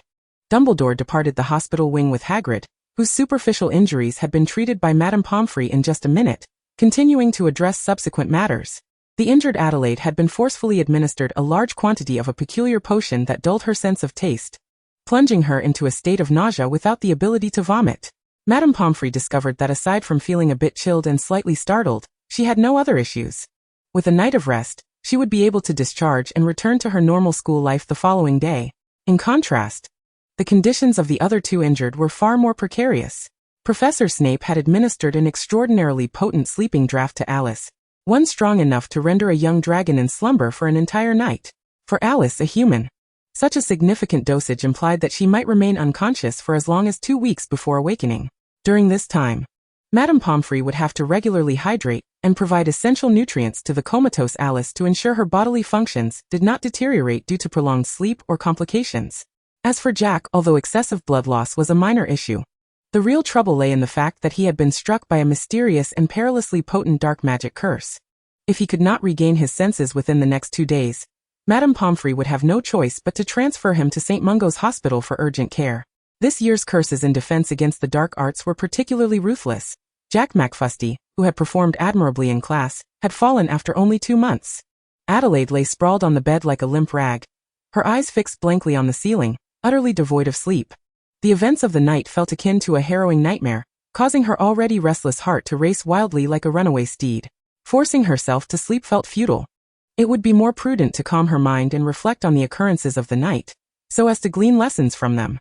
After much contemplation, Adelaide reluctantly awarded herself a score of 6 for her performance this evening. Had it not been for the professors stepping in at critical moments, she might have met her demise long ago. When she was discovered by the fire dragon in the Forbidden Forest, she had attempted to activate her portkey ring. But perhaps due to the constraints of the runic barrier, she was not transported to Iceland. In truth, when the fire dragon breached the barrier, Adelaide could have used the portkey, but by that time, she was already paralyzed with fear, her thoughts completely unraveled, and she entirely forgot that the portkey even existed. However, from a certain perspective, this harrowing experience was not without its merits. Through this painful lesson, Adelaide gained a profound understanding of the limitations of the portkey, and in the future, she would undoubtedly exercise greater caution in the face of peril, never to repeat her mistakes lightly. Moreover, the Death Eater infiltrator had not been apprehended, and the concealed portkey might yet save her life at a crucial moment. Alas, it is often said that theoretical discussions yield little. Adelaide had privately devised several contingency plans for her survival, yet when confronted with real danger, her mind went blank and she could recall nothing. Indeed, it seems that eloquence is the safest route. In the future, she should strive to persuade through virtue rather than resorting to violence. She must become a pacifist. Adelaide Grindelwald. If her name were to be transcribed in Chinese characters, it would contain 3 instances of the character for virtue. She was born to persuade others through her moral character. Henceforth, she shall be referred to as Sandetsi. Sandetsi. It sounds rather odd, as if her voice has unconsciously taken on a higher pitch. Ahem. Perhaps de San would be better. Her great-uncle spoke German. 1945 was a failure for the Nazi party, de San. Hiss. That name won't do. Let us stick with Adelaide. Reflecting on the events of the night, Adelaide felt her greatest takeaway was witnessing Professor Babbling's remarkable use of runic language to catalyze the growth of magic beans. Prior to this, she had racked her brain trying to improve the magic beans, including attempts at hybridizing different varieties, inducing mutations and selecting superior strains. Yet she had never considered leveraging the power of magic to accelerate their growth and transformation. However, ancient runes would not be available for elective study until the 3rd year. Adelaide resolved to seek out Professor Babbling in a few days to charm her into teaching her the runic phrase that prompted the magic bean's growth. Gradually, thoughts began to form in her mind regarding the various pod shapes of the magic beans prophesied, and she decided to ask her senior, Penelope, to purchase some bubble beans, venomous tentacula, and wiggentree seeds when she visited Hogsmeade in a few days. In the Muggle world, plant hybridization is a challenging endeavor, requiring meticulous selection of parent plants, considering their genetic relationships, flowering periods, and numerous other factors. Yet, in the magical realm, the situation is vastly different.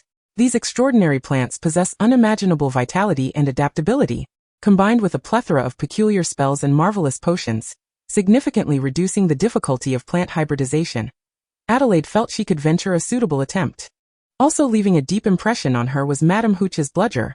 When she had previously followed Quidditch, she had focused solely on the Seekers and never realized how marvelous the Beaters' position was, as they could even wield physical weapons within the school grounds. And those bludgers flying about were undoubtedly the most chaotic disruptors of the match. She recalled Natasha mentioning that the Ravenclaw Quidditch team was currently facing a shortage of beaters. Last year, one of the beaters graduated, and the other was in their 7th year, soon to graduate. When she became eligible to join the team next year, she would certainly strive for the role of beater. Not only that, but she was also contemplating preparing 100 or so bludgers and a few bats to carry in her handbag, ready to unleash the bludgers in times of danger to disrupt opponents or facilitate her escape amidst the chaos. With this thought, Adelaide broke into an impish smile, recalling that in her second year, the Chosen One had once had their arm broken by a bludger controlled by a house elf. If she could find and learn a similar spell, it would be akin to equipping the bludgers with a guidance system, and if she enchanted them to explode, even Voldemort himself would have to evade the onslaught of 100 guided explosive bludgers, wouldn't he? Even if she could not persuade through virtue, she could certainly do so through her bludgers. Chapter 50, A Reunion with Merlin. Adelaide's thoughts were in disarray, a torrent of ideas flashing through her mind, until mental exhaustion finally lulled her into a deep slumber. She was unaware of how long it had been, but when she slowly awakened, she found herself lying on a cloud as pure as snow and soft as cotton, rubbing her drowsy eyes. She gradually sat up and saw Merlin not far away on another cloud, gazing at her with a kind and gentle expression. It seemed she had been summoned by Merlin once again. Steadying herself, Adelaide teased, "Lord Merlin, have you seen me on the brink of demise and realized I am still too weak, so you intend to bestow some external aid?" Upon hearing this, Merlin paused for a moment, then chuckled softly, shaking his head. "Little one, you certainly have a way with humor. You must realize that, at present, your talents have reached the pinnacle of wizardry, and you possess immense mental strength along with the destiny I have conferred upon you. To be honest, I cannot fathom what more I could possibly offer you." Adelaide was unconvinced, shaking her head repeatedly. No, Lord Merlin, I may not know much else, but I am utterly abysmal at astronomy. Every time I gaze up at the starry sky, the stars seem to overlap before my eyes, leaving me utterly bewildered. With your vast powers, surely you have some miraculous method to help me resolve this issue? Perhaps enabling me to see the night sky without the double vision? After uttering this, Adelaide looked at Merlin with eager anticipation, her eyes sparkling with desire. Merlin smiled as he explained, "I have previously told you that your destiny is not predetermined. You possess boundless potential and possibilities. It is precisely for this reason that you can comprehend the intricate laws governing the movements of the stars. The chaotic sky you perceive at present is merely a result of your incomplete adaptation to your stargazing gift. Over time, as you accumulate experience, this condition will naturally improve." Adelaide furrowed her brow, pressing for clarification. How long do you think it will take for me to master this gift?" She wished to know if she could adapt to the night sky before her exams. After a moment of contemplation, Merlin replied, "Given your talent, it would likely take you approximately 30 to 40 years to fully adapt." 30 to 40 years? Adelaide nearly choked on her own disappointment. If she and the Chosen One failed to complete their mission, the magical world might not even exist in 30 to 40 years.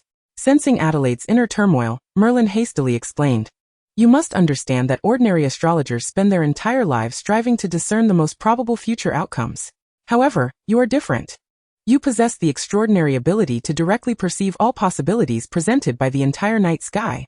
Even with your exceptional talent, mastering and fully utilizing this ability is no small feat." After hearing this, Adelaide let out a resigned sigh, contemplating that it might be wise to temporarily abandon astronomy.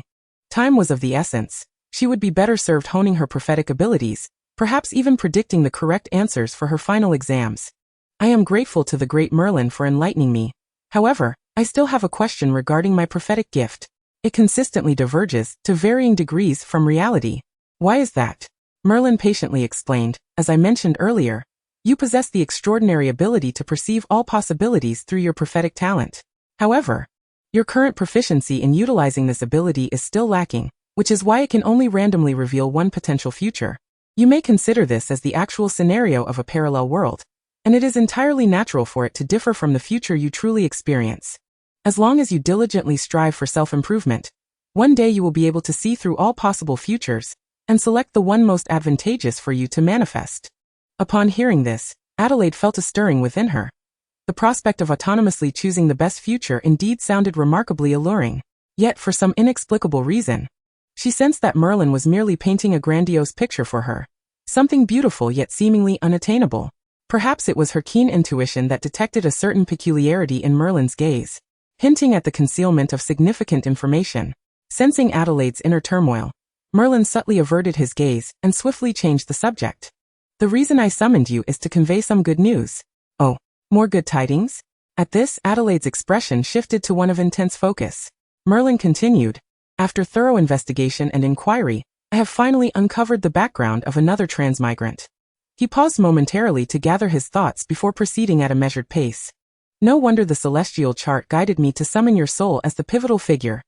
You share a deep-seated enmity with this transmigrant from your past life. What? This sudden revelation struck Adelaide like a bolt from the blue, leaving her utterly stunned. She stared at Merlin with wide eyes, disbelief swirling in her mind. How could she have been unaware of any such blood feud from her previous life? How? How could this possibly be? She stammered. I am completely in the dark. Could you elaborate further? Regaining her composure, Adelaide pressed for more details. Merlin nodded slightly, then recounted in detail. From what I know, in your previous life, his family was annihilated because of you, with millions of kin perishing without exception, all ruthlessly slaughtered. Ah! Another gasp escaped Adelaide's lips, her head buzzing with confusion. She even began to question her memories, wondering if she had been a character akin to those in martial arts or cultivation novels. Her recollections perhaps sealed away. Noticing her spiraling thoughts, Merlin swiftly interjected. Hold on, it's not as outrageous as you think. Your memories are intact. Adelaide hurriedly inquired. Are you absolutely certain there is no mistake?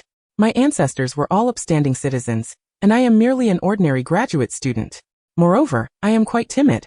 I wouldn't even dare to kill a cockroach, let alone commit such a heinous act as annihilating an entire family, even in a virtual game. I would only flirt with handsome men and beautiful women, never stooping to such vile deeds. Chapter 51 Enemies. This is surely a misunderstanding.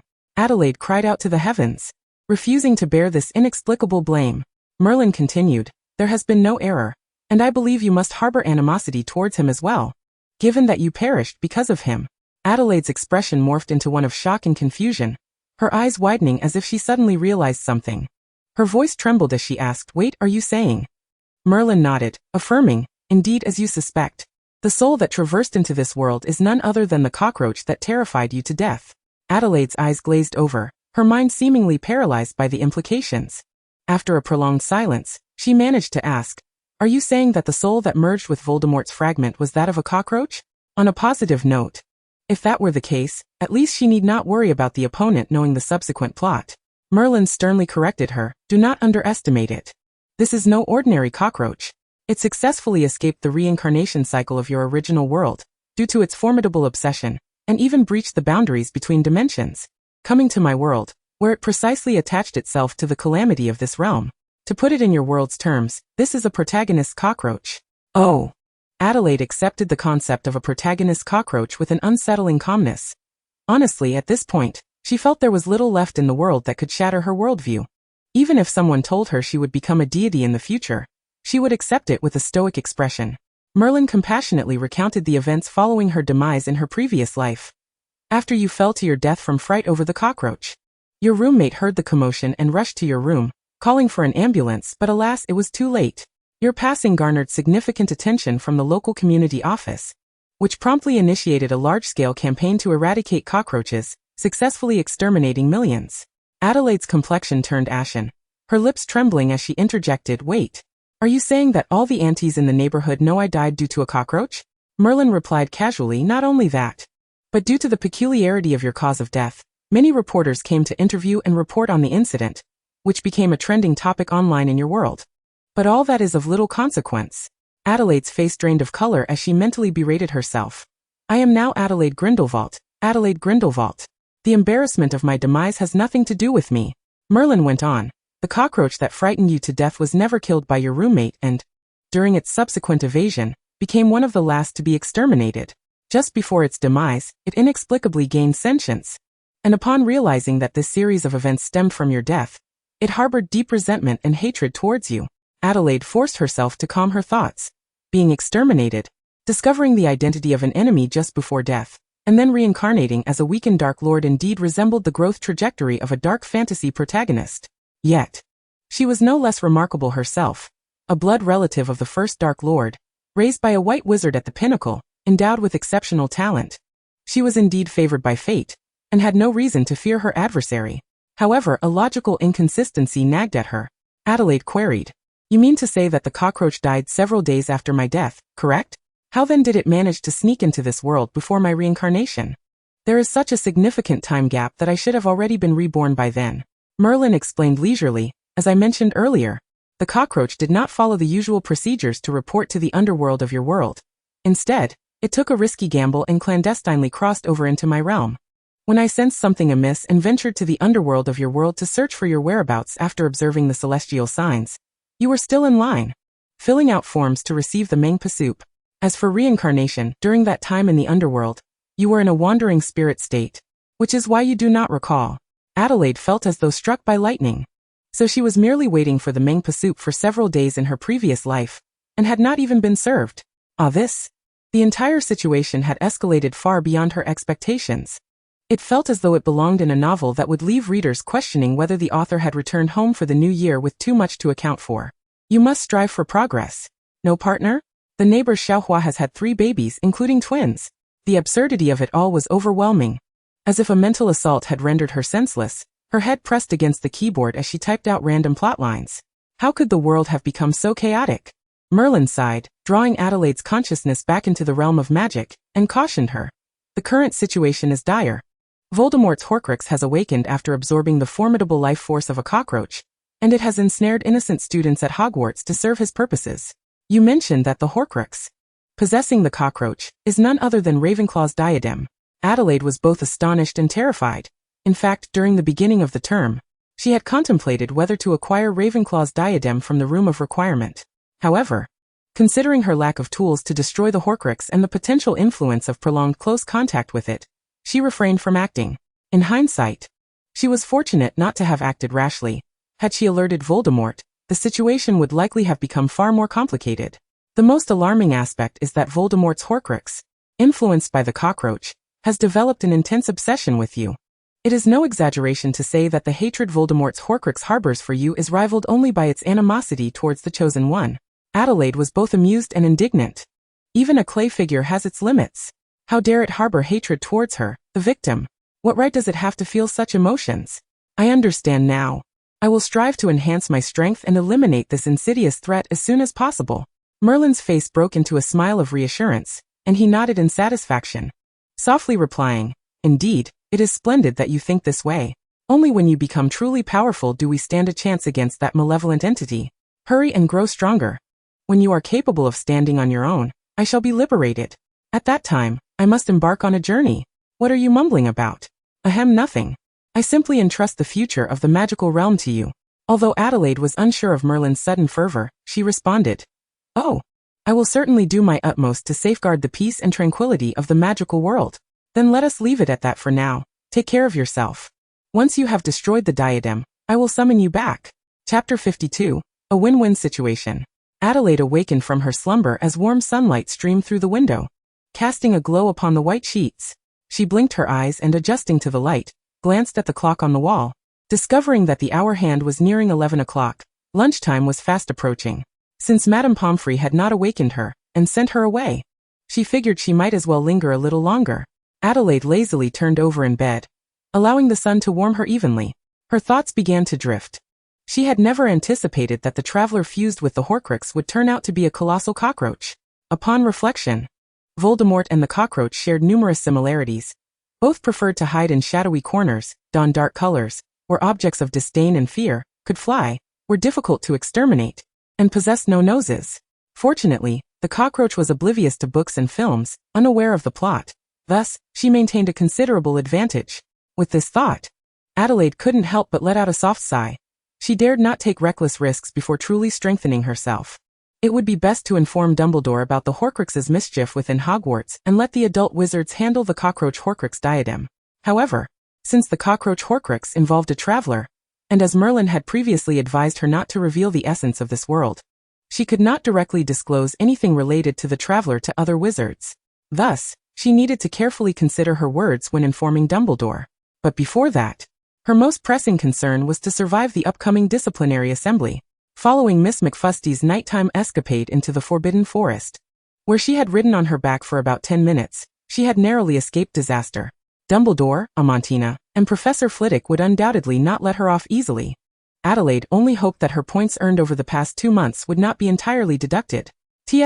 Ultimately, it was all the cockroach Horcrux's fault. The mere thought of potentially facing detention filled her with rage, and she contorted her face in a dark and twisted manner on the bed for a while, eventually releasing her pent-up frustration through her outburst. As her anger gradually subsided, an intense feeling of hunger took its place.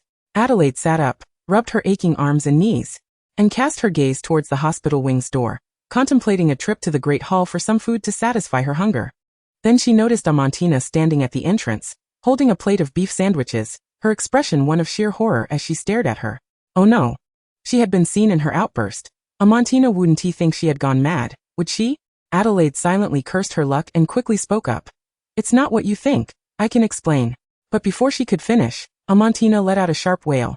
Madame Pomfrey. Come quickly. Adelaide seems to be under some curse that affects her mind. Saying this, she even tossed aside the plate she had prepared for Adelaide. Racing to her bedside and pinning her down with surprising force. Adelaide was taken aback by this sudden turn of events. She attempted to struggle, but Amantina's grip was like iron, and she could not escape. All she could do was shout, "Let me go. I'm not cursed, I'm perfectly lucid." Amantina remained silent, tears glistening in her eyes. Madame Pomfrey hurried over, her face serious as she conducted a thorough examination of Adelaide. After more than 3 hours of scrutiny, fortunately, nothing conclusive was found. There were no signs of poisoning, nor was she afflicted by any curse. In my opinion, this may be a manifestation of a psychological trauma causing some aftereffects. I will prescribe her a few calming potions, and allow her to recuperate in the hospital wing for a few more days. Alas, what a pitiable child. Madame Pomfrey expressed her sympathy, casting a deep glance at Adelaide before turning to head towards the potions room to prepare the necessary remedies. Amantina exhaled a sigh of relief, wiping the beads of cold sweat from her forehead, and began to murmur curses. Tisk, damn Death Eaters and those wretched dragons. After saying this, she shot a fierce glare at the still unconscious Alice McFusty.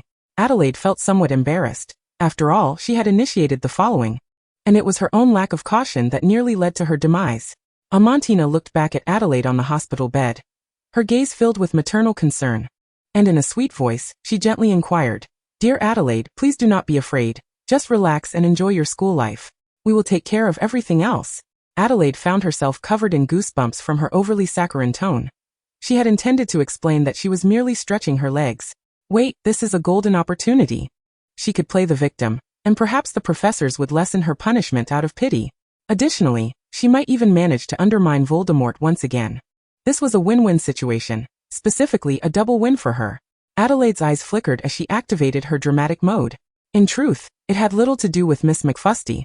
While flying on the dragon, she had only felt exhilarated, not afraid. The root of my fear lies with Voldemort and those Death Eaters. I have no acquaintance with them and have never provoked them. Why must they seek me out? As she spoke, Adelaide curled deeper under the covers, her body quivering slightly, her voice trembling. Amantina, dear sister, just look at that Professor McFusty lying on the bed opposite me.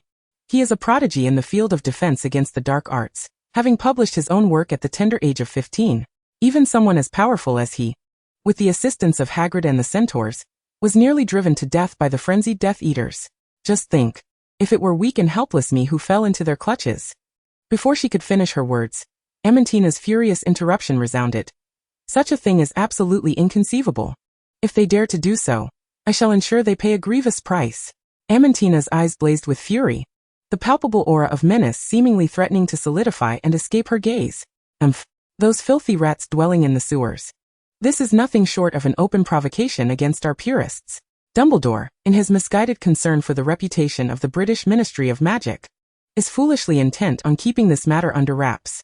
Clenching her fists with a steely resolve, Amantina declared, "I will personally report the events of last night to our leader at St. Mungo's. We can no longer afford to remain passive." Steady now. Adelaide squinted, a subtle smile gracing her lips beneath the covers. The remaining Death Eaters yet to be imprisoned in Azkaban would likely find it impossible to live as freely and indulgently as they once did. After all, the ruthless purists would not care whether one was a so-called witness with a stain on their reputation. Once provoked, they would be merciless. Contemplating this, Adelaide could not help but feel a sense of anticipation. When Voldemort believed he was adequately prepared to rally his old followers, how many Death Eaters would still be willing to serve him?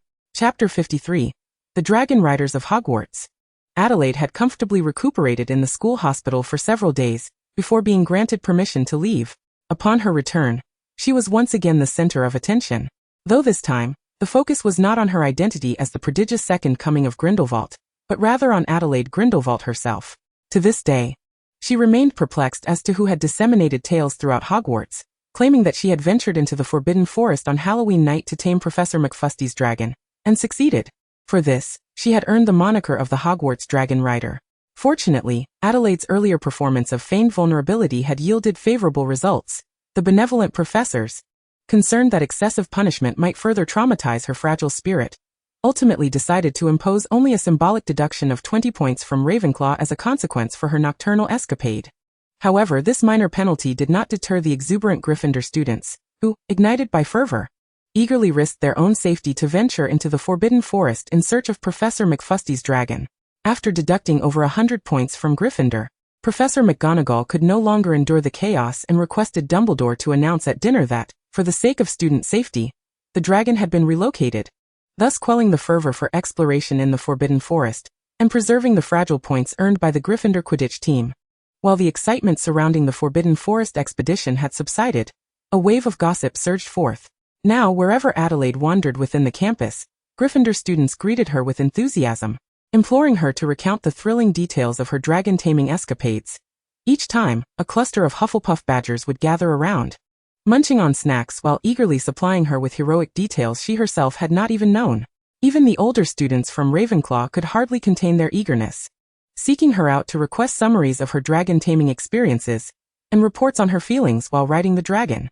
What left Adelaide in a bemused state was the occasional curious glances from Slytherin students, who were whispering that she intended to use her dragon taming to prove her superiority over Alice McFusty, thereby subjugating both Alice and the Slytherin first and second years to her will. They claimed that following her successful taming, Alice had challenged her to a fair duel, only to suffer a devastating defeat, and now lay in the hospital wing. Adelaide could only shake her head in disbelief. While she had indeed considered establishing her own influence, she could never stoop to undermining Alice during her incapacitation. Faced with the persistent overtures from younger Slytherin students, Adelaide found herself repeatedly clarifying that she had no intention of vying for dominance over the Slytherin first years from Alice. Yet, no matter how diligently she explained, it seemed impossible to change their minds. No Slytherin appeared willing to believe her assertions. The purist's extensive manhunt for Death Eaters across Britain had effectively crushed Adelaide's ambitions. In the eyes of the Slytherins, the situation was clear. Anyone would perceive it as the original Dark Lord's purge of the remnants of the Second Dark Lord's forces, aimed at grooming a successor, coupled with the tacit approval from Dumbledore and the Ministry of Magic. This left students from pureblood families associated with Death Eaters in Slytherin engulfed in sheer panic. At this moment, if they did not swiftly pledge their allegiance, would they truly wait for Adelaide Grindelwald to grow powerful enough to exact retribution upon them? Consequently, some astute Slytherins began discreetly penning missives to Adelaide, sharing every piece of intelligence they possessed about the Death Eaters. Initially, Adelaide approached these letters with great seriousness, meticulously analyzing each one. However, as other Slytherin students noted her genuine interest, they eagerly followed suit, inundating her with a torrent of reports. Soon, she found herself overwhelmed, receiving an immense volume of letters, a chaotic mix of truth and deception that was nearly impossible to discern. The pile of correspondence began to tower, disrupting her normal academic life significantly. Gazing at the mountain of letters before her, Adelaide felt a throbbing headache, lamenting her plight, and ultimately decided to hand them over to Amantina, urging the Purist's Intelligence Department to work tirelessly to sift through the tangled web of information. Fortunately, the intensifying Quidditch matches acted as a massive magnet, successfully diverting the majority of the students' attention. As a result, the uproar surrounding Adelaide's dragon taming and dueling incidents gradually receded, returning to a hushed calm. For Adelaide, this was undoubtedly a welcome development, as it allowed her to devote more energy to the pressing matter of seeking forgiveness from Cho Chang. During her hospital stay, Cho Chang had often visited in secret to deliver meals, each dish meticulously prepared and nourishing, like the robust black-bone chicken soup that warmed her to her core, and the delightful pumpkin, chestnut, and cashew vegetarian soup, as well as the sweet and lung-soothing pear and lean meat soup. These delectable dishes not only restored her health, but also enhanced the smoothness and radiance of her skin.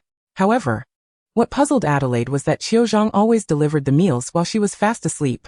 Initially, she paid little heed to this, assuming that Cho Chang's heavy academic load left little time for personal interaction. Yet, upon her recovery and return to school, the situation took a sharp turn. Cho Chang's demeanor had grown unusually cold, to the point of outright ignoring her. Whether it was during classes or in the common room, Cho Chang consistently accompanied her dorm mates, such as Marietta Edgecombe, and whenever their eyes inadvertently met, she would quickly avert her gaze and seek any opportunity to distance herself. It was at this moment that Adelaide finally grasped the gravity of the situation. Cho Chang was indeed upset. Chapter 54. Adelaide's Tongue, Deceitful Spirit. As December approached, even Alice had emerged from the infirmary, yet Adelaide had yet to win over Cho Chang. Regardless of how Adelaide wielded her silver tongue, employing an array of sweet nothings, Cho Chang seemed resolute in disregarding her words, treating them as mere whispers in the wind. This predicament left Adelaide in a state of utter distress, feeling ensnared in an inextricable dilemma from which she could not extricate herself. In her moment of desperation, a thought struck her: Amantina, this mature and composed elder sister from the romantic capital of France, might offer her some invaluable advice and assistance. Amantina, what would you do if someone of great significance to you ceased to acknowledge your existence, due to an unintentional mistake you made? Amantina tilted her head in contemplation for a few seconds before replying nonchalantly, "It's quite simple. Nothing a single forgetting charm can't resolve. And if one isn't sufficient, a dose of love potion should do the trick." Adelaide, true to her lineage as a descendant of the pure-blood family of the incarceration department, very well, let us pretend she hadn't asked. After much contemplation, Adelaide trudged heavily to the activity room of the Human Observation Group, where 3 senior students were diligently organizing the activity reports from Terence Higgs and Stebbins from the previous week. The investigation into the Death Eater infiltrator had now entered its critical phase. Only concrete evidence remained, and everyone was acutely aware of the need for vigilance. The slightest misstep could alert the prey, rendering their previous efforts futile. They had to exercise utmost caution, meticulously observing the daily behaviors of the 2 subjects, while patiently awaiting the moment when their quarry might inadvertently reveal a weakness. Adelaide gently tapped on the door and entered the room, saying, "Penelope, I have a friend who has asked me to consult you on a matter." Without lifting her gaze, Penelope responded coolly, "Go ahead." Adelaide hesitated momentarily, as if steeling herself before she spoke. "You see, my friend has recently made some mistakes, resulting in a conflict with her best friend." Before she could finish, Penelope abruptly interjected, "Sorry, but I'm afraid I can't assist you. You'll have to reflect on why Cho Chang isn't speaking to you." Adelaide's face flushed crimson, a mix of embarrassment and anger as she retorted loudly, "I've already said. It's not me. It's a friend of mine." Thus, if she had any choice, she truly did not wish to consult these senior members of the Human Observation Group regarding personal matters. Penelope dismissively continued, "All right, let us consider it your friend asking me on her behalf. Please convey to your friend that if she cannot deeply recognize the errors she has committed and approach her good friend with an honest heart, then no amount of our words will be of any use." Adelaide bit down on her back teeth in frustration, retrieving a stack of parchment from her satchel. Realizing she would have to resort to some tactics, she waved the parchment and declared, "In fact, I have just compiled a first-hand report on the writing experiences and training of dragons from the Hebrides, which boasts empirical evidence, vividness, and readability. An exclusive report." Upon hearing this, the 3 senior students, who had been engrossed in their work, immediately lifted their heads, their eyes drawn to the precious documents as if magnetized, following the movement of the papers with rapt attention. However, Penelope set down her quill, her expression serious as she remarked, "In this situation, providing a minuscule hint to a lost junior is only reasonable." With the initiative now shifted, Adelaide leaned against the wall and said, "Please, I would be grateful for your guidance." Penelope gathered her thoughts and sharply questioned. Professor McFusty was urgently transferred to St. Mungo's due to severe injuries, and Alice McFusty was only permitted to leave the infirmary yesterday. You 2 have been confined there for an entire week. I want to know, have you even mentioned what transpired that night to Cho Chang? Stunned by Penelope's inquiry, Adelaide found herself at a loss for words, unable to defend herself in the moment. Before she could gather her thoughts, Penelope continued mercilessly, "Clearly, you have not. You've always resorted to sweet-talking and disingenuous apologies, but let me remind you, Cho Chang is a student of Ravenclaw. She is not a naive girl to be easily deceived. She has seen through the lies and deceit hidden behind your silver-tongued facade. Hence the saying, Adelaide's tongue, a deceiver's spirit. Thus, unless you are willing to approach this matter with complete sincerity and earnestness, seeking her forgiveness is nothing but a fool's errand." Upon hearing these words, Adelaide fell silent, her hand instinctively stroking her chin as she sank into contemplation. Upon reflection, she realized that she had concealed far too much from Cho Chang. She had always believed she treated Cho Chang as her best friend. Yet her actions had merely turned Cho Chang into a dining companion, a confidant in astronomy assignments, and a source of comfort during mundane moments. She had never shared with Cho Chang the details regarding the Death Eaters, nor had she disclosed her relationship with Amantina. Perhaps Cho Chang had learned more from Dumbledore than what Adelaide had proactively shared. Suddenly, Adelaide recalled a particular Sunday before she arrived at Hogwarts, when she had lunch with Dumbledore at the Hog's Head, during which Aberforth had warned her to keep her distance from Albus Dumbledore, saying he learned the art of secrecy on their mother's lap, and that he was not to be fully trusted. It proved true that Dumbledore had concealed from her for 3 months the threat of the Death Eaters targeting her, and when she discovered the truth, what had her reaction been? She had been enraged, enduring a sleepless night, angered that everyone had kept secrets from her, and furious with herself for being so complacent and not focusing on strengthening her abilities. And what difference was there between herself now and the secret of Dumbledore? They belonged to the same category. Adelaide handed the stack of parchment to Penelope and turned towards the headmaster's office. She intended to request permission to visit Gellert Grindelwald at St. Mungo's this weekend. Only that elder could illuminate the perplexities that clouded her mind. Chapter 55. Gellert's Double Standards. Lying on the hospital bed, Gellert Grindelwald appeared haggard, his eyes sunken as if the ravages of illness had drained the vitality from him. Yet when he spoke, his voice was robust, imbued with an undeniable authority. "You came to see me for such a trifling matter?" Hearing this, Adelaide at the bedside couldn't help but twitch her mouth, hastily explaining, "How can this be considered trifling?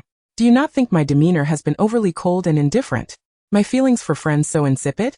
If this continues, what will happen if I inadvertently stray from the path and succumb to darkness, becoming the third Dark Lord?" Gellert fixed her with a peculiar, sharp gaze for a prolonged moment before mercilessly retorting, "Just because you've spent a few years in the company of the gentle, kind-hearted, and Navi Albus, do you believe you can transform into a savior of the entire magical world? Have you completely forgotten who you are? The wizards of the Grindelwald family are inherently adept at maintaining secrets and mastering the art of deception. One should disregard the absurd assertions of those foolish enough to believe that honesty is the noblest virtue of humanity. Such notions are merely the justifications concocted by the simple-minded denizens of society to excuse their own foolishness. How many true titans, standing at the pinnacle of the world, would readily place their trust in others and unreservedly lay bare their innermost thoughts for all to see?" Adelaide furrowed her brow tightly, her eyebrows seemingly intertwined to form a deep furrow. Raising her voice, she boldly inquired, "Setting aside my surname for the moment, great uncle, do you genuinely believe that Mr. Dumbledore is both gentle and kind, as well as naive and innocent?" "Well, I can concede the point regarding his gentleness and kindness. However, to claim that he is naive and innocent, if I may be frank, do you not perceive that your perspective may be somewhat clouded?" A slight smirk played upon Gellert's lips, revealing a hint of sardonic amusement, before he retorted with his uniquely affected tone, "Do you truly believe that Albus's standing can be compared to yours? Pray, refrain from measuring the most extraordinary wizard of our time with your narrow standards. Do you not comprehend that with the formidable power Albus possesses, uniting the entire European magical community would be a trivial endeavor? Yet he chooses not to do so. Is that not an act of immense compassion? Thus, I maintain that he is excessively naive." Upon hearing this, Adelaide promptly countered, "But just moments ago, you proclaimed that so-called honesty and innocence are nothing more than the excuses of the simple-minded to mask their own foolishness." Gellert impatiently interrupted her. "Have I not reiterated time and again that Albus exists on an entirely different plane from those mediocre souls?" As their debate escalated, Albus Dumbledore, who had been seated quietly on a worn-out sofa at the door, could no longer contain himself. "Enough!" Dumbledore summoned the authority he typically reserved for mischievous students, compelling both Grindelwalds to cease their quarrel. How could they so openly discuss whether he belonged to the category of the naive and innocent in his presence, completely oblivious to the embarrassment such behavior caused him? With a solemn expression, Dumbledore admonished, "Gellert, it is a rare gift for Adelaide to possess such awareness. It signifies she is traversing the right path.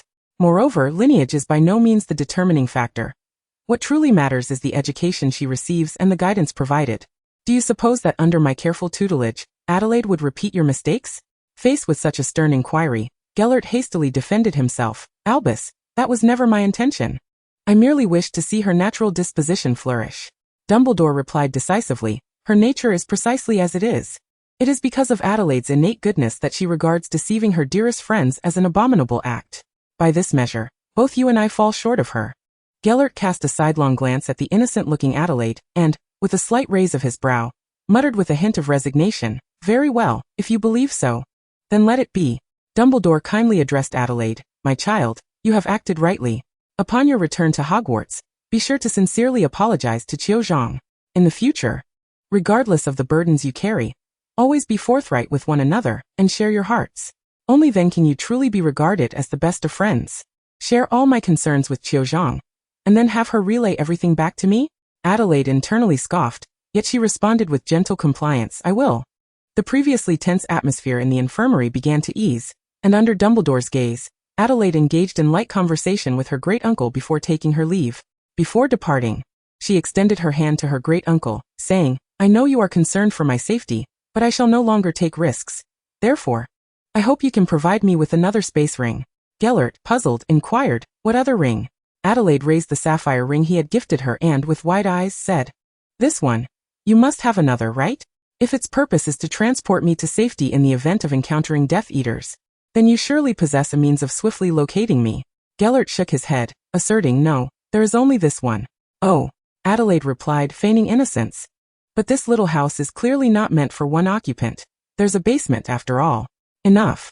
Here, take it. Gellert, gritting his teeth, retrieved a ruby ring strung on a black cord from around his neck, handing it to Adelaide under Dumbledore's scrutinizing gaze. Thank you, great-uncle. By the way, you don't have a spare ring, do you? Gellert smirked. I swear on my honor, there is none. Adelaide rolled her eyes internally, thinking, Does Gellert Grindelwald even have a sense of honor? I hope you can swear on your feelings for Dumbledore. You child. Gellert glared at Adelaide fiercely. But upon noticing Dumbledore narrowing his eyes, he feared that this mischievous child might reveal something he shouldn't know, and thus he grumbled through clenched teeth. I swear on my feelings for Albus, that these 2 rings are the entirety of the keys to the barrier. Only then did Adelaide reveal a smile as she bid farewell to her dear great-uncle, leaving St. Mungo's in high spirits. She had playfully retaliated against his attempt to lure her into danger, and successfully secured the space within the Icelandic barrier. She had triumphed twice. Chapter 56, The Late Sleeping Cho Chang. Upon returning to Hogwarts, Dumbledore kindly remarked to Adelaide, Your capacity for contemplation and inquiry indicates a keen sensitivity to the dichotomy of right and wrong within your heart. Such a trait is exceedingly valuable. However, you have chosen the wrong confidant. Your great-uncle's moral compass diverges somewhat from that of the average person, and he may not provide you with the guidance you seek. Dumbledore patted Adelaide on the shoulder and continued, In the future, should you have moral dilemmas, do not consult your great-uncle. Come directly to me. Who says it was a mistake to consult Gellert Grindelwald on matters of morality? She could not have chosen better. As the saying goes, whenever you feel shame, consider those whose actions are far worse. The profound sense of guilt Adelaide harbored toward Cho Chang had diminished significantly since her conversation with her great-uncle, and she felt herself brightening as a result. Her moral standing was undoubtedly far superior to that of her great-uncle, who even at his advanced age, still indulged in double standards. It seemed he would remain under Dumbledore's thumb for the rest of his life. Amidst a torrent of thoughts, Adelaide merely nodded obediently, softly replying, All right, Mr. Dumbledore, thank you for your concern and guidance. After bidding farewell to Dumbledore, she hurried toward the Ravenclaw Tower, eager to make use of the space within the ring. It was a Sunday afternoon around 3 o'clock, and most Ravenclaw students were either in the library researching or ensconced in the common room, diligently completing their assignments. The dormitory was devoid of other students. Adelaide gently pushed open the slightly worn dormitory door, the hinges emitting a faint creak. As she stepped into the room and closed the door behind her, the entire space instantly fell into tranquil silence. She strode briskly to the bedside, bent down, and skillfully opened the box beneath the bed, revealing an orderly array of various seeds and planting tools that she had previously asked her senior to procure. Sitting at the edge of the bed, Adelaide reached into her pocket and retrieved the ruby ring, delicately caressing its surface. A peculiar light flickered, and in an instant, her figure vanished from sight. When she reappeared, Adelaide found herself within the confines of the Icelandic barrier. Everything around her was as familiar as ever. The petite, cozy wooden cottage stood silently, surrounded by an expanse of open land. Adelaide made her way toward the cottage, first returning to her room, where she opened the drawer to retrieve the carefully preserved magic bean seeds, placing the ruby ring inside the drawer afterward. She then turned to the kitchen, turning on the tap, and was surprised to find that the cottage had running water, a marvel she attributed to Geller. After filling the kettle, Adelaide grasped the heavy kettle in one hand and a sharp hoe in the other, stepping outside to the unplowed patch of land before the cottage. Sunlight cascaded upon her, illuminating her resolute face and focused demeanor. She raised the hoe high and struck the ground with force, repeatedly digging into the hard soil, beads of sweat gradually forming on her forehead. After considerable effort, she finally cultivated a plot of suitable size. Wiping the sweat from her brow and taking a brief respite, she meticulously planned the planting areas for each type of plant. She evenly scattered the magic beans in one section, then carefully buried the seeds of bubble pods, venomous tendrils, and knotweed, ensuring they maintained appropriate distances from one another to avoid interference in growth. Once the sowing was complete, Adelaide lifted the kettle and tenderly watered the soil around each seed. The clear water nourished the dry earth, seemingly infusing these small lives with vitality and vigor.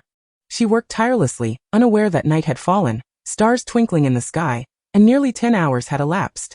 Having finally completed all her tasks, she was now covered in dirt, her clothes drenched in sweat, yet her heart brimmed with a sense of accomplishment. Gazing at the hopeful expanse of land before her, she smiled with satisfaction. These seeds were her future warriors, destined to grow into plant soldiers that would protect her from the clutches of the cockroach soul weapon. Before long, a botanical battle against the Death Eaters would unfold in the magical realm. Adelaide dragged her weary body from the Icelandic barrier back to her dormitory at Hogwarts. In her cohort of Ravenclaw, the number of girls was lamentably scarce, merely 4 in total, and their dormitory was simply furnished, with 4 beds arranged in an orderly line. Upon her arrival at school, Adelaide had chosen the innermost bed, adjacent to Cho Chang's. Thus, when Adelaide unexpectedly materialized within the room, the only sound shattering the tranquility was Cho Chang's sharp gasp. Merlin above. Cho Chang instantly realized her voice had risen too high, likely disturbing the 2 roommates blissfully asleep behind her. Reacting swiftly, she clamped her hand over her mouth and turned to check on the situation behind her. Thank goodness. The 2 roommates remained ensconced in sweet slumber, undisturbed by her earlier exclamation.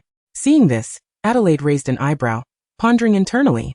The timing of her return had been meticulously calculated, and previous instances had gone without a hitch.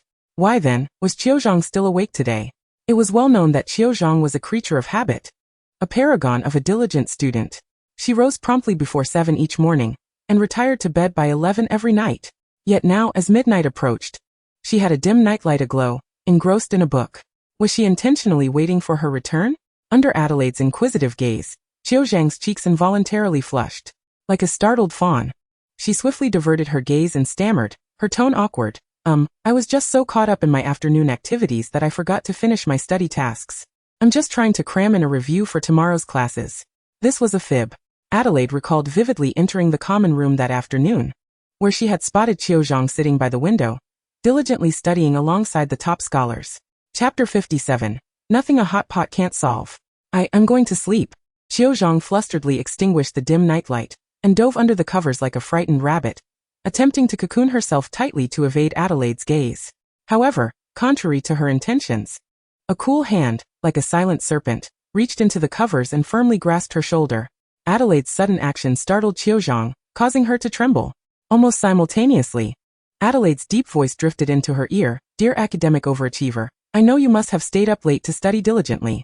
Since you've come this far, why not stay up a little longer? Your little liar has gone all afternoon without a meal, and is now starving. How about joining me for a late-night snack? At this, Cho Chang instinctively blurted, You didn't eat dinner? What on earth were you doing?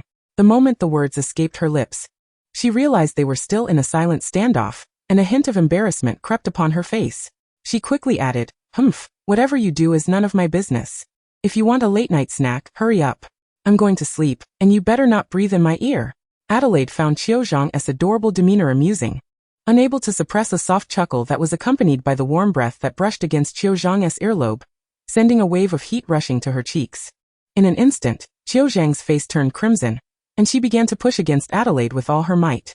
If you want to wake Marietta and let them see you blushing while entangled with me, then keep struggling, Adelaide remarked nonchalantly, her tone light yet imbued with an enchanting spell that rendered Cho Chang completely still, as if petrified, not daring to move a single finger. Left with no choice, she glared fiercely at Adelaide in the enveloping darkness, gritting her teeth and lowering her voice to inquire, What do you want? Adelaide replied softly, Put on a cloak and come with me. I will take you to a special place to share with you a secret that belongs solely to me. Upon hearing this, Cho Chang, initially filled with skepticism, felt her hesitation dissipate. Since Adelaide was finally willing to open her heart to her, what was there to contemplate? Thus, she quickly donned her shoes, grabbed a nearby cloak, and draped it over herself, following behind Adelaide, who was carrying a suitcase as they both departed the Ravenclaw common room. They tiptoed lightly, akin to 2 nimble cats, cautiously avoiding the office of Dean Flitwick, before pausing before an ancient tapestry depicting a giant clobbering a bewildered Barnabas. Adelaide first shifted her suitcase from her left hand to her right, then took a deep breath, silently musing. A splendid place to indulge in a late-night feast. Just as Cho Chang wore a perplexed expression, struggling to comprehend the situation, Adelaide began to pace back and forth along the wall before her. To her astonishment, as she completed her third circuit, an unassuming wooden door materialized on the wall without any forewarning. Gently, Adelaide pushed the slightly worn wooden door open, and with a soft creak, the interior revealed itself to her, clearly a space reminiscent of a dining room, adorned with a set of solid wood tables and chairs in warm hues. Her gaze first settled upon the wooden dining table, where several white candles stood quietly, emitting a soft and warm glow. As the candlelight flickered, it seemed to envelop one's thoughts in a tranquil and cozy ambience. Additionally, a green plastic potted plant sat in the center of the table. Though not a genuine botanical specimen, its presence lent a touch of vitality and vibrancy to the entire space, making it quite eye-catching. Upon witnessing this scene, Adelaide felt an inward sigh of relief. Thankfully, it wasn't the chamber where cockroach crowns were stored. She turned to Cho Chang with a smile, saying, "Cho, what lies before you is a mysterious room unknown to the majority of professors. Let us indulge in a delicious hot pot together." Cho Chang stepped forward, somewhat mechanically entering the room. She was still in a state of shock, unable to shake off the astonishment of discovering a hidden chamber. She never imagined that such a secret space could exist within the hallowed halls of Hogwarts Castle. Yet, more surprises awaited Cho Chang. Adelaide adeptly placed her suitcase on the dining table and began retrieving items from it. First, she produced a pristine, unused cauldron, followed by a gas canister and a gas stove. Next came a packet of fragrant hot pot base, and then she arranged 3 pairs of chopsticks, 2 short and 1 long, neatly to the side, along with exquisitely packaged rolls of beef and lamb, a variety of fresh vegetables, and colorful meatballs. These delightful ingredients and utensils swiftly filled the entire dining table, exuding an enticing aroma that made one's mouth water. At that moment, Cho Chang could no longer maintain her cold demeanor. Her eyes sparkled as she watched Adelaide add the hot pot ingredients to the cauldron, eagerly asking, "Adelaide, where on earth did you procure all these items?" After all, their previous plan for hot pot had only involved instant noodles, a vegetable salad from dinner, and a medium-rare steak. "Do you think I was busy doing something else today?" Adelaide replied with a gentle gaze. "To make amends with my dearest friend, I practically begged Dumbledore to take me to London's Chinatown for these ingredients."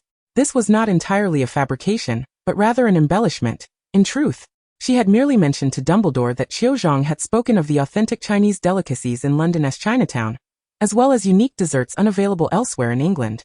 Dumbledore had graciously taken her for a delightful midday feast, and had picked up these supplies on the way back. However, Cho Chang remained blissfully unaware of this.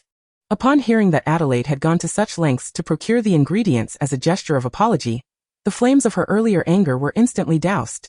Her gaze towards Adelaide softened, as if all prior unpleasantness had dissipated into thin air.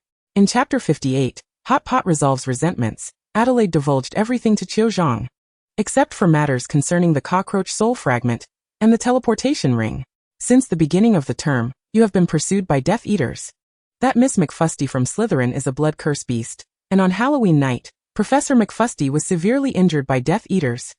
With Adelaide's revelations, every concealed truth from the start of the term struck Cho Chang like a hammer to her heart. She could hardly fathom that beneath the seemingly tranquil surface of Hogwarts lay such turbulent undercurrents. The disparity in their campus experiences was staggering.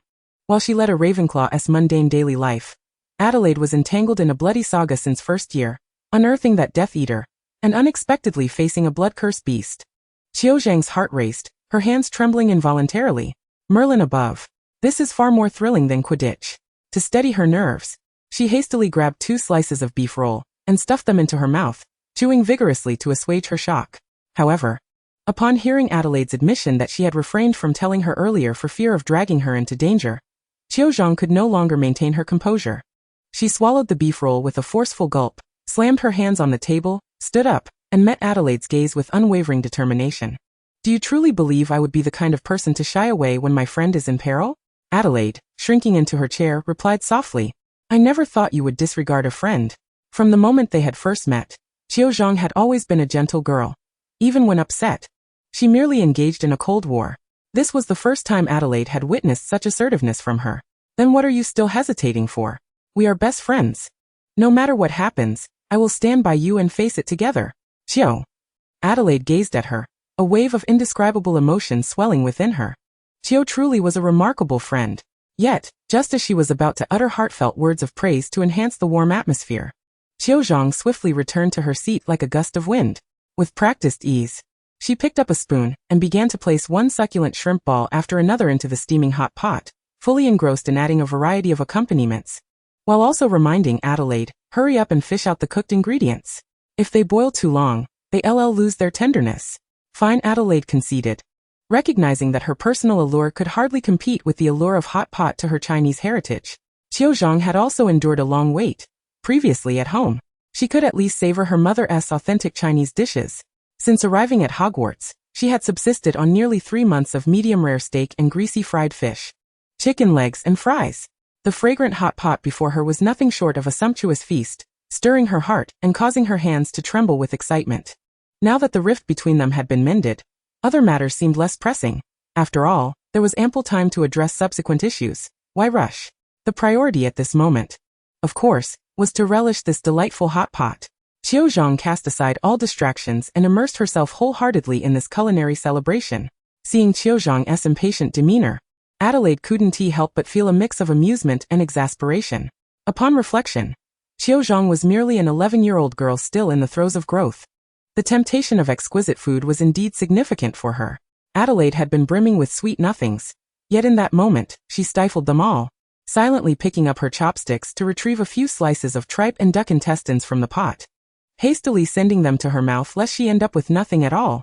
Thus, the two of them busied themselves tossing ingredients into the hot pot, while voraciously shoving various cooked delicacies into their mouths, unwittingly consuming their feast, until the clock struck 3 in the morning. Once satiated, they patted their round bellies in satisfaction, only then awakening to the realization that they needed to tidy up the chaotic remnants of their meal. In a flurry of activity, they finally managed to clean up, and Adelaide, along with Cho Chang, stealthily crept back to the entrance of the Ravenclaw common room like thieves.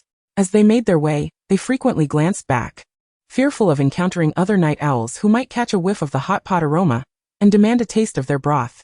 What is your favorite hot pot ingredient?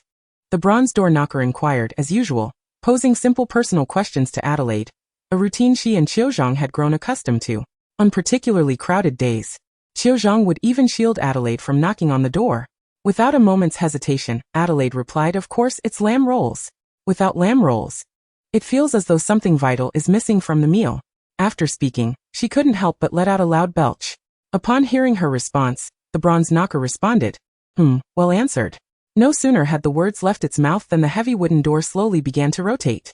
Adelaide was not the least bit surprised by the knocker's response. Nearly 3 months into the school year, regardless of her answer, it would always respond with praise. And she had yet to experience being locked out of the common room, waiting for someone to rescue her. As she climbed the dormitory stairs deep in thought, she realized her campus life felt somewhat incomplete. Upon returning to their dormitory, they first changed out of their hot pot-scented clothes, then climbed into their respective beds, instantly drifting into a sweet slumber. However, due to their late-night revelry, the following morning, when the warm sunlight streamed through the window, gently kissing their faces, Adelaide felt as though her eyelids were weighed down by lead, unbearably heavy. She struggled to open her eyes, managing only a narrow slit. Amidst Cho Chang's yawning calls, Adelaide wrestled with her blanket for what felt like an eternity before finally rolling out of bed, with Cho Chang pulling her along to get dressed. In that moment, Adelaide resembled a lifeless zombie, her movements slow and stiff. Cho Chang was not faring much better, appearing equally bleary-eyed and disoriented. Nonetheless, they supported each other, wobbling their way into the Great Hall. Chapter 59. Just as one wave subsides, another rises. The winter sun filtered through the stained glass windows, illuminating the 4 long tables laden with a sumptuous breakfast in Hogwarts' Great Hall. Cho Chang sat at the table, gripping a steaming cup of coffee tightly in her hands, gulping it down in great swigs. Her beautiful eyes were bloodshot, clearly afflicted by a heavy drowsiness. Cho Chang understood well that if she could not shake off this fatigue quickly, the upcoming classes would be exceedingly challenging. Thus, she relied on the miraculous power of caffeine, hoping it would act as a stimulant to restore her vigor. Fortunately, her strategy seemed to bear fruit, as she soon felt her mind gradually awakening, and the diligent, studious Cho Chang was back. As she munched on a muffin, she perused her class schedule, and upon realizing that this week marked the 11th week of the term, a wave of anxiety washed over her. According to the school's curriculum, classes varied between odd and even weeks, and on the afternoon of the odd-numbered week, Ravenclaw would have Transfiguration class alongside Hufflepuff. However, due to her excessive worry about her friend Adelaide's tardiness the previous night, Cho Chang had not managed to prepare for the lesson. With this thought in mind, Cho Chang hastily pulled her wand from her robe pocket, hoping to cram at the last minute. She muttered incantations, waving her hands in an attempt to transform her coffee cup into a practical fork. Yet to her astonishment, no matter how vigorously she waved her wand, the coffee cup remained steadfastly in place, unchanged. This unexpected turn of events left Cho Chang in a state of shock. Ordinarily, even if it didn't immediately turn into a fork, it would at least slightly alter its shape. Could it be that her magic had faltered? Desperate for assistance, Cho Chang turned to Adelaide beside her, only to find her friend's head drooping slowly, perilously close to plunging into her plate. Panic-stricken, Cho Chang vigorously shook Adelaide's shoulder, exclaiming, "Adelaide, wake up. Something's wrong. Do you intend to suffocate yourself in that pumpkin pie?" After some commotion, Adelaide gradually regained her senses in response to Cho Chang's shouts. She groggily lifted her head, yawning widely, and sleepily inquired, "What's the matter?" "I can't perform magic," Cho Chang cried, her face a mask of terror and despair, tears welling in her eyes as her voice trembled with a hint of sobs. Upon hearing this, Adelaide's heart skipped a beat, her sleepiness dissipating entirely. She had never heard of a wizard suddenly being unable to cast spells under normal circumstances. "Before I ask anything else, Cho Chang, were you really planning to cast a spell with that pair of chopsticks?" she quipped, unable to suppress a smirk. Even the most powerful white wizard, Dumbledore, couldn't he conjure magic with those? Adelaide bit her lip, suppressing laughter as she pointed at the chopsticks clutched tightly in Cho Chang's hand, mercilessly teasing her. Cho Chang stood frozen for a moment, then suddenly seemed to realize her folly, quickly looking down at the object in her grasp. To her dismay, what she held was not a wand at all, but rather the very chopsticks used during their hot pot meal the previous night. It appeared that in her morning haze, she had mistakenly picked up the wrong item. Seeing Cho Chang's mortified expression, Adelaide could no longer contain herself, bursting into raucous laughter. "Ha ha ha!" The uproar drew the attention of those around them, and Cho Chang's face flushed crimson, resembling a ripe apple. She shot Adelaide a glare, gritting her teeth as she retorted, "What's so funny? I refuse to believe you've never made such a blunder." Adelaide, reveling in her triumph, rummaged through her pocket, shaking her head in mock seriousness. "At least I wouldn't confuse my wand. A wand is a wizard's lifeline after all." She produced another chopstick from her pocket, completing the pair with the one Cho Chang held. Indeed, within the confines of the dragoness lair, there must always be a phoenix in attendance. With a chuckle, Cho Chang finally succumbed to laughter. "Well, this at least makes for a matching pair of chopsticks. It'll be much more convenient for lunch when we have spaghetti." Adelaide, a bit sheepishly, inhaled sharply, searching for an excuse. She mused that henceforth, she must be more cautious with chopsticks, especially in emergencies. If she accidentally mistook them for her wand, chaos would surely ensue. Just as they were basking in this light-hearted atmosphere, a stranger's haughty voice suddenly rang out behind Adelaide. "Hey, your little comedy act is truly captivating. It has certainly opened my eyes." Upon hearing those words, Adelaide felt a jolt in her heart. It was astonishing that a student would dare to openly provoke her in this day and age. The prestige of the Hogwarts dragon riders seemed to be diminishing rapidly. She swiftly turned her head to scrutinize the figure standing behind her, only to find a tall, exquisitely beautiful girl. What was striking was not merely the girl's breathtaking beauty, but also the chilling depth of her violet eyes, which held an indescribable air of arrogance that made one hesitant to meet her gaze. Adelaide quickly recognized the person before her as Alice McFasty, a first-year Slytherin student and her companion from the Halloween night, when they had soared freely together for over 10 minutes before sharing a stay in the infirmary. "Ah, it's the dragon in its true form. Then there's nothing to worry about." Adelaide currently felt a twinge of guilt towards Miss McFasty and awkwardly averted her gaze, hesitating to respond immediately. Beside her, Cho Chang remained remarkably composed. Despite the unexpected appearance of this enigmatic guest, she maintained her customary politeness and gently inquired, "May I ask what brings you to us?" In response to Cho Chang's friendly inquiry, Alice McFasty appeared disinclined to provide a straightforward answer. Her probing gaze fixated on Adelaide as if attempting to pierce through her very soul. "I merely wish to speak with Miss Grindelwald privately," she stated. Cho Chang noted the deliberate emphasis Alice placed on the word privately, which immediately raised her suspicions. As the atmosphere between Cho Chang and Alice McFasty grew increasingly tense, Adelaide, fearing a potential altercation, hastily interjected to explain to McFasty, "Miss McFasty, I sincerely apologize, but my schedule today is rather full. If you wish to arrange a meeting, I can only be available after 3 o'clock this afternoon." Alice McFasty had no objections to this, following Adelaide's lead. Very well. Let us meet at 3:30 by the Black Lake. Remember, come alone. With that, she turned and strode away from the hall. Watching McFasty's receding figure, Cho Chang's expression turned anxious as she implored Adelaide. Are you really going to meet her alone? But she's not someone to be trifled with. After all, she is a blood-cursed beast capable of transforming into a fire dragon at any moment. Adelaide placed a reassuring hand on Cho Chang's shoulder, offering a calming smile as she consoled her. Fear not, dear Cho. I am well aware of my own boundaries. Thus, the two hurriedly finished their breakfast and dashed back to their dormitory to retrieve their wands, before promptly making their way to class. Throughout the day, they spun about like tops, scarcely finding a moment's respite. Finally, when the clock struck 3, the hectic Monday schedule for the first-year Ravenclaws reached its conclusion. Adelaide and Cho Chang waved goodbye at the library entrance, after which Adelaide set off alone toward the Black Lake. The 4 magical beans they had planted had withered and perished by the day after Halloween, leaving only a patch of soft, damp earth that seemed to silently narrate the brief yet vibrant life of those beans. Alice McFasty stood quietly atop that soft ground, her gaze fixed intently on the distant, icy surface of the Black Lake, as if lost in deep contemplation. You nearly missed your appointment, came the voice of Alice McFasty, who remained turned away from Adelaide, her tone tinged with dissatisfaction. In response, Adelaide yawned slowly, replying lazily, we agreed on 3:30. It's only 3:28 now. I hardly consider this tardiness. It is you who arrived too early. As she stretched, she approached Alice's side, curious to inquire, do tell, why have you summoned me here? Alice McFasty slowly turned to face her, her striking violet eyes locking onto Adelaide's, seemingly striving to penetrate her thoughts. With deliberate emphasis, she began. On that night in the Forbidden Forest, aside from myself, whom else did you see? Adelaide raised an eyebrow, inwardly relieved. It seemed that Alice was not intent on pursuing the matter of her covert observation, but rather on uncovering the identity of the Death Eater, who had assaulted her brother that evening. Acknowledging this, Adelaide cleared her throat and feigned calmness as she replied. To be honest, my attention was entirely focused on witnessing your transformation.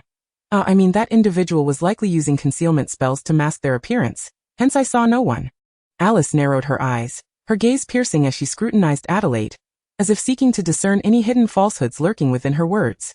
After a moment, she relaxed her furrowed brow, as if finally convinced of Adelaide's honesty, though a faint disappointment flickered across her features. Shaking her head gently, she withdrew her gaze, speaking in a calm and detached manner. Since even you could not discern their identities, this matter shall have to rest here. With that, Alice turned decisively to leave. However, Adelaide suddenly called out, wait, please don't go. Upon hearing the shout, Alice halted her steps but did not immediately turn back. Taking a deep breath and steadying herself, Adelaide ventured, you mentioned they. Does that imply there was more than one Death Eater present that night? As she spoke, Adelaide's eyes widened, her deep sapphire irises narrowing in alarm. A terrifying thought flashed through her mind. There might be more than one enemy lurking within Hogwarts. Realizing this, her heart tightened.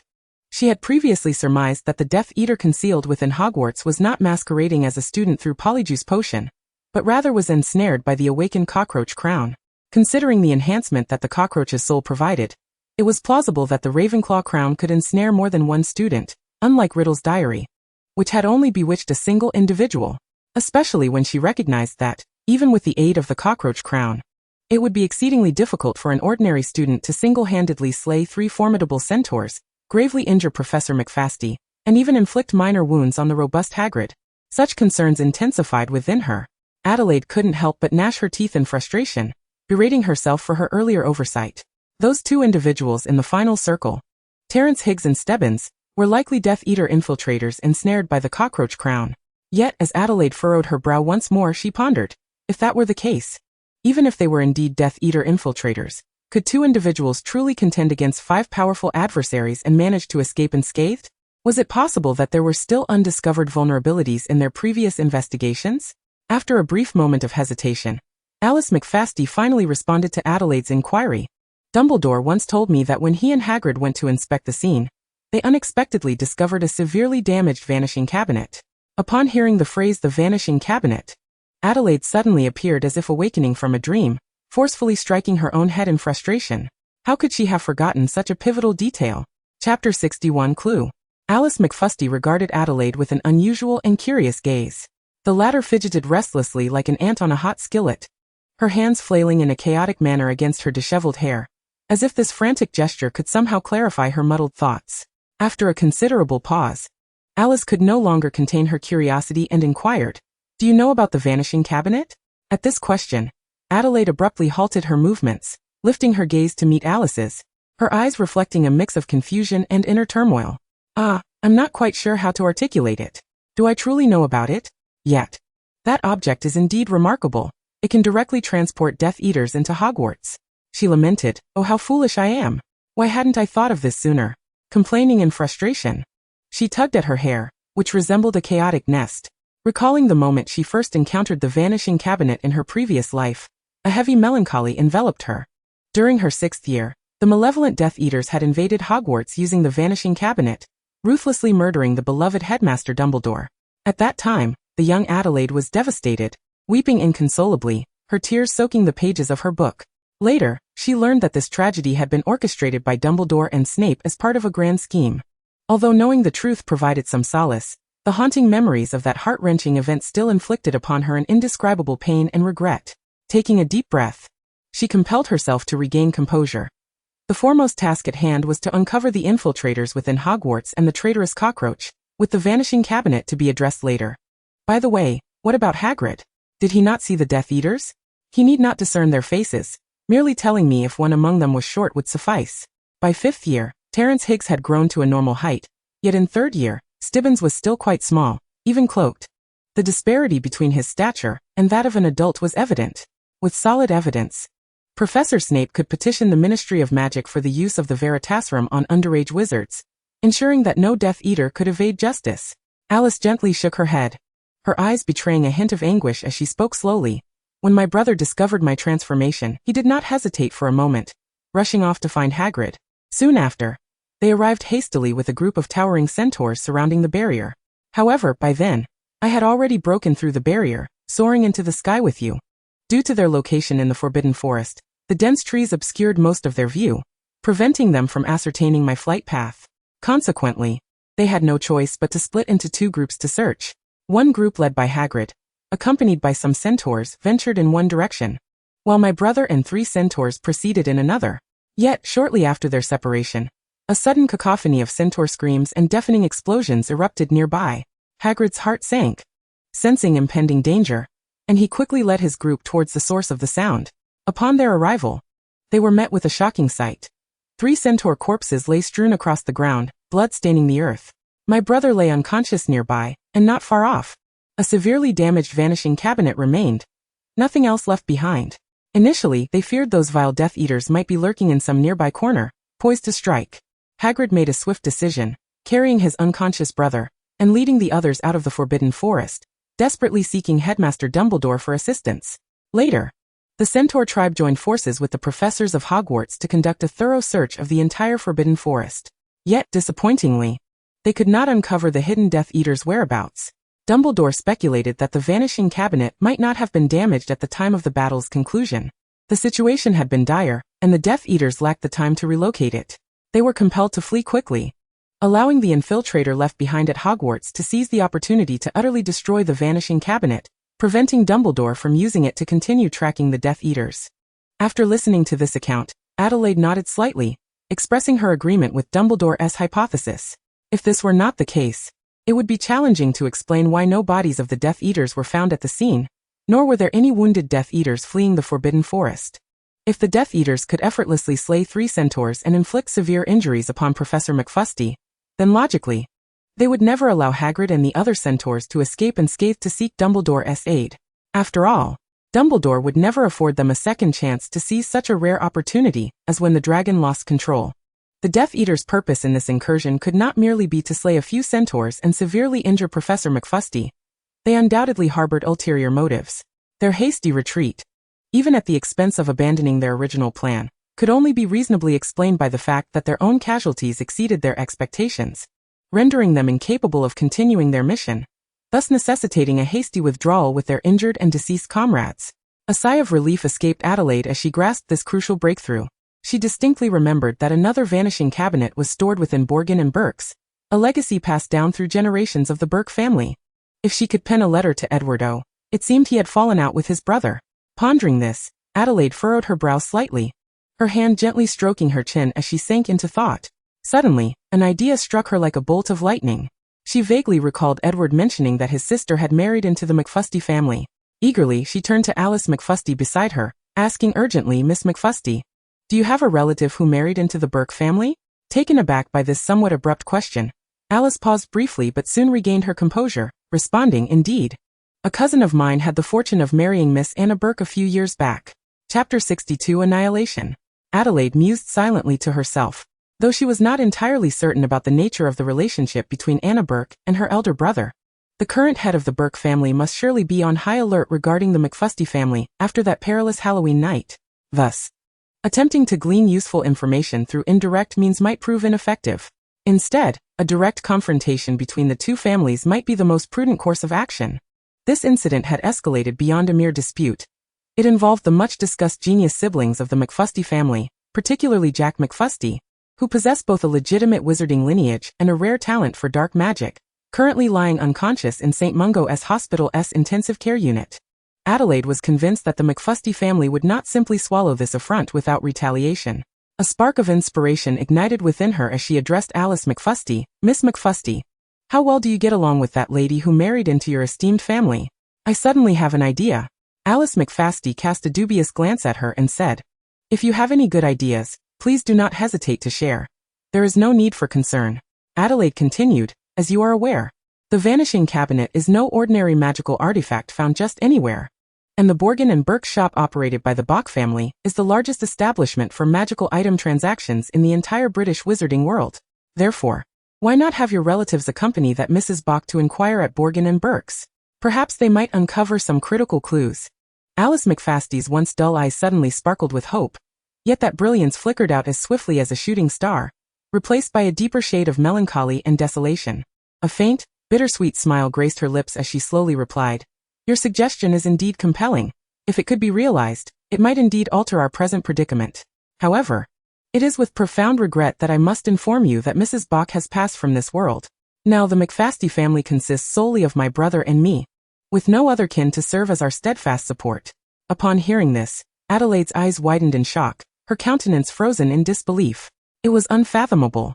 After all, the McFusty family had successfully monopolized the dragon management business in the Hebrides for centuries. How could such a formidable and prosperous family be as sparsely populated as the Malfoy family? Seemingly perceiving the bewilderment in Adelaide's heart, Alice clenched her teeth, suppressing her inner turmoil as she continued to explain, "I am aware that Professor Dumbledore is your guardian, so I shall place my trust in you. What I am about to recount must remain a secret." Observing Alice's serious demeanor, Adelaide nodded without hesitation and solemnly raised her right hand, swearing by the illustrious name of her great-uncle, Gellert Grindelwald, that she would not reveal a word of this matter.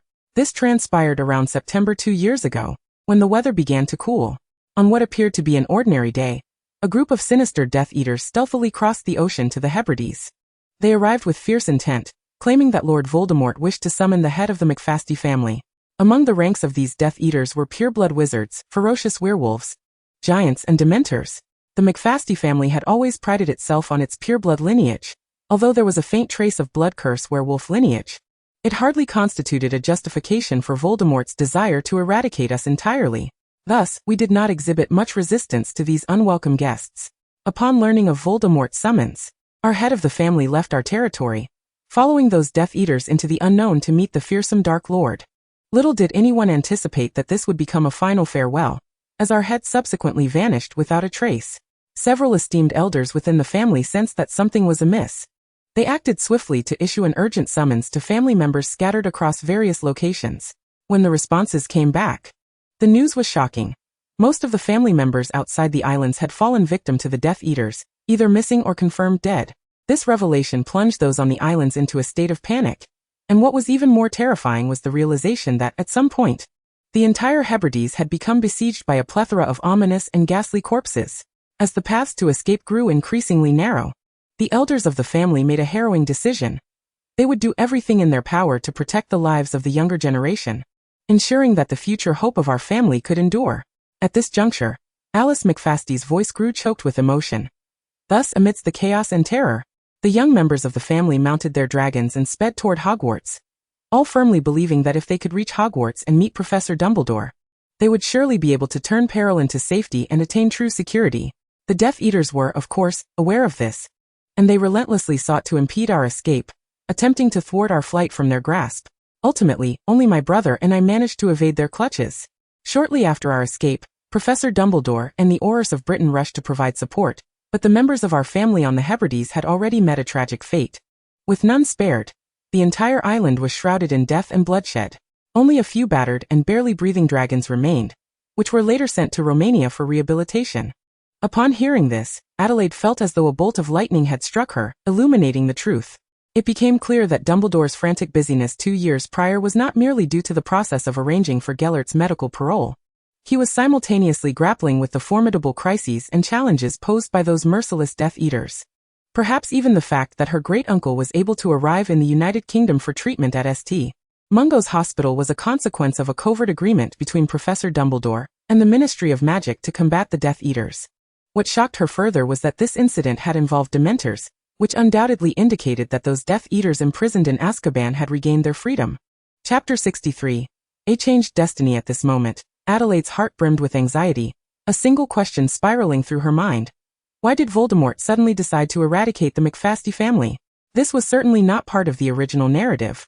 Setting aside Jack McFasty's current state of unconsciousness at St. Mungo's, it was inconceivable that Alice McFasty's prominent presence at Hogwarts would go unmentioned, if she truly had attended the school in the original story. Thus, it could be inferred that, within the original framework, the McFasty family had not faced annihilation, and Alice and her brother may still be living peacefully among their kin in the Hebrides. What had gone awry? There must be some crucial clue that she had overlooked. With this thought, Adelaide pressed Alice McFasty. Miss McFasty, please do try to recall seriously. Even if it is just a guess. Do you have any knowledge of why Voldemort summoned your family head? Hearing this question, Alice furrowed her brow, her beautiful eyes reflecting a contemplative expression. After a moment of silence, she slowly replied, I vaguely recall the elders discussing this matter. It seemed Voldemort sought a method for restoring blood curse werewolves from our family. However, the reality is that once the blood curse werewolf lineage awakens, it is irreversible. Most of the blood curse werewolves in our family have integrated into the black dragon population of the Hebrides, and there is no method for restoration. Voldemort was targeting the McFasty family for the restoration method of blood curse werewolves? This left Adelaide even more perplexed. Did he intend to apply this method to his pet snake, Nagini, to restore her human form? As she pondered this, she sensed something amiss. Feeling that there was more to this than met the eye, a flurry of thoughts raced through Adelaide's mind, dazzling her like a multitude of twinkling stars in the night sky. She felt she was but a step away from unraveling the truth behind this enigma. And the key seemed to lie with that seemingly inconspicuous two-tailed cockroach. Yes, the cockroach. I've got it. Adelaide erupted with a fervent joy that startled Alice. Instinctively retreating several paces away from her classmate, who resembled a monkey king emerging from the mountains. Ignoring Alice's wary expression, Adelaide's eyes widened, and a peculiar smile crept across her lips as she continued to ponder her previous thoughts. Despite the relatively simplistic nature of a cockroach's cognition, it was incapable of contending with the powerful remnants of Voldemort's soul for dominion over its essence. However, it was undeniable that it possessed a complete soul of its own. As it transmitted its soul energy to the Horcrux, it would naturally impart its unique habits and memories. Imagine, after a prolonged slumber, Voldemort's Horcrux awakening, only to discern inexplicable changes stirring deep within his soul. Upon receiving the information transmitted from the cockroach's essence, Voldemort's fragmented soul might suddenly feel an inexplicable urge to burrow into the dark, damp sewers to establish a home, or to rummage through trash bins in search of sustenance. These bizarre subconscious impulses, alien to him, would frequently emerge, leaving him in a state of profound confusion. This transmutation was far beyond comprehension, and given Voldemort's arrogant nature, it was unlikely he would believe he could be possessed by a cockroach. The animagus transformation was a skill he had only acquired later in life. He had never contemplated turning himself into a lowly creature. In his ethereal state, he was also incapable of practicing animagus. After much contemplation, Voldemort discovered that the only possible connection to the magical realm lay in the deep-seated suspicion that he might have unwittingly awakened the long-dormant bloodline of the beast blood curse within him due to his current soul state. After all, he had been an orphan without parents since childhood. Knowing little about his lineage, only that his father was an ordinary muggle and his mother hailed from the noble Slytherin lineage. As for the obscure stories hidden behind this lineage, who could ever truly ascertain their nature? The thought of Voldemort's cockroach Horcrux being compelled to suppress its impulse to scurry into the sewers brought Adelaide a sense of delight. Send someone to capture me? Let them go rummage through the trash in the sewers. The more she contemplated, the more exhilarated she became. The images in her mind growing increasingly vivid. Were it a snake's soul that had possessed Voldemort, perhaps he would not be in such distress. Yet, the fact that it was a cockroach was undeniably ludicrous. At this moment, the remnant soul within the Horcrux must be filled with both rage and fear, terrified of the prospect that should he successfully resurrect, he might become nothing more than a wretched cockroach due to that damned blood curse. Adelaide believed that until an effective means of breaking the curse was discovered, Voldemort's resurrection plan would likely be temporarily shelved, if not indefinitely postponed. After all, even the venerable McFusty family, with its long-standing history of blood curses, was powerless against this curse. Thus, the chances of Voldemort finding a solution were virtually non-existent. With this realization, Adelaide seemed to understand why Voldemort was so intent on annihilating the McFusty family. Beyond merely venting his fury, it was likely fueled by profound jealousy. Why should they possess the noble bloodline of dragons while he was relegated to the status of a lowly cockroach? This stark contrast and sense of injustice must have driven Voldemort to the brink of madness. He, Adelaide reveled in her thoughts, a wicked smile gracing her face, utterly oblivious to when Alice McFusty had departed. Upon regaining her senses, she found herself encircled in a triangle by Dumbledore, Amontina, and Madame Pomfrey, while Alice was nearby, tearfully restraining a distraught Autumn from rushing forward. She could hear Alice whispering to Autumn, "Calm down, Grindelwald's current state is off. Do not provoke her." Adelaide was utterly bewildered. What was transpiring? Before she could fully comprehend the situation, Amontina lunged forward, pinning her down, while Madame Pomfrey produced a suspicious vial and began to pour it into her mouth. "What are you doing?" "I'm not." Adelaide's protests were drowned out as the potion took effect, sending her mind spiraling into a haze, her eyelids suddenly feeling unbearably heavy. Just before losing consciousness, she faintly heard Madame Pomfrey remark to the others, "This poor child may not yet have recovered from the last shock. She needs rest." Chapter 64. The approach of Christmas. Adelaide was compelled to remain in the infirmary for an additional 2 days. However, learning that Voldemort's Horcrux was troubled by the cockroach soul and reluctant to resurrect brought her a measure of relief. Considering her personal safety, Adelaide ultimately resolved to persuade the upperclassmen in the Human Research Group to hand over all pertinent information regarding Terence Higgs and Stibbons to Professor Dumbledore, ensuring their investigation remained discreet. Moreover, she subtly hinted to Dumbledore that there might be issues concerning the consciousness of these two individuals, suggesting they could be under the influence of malevolent dark magic. Upon reviewing the investigation report and her personal insights, Dumbledore was astonished that the 4 younger Ravenclaw students had achieved such a level of discernment. To commend their exceptional performance and keen insight, Dumbledore generously awarded each of the 4 students an additional 20 house points. Furthermore, he assured the members of the Human Research Group, "Rest easy regarding the investigation into the Death Eater infiltrator.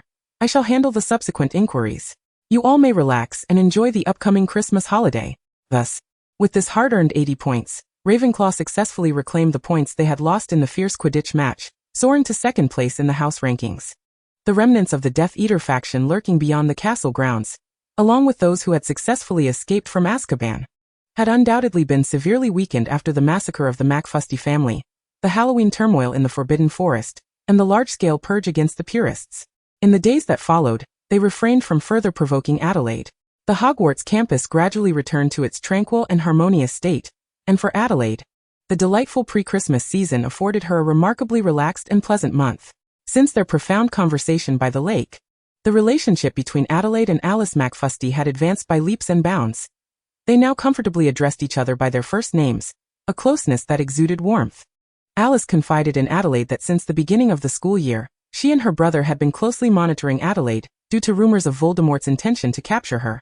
Consequently, they believed Adelaide ought to align with them and hoped to establish a collaborative relationship.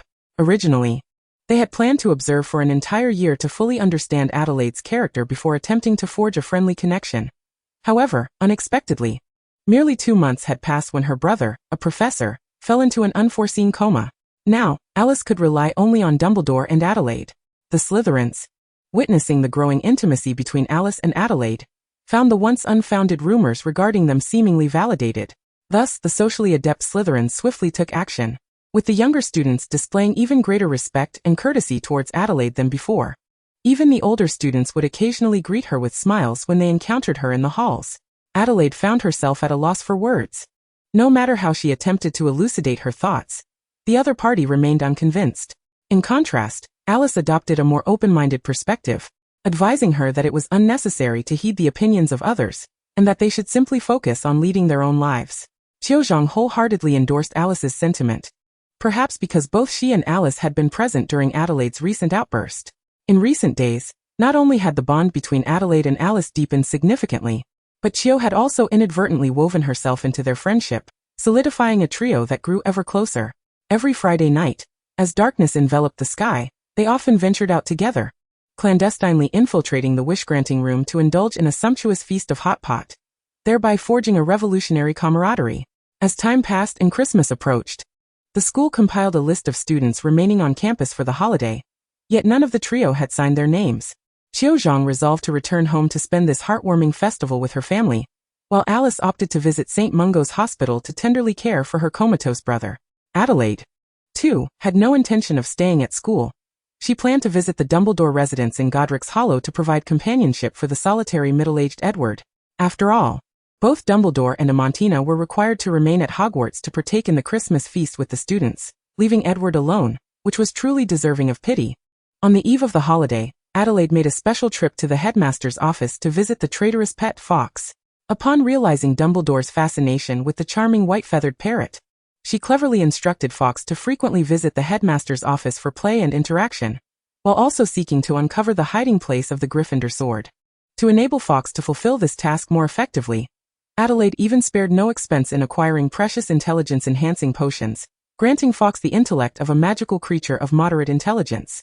However, she never anticipated that this seemingly well-behaved parrot would betray her, its heart stolen by love. Fox had fallen head over heels for the Phoenix Fox, and it was unclear what charms this white-feathered parrot had employed to ensnare Adelaide's dear friend, the guardian of the headmaster's office, in its thrall. While Adelaide did not oppose this union, the problem lay in the fact that the parrot had forgotten its owner in favor of its new mate. The two birds spent their days inseparable, perched in the headmaster's office, preening each other and exchanging affection. Fox, completely absorbed in its newfound romance, disregarded its responsibilities, and even refused to return to the dormitory. What infuriated Adelaide further was Dumbledore's utter nonchalance towards their close relationship. Rather, he displayed an astonishingly generous demeanor, readily agreeing to cover Fox's daily feed and the costly intelligence-enhancing potion expenses. Even as she boarded the return train, Adelaide remained indignant. Feeling that Fox had truly forgotten its loyalty to her, the owner, opting instead to stay behind without even a small token of affection. All she had wanted was to pluck a few phoenix tail feathers as a Christmas gift from Fox and the Phoenix, but apparently, that was too much to ask. Fortunately, Dumbledore, unable to overlook her discontent, generously provided Adelaide with some pocket money, effectively silencing her grievances and dissuading her from attempting to separate the lovebirds. Chapter 65, Gellert. I am not well acquainted with Dumbledore. After disembarking from the train, Adelaide took a carriage back to the Dumbledore residence in Godric's Hollow.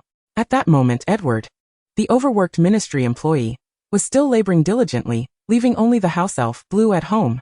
Upon stepping through the door, she was greeted by an enticing aroma. The considerate house elf had prepared a delectable feast of roasted lamb chops, apple pie, and a generous serving of strawberry ice cream.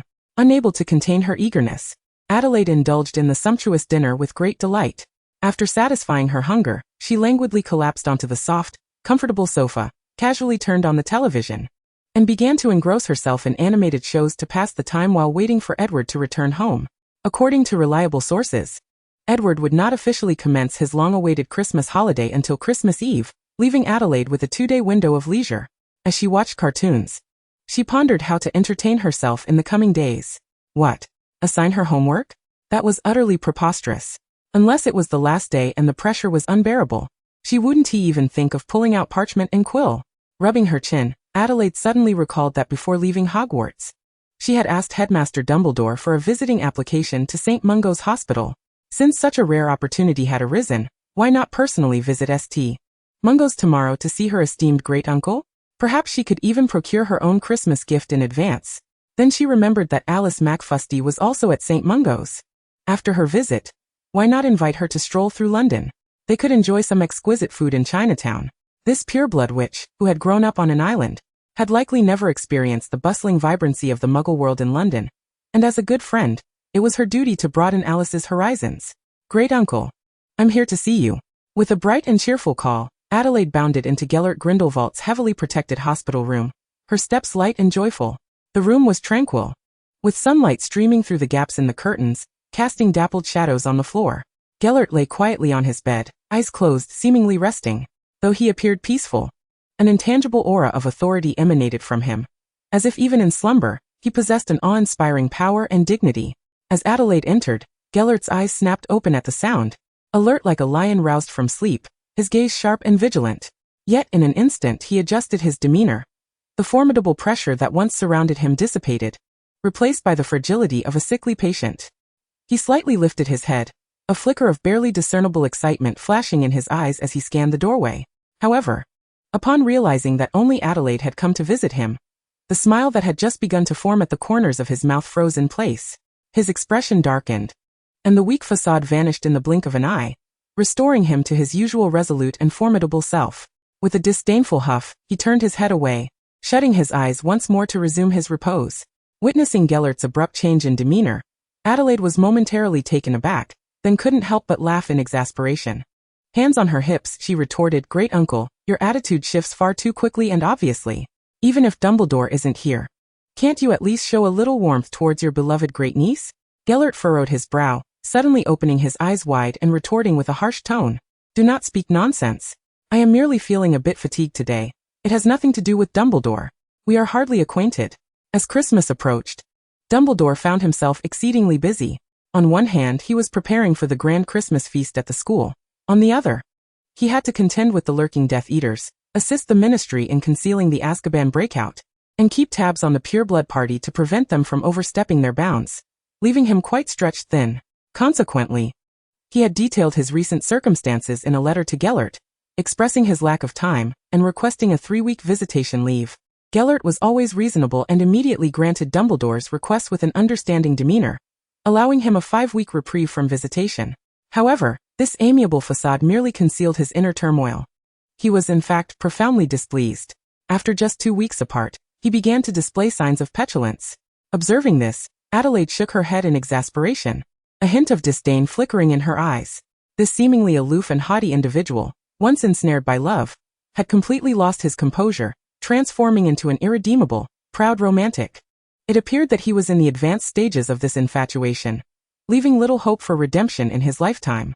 With a weary sigh, Adelaide acknowledged that, as his great niece, it was her duty to offer counsel. "Great uncle, please refrain from uttering such hurtful words. Dumbledore's current busyness is all for you."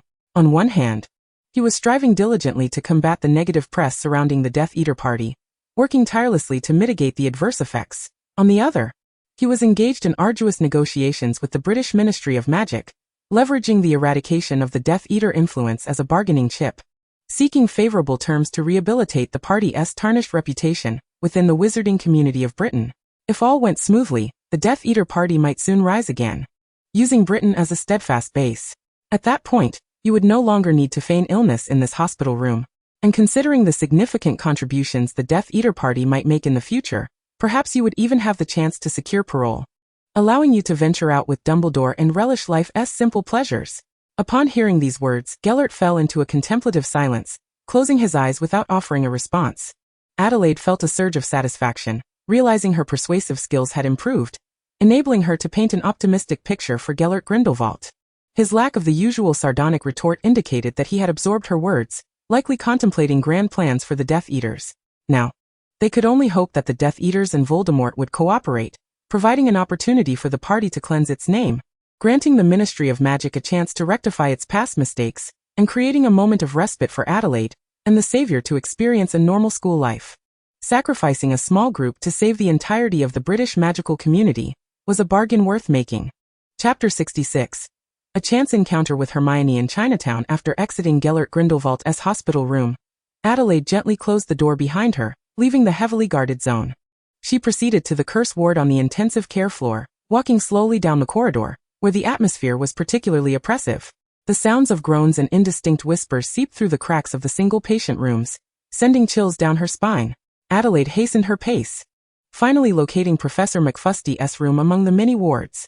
Through the glass panel of the door, she beheld Jack McFusty lying quietly in his bed, his bare upper body adorned with strange symbols.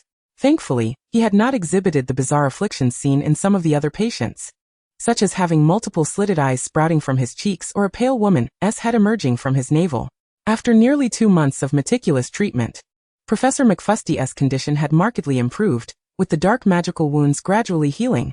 However, his consciousness had yet to return. Adelaide gently tapped on the door and entered the room, greeting Alice, who was sitting beside her brother in a daze. Alice's eyes were red, and she appeared somewhat fatigued. Yet upon seeing Adelaide, this typically proud young witch broke into a smile of delight. Adelaide approached her, softly suggesting, "You've worked so hard. But Christmas is just around the corner. I'd like to invite you to go out and enjoy a bit of relaxation, to better embrace the new year." After a moment's hesitation, Alice chose to accept her friend's invitation over remaining by her brother's side, nodding in agreement. Adelaide retrieved a beautifully prepared set of Muggle clothing from her bag, and presented it to Alice with a beaming smile. "Come, dear Alice, try this on." Alice hesitantly took the outfit, and with Adelaide's gentle guidance, she donned each piece. When the final button was fastened, the Muggle-clad Alice stood before Adelaide. Taking a few steps back, Adelaide surveyed her friend, her lips curling into a satisfied smile. Truly, the dress was exquisite.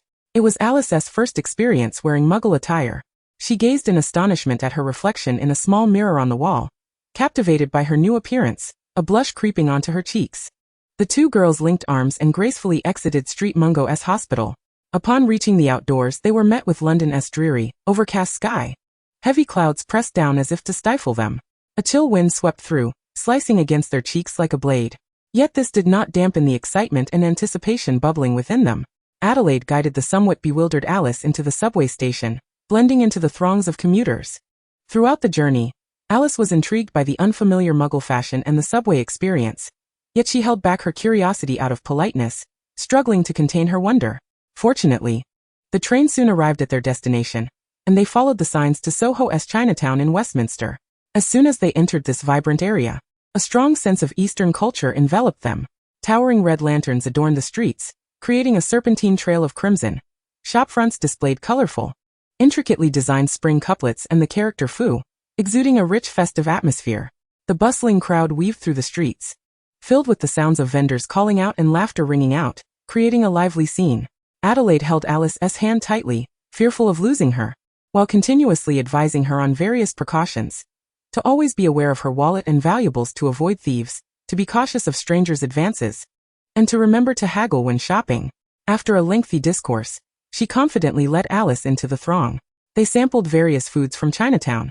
Although the cuisine was indeed unique, it did not quite compare to authentic dishes from China, and the prices were relatively steep. However, for Adelaide and Alice, who were not financially constrained, these minor flaws did little to dampen their spirits. Moreover, after enduring 4 long months of the relentless torment of Hogwarts British cuisine, even the simplest Chinese dishes before them felt like a feast fit for royalty. The two lively girls flitted about the distinctive eateries in Chinatown, delighting in this hard-won moment of culinary bliss. As Adelaide slurped her noodles, she began to plan a return visit with Cho Chang in a few days. Yet, just when everything seemed perfect, an unexpected turn of events occurred. As Adelaide and Alice, having indulged in an excessive feast that left their stomachs pleasantly full, chose to share a sweet and delectable candied hawthorn to create some space for further culinary delights, an incredulous voice emerged from behind Adelaide, abruptly shattering their joyous atmosphere. "Adelaide, is that truly you?"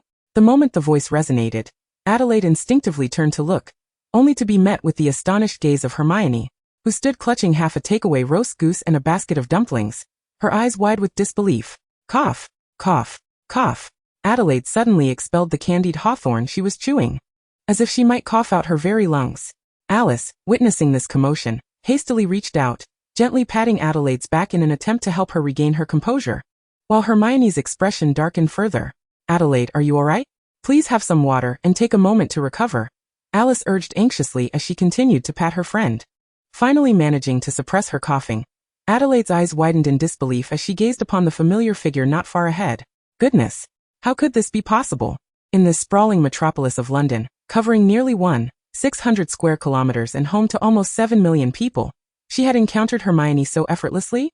The memory of a whimsical escapade she orchestrated during the summer filled her with regret and unease. Was today truly an ill-fated day to venture out? Chapter 67. A scarlet threat looms over Adelaide. Adelaide, who is she? Alice inquired, tilting her head as she scrutinized Hermione, who, clad in mundane attire with her voluminous brown hair cascading down, appeared to be of a similar age. Yet, no matter how hard Alice searched her memories, she could not recall ever having met this individual at Hogwarts. Could she perhaps be from Beauxbatons or Durmstrang? As Alice pondered this perplexity aloud, Hermione pressed her lips together tightly, her sharp gaze fixated on Adelaide, eager to hear how she would respond.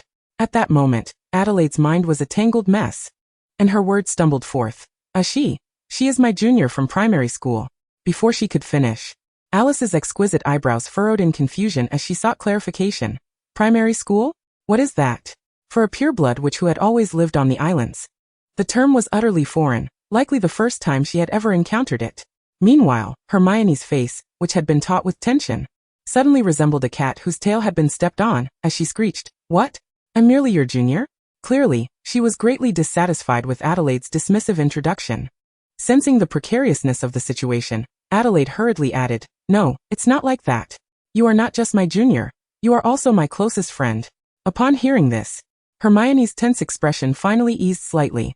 However, Alice remained utterly perplexed and inquired once more, "Isn't your best friend Autumn Zhang?"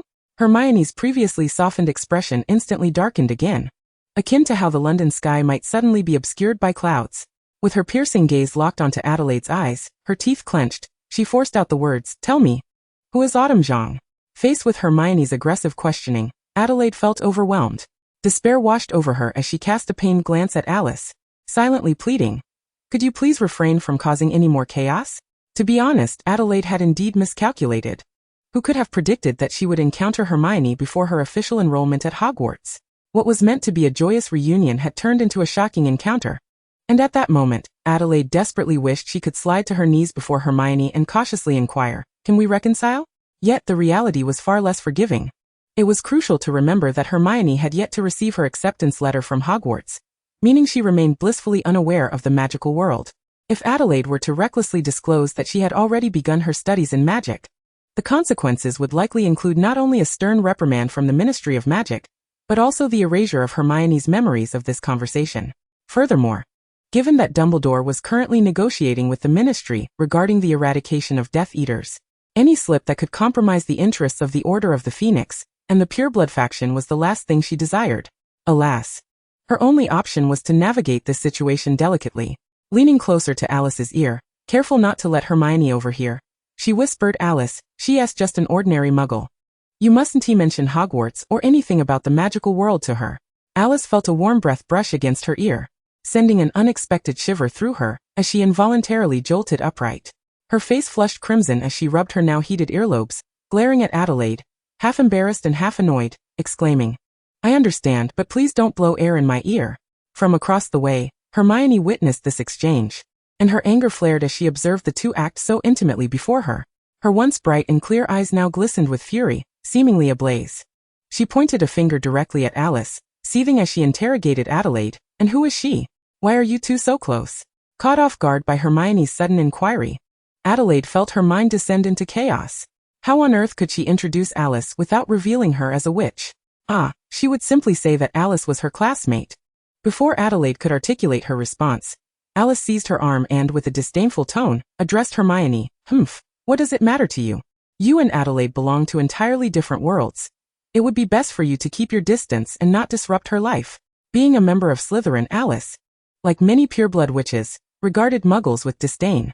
Upon discovering that the girl before her hailed from a non-magical family, Alice did not hesitate to express her contempt and superiority.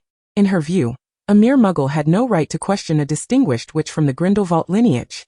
Upon hearing Alice's merciless words, Adelaide was taken aback, nearly fainting from shock. Her eyes widened, and her mouth fell agape as if she wished to refute her friend's statement, yet found herself at a loss for words. Upon reflection, Alice's words held some truth. There indeed existed a vast chasm between wizards and muggles, representing two entirely disparate realms. Yet, Hermione was set to attend Hogwarts next year. This remarkably intelligent and diligent girl was bound to showcase unparalleled talent and prowess in her studies. consistently securing the top position in her year for 7 consecutive years, becoming an insurmountable mountain for her peers, including the likes of the Savior and young Malfoy. At this very moment, confronted by Hermione's piercing gaze that seemed capable of penetrating the soul, imbued with a menacing intent, Adelaide felt an acute sense of unease. As though needles were pricking at her back, her heart racing with trepidation. In a state of despair, she squeezed her eyes shut, desperately attempting to evade the terrifying scrutiny. What was she to do now? Although Adelaide was renowned for her quick wit and remarkable mental agility, even in this precarious situation, she found herself unable to devise a flawless strategy to extricate herself from the impending crisis. As Hermione advanced, poised to seize her by the collar, Adelaide understood that hesitation was no longer an option. As the ancient adage goes, in times of peril, retreat is the wisest course. Acting decisively, she grasped Alice's hand and abruptly turned, fleeing with all her might. Chapter 68. The Fray. With the approach of Christmas and New Year, the throngs in Chinatown were overwhelmingly vast, a relentless tide of humanity surging through the streets, rendering them impassable. In the midst of this chaos, Adelaide and Alice, barely past the tender age of 10, were but diminutive figures, frail and lacking in strength. Though Adelaide vocally proclaimed her intention to escape, the reality was more akin to a laborious struggle to navigate through the sea of people. "Why are we running?" Alice inquired, bewildered, clearly grappling with the unfolding events. Nevertheless, she obediently followed Adelaide, weaving through the crowd, while not far behind, Hermione clutched her roast goose and soup dumplings, her keen eyes tracking their movements with sharp intensity. Adelaide did not immediately respond to Alice's question. Her focus was singular, intent on pushing forward until, after a considerable struggle, she finally managed to breach the most congested section of the crowd. She paused, casting a nervous glance over her shoulder, not at the relentless Hermione, but rather at a discovery that confirmed her suspicions. "Quick! Turn around and look to your right and slightly behind you," Adelaide whispered urgently to Alice. Upon hearing this, Alice swiftly obeyed, and there, in the direction indicated, they beheld a shopfront piled high with unprocessed decorations. At that moment, a worker was straining to place these decorations into a large cardboard box. Suddenly, an unexpected incident occurred. It was as if an object of tremendous speed collided with the worker, causing him to lose his balance and crash onto the pile of decorations. Simultaneously, the cardboard box, previously set aside, was inexplicably flattened as though an invisible force had mercilessly crushed it. Alice, with her innate perceptiveness, quickly deduced that the mysterious object responsible for the box's demise was, in fact, a wizard employing a disillusionment charm. This realization sent a jolt of alarm through her, and she turned to Adelaide, her face awash with astonishment. "Are we being followed?" Adelaide took a moment to steady her breath before responding, her expression impassive. "You must understand. This morning I ventured to St. Mungo's to visit Gellert Grindelwald without Dumbledore's company. It would indeed be surprising if I weren't being followed. However, I remain uncertain about which faction has sent this spy." "Which faction?" Alice questioned, her mind racing as she grasped the implications that more than one group had set their sights on Adelaide. Faced with such a convoluted predicament, Alice felt her thoughts spiraling into chaos. In terms of intellect and strategy, even three of her could not rival the prodigious talents of Ravenclaw's Adelaide. Thus, she resigned herself to inaction, her expression resolute as she asked, "In that case, what should we do next?" "I will follow your lead." Adelaide regarded the approaching Hermione, her expression a complex mix of emotions, and sighed. "This is precisely why I said our reunion at Hogwarts was a delight. Encountering each other outside is merely a source of dread. Hogwarts is Dumbledore's domain, where I have his backing, and I need not fear interference from the Ministry of Magic or Death Eaters. However, outside, I must consider many more factors." She hesitated, reluctant to reveal the secret of the curing to Alice and Hermione. For now, it seemed prudent to gamble. "Look at that wizard. He has not drawn his wand to attack the innocent muggles. He must be an Auror from the Ministry." Adelaide resolved to wait for Hermione to catch up. If no attack came, they would make their escape back to St. Mungo's Hospital. But if they found themselves under attack? Before Adelaide could finish her thought, a blinding red light suddenly shot forth from behind a nearby statue, aimed directly at her. Indeed, the Death Eaters had dispatched agents to shadow her. Acting swiftly, Adelaide grasped Alice's hand and propelled herself toward Hermione, who was less than a meter away, successfully evading the Death Eaters' assault. Almost instantaneously, a warm current surged through her, reminiscent of the protective enchantment Professor Flitwick had cast on Halloween night.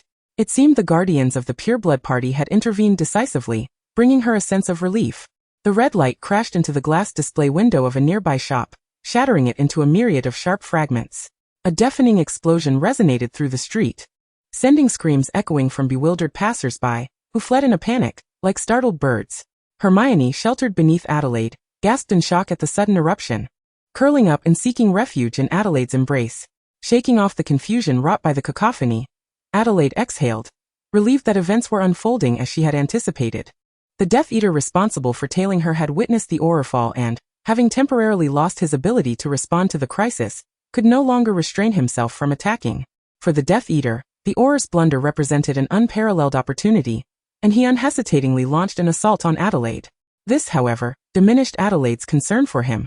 He appeared to lack the cunning required to pose a significant threat.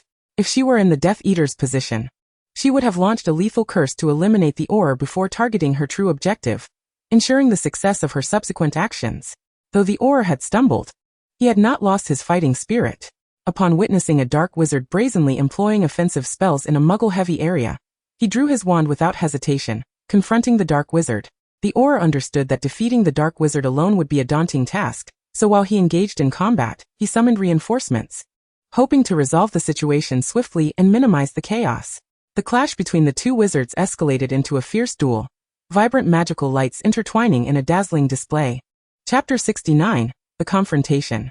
Almost simultaneously, three figures materialized beside Adelaide like phantoms, forming a protective triangle around her, Hermione and Alice, clad in stylish gray coats. The three young individuals exuded a unique aura that far surpassed the imposing presence of the cloaked Death Eaters. One of the individuals respectfully addressed Adelaide. "Young mistress, this place is fraught with peril, and given the agreement between the Purists and the British Ministry of Magic, we cannot freely cast offensive spells. Therefore, I implore you to swiftly accompany us from this location." Adelaide had been anticipating their arrival, but she was taken aback by the fact that the Purists had dispatched 3 members to ensure her safety. 3 against 2, what an advantage! The absence of additional wizards in the vicinity indicated that the Ministry had only sent one to trail her, suggesting they did not regard her as a significant concern. Similarly, the Death Eaters had not deployed a second member, revealing their own diminished capacity, likely due to the extensive purging of Voldemort's forces over the past month. When faced with the request from her Purist guardians to retreat, Adelaide shook her head in refusal. To flee in such a favorable situation would be a disservice to the Ministry, and a grave underestimation of the Death Eaters. She raised her hand, pointing towards the 2 wizards still locked in fierce combat, her gaze icy as she proclaimed, "At present, only one aura is present. The authority of the Purists must not be challenged. We must issue a warning. That Death Eater dared to assault me. I command you to eliminate him on the spot and subsequently erase the aura's memory. We must resolve this conflict swiftly before reinforcements arrive." Upon hearing her words, the 3 Purist members momentarily paused in astonishment, only to be swiftly enveloped in expressions of uncontainable joy. "As you wish, my young mistress." Adelaide's decisive and resolute manner mirrored that of the Purist leader, without a doubt signaling the emergence of a remarkable successor for their cause. As the new generation of Purists, they believed they grasped the profound implications behind Adelaide's command. Executing the Death Eater who had the audacity to attack the bloodline of the Purist leader would serve not only to establish authority, but also to send a clear signal to Voldemort, warning him against arrogance and recklessness. Erasing the aura's memory would indirectly serve as a warning bell to the British Ministry of Magic, cautioning them against overstepping their bounds. What? Some may protest that the actions of the Purist members against the British aura contravene the Covenant? Such accusations are utterly ludicrous, a slander against our Purist faction. The poor aura was subjected to a memory charm, his recollections completely obliterated, and the passing muggles likely have no inkling of what the Purists are. So, do you possess any substantive evidence to prove that it was a member of the Purists who cast the spell? Could it not have been some whimsical wizard passing by? Furthermore, since this matter has been brought to the forefront for discussion, we must question the Ministry of Magic for dispatching an aura to trail Grindelwald's descendant without notifying the Purists during their collaboration. What was their intention? Shall we cease cooperation altogether? Should we promote the Azkaban breakout incident throughout the entire European magical community? If the higher-ups of the Ministry possess any wisdom, they will likely turn a blind eye to this matter, treating it as if nothing has occurred, and suffer their silence. After all, the aura has not lost his life. Some matters are better left unspoken to avoid a public fallout, as the capture of Death Eaters may still require the assistance of the Purists. As for these Purist members, although they had pledged to Dumbledore to adhere to the agreement with the British Ministry of Magic, The directive to attack had now been issued by their young mistress. Their allegiance to the purists, rather than the Order of the Phoenix, made it clear who held greater weight in their hearts. In mere seconds, myriad thoughts raced through their minds, and without a hint of hesitation, the 3 purist members resolutely proceeded to execute Adelaide's orders. They swiftly drew their wands, surrounding the engaged Auror and Death Eater from 3 angles, seamlessly integrating themselves into the chaotic fray, before either combatant could sense the anomaly. Upon witnessing this, Adelaide exhaled in relief. The 3 purist members had correctly interpreted her command, which was fundamentally aimed at ensuring Hermione's safety. Today's Chinatown was exceptionally bustling, with foot traffic reaching tens of thousands. Even with the ministry's limited manpower, it would be nearly impossible for them to thoroughly investigate the background of every Muggle present, let alone cast memory charms on each one. The British Ministry of Magic and the government were likely to resort to explanations such as street mischief or so-called innovative fireworks displays to trivialize the incident, attempting to obscure the truth. Thus, erasing the memories of the 2 wizards not aligned with their side would maximize the protection of Hermione from the Ministry and the Death Eaters. Hermione, being an underage Muggle, was protected under the Ministry's regulations. It was not just the use of truth serum that was prohibited, but even formal interrogation would violate the Underage Muggle Protection Act. Consequently, even if the British Ministry pursued an in-depth investigation, due to Hermione's prior association with Adelaide at the same primary school, the information they could obtain would be limited to the prank she had pulled last summer. As for the Death Eaters, the situation was even more straightforward. In a certain light, Alice's disdainful attitude towards Muggles vividly reflected the prevailing mindset among many pureblood wizards. These self-important purebloods were excessively arrogant. Unless presented with irrefutable evidence, they would scoff at even the faintest speculation, refusing to believe that Adelaide Grindelwald, a descendant of the dark wizard Grindelwald, would hold a Muggle in any regard. Even if that Death Eater miraculously escaped, given that Adelaide did not refute Alice's earlier remarks, it was unlikely they would concern themselves with Hermione. However, for safety's sake, it would be best to ensure he remained here permanently. Chapter 70, The Agreement. 3 against 2. Or rather an unexpected ambush. This was undeniably a one-sided battle. The unfortunate Death Eater scarcely had time to react before being struck by a lethal curse, collapsing beneath the statue. Concurrently, the valiant Auror was not spared either. He first fell victim to a stunning spell, staggering to the ground, followed swiftly by a memory charm. The coordination among the 3 purists was impeccable. Their movements flowed seamlessly, as if rehearsed countless times. From the initiation of the assault to the complete control of the situation, the entire process transpired in a mere span of seconds. Following their victory, they adeptly confiscated the wands of the 2 wizards, breaking them and incinerating them with a fierce flame, thus cleaning up the battlefield. With the situation stabilized, Adelaide breathed a sigh of relief and softly addressed the shaken Hermione in her arms. "Hermione, my dearest friend, if you still trust me at this moment, heed my words and return home swiftly. In the coming days, should strangers inquire about me, you must respond according to the account I shared with you last summer. Do you understand?" Hermione, upon hearing this, abruptly raised her head, her wide eyes fixed intently on Adelaide's face. In a hushed and anxious tone, she asked Adelaide, "Have you encountered some danger? If so, why not report it? Wouldn't it be better to let the police handle these troubles?" Adelaide could not help but chuckle as she gently tousled Hermione's unruly hair, secretly reflecting on the importance of cherishing this law-abiding little Hermione. Who could have anticipated that in just a few years, she would evolve into a figure capable of delivering a punch to Malfoy and a kick to Rita Skeeter, embodying the essence of a savior akin to Ron and the reincarnation of their parents? What exactly is a police officer? Beside them, Alice remained utterly perplexed by the peculiar terminology of the Muggle world. The police are somewhat analogous to the Aurors in the wizarding realm. Meanwhile, the astute Hermione keenly seized upon the 2 unfamiliar terms and inquired further. "What is a Muggle? What is the slang for Aurors? Adelaide, have you become entangled in a gang war?" Hermione's speculation was surprisingly accurate. The Death Eaters versus the Pureblood Party. Wasn't that akin to a gang war within the magical community? Before Adelaide could respond to Hermione, Alice, unwilling to be outdone, posed yet another question. "What is a gang?" Exasperated, Adelaide raised her hands, effectively sealing the mouths of both Hermione and Alice. "Are you two a veritable fountain of questions? Why are there so many inquiries?" "Alice, we will address your questions when we return. Hermione, I assure you, when we meet again, believe me, it won't be long. Likely around summer. We can discuss anything you wish to know." Initially alarmed, Hermione's demeanor transformed upon hearing this, her expression settling into a calmness that bordered on eerie. With her once bright eyes now devoid of sparkle, she fixed her gaze on Adelaide, expressionless as she pried apart Adelaide's hand from her mouth. Speaking in an exceedingly deliberate and resolute tone, "Adelaide, you despicable liar, I could easily dismember you right now. However, I have decided to grant you one final opportunity to prove yourself. Should you dare to deceive me again, no matter where you flee, I shall find you by any means necessary. At that time, I will personally turn you into a specimen, to be displayed forever in my study." By Merlin. When did Hermione become so ruthless? Hearing this, Adelaide could not suppress a gasp, feeling a chill creep up her spine, spreading throughout her entire being. At that moment, she dared not exhibit the slightest hesitation and promptly raised her right hand, solemnly swearing by the honor of her illustrious great-uncle that she would never again deceive Hermione. Just then, Hermione's parents emerged from a Chinese accessory shop, having been engrossed in the spectacle of two elderly patrons arguing inside.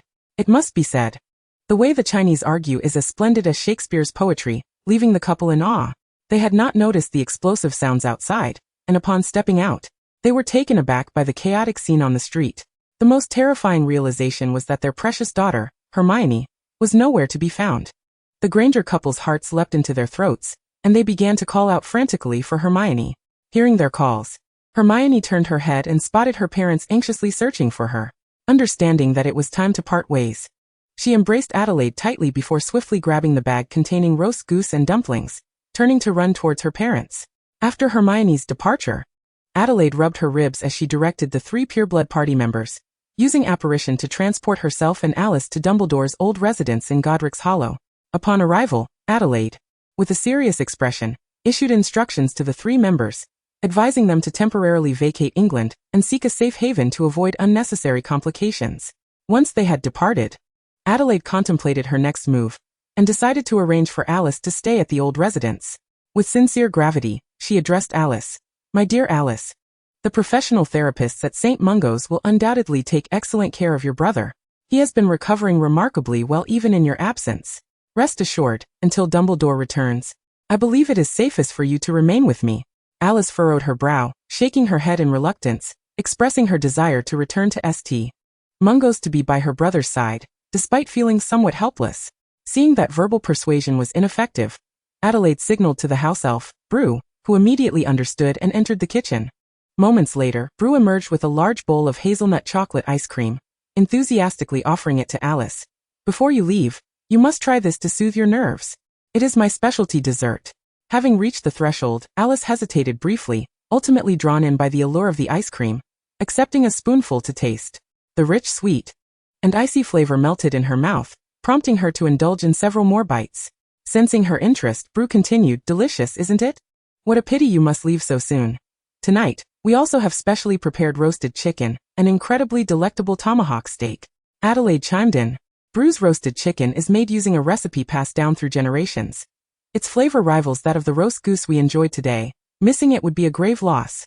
Upon hearing this, Alice found herself torn between the allure of exquisite cuisine and her brother, who remained in a comatose state. After a couple of seconds of intense internal struggle, Alice ultimately succumbed to the temptation of the culinary delights, deciding to stay at the old residence for the time being.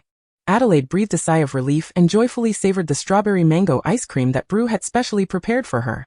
The weight that had been hanging over her heart now lifted. With Dumbledore's formidable reputation casting a protective shadow, neither the Death Eaters nor the British Ministry of Magic would dare disrupt his home. Now, all she needed to do was patiently await Dumbledore's resolution of the situation. Chapter 71. Hermione's Decision. In the Granger household in Ealing, West London, Mr. and Mrs. Granger were preparing to share a drink to calm their nerves after the unnerving events of the day in Chinatown, which had genuinely startled them. Being honest and straightforward dentists, they had always lived in a neighborhood known for its excellent safety, making this encounter all the more unsettling. Just as Mrs. Granger poured red wine into their glasses, their beloved daughter descended the stairs, a serious expression on her face as she sat beside them on the sofa, ready for a heartfelt discussion. "Mom, Dad, I have something of utmost importance to discuss with you, and I hope you will grant me this request. It could even serve as my Christmas present this year." Hermione's tone was grave and earnest, prompting a curious exchange of glances between her parents. Mr. Granger gently inquired, "Dear Hermione, we have already chosen your Christmas gift for this year. However, as a reward for being such a good child, we will allow you to make one more request." What would you like? Taking a deep breath, Hermione asserted, Mom, Dad, regarding my choice of secondary school, I do not wish to simply transition to Notting Hill Girls' School. I want to visit various schools in London and personally evaluate each one, until I find a school that meets my satisfaction. Upon hearing this, the Granger couple was momentarily taken aback, their expressions shifting to one of confusion and surprise. After all, Hermione's desire was rather unusual. Even if she did not intend to continue her studies at Notting Hill, one would expect her to have a particular target in mind. Why did she wish to personally visit every school? Hermione, if you wish to change schools, your mother and I are not opposed. However, you must understand that there are hundreds of schools in London, and most public schools are of subpar quality. There is no need for you to consider those. Based on your current academic standing, you should select several preferred options from the top 20 ranked schools, and we can take you to visit them. Hermione bit her lip tightly, reluctant to divulge to her parents that her true intention was to ascertain the name of the school Adelaide was attending. Although Adelaide had assured her they would reunite during the summer break, by that time the application period for secondary schools would have elapsed. If she did not prepare in advance, she would inevitably miss the opportunity to attend the same school as Adelaide, a prospect she found utterly unacceptable. Furthermore, that deceitful Adelaide had a history of misleading her, leaving Hermione uncertain about whether she could trust her once more. The mere thought of these matters filled Hermione with a sense of despondency. What was she really holding on to?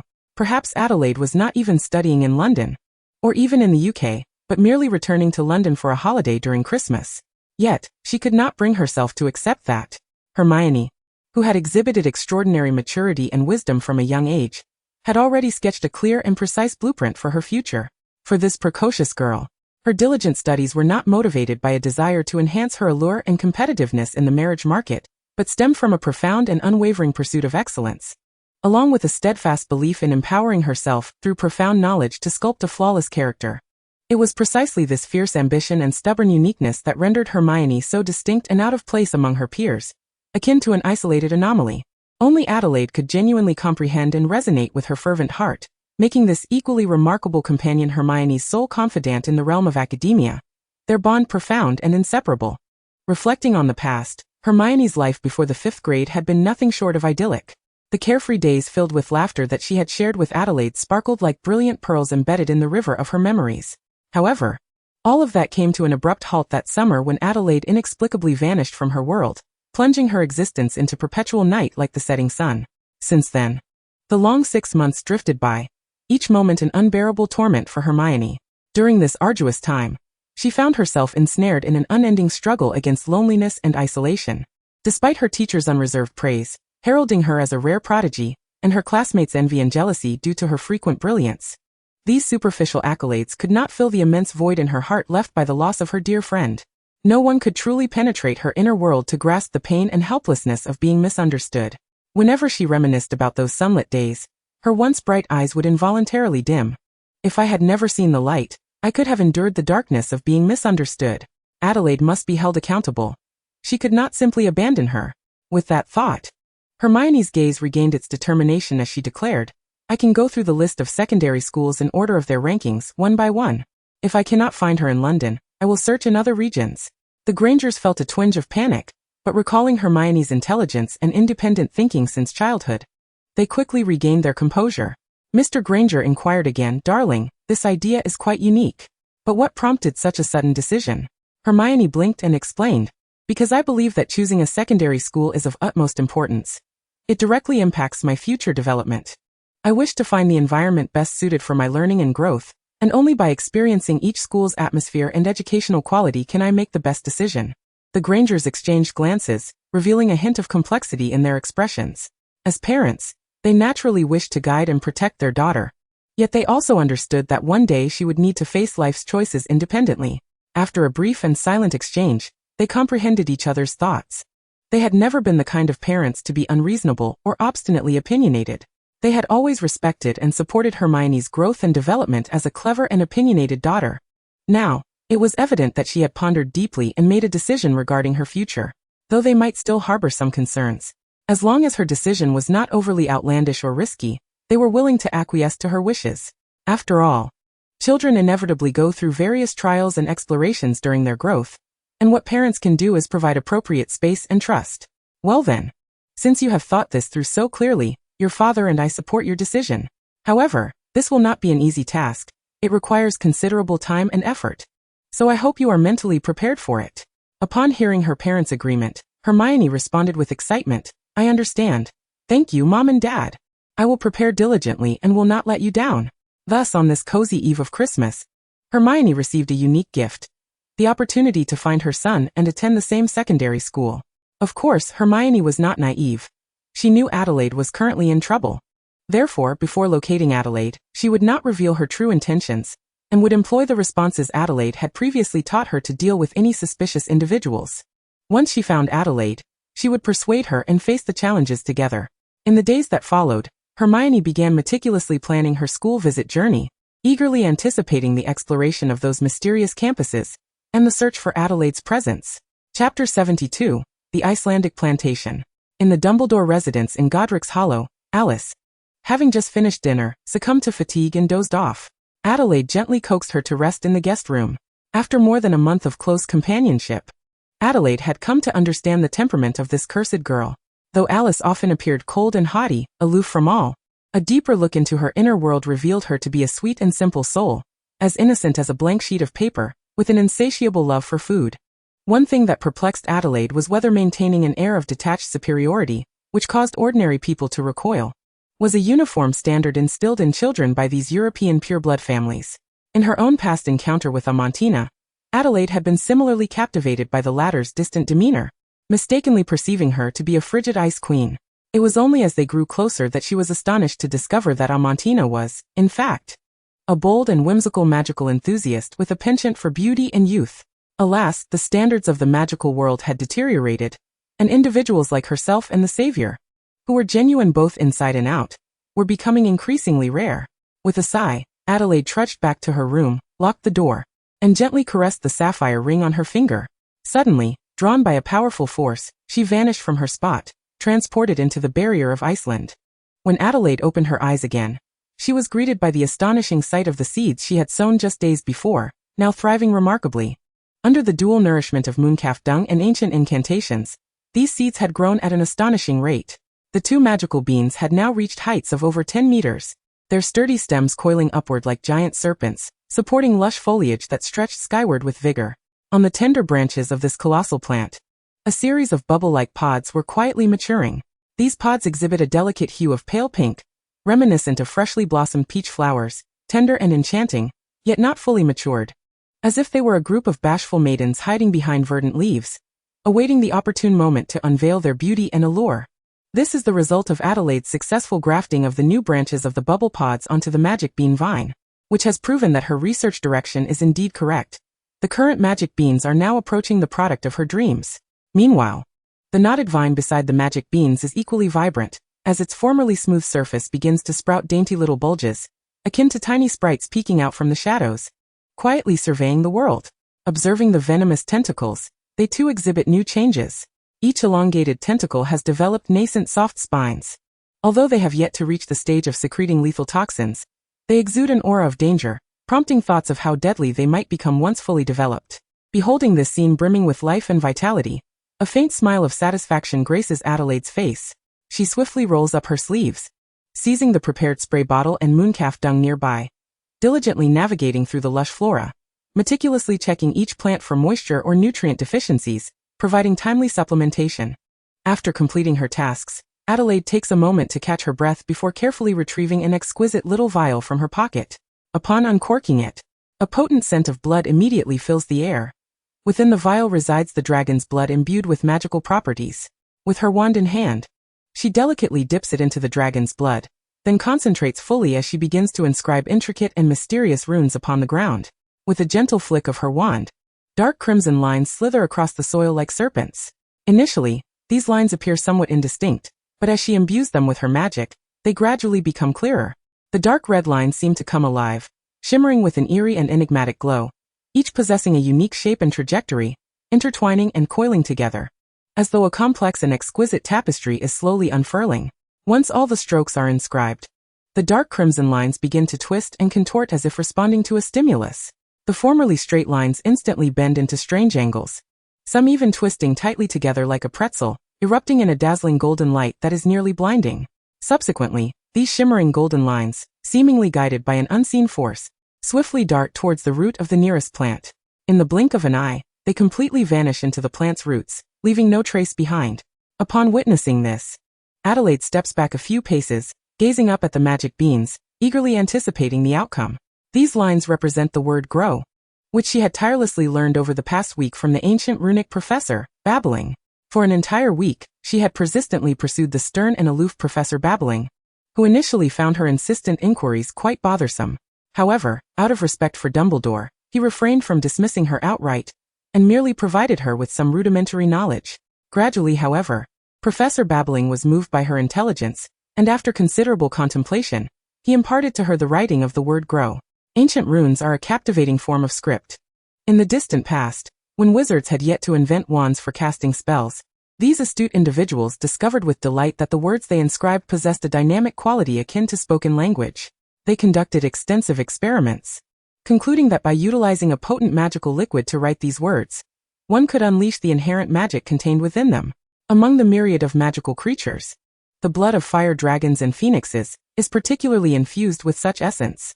Consequently, Adelaide spared no expense in acquiring 5 pints of fire dragon blood to practice her ancient runic writing, dedicating over a fortnight to diligent study and experimentation, ultimately grasping the nuances of the magical energy circuits necessary for writing in ancient runes. Thus, when she inscribed the word grow with dragon's blood, a remarkable force surged forth, causing the magic beans before her to shoot upwards by several meters, reaching the typical height of mature magic beans, with the bubble pods transitioning from pale pink to a deep rose, indicating that maturity was imminent. Chapter 73. Mendel of the Wizarding World. Wingardium Leviosa. As the incantation echoed, a plump bubble pod gently floated down from the vine, precisely hovering before Adelaide. She refrained from hastily reaching out to touch the bubble pod, instead allowing it to suspend in the air as she scrutinized the smooth, elastic pink skin that seemed ready to bounce at the slightest touch. With a flick of her wand, she delicately pried open a corner of the fruit skin, revealing glistening beans that shimmered alluringly within. These beans possessed a unique form, embodying the rounded fullness of magic beans while also showcasing the translucent quality characteristic of bubble pod seeds, representing a perfect amalgamation of both. Adelaide attempted to let the beans fall to the ground, discovering they behaved similarly to the original bubble pod beans. Upon contact with solid surfaces, they would immediately burst forth, indicating that these grafted plant seeds retain the traits of their scion variety. The bubble pod is a plant studied in the third-year herbology course, among the least perilous and simplest to cultivate of the plants she has prepared. After all, it is through the experience gained from grafting the bubble pod that she can proceed to graft the knotted vine. Adelaide donned her dragonhide protective gloves, stepping lightly and cautiously towards the knotted tree stump vine. The knotted growths upon the stump appeared peculiar, and narrowing her eyes, she meticulously observed for a moment, before selecting one of the still immature knots. With her right hand gripping a delicate silver knife, she carefully extended the blade towards the small knot, pausing momentarily as if sensing something. Then, decisively, Adelaide cut through the knot with precision, detaching the tender branch. Swiftly, she turned and approached the ungrafted bubble pod's magic bean plant, raising her silver knife once again to make a gentle incision on the main vine. Instantly, a small slit appeared on the vine, with a trickle of green sap seeping from its edges. Without a moment's hesitation, Adelaide inserted the freshly cut tender branch, complete with the small knot, into the incision. Next, with a pang of reluctance, she retrieved a petite crystal vial containing the immensely precious liquid, phoenix tears, which she had painstakingly acquired from Fox. Upon uncorking the vial, she cautiously let fall 1/32 of a drop of phoenix tears onto the wound of the magic bean. It must be said that the effects of phoenix tears are indeed remarkable. The green sap that had been flowing from the vine's wound suddenly ceased its movement as if enchanted. In an almost imperceptible manner, the wound began to heal, restoring itself in the blink of an eye, leaving no trace of its prior injury. Meanwhile, the inserted tender branch appeared rejuvenated, rapidly merging with the magic bean's stem. Its formerly curved posture became upright, and the fresh leaves accompanying the small knot unfurled, as though they had belonged to the magic bean from the very beginning. Adelaide removed her gloves and wiped the beads of sweat from her forehead, feeling a sense of gratification as she gently caressed the vines of the magic bean. The operation had been remarkably successful. She was expecting a girl, a small bump. However, the idea of a small bump felt rather precarious. After taking a brief respite, Adelaide resumed her meticulous grafting process, repeating the same actions with unwavering diligence. ensuring that each small bump was grafted with the utmost care, until no suitable candidates remained on the stump of the bump vine. After a considerable effort, she finally accomplished her task. Though slightly fatigued, Adelaide stepped back several paces, her heart brimming with joy as she began to scrutinize her recently completed masterpiece. However, for reasons unbeknownst to her, despite its apparent perfection, an inexplicable sense of unease lingered within her. Frowning, she fell into contemplation, forcibly extracting those immature small bumps from the mother plant of the bump vine, then ruthlessly inserting them into the body of the magic bean vine right under its very nose. What a moral quandary! She could not dwell on such thoughts any longer. Shaking her head vigorously, as if to dislodge those bothersome notions from her mind, she reminded herself that this was a sacred grafting experiment, and its sole purpose was to make her stronger. Adelaide circled the plantation a few more times, realizing that she was genuinely intrigued by the development of new plant varieties. This was a stark contrast to the spells and transfiguration that could be learned with ease. Hybridization and grafting brought her a profound sense of accomplishment and joy from within. Previously preoccupied with the annihilation of the cockroach soul fragment, she had scarcely contemplated her own future. Perhaps she should pursue a path akin to that of Mendel in the wizarding realm, contributing to the diversity of magical flora? Adelaide firmly believed that with her intelligence, and through relentless exploration and practice, she could create unprecedented wondrous plant varieties, thereby transforming the entire wizarding world's understanding and application of botanical magic. However, her great-uncle might not take kindly to this notion. With a sigh, she resolved to set aside such extensive considerations for the moment, and focus on completing the grafting experiment with the bump vine. As for the grafting of the venomous tentacle, she would need to exercise patience for a while longer. It was essential to understand that once mature, the venomous tentacle would instinctively seek to capture surrounding living beings, and its sharp spines and toxic secretions were undeniably lethal. Without adequate preparation, Adelaide dared not undertake grafting experiments with such a perilous creature. Nevertheless, she could not help but admire Penelope's formidable connections. After all, the venomous tentacle was not merely a dangerous plant encountered in the 6th year advanced class. It was explicitly classified as a banned trade item by the Ministry of Magic, virtually unseen in the British wizarding world. To be honest, when she initially approached Penelope about obtaining seeds of the venomous tentacle, she had not held out much hope. To her astonishment, Penelope had indeed managed to procure the seeds. Prompting Adelaide to reassess the backgrounds of the members of the Human Research Group, she had unwittingly latched onto a powerful ally. Chapter 74, A Miraculous Political Turn. Despite the Ministry of Magic's utmost efforts to suppress information, the incident in Diagon Alley erupted like a storm, swiftly sweeping through the entire British wizarding community, and igniting a firestorm of controversy. The catalyst for this uproar was the identification of the infamous Augustus Rookwood, a Death Eater. Among the chaos, once a silent operative in the Department of Mysteries, he had strayed from the path during the First Wizarding War to become a pawn of Voldemort, serving as a spy to procure intelligence. In 1982, based on Igor Karkaroff's testimony, he was sentenced to a life term in Azkaban. It was scandalous that a dark wizard, who ought to be serving his sentence in Azkaban, had perished in a wizard brawl in London's Diagon Alley on Christmas Eve. How could one expect to enjoy a peaceful Christmas under such circumstances? A legion of trained owls relentlessly delivered letters to the Ministry of Magic, inundating the office of the assistant to the minister with a flurry of inquiries, paralyzing its operations. Faced with a tidal wave of public scrutiny and pressure, the newly appointed Minister of Magic, Cornelius Fudge, found himself in a state of panic, neglecting to address the violation of the agreement by the Pureblood Party, which had brazenly cast offensive spells in public. He dispatched 12 owls to Hogwarts, imploring Albus Dumbledore to intervene. The situation had escalated to a point unforeseen, and most unwelcome by all parties involved. On the side of the Death Eaters, they had already suffered significant losses due to relentless crackdowns, and Voldemort himself, ensnared by the blood curse, was unable to fully engage in his resurrection plans. He was reluctant to expose himself prematurely. Conversely, the Pureblood Party had yet to establish a firm foothold in Britain. Should the Death Eaters' actions provoke heightened vigilance from the British wizarding community, compelling the Ministry of Magic to abandon its pride and seek assistance from the International Confederation of Wizards, it could unleash a swarm of horrors from across Europe, leading to catastrophic consequences. If the Death Eaters were eliminated prematurely, the Pureblood Party would lose its most crucial bargaining chip in negotiations with the Ministry. After all, if all the mice were eradicated, who would need to keep cats to catch them?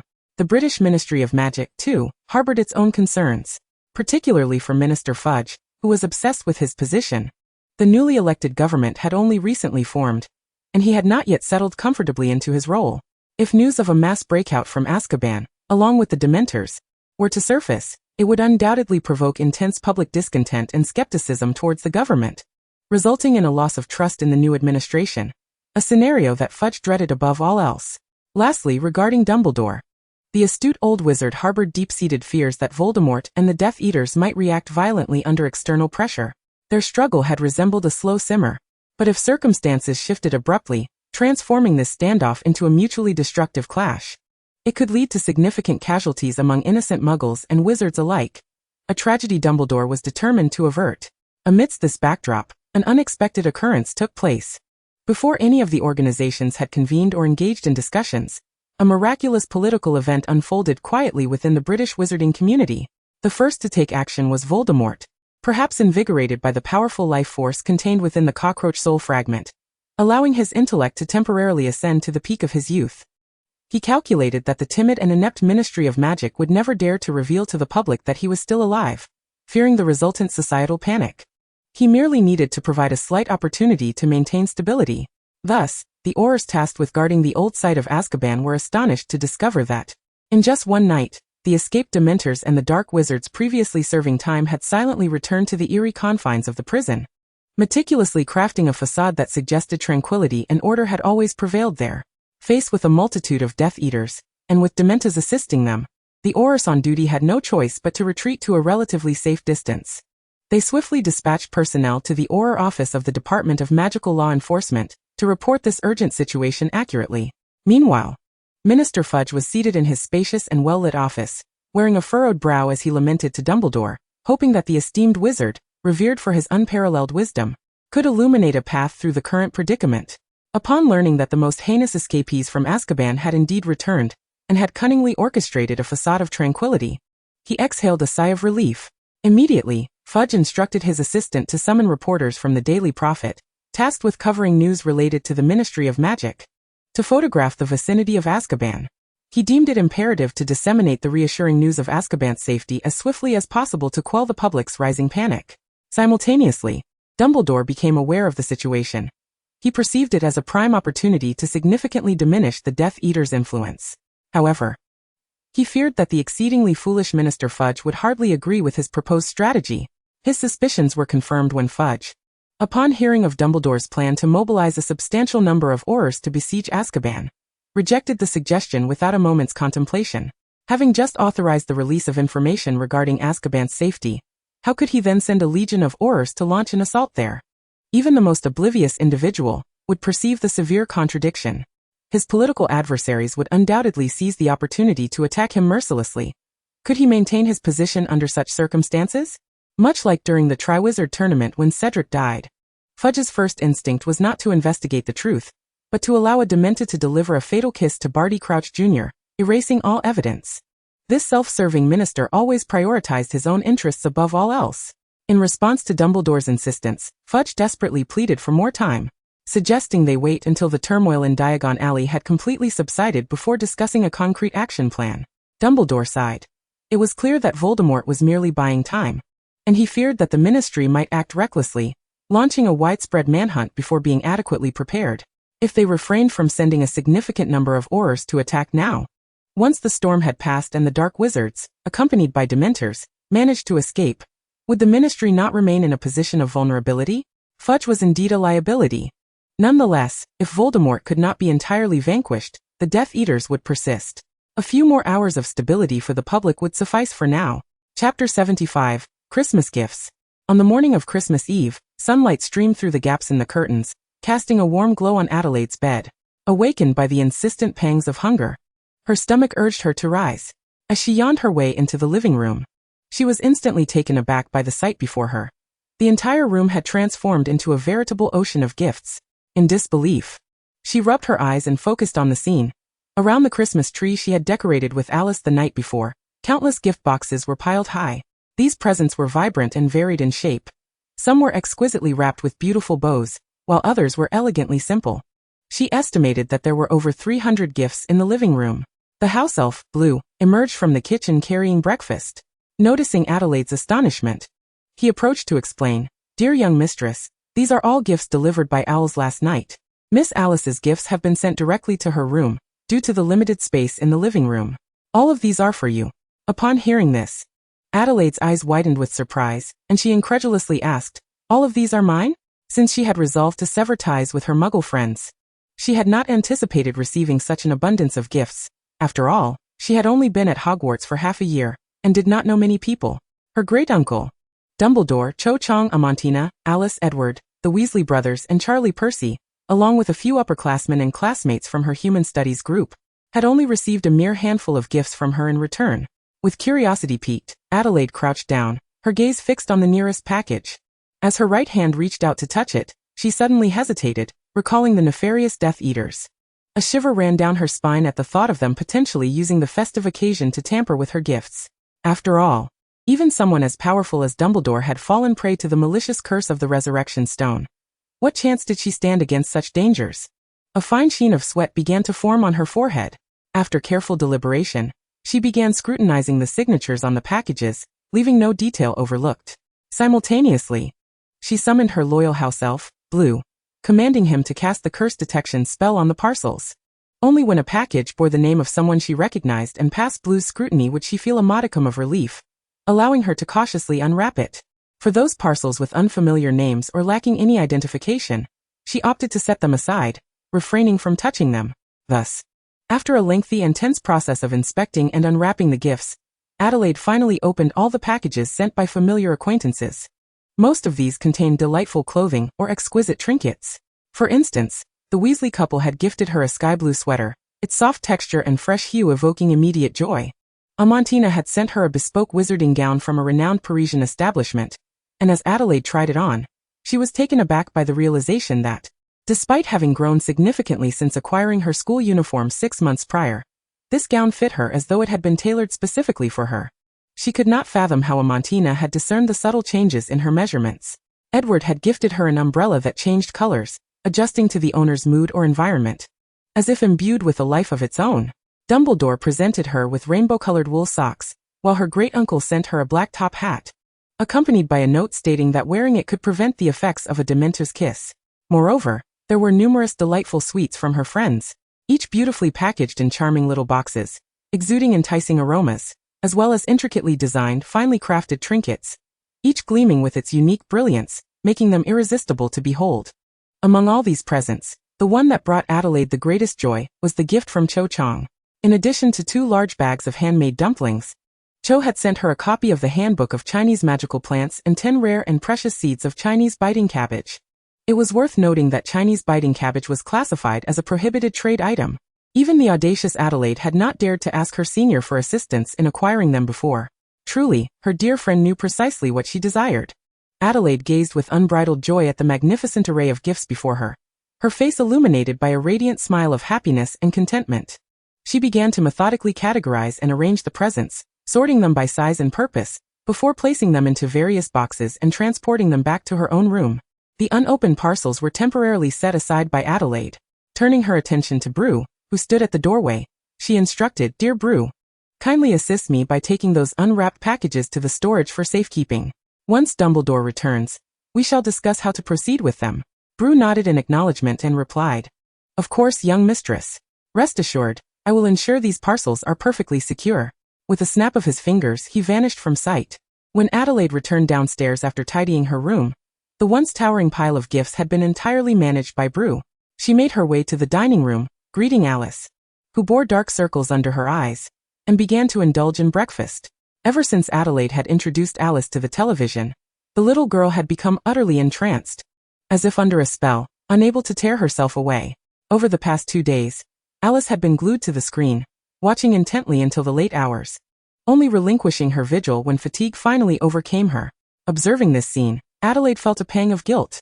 If Professor McFusty, who was currently hospitalized, were to learn that during his unconsciousness, she had transformed his beloved sister into a bona fide television addict, he would surely be furious. Chapter 76, Gellert's Layered Schemes. As Christmas Eve approached, the towering Christmas tree in the center of Dumbledore's old home was adorned with a myriad of colorful lights, twinkling like stars in the night sky. These lights intertwined with the surrounding red and white decorations, creating a vibrant tapestry of illumination that cast a dreamlike glow across the entire living room. In the adjacent dining room, the rich aroma of delicious food wafted through the air. Adelaide, Alice, and Edward were gathered around a table lavishly set for a festive Christmas dinner, savoring delights such as roast turkey, honey-glazed ham, creamy mashed potatoes, and smoked salmon. Adelaide was the first to pick up her knife and fork, slicing a piece of succulent roast turkey and savoring its exquisite flavor. Alice, on the other hand, had a particular fondness for the honey-glazed ham, indulging unabashedly with greasy delight. Only Edward, pale and encumbered by dark circles, showed no interest in the bountiful feast before him. He absently cut a small piece of tender salmon, chewing it a few times before hastily setting down his utensils, and lifting a wine glass to sip quietly, all the while waiting for Dumbledore's return. Noticing Edward's lack of appetite, Adelaide, seated beside him, could not help but urge, "Edward, you should eat a bit more, otherwise, when we return to the ministry in a few days, you'll be stuck with fish and chips every day." Edward shook his head, responding wearily, "No need, thank you. I can wait to enjoy some delightful desserts with Mr. Dumbledore when he returns."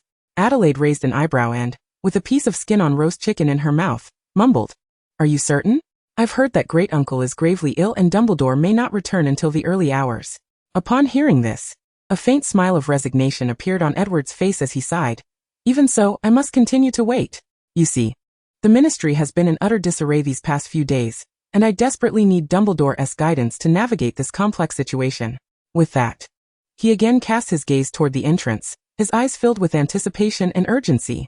Hearing his words, Adelaide felt a twinge of guilt and lowered her gaze, wholly focusing on the meal before her, eager to bring an end to this awkward conversation. After all, the chaos facing the ministry stemmed from the very disturbance she had caused in Diagon Alley.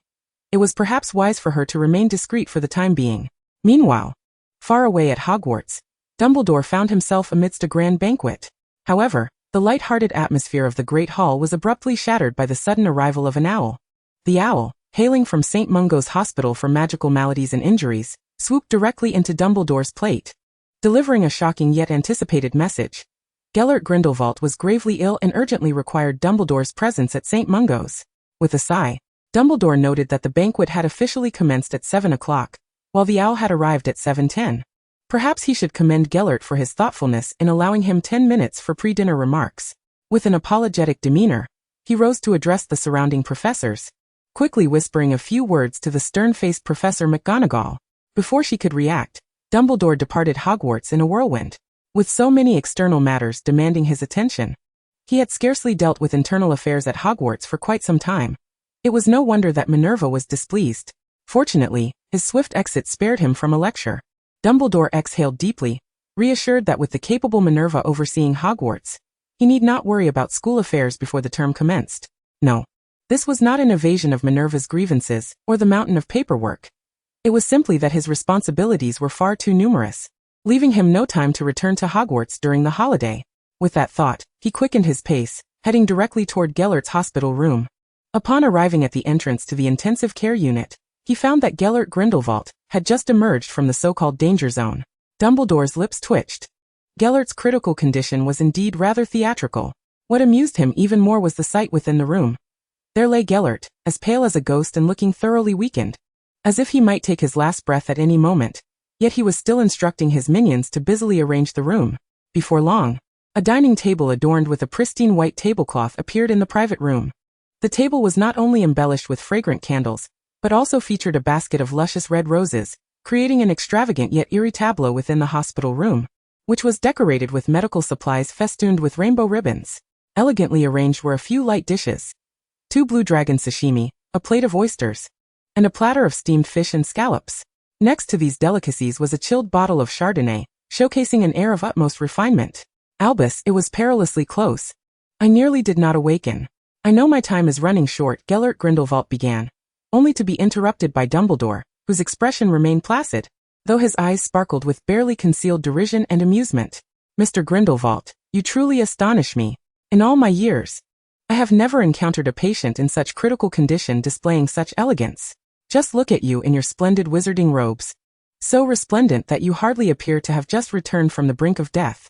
Moreover, having just been resuscitated, you are eager to invite acquaintances to share in this sumptuous Christmas feast. One might wonder if a critically ill patient's constitution can withstand the rigors of alcohol." It must be said that Adelaide still has much to learn from her great-uncle. At the very least, the audacity of Gellert Grindelwald is far beyond her current capabilities. Even when Dumbledore articulated those words laden with irony, Gellert managed to maintain a faade of calm, as if he had just been rescued from the clutches of death. His consciousness seemingly adrift in a state of confusion, struggling to comprehend the utterances of others. Once Dumbledore finished speaking, Gellert continued at a leisurely pace. I hope to spend what may be my last Christmas with you while I still draw breath. In truth, Dumbledore was acutely aware that Gellert's declaration of a final Christmas was merely a ploy to elicit his sympathy, a tactic designed to soften his heart. Yet, when those words were genuinely spoken from Gellert's lips, Dumbledore's heart involuntarily clenched with pain, a sharp sensation radiating throughout his body. Given the earnestness of the request, even knowing it was laced with deceit, Dumbledore found it impossible to resolutely decline. Well, since he was here, he might as well indulge in a meal together. Chapter 77. The talented students of Hogwarts never fail to impress Dumbledore. In the private ward on the top floor of St. Mungo's, perhaps with Adelaide absent as an unwelcome presence, both elders felt considerably more relaxed. Dumbledore savored the exquisite cuisine, while engaging in light-hearted conversation with Gellert across the table. It was rather astonishing that Heinz Longmire, a member of the pureblood party, boldly stepped forward to claim the victims from Diagon Alley, denying that the deceased was Augustus Rookwood, and insisting instead that it was his cousin Eric Longmire visiting from Germany. Was this action prompted by you? Dumbledore inquired, raising his gaze to meet Gellert's, curiosity evident in his tone. Gellert shook his head, locking eyes with Dumbledore as he replied, No, that was not my idea. I have been preoccupied with planning how to spend an extraordinarily romantic Christmas with you, leaving me no energy to be concerned with such trivial matters. With a playful wink, mischief danced in his eyes. Upon hearing this, Dumbledore found himself momentarily speechless. How remarkable that Gellert considered the tumultuous events in the wizarding world, which had stirred such a commotion, as trivial while viewing his efforts to lure Dumbledore to a candlelit dinner as paramount. However, seeing Gellert's smug expression, an inexplicable warmth blossomed within Dumbledore. In this intricate world, to be treated with such thoughtfulness by another was indeed a rare occurrence. Dumbledore furrowed his brow slightly and continued, If it wasn't your directive, then it must have been Adelaide. I must say, that little one bears a striking resemblance to your younger self. At that time, Diagon Alley had been teeming with muggles, and the sudden chaos left the wizard responsible for identifying the deceased uncertain of his accuracy. Fudge seized the opportunity to have the body cremated, unhesitatingly handing the ashes over to Heinz Longmire, and firmly asserting that this incident stemmed from the long-standing enmity between the German pureblood party and its opposition, having nothing to do with the British wizarding community. Subsequently, the Daily Prophet published innocuous photographs and reports from Azkaban, ensuring the matter was swept under the rug. Gellert scoffed lightly, his tone tinged with sarcasm as he remarked, Your esteemed Minister of Magic in Britain only seems to think quickly when his position is at stake. Dumbledore, his expression one of disapproval, responded seriously. While Fudge may indeed exhibit a tendency towards self-centeredness, we cannot entirely dismiss his unwavering loyalty to the British wizarding community. At least I can assure you he would never side with Voldemort.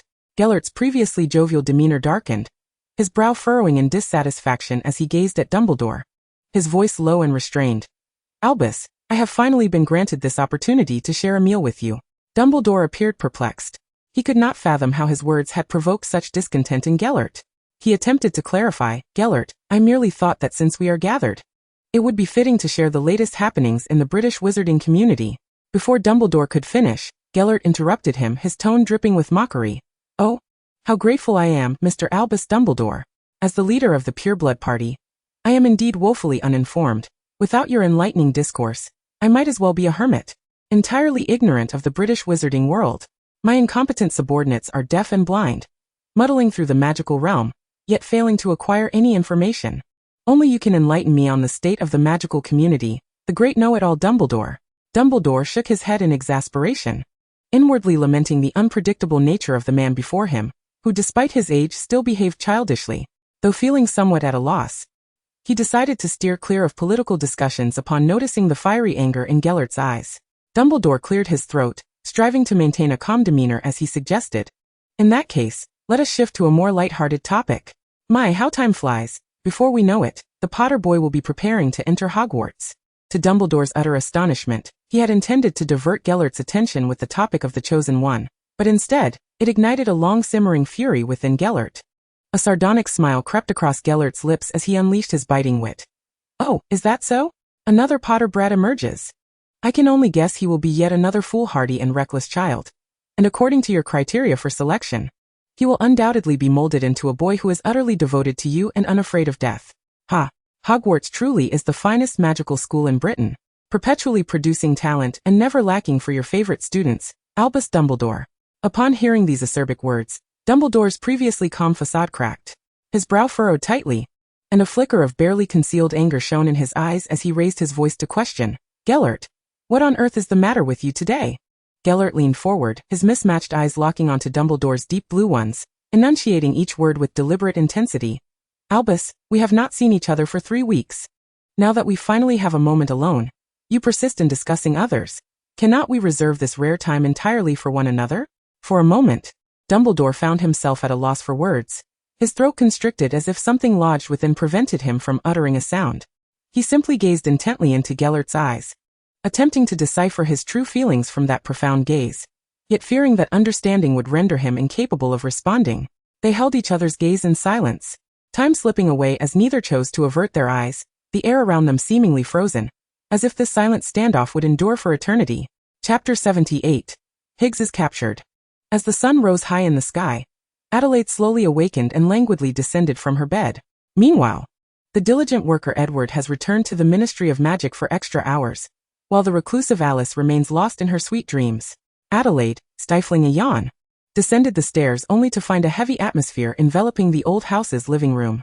Unbeknownst to her, Dumbledore had returned at some point, seated solemnly on the sofa, his gaze fixed intently on a steaming cup of tea as though the brew held some profound secret.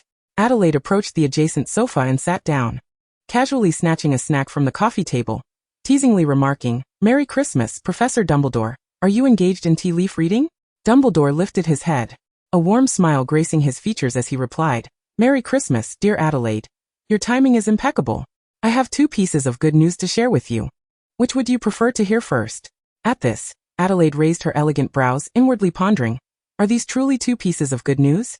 Dumbledore's demeanor hardly suggests anything favorable. Since you've already mentioned there are 2 good tidings, spare me the suspense. What is there to choose? The first piece of good news is that the disturbances in Diagon Alley have been thoroughly resolved. Moreover, fortuitously, due to your exemplary handling of the situation, that young friend of yours has not attracted any further attention. Upon hearing this, Adelaide discreetly sighed in relief, as she certainly wished to avoid causing Hermione any trouble. Dumbledore continued, as for the second piece of good news, just 2 days ago, after meticulous planning and preparation, we finally uncovered evidence of Terence Higgs colluding with Death Eaters.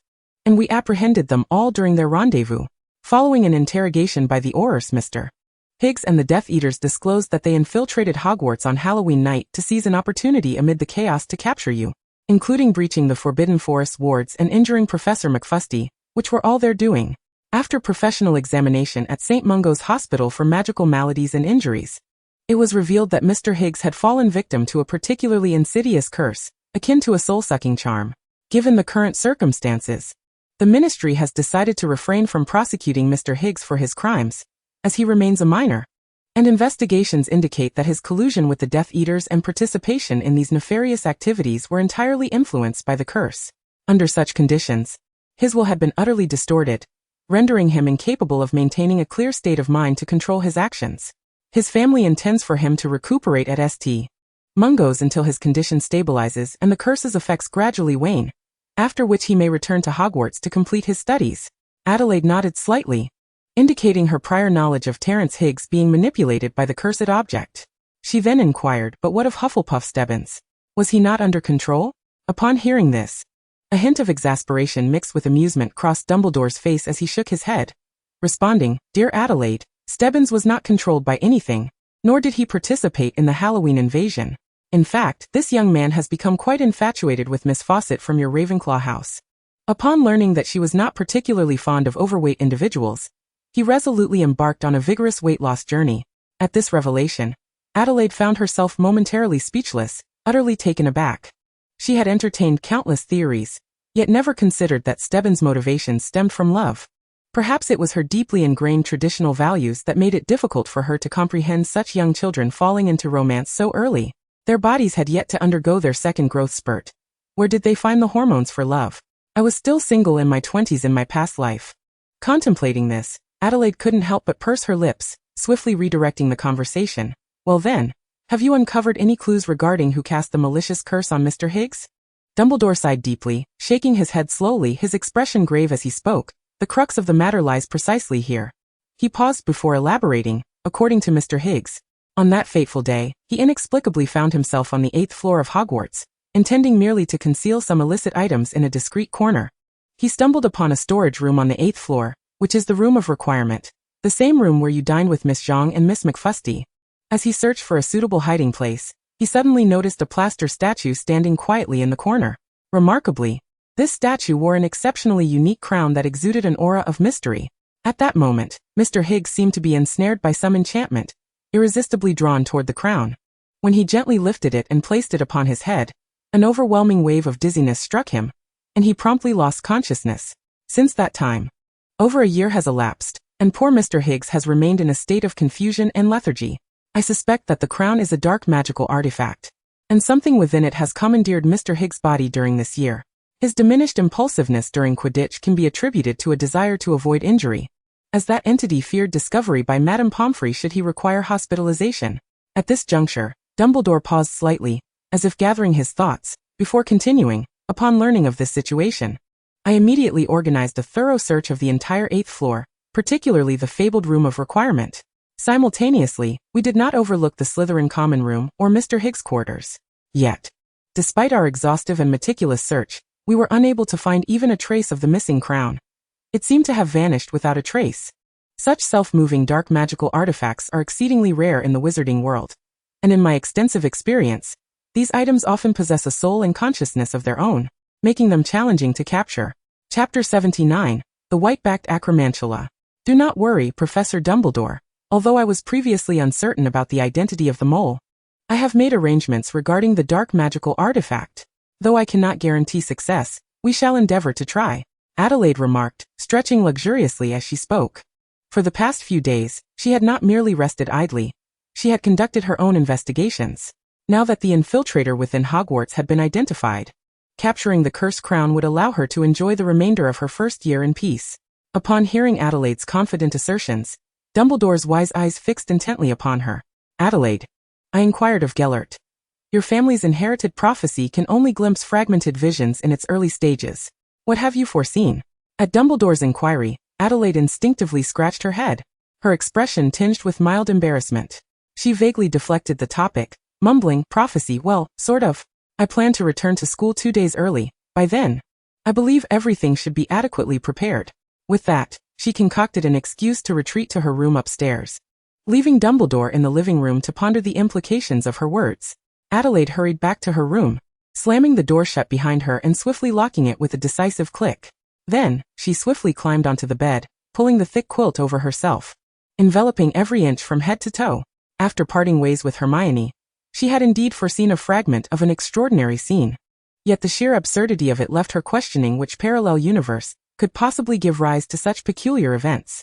Each time she recalled that simultaneously awkward and chilling moment, Adelaide could not help but emit a low, mournful wail from within her cocoon of blankets. Goodness, how could she have dreamt of such a scenario? In her dream, Hermione and Alice were engaged in a fierce brawl on her behalf. Even more outrageous was the fact that neither wielded any magic. Instead, they grappled with each other's collars as if in a street fight, staging an intense wrestling match right in front of the grand entrance of Hogwarts' majestic Great Hall. This astonishing spectacle naturally drew a multitude of onlookers, who formed a circle around the two, cheering and shouting with exuberance. The mischievous Weasley brothers even took bets on who would emerge victorious. Poor Adelaide, however, could only stand helplessly to the side, her face etched with anxiety as she cried out, "Stop. Please don't fight anymore." Deep down, Adelaide resolved that, come what may, she could never allow anyone to know of this fragment's existence. The Christmas holiday slipped away like a fleeting shadow, and before long, the day of return to school loomed near. When informed that she needed to return to Hogwarts 2 days early to deal with the dark artifacts left behind by Voldemort, Alice unhesitatingly insisted on accompanying her. Faced with Alice's steadfast and obstinate demeanor, Adelaide ultimately could not prevail against her. Fortunately, Alice had just experienced a resurgence of the blood curse, transforming into a black dragon the night before. ensuring that she would remain in a safe period for the next 2 months, alleviating any fears of her curse disrupting their plans. Adelaide thought that, given Alice's deep-seated vendetta against Voldemort, having her witness the destruction of the Dark Lord's Horcruxes would also provide her some solace. With all preparations in place, Dumbledore personally escorted the two to Hogsmeade Village. At the Three Broomsticks, a group of Death Eater members was already standing guard over the large wooden crate that Adelaide had requested, awaiting their arrival. Upon seeing Adelaide, Alice, and Dumbledore, a young man at the front of the line quickly stepped forward, first offering a slight nod of greeting to Dumbledore before turning to Adelaide, his face full of reverence, and spoke. "Young mistress, as per your earlier request, everything is ready. We have a total of 5,000 acromantula, each subjected to the screeching charm and a powerful locating spell, all in excellent condition, and poised to take action at your command." After hearing this, Adelaide nodded impassively, then replied in a calm and resolute tone, "Very well, then we shall commence our operation at midnight. This mission is of utmost importance, and must be executed flawlessly." Given the possibility that the cockroach crown might have been imbued with some of the cockroach's instincts, a bold idea began to take shape in Adelaide's mind. She decided to conduct an experiment. It is well known that in domestic environments, the greatest enemy of cockroaches is the agile and charming acromantula. These spiders are nocturnal creatures, typically concealed in the narrow crevices of cabinets or above the ceiling during daylight, waiting patiently for nightfall to hunt for food, preying upon cockroaches and other small flying insects. If the cockroach crown had not yet vacated Hogwarts, it would likely instinctively hide in dark, secluded corners upon sensing that it was being pursued, waiting quietly for the commotion to subside. As both ordinary cockroaches and the fearsome Voldemort share an affinity for shadowy nooks. Based on this deduction, Adelaide meticulously devised the operation. Utilizing the faint residual aura of the crown left behind by Higgs as a clue, she instructed the Death Eater members to cast an extraordinarily powerful locating spell on the acromantula. These magically enhanced spiders instantly became the most astute hunters. Upon detecting even the faintest trace of the crown's essence, the preset screeching charm would be triggered, emitting a sharp, piercing alarm to relay the precise location of the crown to Adelaide and her allies. The rationale for selecting these spiders for the Horcrux search stemmed from Adelaide's understanding of cockroaches' profound fear of acromantula. This fear is not acquired but seems innate, a primal reaction etched in their very souls, an irresistible terror faced by lesser beings in the presence of formidable predators. Adelaide eagerly anticipated that these spine-chilling acromantula would successfully evoke the deep-seated fear harbored within the cockroach crown's essence. In doing so, the crown's resistance would undoubtedly diminish significantly, thereby reducing the potential casualties among her team. Of course, should unforeseen circumstances arise, such as the cockroach crown having already fled Hogwarts or Adelaide's carefully laid strategy failing to yield results, it would not be of great concern. After all, the eight-eyed spiderlings from the Forbidden Forest had often crept into Hogwarts Castle unnoticed, taking advantage of moments when everyone was distracted. Thus, Adelaide speculated that the castle's dark corners, perpetually shrouded from sunlight, likely harbored numerous creatures, and she might as well consider this operation a complimentary pest control service for Hogwarts. Chapter 80. The Silent Night Operation. At midnight, as silence enveloped the surroundings, Hogwarts School of Witchcraft and Wizardry lay immersed in tranquility, yet the Great Hall was markedly different from usual. Dozens of sleeping bags were spread across the floor, and those students who remained at school had already drifted into sweet slumber. This arrangement was meticulously orchestrated by Dumbledore, aimed at facilitating the centralized management of the students and ensuring their safety by gathering them in the spacious Great Hall. Dumbledore himself sat alertly in the center of the hall, his keen gaze sweeping the area. The wise and formidable headmaster understood the significance and potential risks of the impending operation, thus deciding to personally oversee the proceedings to preempt any unexpected developments. Other professors, along with members of the Order of the Phoenix and the Death Eaters, remained equally vigilant, dispersed throughout the school to guard every critical position, forming an unassailable line of defense. Amidst this tense atmosphere, Adelaide, Amantina, and Alice stood quietly at the entrance of Hogwarts Castle. Surrounding them were a group of towering centaurs, armed with bows and crossbows, some anxiously pawing the ground with their hooves. Upon learning from Hagrid that the wizards planned to unearth the instigator of the previous attack on the Forbidden Forest, the centaurs displayed an unusual willingness to cooperate. And at the suggestion of the centaur Bane, they proactively vacated the Forbidden Forest, gathering outside the castle to serve as the last line of defense. In front of Adelaide lay 10 massive wooden crates, from which the sounds of scuttling and rustling could be heard, as though countless creatures were stirring within. Amantina leaned closer to Adelaide, whispering, It is now precisely 12:30. According to our plan, we may commence our operation.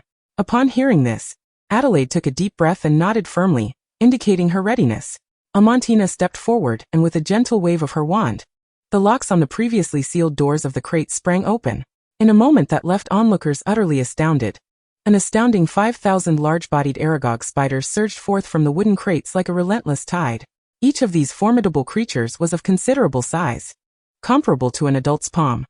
They crowded together in a dense mass, creating a roiling sea of pale gray.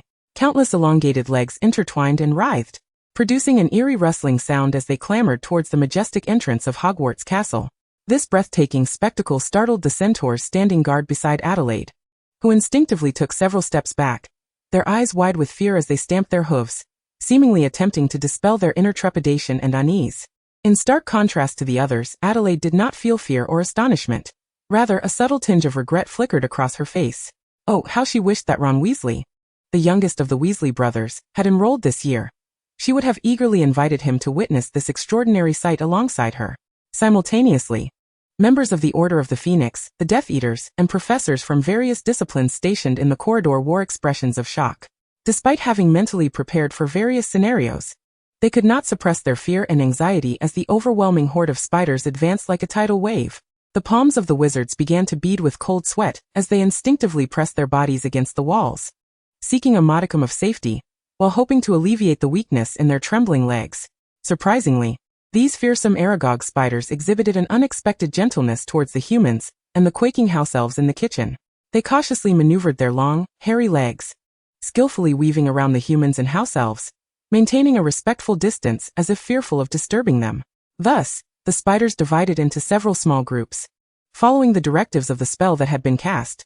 Some chose to act independently, swiftly and nimbly navigating between tables and chairs, while others formed small teams, climbing in harmony through the gaps between walls and ceilings. They did not overlook any cramped spaces within the castle, whether it be long-forgotten corners, cluttered storerooms, or secret passages hidden behind ancient stone walls. Each Aragog spider diligently sought out the faint traces of dark magic in the vicinity, relying on their acute senses to pursue the dark magical essence emanating from the crown above. Time flowed slowly and resolutely, like sand slipping through an hourglass. Each moment felt like an eternity to Adelaide, who stood rooted in place, her heart racing with mounting anxiety. Why was there still no sign of movement? Could the plan have failed? Just as she began to entertain the notion of accepting defeat and devising an alternative strategy, a piercing shriek suddenly shattered the silence. Akin to thunder cleaving the night sky, the sound emanated from the trophy room on the 4th floor, sharp and elongated, tolling the death knell for the cockroach crown. Adelaide's eyes widened in surprise. She had found it. The target was on the 4th floor. In an instant the entire castle, save for the soundproofed Great Hall, was stirred by the shriek. The previously scattered Aragog spiders surged towards the 4th floor, as if receiving a mysterious command, creating a chilling gray torrent as they rushed. Aside from the few wizards tasked with guarding the Great Hall and Dumbledore himself, the wizards stationed throughout the castle reacted swiftly, racing toward the 4th floor with their wands at the ready, their expressions tense and serious. The corridors of Hogwarts Castle soon echoed with the sounds of hurried footsteps and shouts, creating an atmosphere thick with tension. Observing the throng hastening towards the 4th floor, Adelaide could no longer contain her curiosity and drew her wand, eager to rush into the trophy room, confident that the presence of numerous elite wizards would protect her from any harm posed by the cockroach Horcrux. Yet before she could take a step, a powerful arm suddenly enveloped her, rendering her immobile. What added to Adelaide's embarrassment was that her face was pressed firmly between the imposing peaks of Amantina's chest, suffocating her to the point of straining her breath. Help! I'm about to be smothered. Chapter 81. An Unexpected Foe. Generally speaking, if a cinematic villain were to be ensnared by a staggering 5,000 terrifying Aragog spiders, while simultaneously facing a host of formidable elite wizards attempting to close in, one would expect that within 10 minutes, the audience would be treated to the soothing strains of the end credits. However, over 20 minutes had quietly elapsed, and the wizards within the castle had yet to successfully subdue the wretched cockroach crown. This dark magical artifact seemed to possess an invincible power, activating a cheat mode as it darted through the dense throng of spiders, wreaking havoc. Each of its movements was executed with remarkable precision, deftly slipping through the carefully laid traps set by the wizards, rendering their attempts to corner it futile time and again. To make matters worse, the sheer number of spiders was overwhelming, resembling an endless sea of gray fluff that filled the entire space. Coupled with the crown's rapid movement, it appeared as nothing more than a flickering shadow, constantly shifting and eluding capture. In such a chaotic scenario, though the wizards were frantic, they remained unable to discern the appearance of the culprit responsible for this calamity. They could only flounder like headless flies, drawn by the shrill, piercing cries, frantically darting through the spider-laden chaos, exhausted and desperate. Outside the castle, poor Adelaide remained ensconced in Amantina's warm embrace. With her mouth and nose confined in such a nearly airtight space for an extended period, she felt as though she might suffocate. In desperation, she employed all her strength, cautiously shifting left then slightly right. After considerable effort, she finally managed to nudge her head free from Amantina's hold, positioning it against the elegant, pale neck of her captor. A rush of fragrant, fresh air filled her nostrils, allowing her to breathe deeply once more. "Hey, be careful not to blow air around," Amantina exclaimed, feeling a sudden rush of warmth envelop her long, fair neck, causing her grip on Adelaide's arm to loosen involuntarily. Quick to seize the fleeting opportunity, Adelaide deftly twisted her body, successfully extricating herself from Amantina's grasp. As she shook her head, slightly dizzy from the tension and lack of oxygen, she eagerly proposed. "It has been nearly half an hour, and they still haven't resolved the situation with the intended target. Something must have gone awry.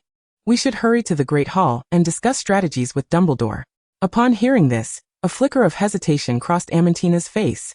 After a brief moment of hesitation, she resolutely shook her head and said, "No, Mr. Dumbledore specifically instructed me that until this matter is entirely resolved, you are absolutely forbidden from stepping foot into the castle. We cannot recklessly intrude." Upon hearing Amantina's words, Adelaide could not help but furrow her brow in deep contemplation. She found it utterly perplexing how Dumbledore could consider such a course of action. Surely, placing her within the Great Hall, under his vigilant surveillance, would be far more secure and reliable. Why then, did he insist that she remain outside the castle? Was he perhaps concerned that among the multitude of students or adult wizards, another covert agent, like the one she had encountered before, might emerge? With Dumbledore's presence, what could possibly threaten them? A sudden cry emanating from within the castle shattered the tranquil night, instantly capturing the attention of Adelaide, Amantina, and Alice, who was lazily yawning nearby. The three of them instinctively lifted their gazes toward the window on the third floor, illuminated by the moonlight. There, a shadow darted across the windowsill like lightning. Due to the distance and dim light, they could only vaguely discern that the shadow seemed to be clutching an object in its mouth, yet its exact nature remained indistinguishable. Following this shadow, a swarm of spiders surged forth like a tidal wave, frantically pursuing the fleeing figure while emitting a cacophony of piercing shrieks.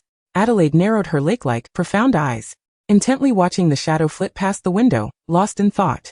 This entity bore no resemblance to the Ravenclaw diadem she had encountered in her past life.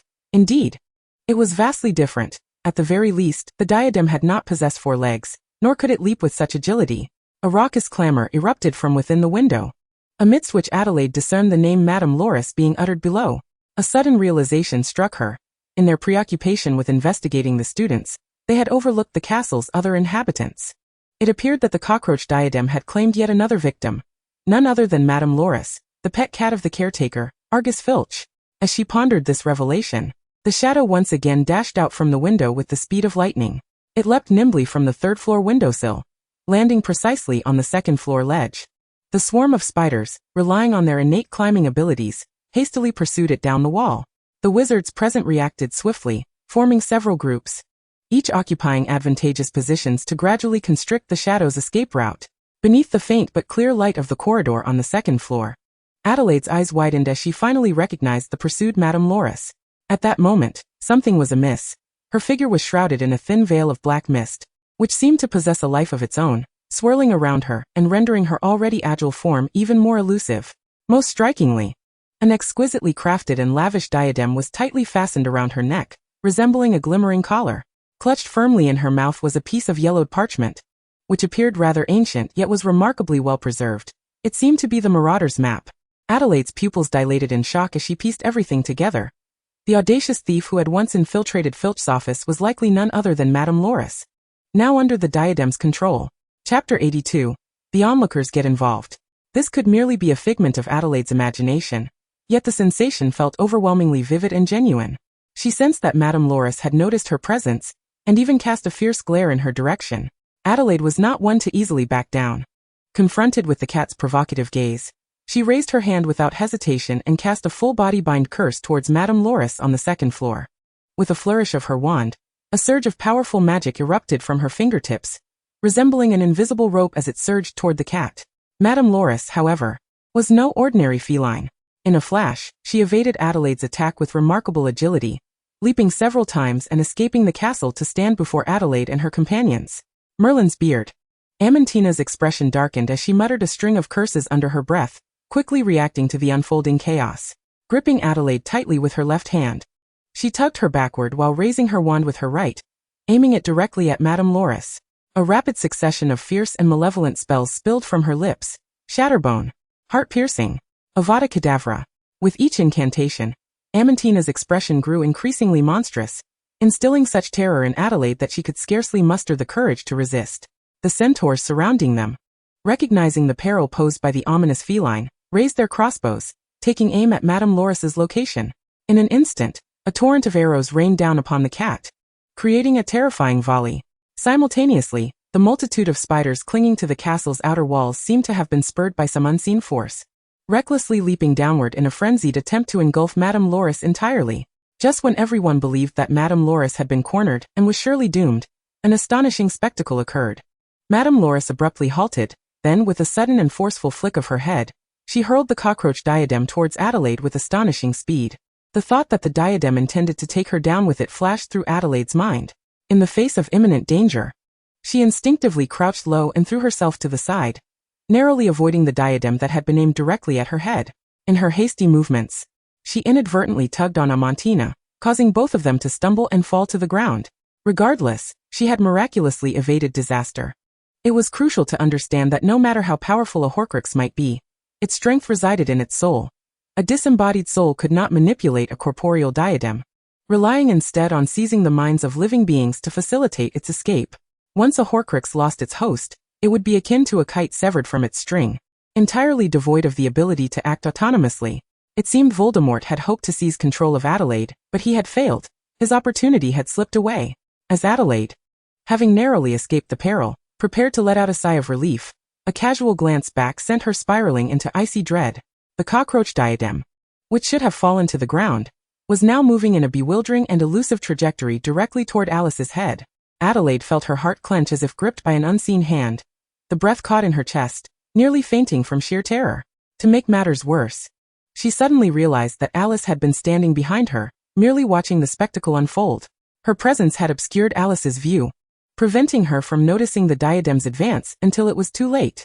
Alice exclaimed, "Merlin's chest hair. I was just here for the show."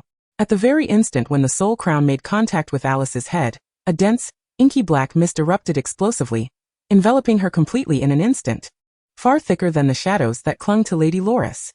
Alice's hand, which had reached out to seize the soul crown, seemed as if paralyzed by an unseen force, slowly lowering itself. The initial shock that had graced her features swiftly dissipated, replaced by a chilling and expressionless countenance. Suddenly, Alice raised her wand with great fervor, aiming it decisively at the still flailing Adelaide.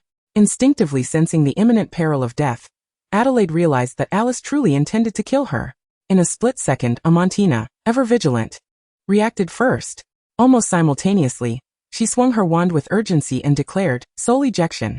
A brilliant flash of light surged forth with the incantation, striking Alice with pinpoint accuracy as she was still uttering her spell. The unexpected assault rendered Alice's body rigid, as though she had transformed into a statue, remaining motionless for several seconds. Seizing this moment, Adelaide swiftly raised her own wand, murmuring an incantation, and launched a disarmament spell towards Alice. With a sharp ringing sound, Alice's wand slipped from her grip, soaring through the air in a graceful arc before disappearing into the distance. The notoriously irascible centaur, Bane, immediately charged forward like a released arrow, decisively placing himself between Adelaide and Alice. He raised his hands high while bellowing commands, orchestrating a swift response from a group of centaurs who rapidly encircled Alice, creating an impenetrable barrier. Meanwhile, enormous white-legged spiders darted silently from beneath the hooves of the centaurs, inching closer to the trapped Alice. The castle's wizards also arrived in haste, panting as they rushed towards her. Alice, possessed by the soul crown, found herself in dire straits. Her wand had been disarmed, stripping her of her most vital weapon, while she was now heavily surrounded by centaurs and wizards. It appeared that the Soul Crown had exhausted its options. Chapter 83. A critical mistake. Adelaide struggled to rise from the cold, unyielding ground, brushing off the dust and grass clippings clinging to her. Her gaze swiftly scanned her surroundings. Most of the wizards from Hogwarts who had engaged in the fray had emerged. Yet she was taken aback to find that the powerful Dumbledore was conspicuously absent amongst them. He seemed to be maintaining control within the Great Hall of Hogwarts. But that was of little concern. After all, they were only up against a powerless little witch who had lost her wand. And there was no immediate need for Dumbledore's intervention. Just then Amantina, having finally managed to rise, let out a piercing scream that echoed in anguish, collapsing as if all her strength had been drained. Hearing the agonizing cry, Adelaide's heart jolted in alarm, and she rushed over to support Amantina. However, upon touching her, a wave of coldness surged through her fingertips. Amantina's complexion was as pale as a sheet of paper, devoid of color, her eyes tightly shut. Lips tinged with a faint blue, she had evidently lost consciousness, slipping into a profound coma. What on earth was happening? Adelaide's eyes widened in disbelief and terror as she struggled to comprehend how Amantina, who had seemed fine just moments ago, could suddenly be in such a precarious state. Just as Adelaide was about to call for Madame Pomfrey to come to Amantina's urgent aid, a deep, thunderous roar erupted without warning, shaking the very air around them. The sound seemed to emerge from the abyss of hell, imbued with infinite authority and power, completely drowning out Adelaide's desperate plea. The sudden roar caused the entire space to tremble slightly, making the hearts of all present skip a beat. Adelaide, startled, involuntarily turned her head. The sight before her left her aghast, her eyes wide and mouth agape in shock. Amongst the centaurs that had previously encircled their target, a colossal black dragon emerged, its size dwarfing even Amantina's blood curse embodiment by 3 or 4 times.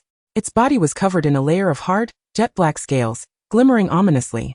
Its razor-sharp claws were as formidable as forged steel, capable of tearing through any material. And its powerful wings, when unfurled, blotted out the sun, stirring tempestuous winds with a mere flap. This blood-red-eyed dragon resembled a terrifying beast from ancient times, exuding an aura of overwhelming death.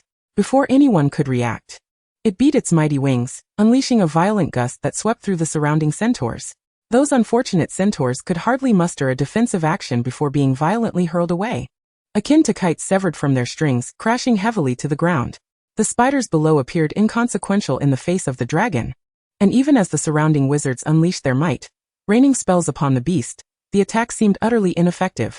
Incantations shimmering with blinding red and eerie green lights struck the dragon's iron-like body, producing a cacophony of sounds. Yet these seemingly fierce assaults were no more than mere tickles to the dragon, leaving not a single mark behind. Adelaide's gaze fixated on the crown atop the dragoness head, nearly lost in the shroud of night, as an ominous premonition surged within her. She seemed to grasp the horrifying truth, her face paling in an instant. The soul crown must have infused its own soul power into the blood curse within Alice, forcibly catalyzing the creation of this world-ending dragon. Merlin, please open your eyes and see this. How can we possibly continue? To make matters worse, this dragon, possessed by the soul crown, seemed to be guided by some mysterious force, locking its gaze onto the unfortunate Adelaide as its primary target. After effortlessly dispatching the brave yet feeble centaurs, it opened its cavernous maw, large enough to swallow a small hill, leaning forward with thunderous might, charging towards Adelaide. In that split second, Adelaide felt her blood freeze, every hair on her body standing on end, a tingling sensation coursing across her skin. At this critical juncture between life and death, a peculiar and uncanny transformation overtook her. A whirlwind of golden energy erupted around Adelaide, encompassing her entirely, while her senses heightened to an extraordinary degree, rendering the world around her achingly slow and crystal clear. Time seemed to linger, allowing her to scrutinize the intricate patterns on each scale of the black dragon, and the glinting cold light upon its fearsome fangs. Her right hand, as if governed by an invisible force, slowly rose, akin to a puppet manipulated by a hidden hand, firmly gripping the wand that pointed towards the heavens. Then, an array of bizarre words, utterly unfamiliar to her, and lacking any discernible meaning, flowed from her lips, resonating in a deep and ethereal tone reminiscent of ancient incantations. Accompanied by the chanting of these strange spells, the once distant expanse of the starry sky suddenly erupted in a brilliance never before witnessed. Adelaide's beautiful eyes lost their focus as she gazed upwards, her expression one of bewilderment, at the vast and profound cosmos above her. Suddenly, the night sky was adorned with countless resplendent stars, appearing as jewels embedded in the black tapestry of the firmament, sparkling with radiant light. As the incantation echoed from Adelaide's lips, the luminosity of these stars intensified, coalescing into an extraordinarily vibrant celestial web. The enormous black dragon, initially fierce and menacing, suddenly froze as if struck by a spell, halting all movements, its colossal and malevolent eyes betraying a flicker of unmistakable fear. Its powerful limbs grew rigid, and it clumsily retreated several steps, as if attempting to escape the terror induced by this diminutive sorceress. Realizing that mere retreat would not suffice to evade danger, the dragon desperately flapped its immense black wings, striving to ascend into the skies and flee. However, it was all too late. Adelaide had reached the culmination of her incantation. With a decisive flourish of her wand, the magnificent starry web descended with the velocity of falling meteors. Under the astonished gaze of the gathered wizards and centaurs, this brilliant net fell like an inescapable trap from the heavens, enveloping the black dragon with unwavering precision. The arena fell into a profound silence, every breath held in suspense as they awaited the unfolding events. At this moment, Adelaide found herself immersed in an extraordinary and enigmatic realm. Her consciousness was strikingly lucid, yet her body moved involuntarily, raising the wand that shimmered with mysterious light, executing a complex star net spell with deft and precise gestures. Though she was unfamiliar with the workings of this starry web, the abject terror etched across the black dragon's visage suggested that this celestial net possessed a formidable power, capable of subduing the malevolent souls within the Horcrux. Could it be that the great Merlin had heard her heartfelt entreaties and offered assistance at this critical juncture? With this thought, a wave of reverence and gratitude washed over Adelaide. Truly, Merlin was an extraordinary deity. As she gazed intently at the colossal black dragon ensnared within the starry web, she observed the ominous dark aura that had once enveloped it being swiftly absorbed by the radiant net. Moreover, as the dark mist gradually dissipated, the dragon's massive form began to shrink, albeit slowly yet distinctly. The anguished cries of the malevolent soul within the dragon echoed painfully, indicating that the star net's assault targeted not merely the physical form, but directly engaged with the enemy's spirit. Frowning with concern, Adelaide hoped that while the net tormented the souls of Voldemort and that repugnant cockroach, it would not inadvertently harm Alice's spirit as well. Anxious thoughts gnawed at her mind. Under the tightening constraints of the star net, the once imposing black dragon gradually returned to the size it had possessed when Alice's blood curse re-emerged. Squinting upwards, Adelaide noted that the Ravenclaw diadem atop the dragon's head had begun to show signs of cracking as the net constricted, unable to withstand the relentless onslaught of the celestial web, teetering on the brink of shattering into pieces. A sudden crack pierced the air, and the fissures in the diadem widened, causing it to sway precariously before shattering into fragments. Simultaneously, the thick black mist surrounding the dragon seemed to be compelled by some arcane force, swiftly coalescing into a gargantuan visage. This face, formed of dark mist, contorted grotesquely, exuding a terrifying aura, before unleashing a heart-wrenching scream of agony. "No, I refuse to accept this." With that cry, the large face erupted, scattering into countless black shards. Amidst the chaos, a deep green light emerged, revealing a sphere pulsating with a sinister essence, adorned with two long, writhing tendrils. Adelaide, previously entranced in a state of mystical wonder, felt her complexion drain of color upon glimpsing the repulsive, wriggling appendages. It was as if a lightning bolt had struck her, jolting her back to reality. She hastily retreated several steps, each one marked by urgency and trepidation. "Damn it," Adelaide cursed under her breath, wondering what monstrous being this accursed cockroach was. Even after Voldemort's soul fragment had been obliterated, it remained tenaciously alive, showing no signs of disintegration. Was the resilience of this cockroach truly so formidable? The emerald-hued orb darted through the narrow gaps of the star net with lightning speed, moving as swiftly as thought itself, vanishing into the distance in the blink of an eye. With a resigned sigh, Adelaide contemplated the fact that the savior had yet to cross the threshold of Hogwarts, and she had already succeeded in destroying a Horcrux, significantly hastening Voldemort's path to demise. The unfolding events had clearly deviated from the original narrative, accelerating the timeline beyond its intended pace. With this realization, Adelaide felt a sense of relief, acknowledging that she need not be overly critical of herself. As long as she maintained calmness and vigilance, they would ultimately triumph over the forces of darkness, preserving the peace and tranquility of the magical realm. As for the cockroach's soul's escape, upon reflection, if it posed no significant threat to her pursuit of a serene life in the latter half of the school year, perhaps allowing that detestable soul to revel in its freedom for a few more months was of little consequence. Yet at this moment, Adelaide faced an even more daunting dilemma. With the Ravenclaw diadem shattered, Voldemort's remaining essence dissipated, and the cockroach soul's frantic flight, one would logically expect Alice, currently possessed, to revert to her original state. However, perplexingly, She remained in the form of the black dragon, showing no signs of transformation. Moreover, the star net seemed entirely unconcerned with the fact that the cockroach Horcrux had been destroyed, intensifying its assault upon the dragon's form without relent. The remaining wizards remained entranced by the shocking spectacle they had just witnessed. At the moment when the crown shattered, a dark mist coalesced instantaneously into the immense visage of Voldemort. Could it be that Adelaide had just vanquished Voldemort? Unlike the others who stood frozen in place, Adelaide raised her wand and cautiously stepped toward the starry web. As she drew nearer, she finally beheld the entirety of this colossal net. To her astonishment, the web did not merely compress the vast form of the black dragon, confining its physical movements. It also extended countless slender hollow tubes, akin to dense arrays of syringes, deeply penetrating the dragon's iron-hard black scales, directly piercing its flesh. The substances extracted from these tubes were no ordinary materials, but bizarre, dark red characters. They flowed incessantly from the dragon's body, seemingly drawn by some formidable force, coursing through the hollow tubes and ultimately converging at the apex of the starry web to form a blood-red sphere. Before long, the once formidable and imposing black dragon seemed to have its life force abruptly siphoned away. The mysterious dark red runes upon its body gradually diminished until they vanished entirely. Accompanied by a brilliant flash of light, the dragon's massive form began to shrink dramatically, visibly transforming back into the frail figure of Alice. In that moment, Alice's complexion turned as pale as parchment, her eyes tightly shut, lifelessly collapsing onto the cold ground. Simultaneously, the starry web, which had been relentlessly constricting, appeared to have fulfilled its purpose and ceased its tightening. It coiled around the eerie blood-red sphere like a sinuous serpent, and began to roll away. As the web rolled to a spot not far from Alice, it began to melt slowly, as if snow succumbing to the scorching sun, gradually seeping into the earth beneath until it vanished completely. This series of extraordinary transformations left Adelaide, who stood nearby, utterly astounded. Her eyes widened in disbelief. Witnessing Alice's unconscious state amidst such implausible occurrences filled her with an overwhelming sense of urgency. Without further contemplation, she hastily approached, carefully unfastening her voluminous black cloak, and gently wrapped it around Alice, hoping to provide the poor girl with a semblance of warmth and protection.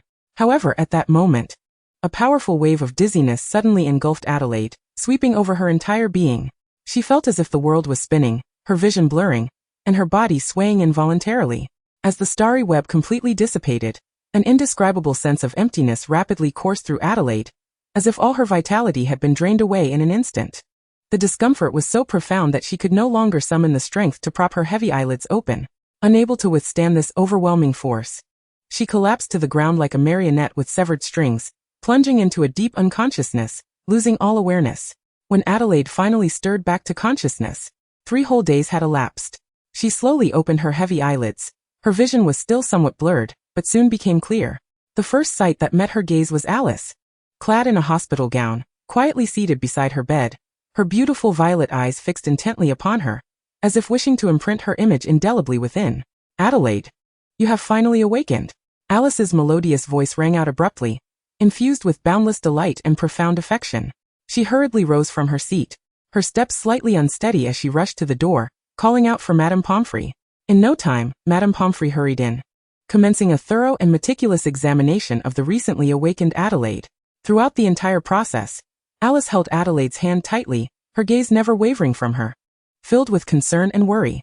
When Madame Pomfrey finally announced that Adelaide had merely suffered from exhaustion due to overexertion of her magical energy, and was now fully restored to health, Alice's previously taut nerves finally began to relax. She exhaled a long sigh of relief and returned to her seat beside the bed. Adelaide, however, appeared bewildered, utterly at a loss. She contemplated inwardly, recognizing that while her relationship with Alice was indeed amicable, it hardly reached such an intimate level. At this moment, Alice's fervent gaze bore into her, as if attempting to encapsulate her entire essence within her eyes, which struck Adelaide as somewhat unsettling, as if the intensity could almost draw strands from her. Alice, are you all right? Adelaide stammered, her hoarse voice tinged with a slight tremor. Alice's face lit up with an exuberant smile, her excitement bordering on the frenzied as she replied, "The very first thing you do upon waking is to inquire about my well-being? Adelaide, I have never felt better in my life." Startled by her exuberance, Adelaide instinctively recoiled and then questioned, "What has come over you? Why this sudden warmth towards me? I find it rather disconcerting." Alice grasped Adelaide's right hand, pressing it against her cheek, and softly responded, "Adelaide, I truly do not know how to express my gratitude. You have successfully freed me from the blood curse that resided within me. Upon hearing this, Adelaide's eyes widened in disbelief, and she instinctively blurted out, "What? The blood curse is lifted? So you will never again transform into the Black Dragon of the Hebrides?" Alice gently nodded, her smile unwavering as she explained in a soft voice, "Indeed, dear Adelaide. Thanks to the star spell you cast that night. Not only was the blood curse extracted from my body, but there was an unexpected surprise. I discovered that I have become an animagus, capable of freely shifting between the form of the Black Dragon and my human self. More importantly, when I transform into a dragon, I retain my consciousness. Once you have recovered, if you ever wish to ride a dragon, simply let me know, and I shall fulfill your desire." Adelaide felt somewhat dazed. The spell she had cast that night was called the star spell? To be honest, she was not entirely clear herself. However, Alice's revelation of the curse being lifted and her transformation into an animagus could be considered a fortuitous turn of events. At this moment, Adelaide finally grasped the reason behind Alice's sudden, exceptional behavior. She viewed Adelaide as her savior. It was crucial to understand that once the blood curse awakened, the earlier the time frame, the more swiftly the loss of rationality would occur. Had events progressed normally, Alice might not even have graduated before succumbing to becoming a mindless, frenzied black dragon. With this thought, Adelaide could not help but feel a surge of compassion. She gazed at Alice with warmth and sincerity, speaking earnestly, "Dear Alice, we are indeed close friends, and it is simply natural for friends to help one another. Thus, you truly need not feel indebted or excessively grateful for my assistance." Before Adelaide could finish her sentence, she was abruptly interrupted by Alice's fervent response. Alice vigorously shook her head, her gaze fixed and resolute as she looked at Adelaide, declaring emphatically, "No. From the moment I regained consciousness, I made a firm decision. Our relationship is no longer simply that of good friends. It has evolved into a far more profound bond of allegiance. I yearn to become an existence solely belonging to you, akin to the legendary bond between Voldemort and Gellert Grindelwald of yore." Adelaide gasped, for it was not advisable to invoke Voldemort's name within the hallowed halls of Hogwarts. Chapter 86. The Contest for Affection. "Hey, you little wretch from the McFusty family, I am still very much alive. And you dare to audaciously declare your intention to become Voldemort." A furious roar, filled with the intensity to shatter teeth, erupted like a thunderclap behind Adelaide. Startled, she turned to see Amantina, clad in a silk nightgown and as pale as a sheet, struggling to rise from her sickbed. The memory of that dreadful night, when Amantina had suddenly fainted without warning, still haunted Adelaide. Seeing her in such a frail state now stirred a wave of concern within her, prompting her to urgently inquire, "Amantina, what has happened to you?"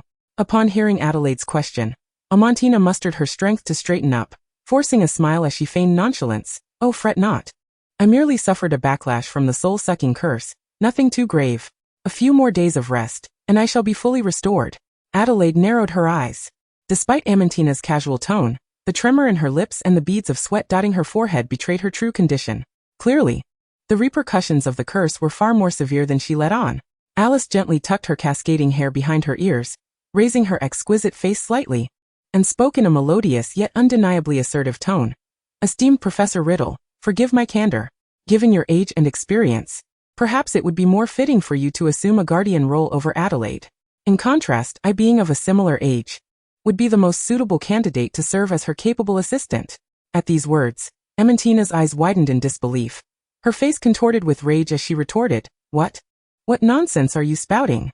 I am merely 8 years older than Adelaide, hardly a figure of elder status." Thus began a heated exchange between two individuals who had previously shared no connection, their words clashing with increasing intensity. Adelaide found herself caught in the crossfire, overwhelmed and fatigued. She had merely hoped to enlist the support of the pureblood faction to aid herself and the reckless savior in their mission, harboring no interest in dominating the European wizarding world. Yet here were these two inexplicably embroiled in a fervent dispute, oblivious to her feelings, leaving Adelaide utterly perplexed as to what they were truly contesting. "Adelaide, you are awake?" A gentle and caring voice echoed at the entrance of the infirmary, like a warm spring breeze caressing Adelaide's ear. Turning around, she beheld the lovely visage of Autumn Zhang, her face alight with a radiant smile reminiscent of flowers blooming in spring. Adelaide blinked in confusion. "Autumn, what brings you here?" With a slight smile, Autumn gently shook the exquisite lunchbox she held, replying softly, "Of course, I came to deliver lunch for you, Alice and Professor Riddle." As she opened the box, an enticing aroma wafted into the air, instantly captivating the attention of the previously quarreling pair, drawing their gazes toward Autumn. Inside the lunchbox lay 3 sumptuous meals, not the standard English fare of the Great Hall, but rather a delightful selection of Chinese cuisine, rich in color and flavor, making one's mouth water. Adelaide gingerly took her portion, savoring a spoonful of steaming chicken soup. The delectable taste melted on her tongue, cascading warm waves down her throat, filling her with comfort. She closed her eyes in satisfaction, exclaiming to Autumn, "Wow, this is absolutely delicious. Autumn, I cannot thank you enough. I truly cannot bear to be without you." Hearing this, Autumn's smile blossomed even brighter. She set the lunchbox aside and approached Adelaide's bedside, deftly arranging the blankets while responding to her friend's gratitude. "Oh, we are good friends. After all, friends should care for one another. Besides, knowing you are on the mend brings me peace." Sunlight streamed through the window, illuminating Autumn's gentle and kind features, enveloping the infirmary in warmth and beauty. Alice and Amantina wore expressions as dark as storm clouds. Yet as the saying goes, one cannot bite the hand that feeds. And despite their grievances, they dared not continue their argument. Instead, they lowered their heads in silence, mechanically lifting morsels from their lunchboxes to their mouths. At that moment, Autumn seemed to recall something of importance. She looked up at Adelaide, who was now enjoying her meal, and reminded her, "Oh, by the way, before I arrived, I happened to encounter Professor Dumbledore. He specifically instructed me to inform you that if you are awake and in stable condition, he would like you to visit his office tonight between 8 and 10 o'clock, as he will be free then." Upon hearing this, Adelaide furrowed her brow, mentally chastising the old man. That night, the situation had been dire, yet he had remained in the Great Hall, steadfastly refusing to assist. She could not fathom his motives. Though she harbored some resentment toward Dumbledore, she was acutely aware that he would not remain in the castle without reason, and there must be some underlying circumstances. Nodding in acknowledgement, she replied, "All right, I understand. I shall go see him tonight." With that, Adelaide immersed herself in the lavish food before her, as if she had been starving for ages. Meanwhile, her mind was racing, crafting the words she would employ during her meeting with Dumbledore. How might she cleverly extract useful information from him? Furthermore, she needed to find a way to secure additional benefits from him, ideally acquiring a few practical spells in advance. In addition, Adelaide resolved to seize this opportunity to inquire directly about the purpose of the star spell she had cast that night, having never heard of such incantation before. Now, even if pressed, she could not reproduce it. If she could gain insight from Dumbledore, a master of magic, it might just grant her an additional skill for self-preservation. Chapter 87. 3 Questions. At 8 o'clock in the evening, Adelaide arrived at the entrance to the headmaster's office on the 8th floor. Lemon drop. As soon as she uttered the words, the grotesque gargoyle guarding the entrance sprang to life, its previously lifeless eyes opening wide. With a sudden leap, it agilely moved aside. Simultaneously, the wall behind the gargoyle began to crack open with a thunderous rumble, as if an invisible hand were forcefully pulling it apart. The fissure widened until it completely split in two, unveiling a hidden passage beyond. Adelaide steeled herself and ascended the spiral staircase at the end of the passage, entering the headmaster's office at Hogwarts. The previously attentive husky, who was diligently preening Fox's feathers while perched on a pole, suddenly caught sight of its long-absent young master. Its eyes widened in sheer astonishment, radiating excitement and joy. With a flap of its wings, it began to flutter vigorously, exuberantly exclaiming, "Welcome! Most warmly welcomed!" The fervent cries echoed throughout the headmaster's office, as if attempting to fill the entire room with exuberance and delight. Adelaide, feeling a sense of satisfaction, gently patted the tuft of fur atop the creature's head, marveling at how this child, engrossed in romance, still remembered her. Beside her, Fox seemed to share in the enthusiasm, raising its proud head and emitting a clear, resonant chirp. Chirp chirp. The sound was akin to celestial music, melodious and enchanting, seemingly conveying its deep-seated joy and welcome to Adelaide. Seated behind the solid wooden desk, Professor Dumbledore offered a faint smile, his profound gaze shimmering with an enigmatic light. With a subtle wave of his hand, he conjured a plate of aromatic lemon meringue pies from seemingly nowhere.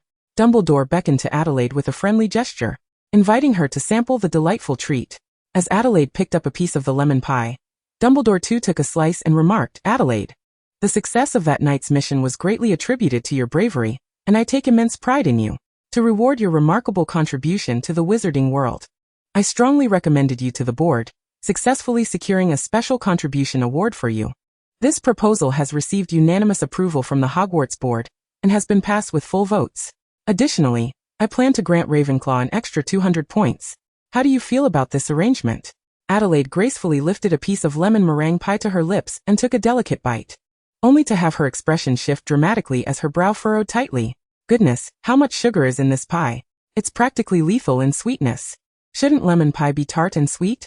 Why add so much sugar? She paused, then added, oh, I have no particular objections. But could you possibly bring me a glass of pure, unadulterated water? Thank you very much. Dumbledore, with a twinkle in his eye, swallowed an entire piece of lemon pie and, retrieving a prepared glass of water, handed it to Adelaide, watching her drink. Adelaide, I have been troubled by a question for several days, akin to a thorn in my throat. Would you be willing to provide me with an answer? Dumbledore's gaze was fixed intently on her, filled with anticipation and concern. Adelaide raised an eyebrow, pondering that even the exceptionally wise Dumbledore grappled with unanswered questions. And he was asking her? Adjusting her expression swiftly, she smiled and replied, Esteemed Professor Dumbledore, I would be delighted to address your inquiry. Please feel free to ask. However, I cannot guarantee the accuracy of my response. Just as she finished her statement, a peculiar sensation surged within her mind, as if a special connection had formed with the Dumbledore across from her. The amiable smile that had adorned Dumbledore's face abruptly vanished, replaced by an expression of utmost seriousness and gravity. Adelaide sensed the impending gravity of the situation. She seemed to have fallen into the cunning trap of the old fox. Dumbledore. Without granting her much time to ponder, Dumbledore spoke directly. Adelaide, I wish to inquire about the events of that night. You cast an extraordinarily powerful and mysterious spell that destroyed the Horcrux, and I am curious. Who taught you that spell? The moment his words fell, Adelaide blinked her lively eyes, racing to recall the incantation she had performed that evening. Was Dumbledore referring to the so-called star spell, which emitted a radiant glow reminiscent of a starry web? Surely, even Alice knew that spell. What was there to question? Yet before she could delve deeper into her thoughts, her mouth, seemingly unbidden, blurted out a straightforward response. I don't know. Dumbledore slightly furrowed his silver-threaded brows, his eyes reflecting a blend of curiosity and scrutiny, then proceeded to ask, the ingenious plan to locate dark magical artifacts using the acromantula within the school, was it conceived solely by your own brilliant mind? Or did another assist you behind the scenes, guiding your thoughts? Adelaide responded without hesitation. That was entirely my own brainchild. Dumbledore's wise, penetrating gaze began to whirl, as if he were rapidly analyzing numerous possibilities and clues in his mind. After a moment of silence, he finally broke it with one last question. So, do you possess the ability to cast that extraordinary spell that destroyed the Horcrux once more? Faced with this unexpected inquiry, Adelaide initially replied without a second thought, I cannot. Yet as the words left her lips, a sudden realization struck her, and she abruptly raised her head, an expression of fury crossing her face as she shouted at Dumbledore. Wait, you actually made me drink Veritaserum. Dumbledore slowly shook his head, a gentle smile gracing his face as he explained in a measured tone, Adelaide, you must understand that administering Veritaserum to underage witches and wizards without proper authorization from the Ministry of Magic is a grave violation of the law. Yes, you. Based on my integrity and principles, what you just consumed was not Veritaserum, but a special contract potion meticulously brewed by Severus. Once the contract is in effect, I will be entitled to pose 3 questions to you, which you must answer truthfully. In exchange, after I have asked my questions, you will also have the right to ask me 3 questions, to which I cannot lie. Rest assured, our dialogue will remain fair and impartial. So dear Adelaide, do you have any inquiries for me? Chapter 88. Capturing Nagini. Ah. Dumbledore is indeed a cunning old fox. Adelaide sat upright, her expression inscrutable, her deep blue eyes fixed intently on Dumbledore before her, even grinding her teeth unconsciously. At that moment, her heart was a tumult of emotions, fury ignited within her, intermingled with an inexplicable sense of comfort. What infuriated her was that Dumbledore had played this underhanded trick on her. From the moment she stepped through the door, he had been scheming. The husky and fox welcomed her joyfully, allowing her to lower her guard to the utmost extent. Then, Dumbledore enthusiastically presented her with lemon meringue pie as a dessert, lavishly praising her remarkable contributions and offering generous rewards. Just as she was filled with joy and excitement, she observed Dumbledore himself taking the initiative to savor the lemon pie. In that moment, her subconscious told her, since Dumbledore dared to indulge in this pie, it must be safe, delightful fare. Thus, without a second thought, she instinctively took a large bite of the lemon pie in her hand. The excessive sweetness masked the taste of the potion, and out of politeness, she chose not to spit out the food, instead swallowing the pie, laced with the potion. Down with water, only to find herself ensnared. One cannot deny that Dumbledore's tactics were exceptionally sophisticated, rendering her utterly defenseless. However, This incident also indicated that Dumbledore had begun to genuinely regard Adelaide with earnestness.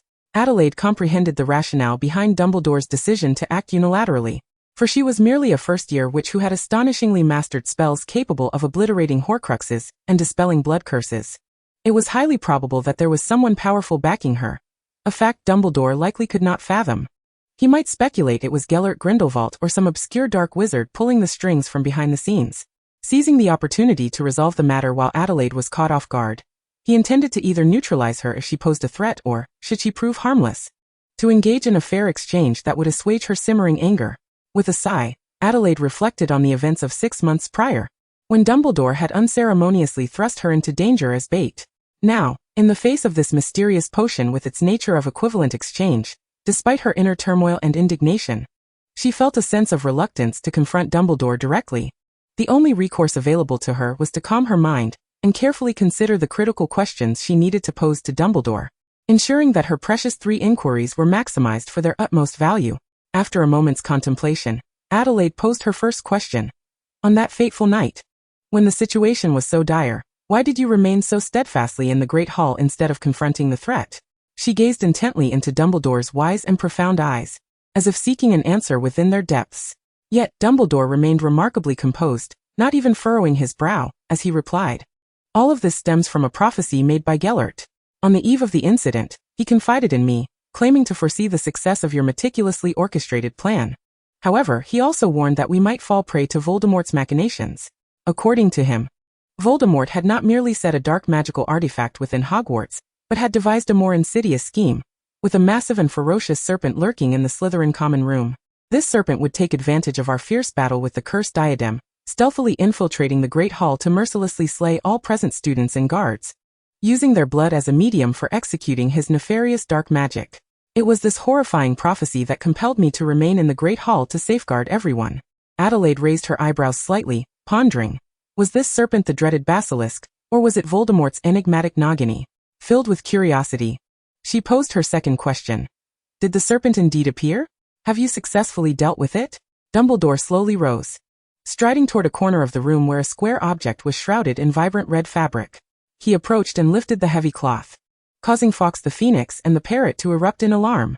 Before Adelaide's eyes lay a colossal cage, housing a serpent of unimaginable size, its length exceeding 10 meters, its girth surpassing even that of her thigh. This once mighty python now appeared languid and defeated, as if it had endured severe trauma or been subjected to a potent sedative. Lying lifelessly within its confines, Dumbledore gazed gravely at the serpent within the cage and remarked, Indeed, this serpent has made its presence known. I expended considerable effort to confront it, only to discover that this serpent was an old acquaintance of mine. I cannot fathom what trials she has endured over the years to ultimately align herself with Voldemort. At this, Dumbledore sighed softly, a hint of regret and helplessness flickering in his gaze. Adelaide's mind raced. Dumbledore referred to this serpent as an old acquaintance, and thus she could ascertain that this massive python was none other than Nagini, the blood-cursed beast. She recalled critical information about Nagini. During the sweltering summer of 1994, Voldemort had cruelly murdered Bertha Jorkins, thereby splitting his soul and embedding part of it within Nagini, transforming her into a living Horcrux. The current timeline predated 1994, implying that Nagini had yet to become Voldemort's Horcrux. Given Voldemort's cold and selfish nature, he would not hold Nagini in high regard at this juncture. Thus, it was unsurprising that he would unleash her for perilous tasks. Earlier, Dumbledore had inquired whether she could cast the star spell once more. Could it be that he hoped she might assist Nagini in breaking her blood curse? Why did not Dumbledore employ the spell himself? Did he lack the ability? As for her final question, Adelaide expressed her profound sense of inadequacy regarding her own strength, yearning to learn powerful spells. That Avada Kedavra, despite its staggering power, is inefficient.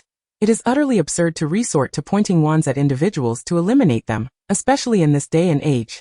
Therefore, I long to master a spell of formidable lethality and broad range, enabling me to deftly handle numerous foes or complex situations. Please, I implore you to teach me. Upon hearing this, Dumbledore's eyebrows shot up in astonishment, as if they might take flight. He stared incredulously at the audacious child before him. What do you mean the efficiency of Avada Kedavra is too low? It is one of the infamous unforgivable curses. Such an evil and terrifying spell cannot be dismissed casually or compared lightly. Even if you wished to learn it, my principles would preclude me from imparting it to you.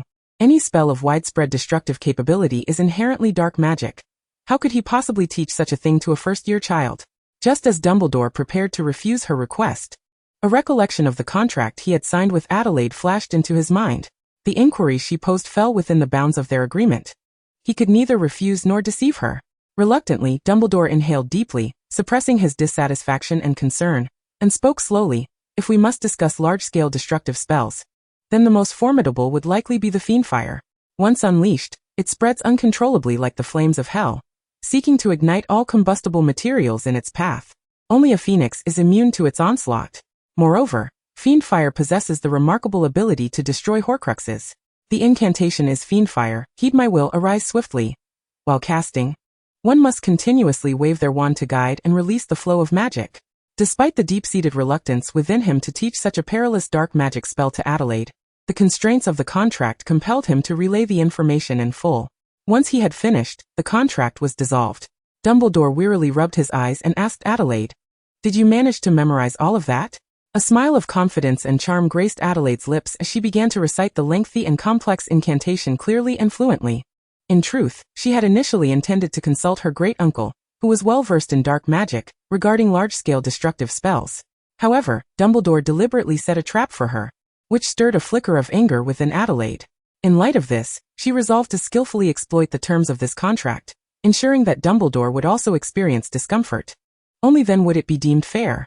With a slight lift of her chin, Adelaide fixed her determined gaze upon Dumbledore and spoke softly. "Thank you, Headmaster Dumbledore, for your diligent instruction. I have thoroughly committed these foundational principles to memory. What remains is to engage in diligent practice day after day until I can wield them with proficiency." Though Adelaide outwardly maintained an air of composure, she was acutely aware that the spell she was studying, the Fiendfire, was a sophisticated dark magic typically reserved for 7th-year students. Even though she had memorized the incantation and corresponding movements, applying them in actual combat and achieving desirable results would undoubtedly require arduous and exceptional training. Upon hearing Adelaide's words, Dumbledore's benevolent countenance darkened momentarily. Yet, he understood that any further discussion at this juncture would be futile. After a brief silence, he adopted an unusually serious yet gentle tone and began. "Child, you must not underestimate the Fiendfire. It is not only one of the most perilous dark spells in existence, but also exceedingly difficult to control. Should a wizard of insufficient skill attempt to cast it recklessly, they may find themselves unable to manage the flames effectively, and without the timely acquisition of the counterspell, they could suffer severe harm or even face life-threatening consequences. Only those truly powerful wizards possess the capability to master the Fiendfire with precision and unleash its full potential. It would be prudent for you to practice under my supervision to mitigate potential dangers and prevent unnecessary tragedies. After all, mastering the Fiendfire is no simple task, and without proper guidance and oversight, accidents are likely to occur." Upon hearing this, Adelaide nodded in enthusiastic agreement, secretly elated. This was indeed a rare opportunity. How could she possibly forfeit the chance to receive guidance from a world-class master of spells? To neglect such an opportunity would be utterly wasteful. With this thought in mind, Adelaide suddenly recalled another question that had been plaguing her, and she quickly inquired. "By the way, Mr. Dumbledore, there is one more question I wish to ask you. What exactly was that star spell I cast the other day?" Adelaide understood Dumbledore's integrity. He would never lie about such an important matter. So she did not count this question among the previously agreed-upon inquiries of the contract, choosing instead to pose it casually at that moment. Dumbledore's expression grew somewhat complex as he gazed at Adelaide, and after a moment of silence he replied slowly, "To be frank, I had never heard of the so-called star spell you used, and after conducting my own research, I found no mention of it in any books or records. That night, when the centaurs witnessed your spellcasting, they declared you to be the favorite of the stars. Subsequently, Bane came to negotiate with me, expressing a desire to take you back to the Forbidden Forest and appoint you as their leader. In a moment of urgency, I hastily fabricated the name of a star spell, informing the centaurs that your actions were merely a life-saving charm taught to you by Grindelwald. This temporary ruse succeeded in stabilizing the situation and dissuading them from taking you away." "Ah, I see." Adelaide scratched her head, feigning confusion while internally concluding that the source of this so-called star spell must undoubtedly be some kind of enhancement bestowed upon her by Merlin. Chapter 90. Advancing the Fiendfire. As time passed, it was now early spring in March 1991. With the air infused with the fragrance of blooming flowers, and the palpable tension among students in anticipation of the impending final exams. With less than 100 days remaining until the end of the semester, the Ravenclaw scholars approached their final review with the seriousness of a looming battle. However, this frenzy of activity scarcely concerned Adelaide, as her exceptional talent and relentless effort had already secured her position at the top of her year. No matter how fervently her classmates competed, they could only vie for the remaining spots within the top 3. Reflecting on this, Adelaide felt her eyes well up with emotion, overwhelmed by nostalgia. In her past life, she had envied those seemingly favored by fate, the academic prodigies who could effortlessly grasp key concepts merely by listening during class. They thrived without attending any tutoring sessions during holidays, and even when they occasionally skipped class to indulge in gaming, they remained comfortably within the advanced classes. In this life, as a chosen traveler by Merlin, she finally experienced firsthand the unique joys of being a genius. Take, for instance, the Fiendfire, a spell that instilled fear in many upper-year students. It was a complex incantation that only 7th-year defense against the dark arts students could hope to learn. Yet, Adelaide had mastered it to an astonishing degree within just 3 months, even reaching a level where she could manipulate the Fiendfire to prepare delicious hot pot. Moreover, the hybrid magical beans she cultivated in her Icelandic plantation were beginning to show promising results, further uplifting her spirits. She felt invigorated and brimming with confidence. Nevertheless, despite the favorable circumstances, 2 factors prevented her from fully relaxing. 1. The main character, the cockroach, still survived. 2. After successfully eliminating Ravenclaw's Horcrux, Merlin had yet to summon her. After careful consideration, Adelaide deemed it prudent to seize the opportunity while her schedule remained manageable, and seek her great-uncle to upgrade her most formidable spell, the Fiendfire. From the red malevolent flames to a blue gas stove, the 3rd Sunday of March in London was blessed with rare sunshine, and with a heart full of joy, Adelaide excitedly entered the room at St. Mungo's hospital designated for Gellert Grindelwald. As she pushed the door open, she called out exuberantly, "Great uncle, we have come to see you." However, the only response to her enthusiastic greeting was a slight grunt of discontent emanating from the bed. Adelaide observed Gellert Grindelwald reclining on the bed with his eyes half closed, seemingly indifferent to her arrival alongside Dumbledore. Faced with such a cold and languid reaction from her great-uncle, Adelaide felt taken aback, causing her to instinctively halt her advance toward the bed. Something was amiss. The last time she had visited alone, it was acceptable, but today she was accompanied by Dumbledore. Given her understanding of her great-uncle's well-known infatuation, how could he possibly adopt such an unconcerned demeanor in the presence of someone he longed for? The more she pondered, the more suspicious she became, prompting her to swiftly turn her gaze towards Dumbledore, seeking answers. To her astonishment, Dumbledore displayed no sign of surprise at Grindelwald's unusual demeanor. On the contrary, his expression was remarkably subtle, and he even discreetly shifted his gaze away from Adelaide's penetrating scrutiny. In that moment, Adelaide realized that there must be some hidden secret between the two. What kind of secret could cause her love-struck great-uncle to appear so indifferent, while simultaneously eliciting such an unnatural expression from the usually composed Professor Dumbledore? In an instant, a myriad of questions surged in Adelaide's mind, intensifying her curiosity. She deliberately raised her voice, speaking with a tone imbued with joy and reverence. "Great-uncle, it has been such a long time. The successful execution of the Christmas plan without casualties is largely due to your prophecy. It is through your guidance that Dumbledore was able to capture the serpent sent by Voldemort so effortlessly." In response to this praise, Gellert Grindelwald merely snorted dismissively. With his eyes narrowed slightly, he expressed a hint of dissatisfaction and complaint. "Humph, a benefactor? I cannot bear such a title. Yet certain individuals disappear for an entire month without so much as a thought of sharing a Christmas meal, only to reappear at their convenience, making multiple trips in a single day, and once they have exploited one's usefulness, they vanish as if they never existed." Sitting quietly on the tattered sofa by the door, Dumbledore could no longer maintain his usual calm and composed demeanor. He scratched his head awkwardly and responded, a touch of guilt in his tone, "Oh dear, I am truly sorry. I have been overwhelmed with numerous affairs recently, and it has only been 2 weeks since I last visited you. Just 2 weeks, and I wonder if I can survive another such fortnight." Gellert feigned a sorrowful sigh, his voice tinged with a sense of lament and helplessness. Dumbledore interrupted his sarcasm with a serious tone. "Gellert, please refrain from uttering such ominous words. Ah, it seems to be just an old fellow, hopelessly in love and yearning for more moments with Dumbledore, throwing a tantrum over the infrequent visits." Observing this scene, Adelaide couldn't help but roll her eyes, interrupting the old couple's display of affection with a deadpan expression. "Great uncle, I have heard that you once created an improved version of the Fiendfire spell, tripling its power while ensuring it does not harm allies. I have recently mastered the Fiendfire spell myself, and I hope you can teach me. Upon hearing that Adelaide had indeed learned the Fiendfire spell, Gellert's previously tranquil demeanor wavered, his brows arching in unmasked astonishment. I recall you are still a first-year student at Hogwarts, correct? You mean to say you mastered the Fiendfire spell in your first year? That is a form of advanced dark magic that is introduced only in the 5th year at Durmstrang. I myself only managed to clandestinely learn it in my 3rd year. Chapter 91. The Grindelwald Gas Stove. Adelaide's lips curled into a confident smile as she swiftly drew her wand from her robes.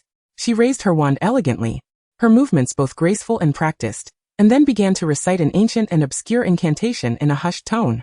With each syllable she uttered, the surrounding air seemed to quiver, emanating a palpable surge of heat energy. In a matter of seconds, a conflagration of red and black erupted from the tip of her wand, coalescing not into a mere blaze that spread indiscriminately, but forming a lifelike fire falcon. This flaming creature unfurled its blazing wings, darting through the air at an astonishing speed. It soared like a bolt of lightning, illuminating its path with a brilliant display of fiery light. The trails it left behind resembled meteors streaking across the night sky, dazzling and mesmerizing. Yet concealed beneath this exquisite beauty lay boundless peril and lethal intent. Dumbledore's gaze remained fixated on the swiftly darting fire falcon, a flicker of concern flashing in his wise and profound eyes as he gripped his wand tightly, poised to respond to any unforeseen circumstances. He understood that this seemingly innocuous little creature harbored a truly formidable power. Any accidental contact could yield catastrophic consequences. Was it truly wise to entrust such a dangerous spell to a mere 11-year-old like Adelaide? Lying nearby, Gellert Grindelwald's expression was equally grave. You recognized that this diminutive fire falcon was no ordinary being, its potent magic sending shivers down one's spine. The most resplendent of fireworks often conceal the deadliest of threats. Has Adelaide truly matured to such an extent? It is indeed a case of the student surpassing the master. Gellert mused to himself before breaking into a relieved smile. It appears that we old-timers are soon to be left behind. This world ultimately belongs to the youth. Albus, may I borrow your wand for a moment? Gellert's deep-set eyes turned toward Dumbledore, standing a short distance away, his voice tinged with an unmistakable yearning and urgency. Ever since that breathtaking duel that reverberated throughout the wizarding world, he had been imprisoned. And the renowned Elder Wand that once belonged to him was now under Dumbledore's care and wielded by him. Time has flown, and countless years have passed. He had not touched a wand since. Gellert found himself pondering whether his once masterful spellcasting techniques would now feel foreign due to lack of practice. His heart was filled with nostalgia for past glories, intermingled with trepidation over a potential decline in his skills. Upon hearing Gellert's request, Dumbledore furrowed his brow, momentarily lost in thought. According to regulations and common sense, he should never lend a wand to a notorious criminal still serving his sentence. Moreover, Adelaide had already demonstrated an astonishing prowess that belied her age. Her ability to master the Fiendfire spell alone was enough to instill awe and apprehension. Dumbledore sighed. Before visiting, Adelaide had not informed him that her purpose was to upgrade her Fiendfire spell. At only 11, her thoughts were still immature. Granting her access to Gellert's unique expertise could lead to unimaginable repercussions if things went awry. He should refuse Gellert's request and gently explain to Adelaide that her current abilities were already formidable enough. She ought to devote her energies to savoring her school life rather than enhancing the Fiendfire spell. Yet, when Dumbledore met Gellert's expectant blue eyes, his resolute heart softened instantaneously. He recognized the disappointment and anguish that would accompany a refusal. Sighing, he decided to make an exception this time, lending Gellert a wand as a form of recompense for his 2-week absence. After an internal struggle, Dumbledore did not directly hand over his tightly gripped wand to Gellert. Instead, he turned and exited the room, approaching the guard stationed at the door. After a brief exchange, he successfully borrowed a standard wand and gently presented it to Gellert Grindelwald. Gellert frowned slightly, his lips curling downward in evident disdain. However, he refrained from further comment, silently accepting the wand. Adelaide, you must pay close attention, Gellert proclaimed, his eyes sparkling with confidence and pride, as if he had returned to the illustrious days of his past.